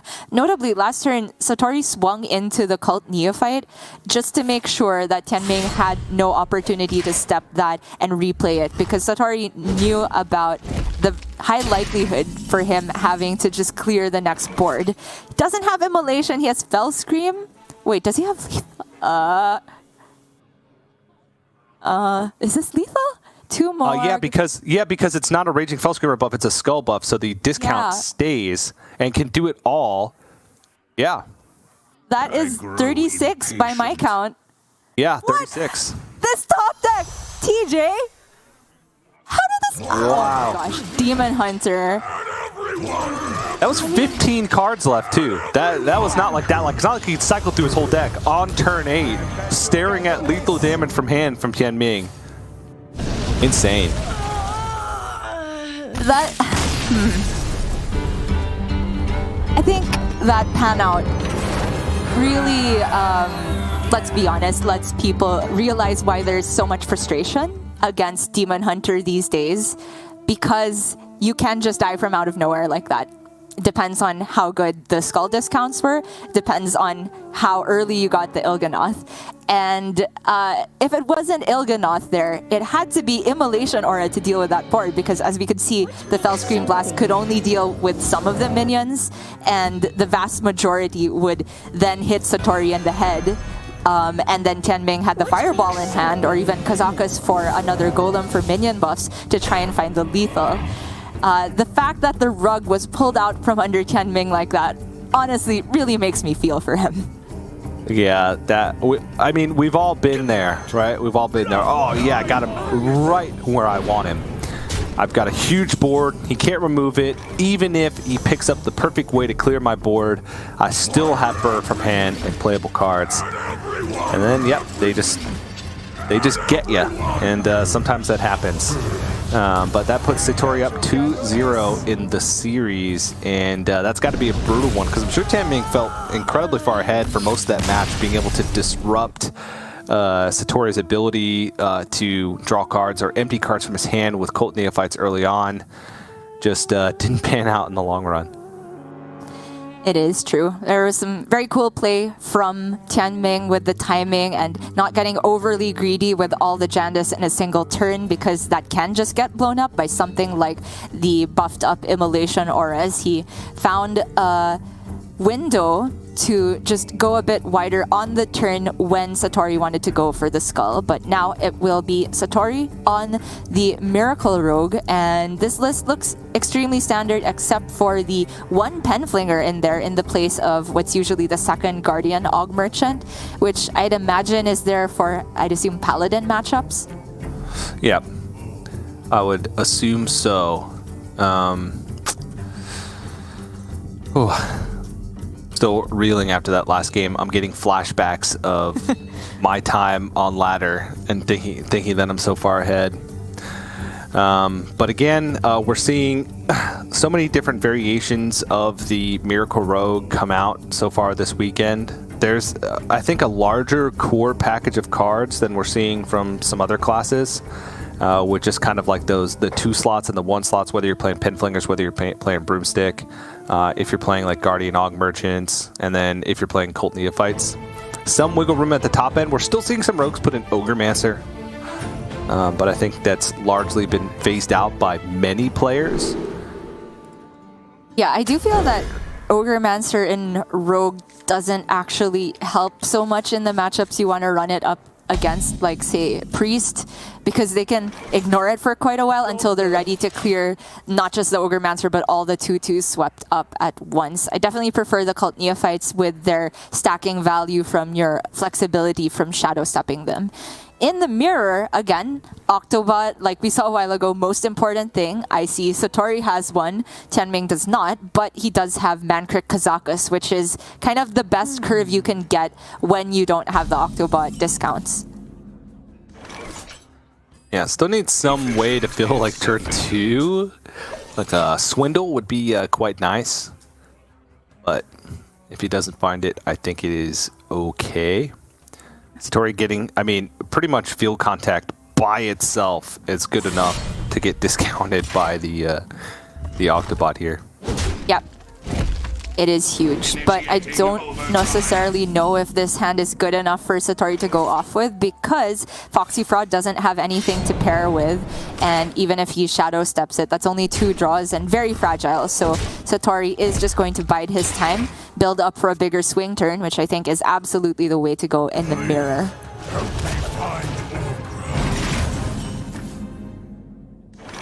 Okay. Ooh.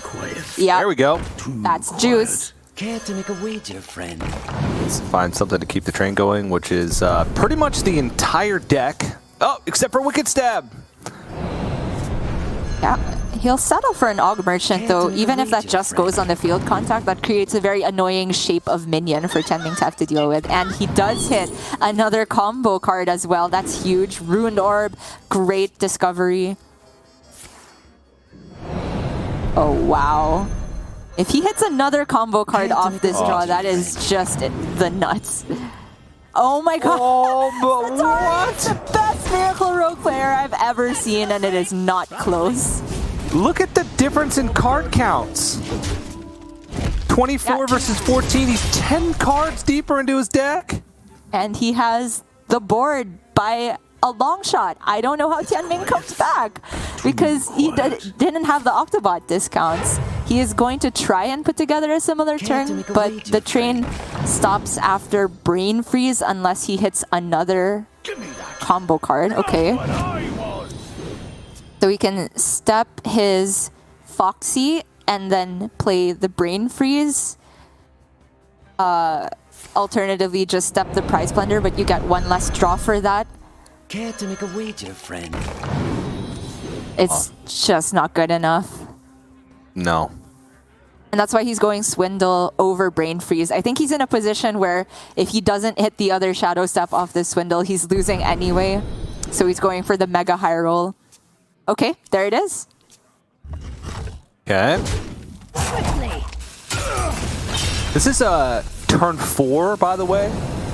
Yes. And both players have drawn, after this turn, half their deck. And over half their deck, in Satori's case. And these two are just excellent at Miracle Rogue. Whenever I play my Foxy and assume I'm going to get a combo card off the top, I draw like Alex Straza. It's just not Yeah. the train stops there, you know? Did you take the 1 cost here by any chance? If it's buff the board, that's really strong. But he did take the 5 cost. That's absolutely fine. He still has a good enough response either way. The biggest limiting factor now is mana for both players since they used all of their cheap stuff to try and cycle. Well, I guess they still have a bunch of cheap stuff left, but just insane. This is kind of the card draw you'd expect. Turn 6, turn 7, but only turn 5. Tianming has drawn so deep into the deck but hasn't hit a single Octobot. That could have made a huge difference for this turn though. But he can put together like a mediocre responsive turn with the Guardian Og Merchants in some capacity. The big difference is that he won't have a good answer for the Golem coming up next turn. That's an upgrade. Probably. And rogues are just better at Zoo than Zoo. Yeah, I'd say so.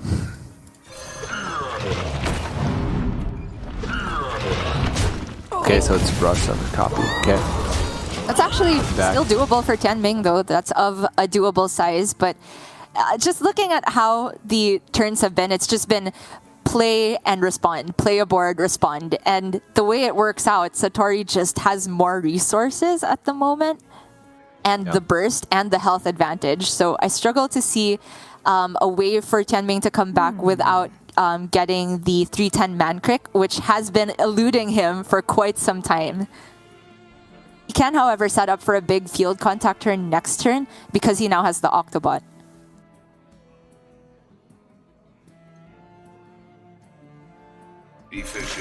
Kind of struggling to find what to do here, but I think just getting the Octobot discount now and then going Kazakis, and then like you mentioned, yeah, setting up for field contact next turn. But there's not much to start things off unless some stuff sticks on the board for Tenwu. It just picks a 1-mana Golem just to start off the field contact. He's also just dead. Because, the stabs and the Ruined Orb and the dagger. I mean, obviously that looked ambitious for Tianming to leave 10 damage on the board. He's not likely dead right away, but even if he's not dead right away, he has to get the most insane swing turn to pull it back from that position. And of course, Satori discovers Sinister Strike for good measure as well. Imagine using the dagger. He is too far beyond this. Satori is the best Demon Hunter and the best Rogue player I've seen this entire tournament. Yep. The Sinister Strike uses less actions because the dagger, you have to press the hero power, then you have to click your hero, drag it to their face. Sinister Strike, just one and done. Whoop. Just get it on out of here. Efficient use of his time as he prepares for his top 16 match, which Satori is guaranteed with an 8-1 score. And Tianming, again, we'll have to see once things are settled and we get the tiebreakers figured out. Because I do believe that that game was the last match that we have for coverage of round 9, which means we're getting close to the point where we can reveal the top 16. And I wonder if I'm gonna play spoiler to myself, or if I even have the ability to look at the top 16 before they generate it, because they usually wait until after the round is complete, or at least after we're done casting. But I'm curious to see. True. Sorry to cut you off there, but I was just going to say I've often been burned by calling out people that are guaranteed in top 16 before it's actually all official. You have to get all of the numbers sorted before we can give any final answers. But for anyone that did go 8-1, that's pretty much guaranteed. The tiebreakers get closer around 7-2. Yeah, and that's there's going to be quite a few players that are 7-2 that are going to miss out on that top 16, which doesn't feel great, but at least they can say they're going away with some points for the Masters Tour. For Europe, a lot of times that ain't good enough. 7-2s, unless you're already having good performances across other ones. I'm talking top 4s, top 2s, winning the events. You're going to be hard-pressed to find an opportunity to make it into Grandmasters. But for Asia-Pacific, and more especially the Americas, it's a little bit tough, not as tough, and so 7-2 could sometimes give you that bump in points. But there we go. We don't have to put ourselves on the line. That is the top 16. Names that stand out to me right away. Bly's again, making it into a top 16. Good performance in Swiss. Can he win another one? And then we have Gabby, Monsanto. We saw Floki, Tianming, both players from our last few matches that we broadcast, as well as Viper, our European Grandmaster, making it to that top 16. Wow, sliding in at the very last spot there. There's just a lot of Grandmasters representation in this top 16. A lot of European, a lot of Chinese representation. We have Monsanto flying the flag for Americas, but I'm not seeing very much APAC. TJ, I think we might have lost to you guys. I can't believe it. Glory, what happened? Wait, are there none?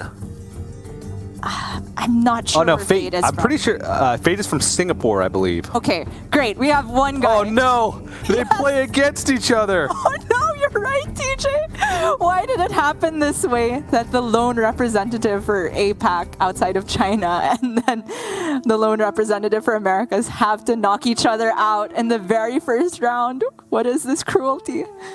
There's so much on the line for that top 16 match. But you saw the cut. You saw the 16 players that are remaining. And we're not done today. We are going to broadcast a featured match for the top 16, as well as some coverage from the other matches that are happening to set ourselves up for Championship Sunday and our top 8 tomorrow. Before we jump into that, we are going to have to go to a quick break, but don't go anywhere. More Masters Tour Orgrimmar continues right after this.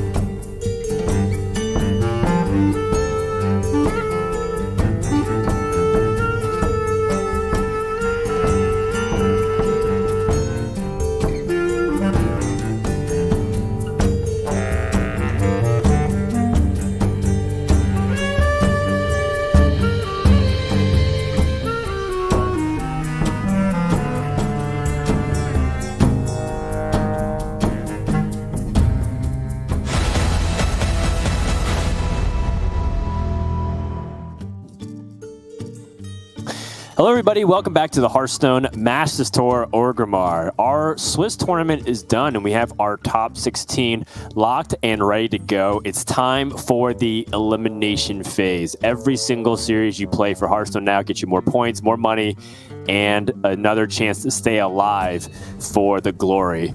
As we take a look at our standings once more. So topping it out undefeated, 5 KS boat, the OTK Lifesteal Demon Hunter Specialist, undefeated with a couple of familiar names rounding out that top 8. Blycia, European Grandmaster, Trunks, multi-time world finalist, Monsanto, America's Grandmaster, and all the way through.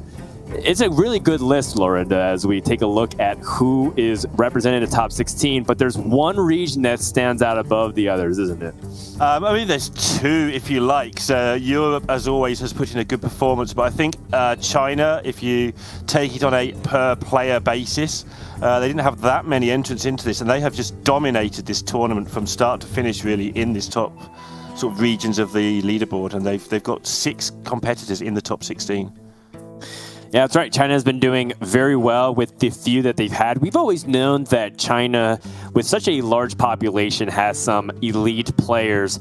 Of course, none more elite than our world champion from 2019 in VK Lion, or 2020. It's kind of ambiguous. We had 2 world champions crowned in that calendar year. However, taking a look at how the brackets end up shaping up, can one of these Chinese players perhaps start their quest of being the 2021 champion? As we do have the first seed 5 KS boat going up against European Grandmaster Viper all the way through. We're going to be focusing on the bottom right match, Gabby versus Frenetic, as that is a rematch from round 9 Swiss, where Frenetic actually got the win against Gabby 3-2. So we'll catch up more with this bracket, but this is a stacked field what we have for our top 16 here, Lorinda. I'm excited for these head-to-heads. Me too, absolutely. And I think it makes the case once again for expanding from top 8 to top 16. Without that, we wouldn't have Viper, we wouldn't have Gabby, we wouldn't have one or two of the other really big names who I had reminded and I've completely forgotten. But it just brings in so many more people. Gabby's been 7-0 in this tournament. If it was just a top 8, he wouldn't have been in it. And he is now leading the race for Grandmasters for Europe by a decent margin, but this match for him is huge. He picks up another 4 points if he wins this one match, which would put him, and this is unofficial, it wouldn't be safe, but he would be in a mathematically fantastic position to make GMs if he wins this one match. And the more matches he wins, the safer he gets. If he wins the tournament, I think he is actually safe. All right, well, only time will tell. Going up against Frenetic, who beat him in round number 9. Similar bans across the board here. Priests banned on both sides. Neither player interested in entertaining that class for this best of 5. And as we said, it is single elimination. Let's take a look at Frenetic's Rush Warrior. Pretty straightforward. There's not too much unusual stuff here. We do have the Troublemaker package being kind of put in there as well to ensure that you have some top-end damage, but there's nothing too out of the ordinary. We have seen some decks with the Shield of Honor still actually do quite a bit of work, despite it being one of the more questionable cards, just in general. We're not sure how we feel about it, but it seems to do okay, and it's served Frenetic well enough to get to this point. Yeah, I certainly don't like it in ladder play. I think Shield of Honor is just... it's just wasted. You've got good things. You just play your good things and keep playing good things. You don't need them to be bigger. You just need them to be on the board. But in the tournament, obviously, you're expecting certain bans. You're expecting to play against certain sorts of decks. Maybe it's a better pick in tournament environment. Get some big stuff that could take down some of the Paladin Divine Shields, for instance, might be an option there. But yeah, pretty standard overall. Nothing that sort of blows you out of the water about the deck, and in fact both lineups are very similar to each other between these two players. Yeah, and I don't think that's a coincidence. We're going to see lots of this kind of lineup, the 4 most powerful classes, the most popular classes being represented. People weren't sure if Warrior was going to be that 4th deck and how it would perform, but it seems to do just fine. Gabby's Miracle Rogue, we've seen him on broadcast before. It was played to perfection, had the narrowest of margins, and ended up coming out with a very impressive victory. One of the most well-played games that we've seen on broadcast, just given the stakes. It's an early Swiss tournament win. It's a match that was unfavored. It was a very bad pan out after a very explosive start, and Gabby was able to be very tight. You can see why he is living up to that hype. Can he keep it up? He was kind of posting about how he didn't get as much sleep as he'd like, that it's a little bit difficult to focus, and the hours are getting late over there in Europe. So has to stay strong for this last best of 5. But I'm sure with a lot of these young players, the adrenaline's kicked in. They drank a lot of energy drinks, I'm sure, and they are ready to go. How do you feel about this Miracle Rogue here after seeing a lot of games with it against Warrior? Is it as bad as the data makes it seem to be, Lorinda? It might even be worse. I don't think I've seen one of them reverse it, but Gabby doesn't even have the broom in this Rogue, so it's going to be very tough for him to take this one. But the good news for him is he probably gets to have the reverse match at some point later on, so it's almost like a free roll as long as the matchups pan out okay against each other and he doesn't sort of low roll the queue order. But yeah, like you say, it's going to be late for him, but this is where he proves, is he the best player in the world? Not necessarily this one match, but this match and the next tournament at Dalaran. I think he's got that Hunter Ace vibe about him, people talking about him in the terms of best player in the world. He's got that combination of being super good and super motivated at the same time. Those two things don't always fall together. For Gabby, they have. You see how intense he looks. But he has only been in these sort of situations 3 or 4 times in his life, in his career. That still takes a little while before you sort of are able to compete on a long, long day to the best of your ability. So just that one remaining small question about whether he can still do that. Well, I guess we're about to find out here as the series is going to begin momentarily with the Rogue versus that Warrior matchup. And he's done it once in an unfavorable matchup, and as Lorinda says, it looks like it's getting worse. Taking a look real quick at the data there, the Rogue against Warrior is a 60-40 in favor of the Warrior. So if you're led to believe that that represents the highest level of play, it's a little bit better than what the data says, but just marginally, a few percentage points. Let's go into the game. Frenetic starting off with the Imprisoned Gennard. That's already a great start in the opening hand. Going to probably debate what other cards that he wants to keep, if any. Choose to throw away everything else. And then from Gabby's perspective, looking to start off equally as strong if he can keep up his tempo.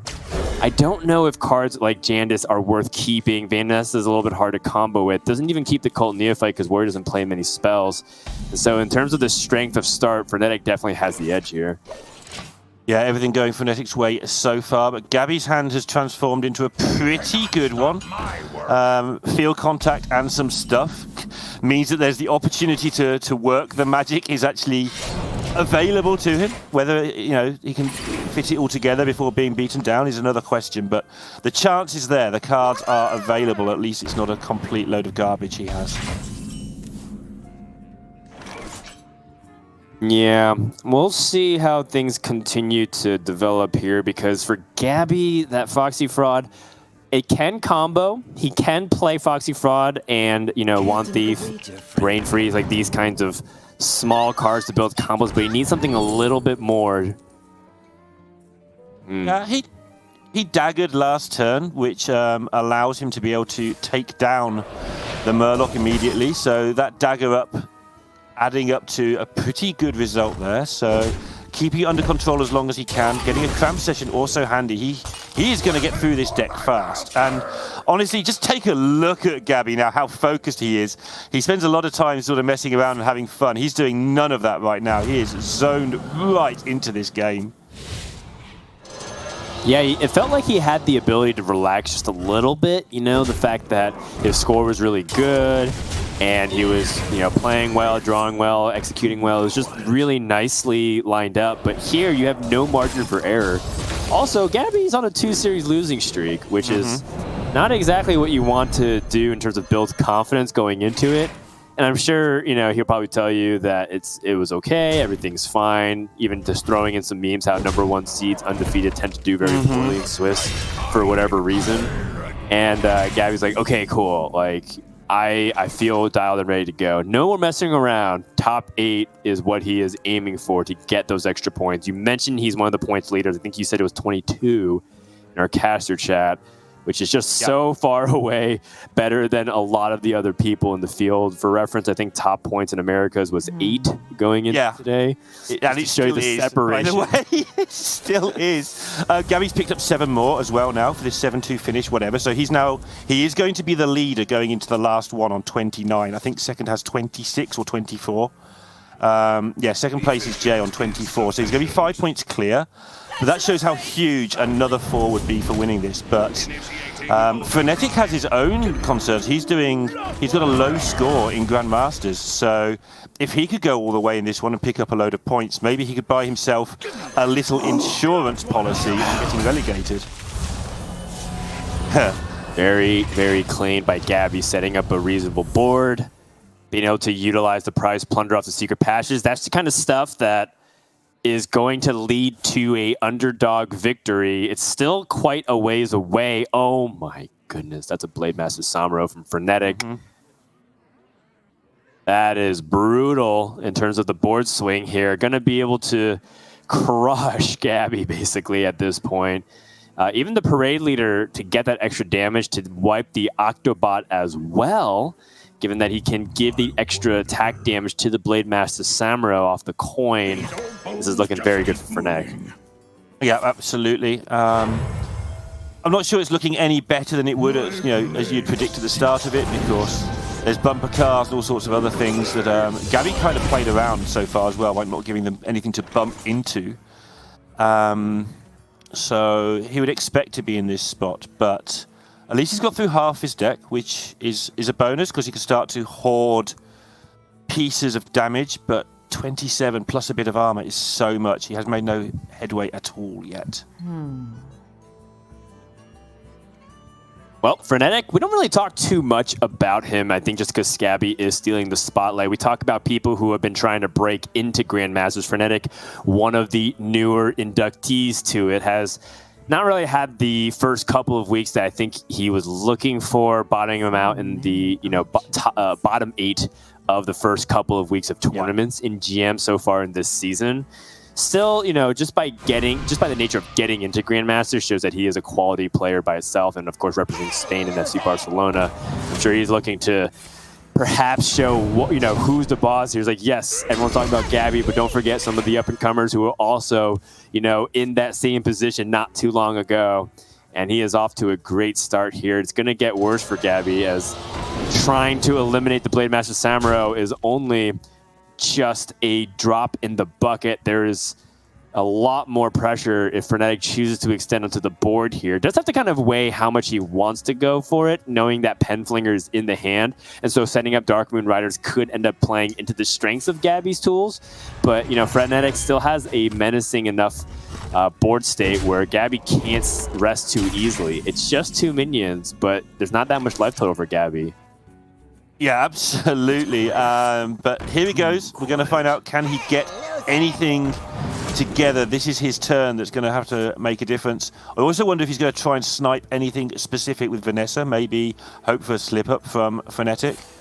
That might be a card that he chooses to hold onto for a long shot victory somewhere later on. I mean, long shot victory is all I'm thinking about when Gabby's in a position like this. It's very tricky. Does not have any more prize plunderers for these dramatic 1-mana tempo swings to destroy minions on the board. Does play the Foxy Fraud. I think in his mind he's wondering if there's value in weaving in a Penflinger at all before he ends up drawing. And with the draw pan out, looks like Penflinger has been committed. He was looking and digging for something very specific, but it's actually quite fast to the point where I'm trying to process all the cards and keep up with it. And for next, not even going to skip a beat here. He's just going to use the Warmaw Challenger and the Rikara, a very deadly combination to build up stats very quickly. And now the pressure is really on Gabby with almost a full hand. He shadow stepped his field contact to set up resources like this. Is it enough to swing it? Because Frenetic is pretty committed to the board. If he can feed this amount of aggression, that is pretty much all that Frenetic has. Gabby knows that he's almost at the final checkpoint to start turning this matchup on its head. Yeah, Fnatic has nothing in his hand. Gabby knows about the 2 riders, so there's just one card that was drawn recently that Gabby doesn't have a clue about. If that card is rubbish, which it is, it's the Shield of Honor, which we talked about earlier, which is fine, but it's no use here. If Gabby can clear this board and maybe dodge one top deck from Fnatic not being a troublemaker, Gabby can get this done. And Potion of Illusion so often is bait, but it looks like a good card here. But can he actually stay alive long enough to make it do anything? One more turn. No Alex Straza for a couple of turns would be handy for him too, and maybe he can get this done. Fnatic very close to killing. Finds Troublemaker to play off the top. And that could potentially set Gabby down to 1. We know about the War Axe coming out next turn. Gabby's hoping the minions trade does end up surviving that attack. And I don't know exactly what the greater goal. It looks like Lifesteal was one of them, but with no ability to rush it, does not have the potential to go for a swing of life, and also needs to control this board state. This is exactly why this matchup is so tough. Gabby has out-resourced the Warriors successfully, drawing 15 cards deeper, and it's not going to be enough. Now, this is where he has to keep himself together if possible as well, although I don't think there's a play. There's not a play. But even if there was a play, he had to play as if Alex Straza did not exist unless he could get a rush in. But he's not playing the Broom. You imagine all the people who played a Broom in their Rogue today, in that final hand. A Broom there would have allowed him to get on the board, allow him to get some lifesteal, allow him to do some trading. And that's why people were bringing Broom in their Rogue decks for that matchup, for that one turn where maybe you can swing it around. One Broom there would have swept clean, absolutely, for Gabby.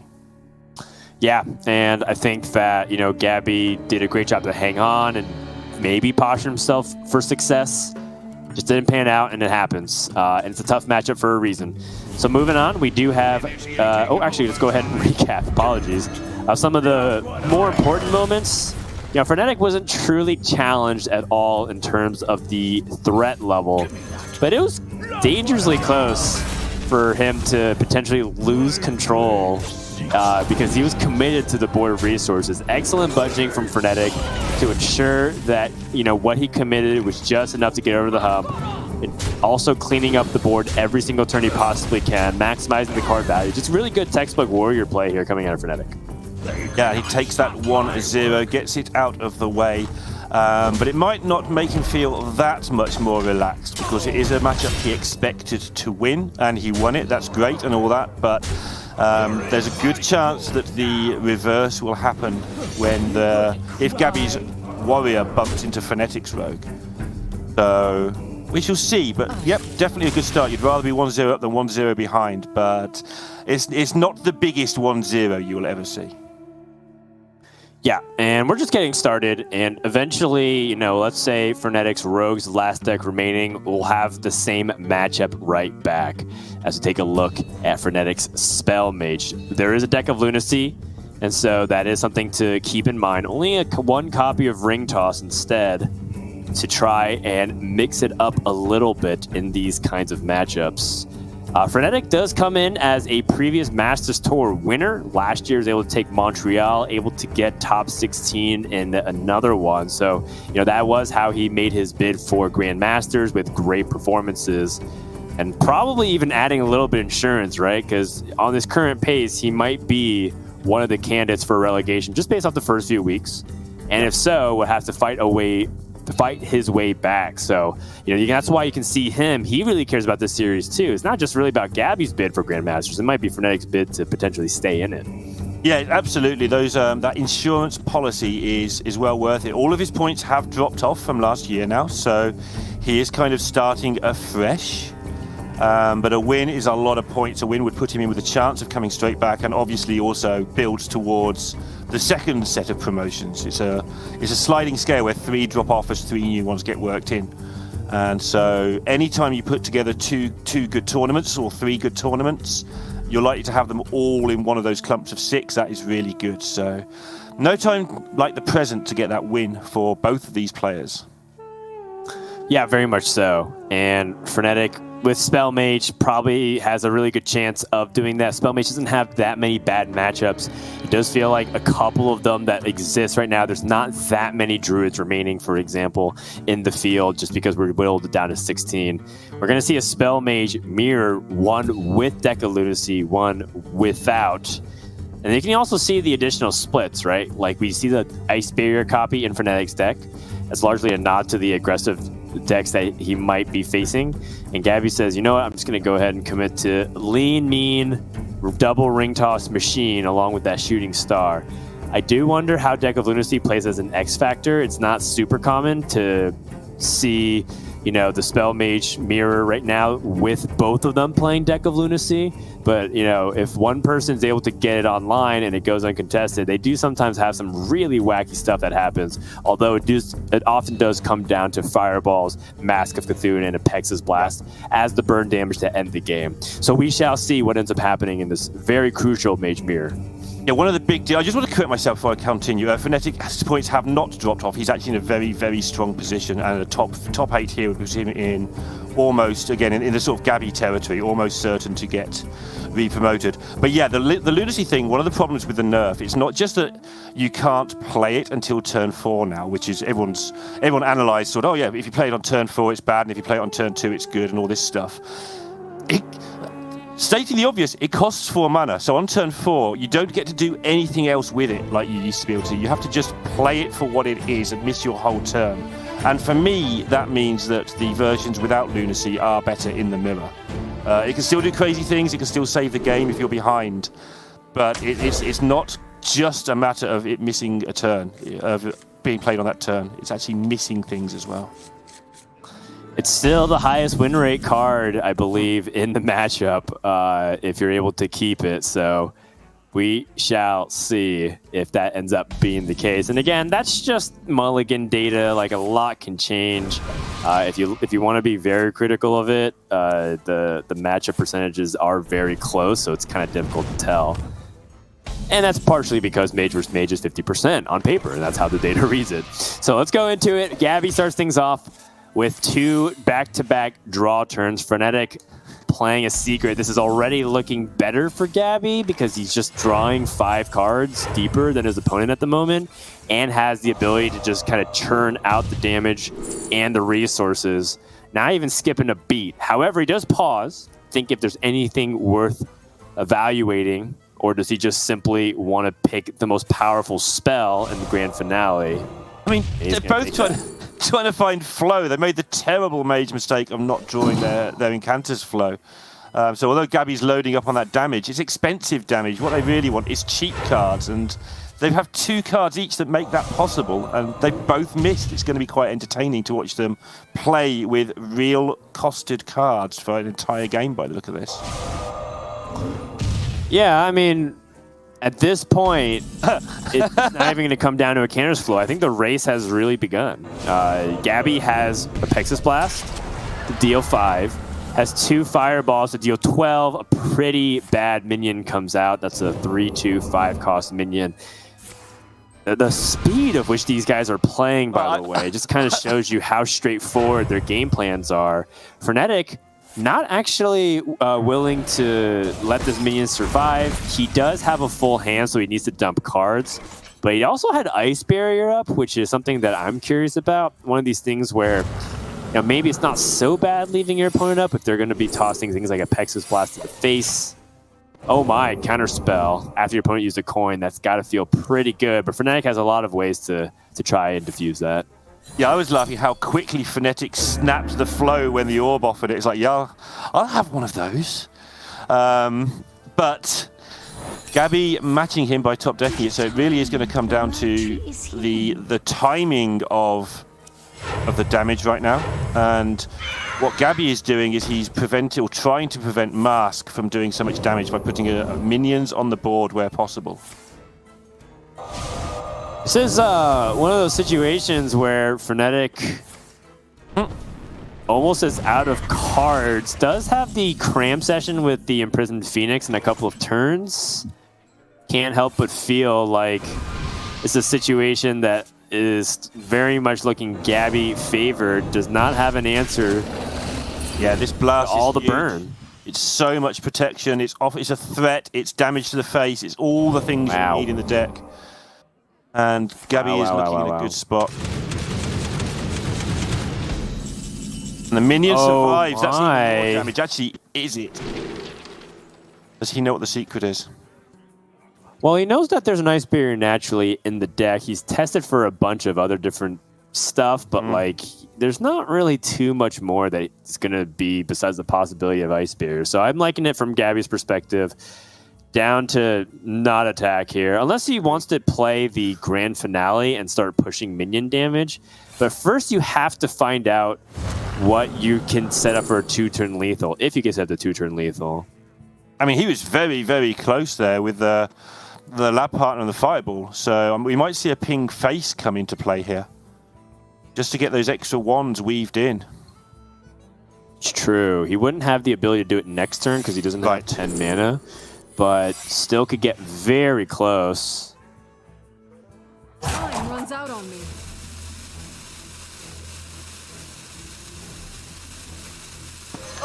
He's going to launch one of the fireballs now because there's so many things in his deck. He can pick up that do extra damage next turn.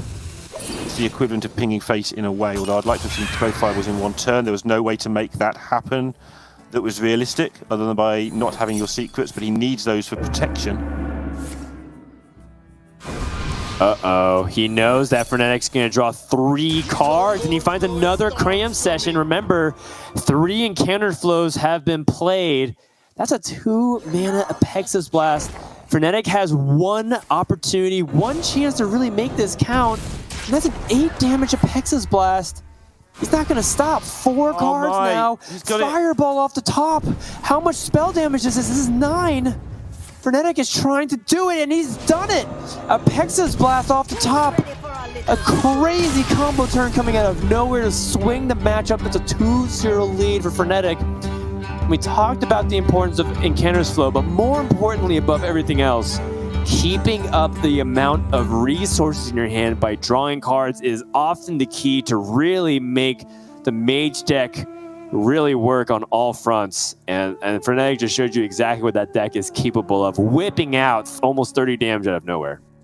Yeah, he set it up a little bit in front by putting the spell damage in and then had to just hope that the spell damage would carry with only 7 mana at the start of the turn. But because he has played the flow, he does get the chance to get a lot more damage. It looked for all the world like Gabby was relying on just one top deck to get it done. So he may not even have won if it had gone back to him, although it was very likely.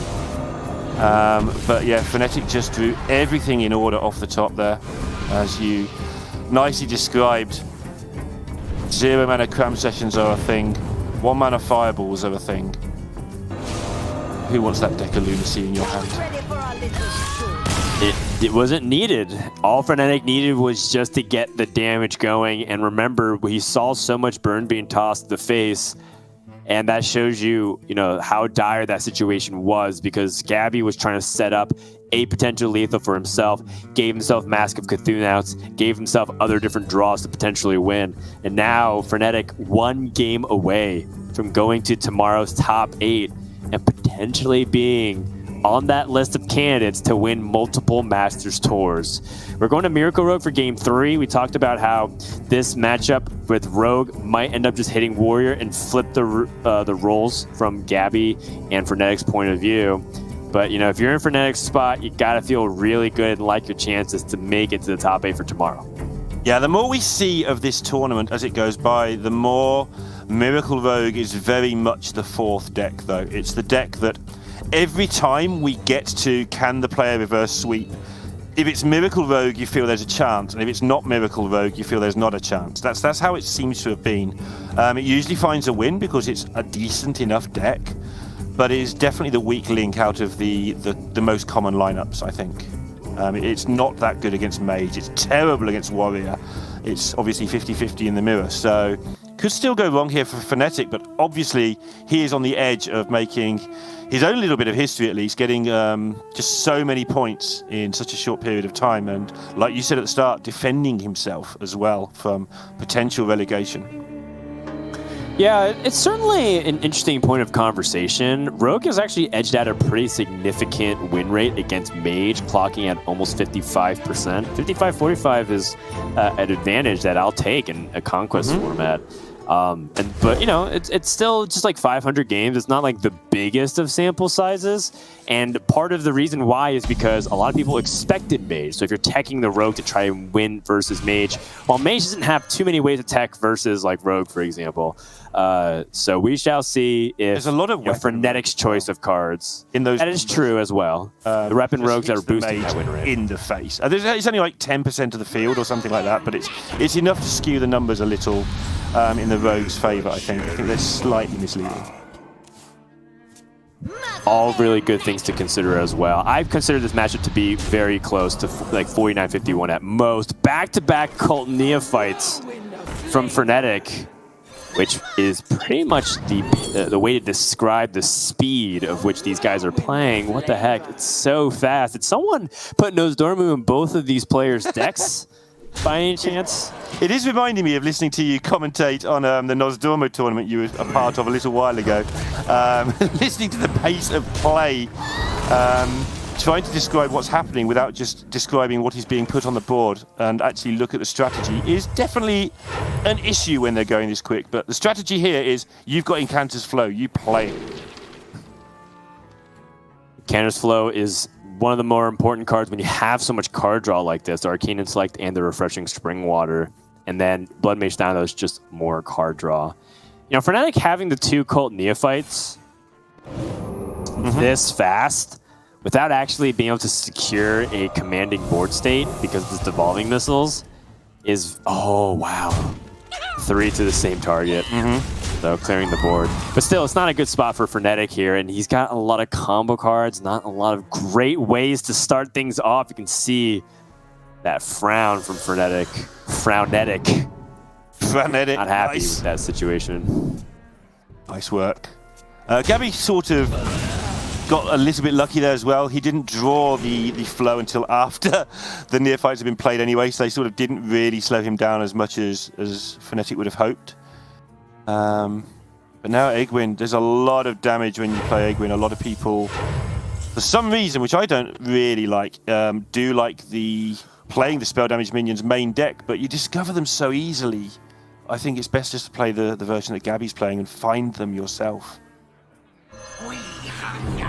Well, Gabby has a lot of power coming in through. This might be the point of no return. Mage may already have missed his window. As a Rumbling Elemental comes out, 5-6 of stats. Frenetic has to find a way to deal with this now. His hand is not it. Secret Passage, peek at 4 cards. I think Gabby checked himself as well there. He slowed down. He realized he was playing to Frenetic's pace. But Gabby, he's not a slow player, but he's not instinctively a super fast player when he's playing his very best. And he did just take a moment to slow right down there. Yeah, if my opponent plays really fast, I tend to actually slow down a lot because I feel like it's disrupting their speed. Yeah, that's fair. I mean, I play infinitely slow anyway, so it doesn't affect me much, but I know it does affect some of the actually good players.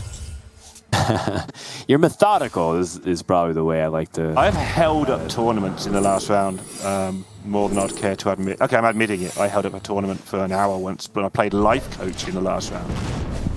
And he only beat me 3-1. It wasn't even a 3-2, and we still held up the whole by an hour.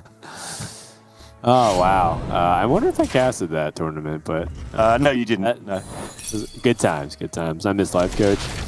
As do we all, as Gabby reveals Ice Barrier and is going to be in a really good spot. Frenetic has nothing. This is very pitiful attempt to get onto the board with just an Octobot and not actually a meaningful hand to discount. Yeah, and Gabby's just got a handful of damage now. He's getting rid of the Octobot to make sure no accidents occur. And with more cram sessions to come and damage already compiling in his hand, he should be okay here, especially as his health total is very respectable. Okay. Alexstrasza. It's a little bit too bad that Fnatic didn't get to discount anything, because now does not have the opportunity to play Tenwu for 1 mana on turn 10, but he's got a lot of damage, right? So he could Alexstrasza on turn 9, Shadow Step it. Then on turn 10, play Alex, Tenwu, Shadow Step, and try to end it. But you know what will be even better than that is if you play Alexstrasza for 3 mana each, Gabby's going to be able to close this out. Very easy game number 3. Rogue just had nothing. You can see that Gabby, a sigh of relief, did not want to go out 0-3, has shot in the arm, but that's just the beginning of this uphill climb, Neil.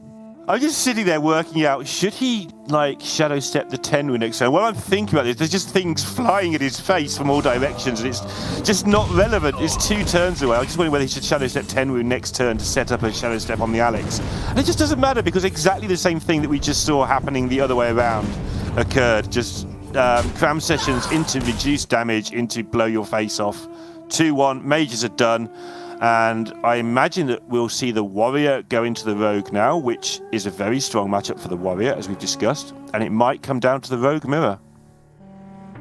Yeah, I mean, Rogue is one of these decks that could just be the weak link and ends up just only really being able to get the win against each other, right? It ends up determining a lot of this series. So Gabby's going to save the Warrior for last. I think he wants to clear off the harder matchups first. He's on the coin. Let's see what he can do. Keeping the field contact and that Shadow Step finds efficient Octobot in the opening hand. And Fnatic already a little bit uncomfortable, adjusting himself in the seat, and I don't blame him. That hand is not looking great at all. No, although Secret Passage often saves your bad hands in Rogue. I think that in the older iterations of Rogue, you kind of held onto your passage as long as possible to try and get value. But now, a lot of the time, it's just fired out there to tidy up the curves and things. So he's not in a good spot, but he's not in a terrible one, especially as Jandis, first Jandis, is often enough in this matchup too. So he's got some hope going forward. But Gabby, also having a fairly weak start, does have the Plunderer at the ready when he wants it. Oh no, Fnatic going for a very early Secret Passage and finds almost nothing here. Has Foxy Fraud play onto the board.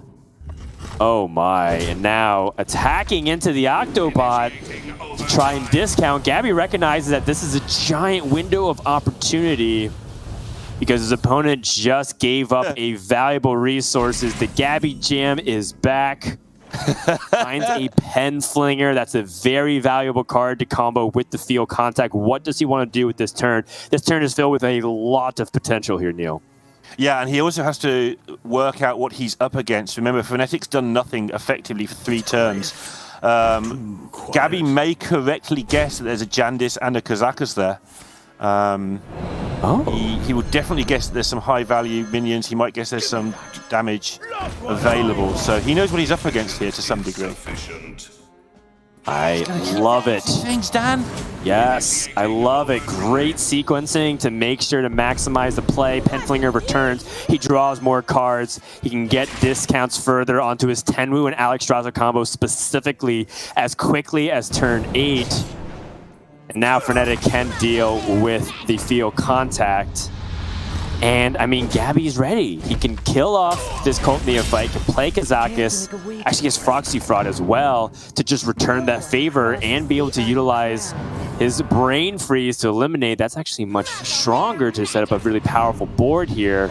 Really like this play from Gabby. I was kind of thinking about the curve.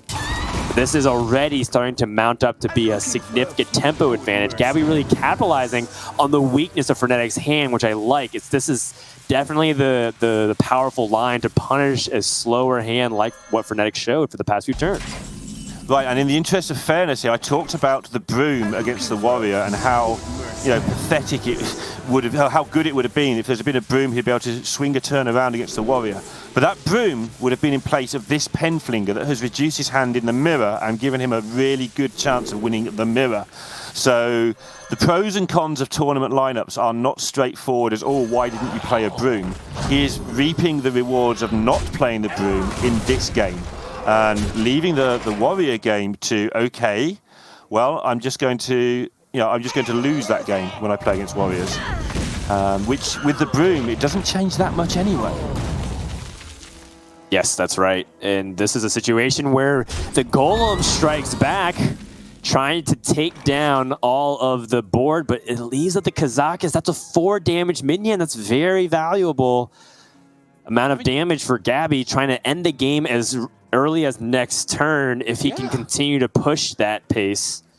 I mean, he's also got Tenwu and Alex Straza in hand. There's a lot of damage there. He's just calculating which turn he wins on if he goes for that, because that's an option. Yeah, he could just win on turn 8 pretty much all the time here. But he's working out his own way of doing it to make sure he wins on turn 8, but safer almost certainly here. His eyes are getting wider and wider.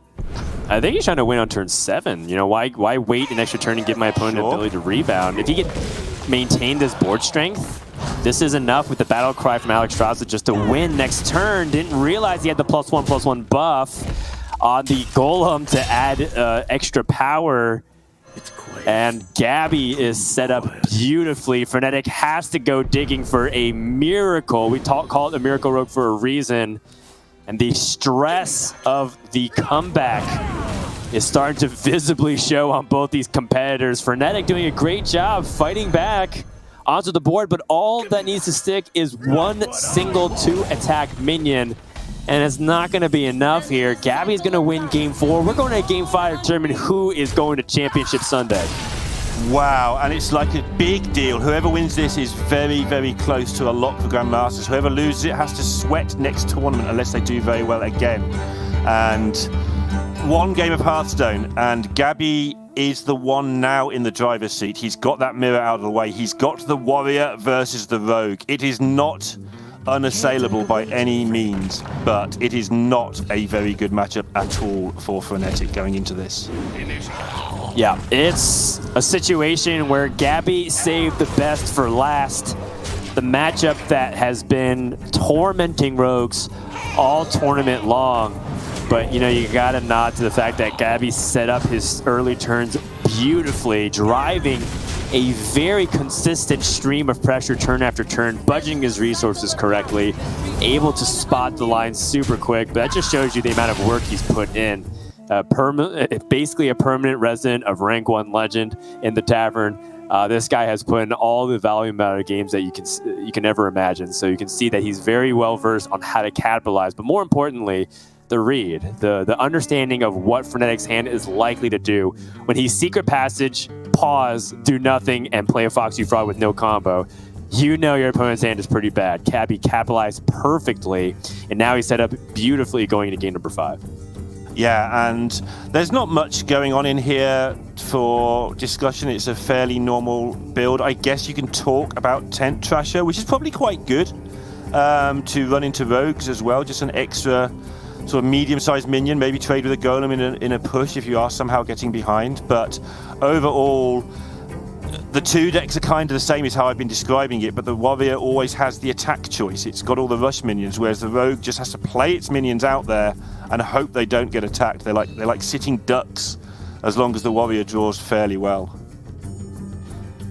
Well, we'll see whether or not this warrior from Gabby can get him over that final hump. I mean, we've seen this episode before. It's kind of a rerun, but with a little bit of a twist, as the roles have reversed.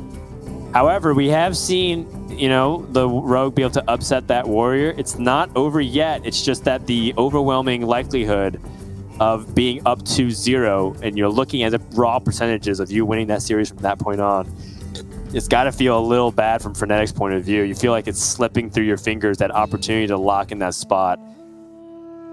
Yeah, also a lot of money on the line, too. Yeah, there is. $25,000 for the winner. And Gabby did something that most people don't do. He queued what he perceived to be the harder matchups first, possibly a function of the fact it's been a long 2 days, so any energy you have left, you really want to put into the more complicated matchups, and hopefully if you're super tired, the deck can carry you in the final one. But he has now got the rewards of that. He gets to play this matchup, and Fnatic's got to really try hard. If he's going to get this one done himself, he has got to focus like crazy and not get a single step wrong. And then that might still not be enough. That's a pretty good opening hand. Gabby has the Imprisoned Gnarg to start things off. Has a conditioning ready to go. They cannot stop my work. Yeah, this is the start that Gabby wanted. Care to make a wager, friend?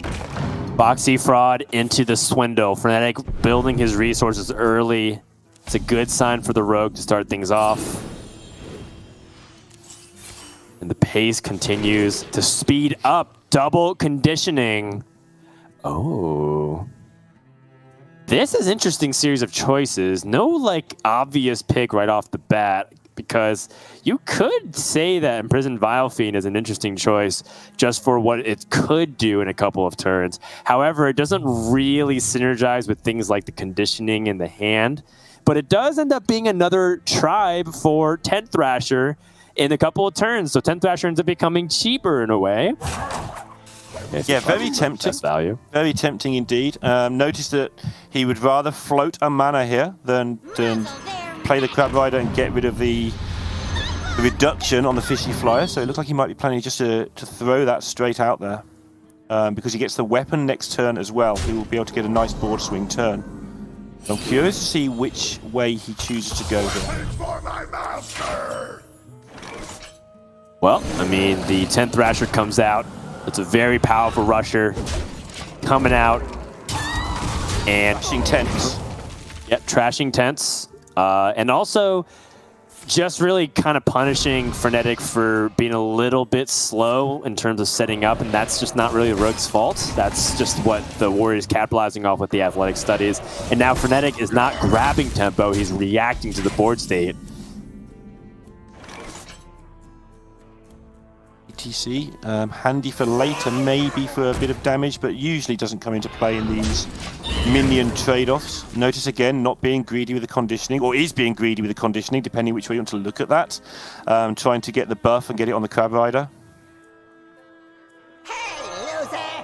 All right, well, Penflinger to start things off. No field contact just yet. Fnatic feels like the field contact setup isn't really optimal. There's no Octobot. Yeah, he's held on okay. Like, he's got through the early game with Gabby throwing a lot of stuff at him. There's more stuff to be thrown yet, but, you know, Fnatic is at least hanging on in there. He's starting. Whoa. Oh, my goodness. You can see the reaction from Fnatic. That is a painful one. He now needs to find an answer to this. He does have the Prize Plunderer. Problem is, will the answer be just too costly? He can answer it, but he's going to get through so many resources in doing so. Give me that. Look what Prize Plunderer draws another card. Yeah, has to stab here. Oh, the animated broomstick. Okay, and finds another field contact. And preserves the stab. That's a big deal, because the warrior will take a little bit more damage with a weapon. It will, you know, be slightly susceptible to the very late game burst that the Rogue is so good at. Oh, jeez, that's a 69 Crab Rider. This is one nice Crab Rider to get into play. Yeah, super dank, super powerful. I mean, Gabby at this point can probably start thinking about how he wants to preserve the health on the Crab Rider, not himself. That's right, use the weapon to swing into the field contact, avoid that damage. And Fnatic needs to deal with this stat. He has a Wand Thief. Wand Thief can provide the necessary resource to deal with it. It's a fireball, but it's a little bit too expensive. He's getting the damage lined up. Gabby feels he made a mistake as well last turn, by the way, and it's bothering him. He needs to focus forwards, not backwards. Looking for a Shadow Step potential. Secret Passage, found nothing. He might have to Secret Passage again. There's only 6 cards remaining in the deck anyways. It's kind of looking at how far he's drawn deep. I can feel Gabby saying, end of the turn, I want to go. Manifest it. Will it into existence, Gabby. Play nothing else. I want my turn back. I should be okay. Choose soon. Does feel like something that almost every elite Hearthstone player does, which is like talk to themselves, whether in their head or just visibly on screen. Gabby, extremely expressive. He knows exactly what Fnatic is looking for, and he completely whiffs. And that is it. Gabby can't believe it. Trying to keep himself in the seat, gathering his breath, putting his headphones back in. This is the opportunity he's been looking for. He's in emotes, in good for emotes for a lifetime. Gabby now has his channel emotes sorted for the rest of his life. He has got every emotion you can possibly have in this tournament on camera. I mean, he's in a dominant position. This is the victory march. Fnatic was hoping to maybe a mass amount of damage, right? He was looking for an opportunity to maybe burn out the warrior. He has Fireball and the Wicked Stabs. Can Jandice do anything here? Fnatic does not have the ability to discount his hand. It's got to be now or never. Do or die. Oh, choosing not to interesting. fight the minions. Oh. He has Headmaster Kel'Thuzad, so he can actually summon a minion on his side. He can, but enough, though. Good enough. It's not good enough, I don't think. Nope, it's not. And he's just dead on board. He's looking at the possibility. Gabby has done it, down 2-0, and has completed the reverse sweep. And with that is going to book his ticket to the top 8 Championship Sunday Masters Tour Orgrimmar. Gabby from France is going to be able to advance over current European Grandmaster Fnatic in dramatic fashion. Gabby has left the building. Congratulations. That is our round of 16 coverage. What a great series that was, Neil. That was exciting stuff. And Gabby, with that, overtakes Fnatic in the standings. And that's a big deal if Fnatic gets relegated, because Gabby's first in line to be promoted ahead of him. Still one more tournament to go, I know, but it's such a big talking point. I love how Fnatic qualified. I think the community got behind Fnatic when he did it. But so many people want to see Gabby in Grandmasters that the prize money, the $25,000, it almost pales behind people just wanting to see it happen. It's all over Twitter, all over the YouTube chat as well. You know, with apologies to the Spanish contingent of Fnatic fans who is putting up a great fight in the Grandmasters. Just having Gabby going so well is so good for the game and so good for what people want. Just look at the motion. This is the moment where Gabby realized he may have just became a Hearthstone Grandmaster. As all the work that he's put in, all the times that he's streamed and been frustrated from being on stream and trying to climb, but you also see his attitude, his mental, keeping himself composed despite the fact that you can see when the torrential outburst of emotions come pouring out because of the overwhelming amount of hard work and effort has gone into it. You can't help but be happy for the kid, for the man. He is definitely the man of the moment. Showing off all the skills, all the preparation is worth the effort. So congratulations to Gabby. He's in top 8. And yes, those points, that money is sweet. But perhaps being able to call himself a Hearthstone Grandmaster in the near future is the ultimate prize. And we couldn't be happier for the guy. For Fnatic's perspective, you know, getting to yet another top 16, showing the consistency. It's not just a fluke. It wasn't just a couple of times doing well. This guy is seriously good. So yeah, while he's not necessarily outputting the top of performance in European Grandmasters, I mean, he's got some serious skills as well. And I mean, that's kind of the nature of Europe in general. When you watch these players battle, it's so competitive, Lorinda. You just look at all these players, and it's the narrowest of margins that often decides who is able to survive and who goes home. Yeah, and you know, it may have come down to as simple as the Penflinger in Gabby's deck, for instance, not being a broom. Who knows? You know, he got the Octo multiple triggers in that game, managed to get the Rogue well ahead on tempo because of it. You know, these small, tiny lineup decisions. I'm not saying it did or didn't matter, but you can see it could be something as small as that, and they all add up over the course of time. And Gabby, again, we're not calling it yet. There's still another tournament to go. If things all fall in the wrong order and all the right people come first, second, third, fourth, it's bad news if you're a Gabby fan. But now, I would want to be in this top 8. I'd love to be in this top 8. But they must be seriously worried because not only is Gabby in the top 8, but he's relaxed. He's done what he needed to do, which in his mind was get to top 8, get those points. Now he can just chill out and beat people without having to worry so much. And that's going to be the main storyline going into tomorrow. That does bring us to the end of the broadcast. We had a lot of round 16 matches. You can follow along with us on the links provided on the channel, as well as playhearthstone.com/esports. That's all the coverage that you ever really need for Grandmasters and the Masters Tour. We're done for now. For Frodan, Lorinda, Derek Brown, Gia, and TJ Sanders, thanks for tuning in to day 2 of Masters Tour Orgrimmar. We'll see you tomorrow for more Hearthstone action.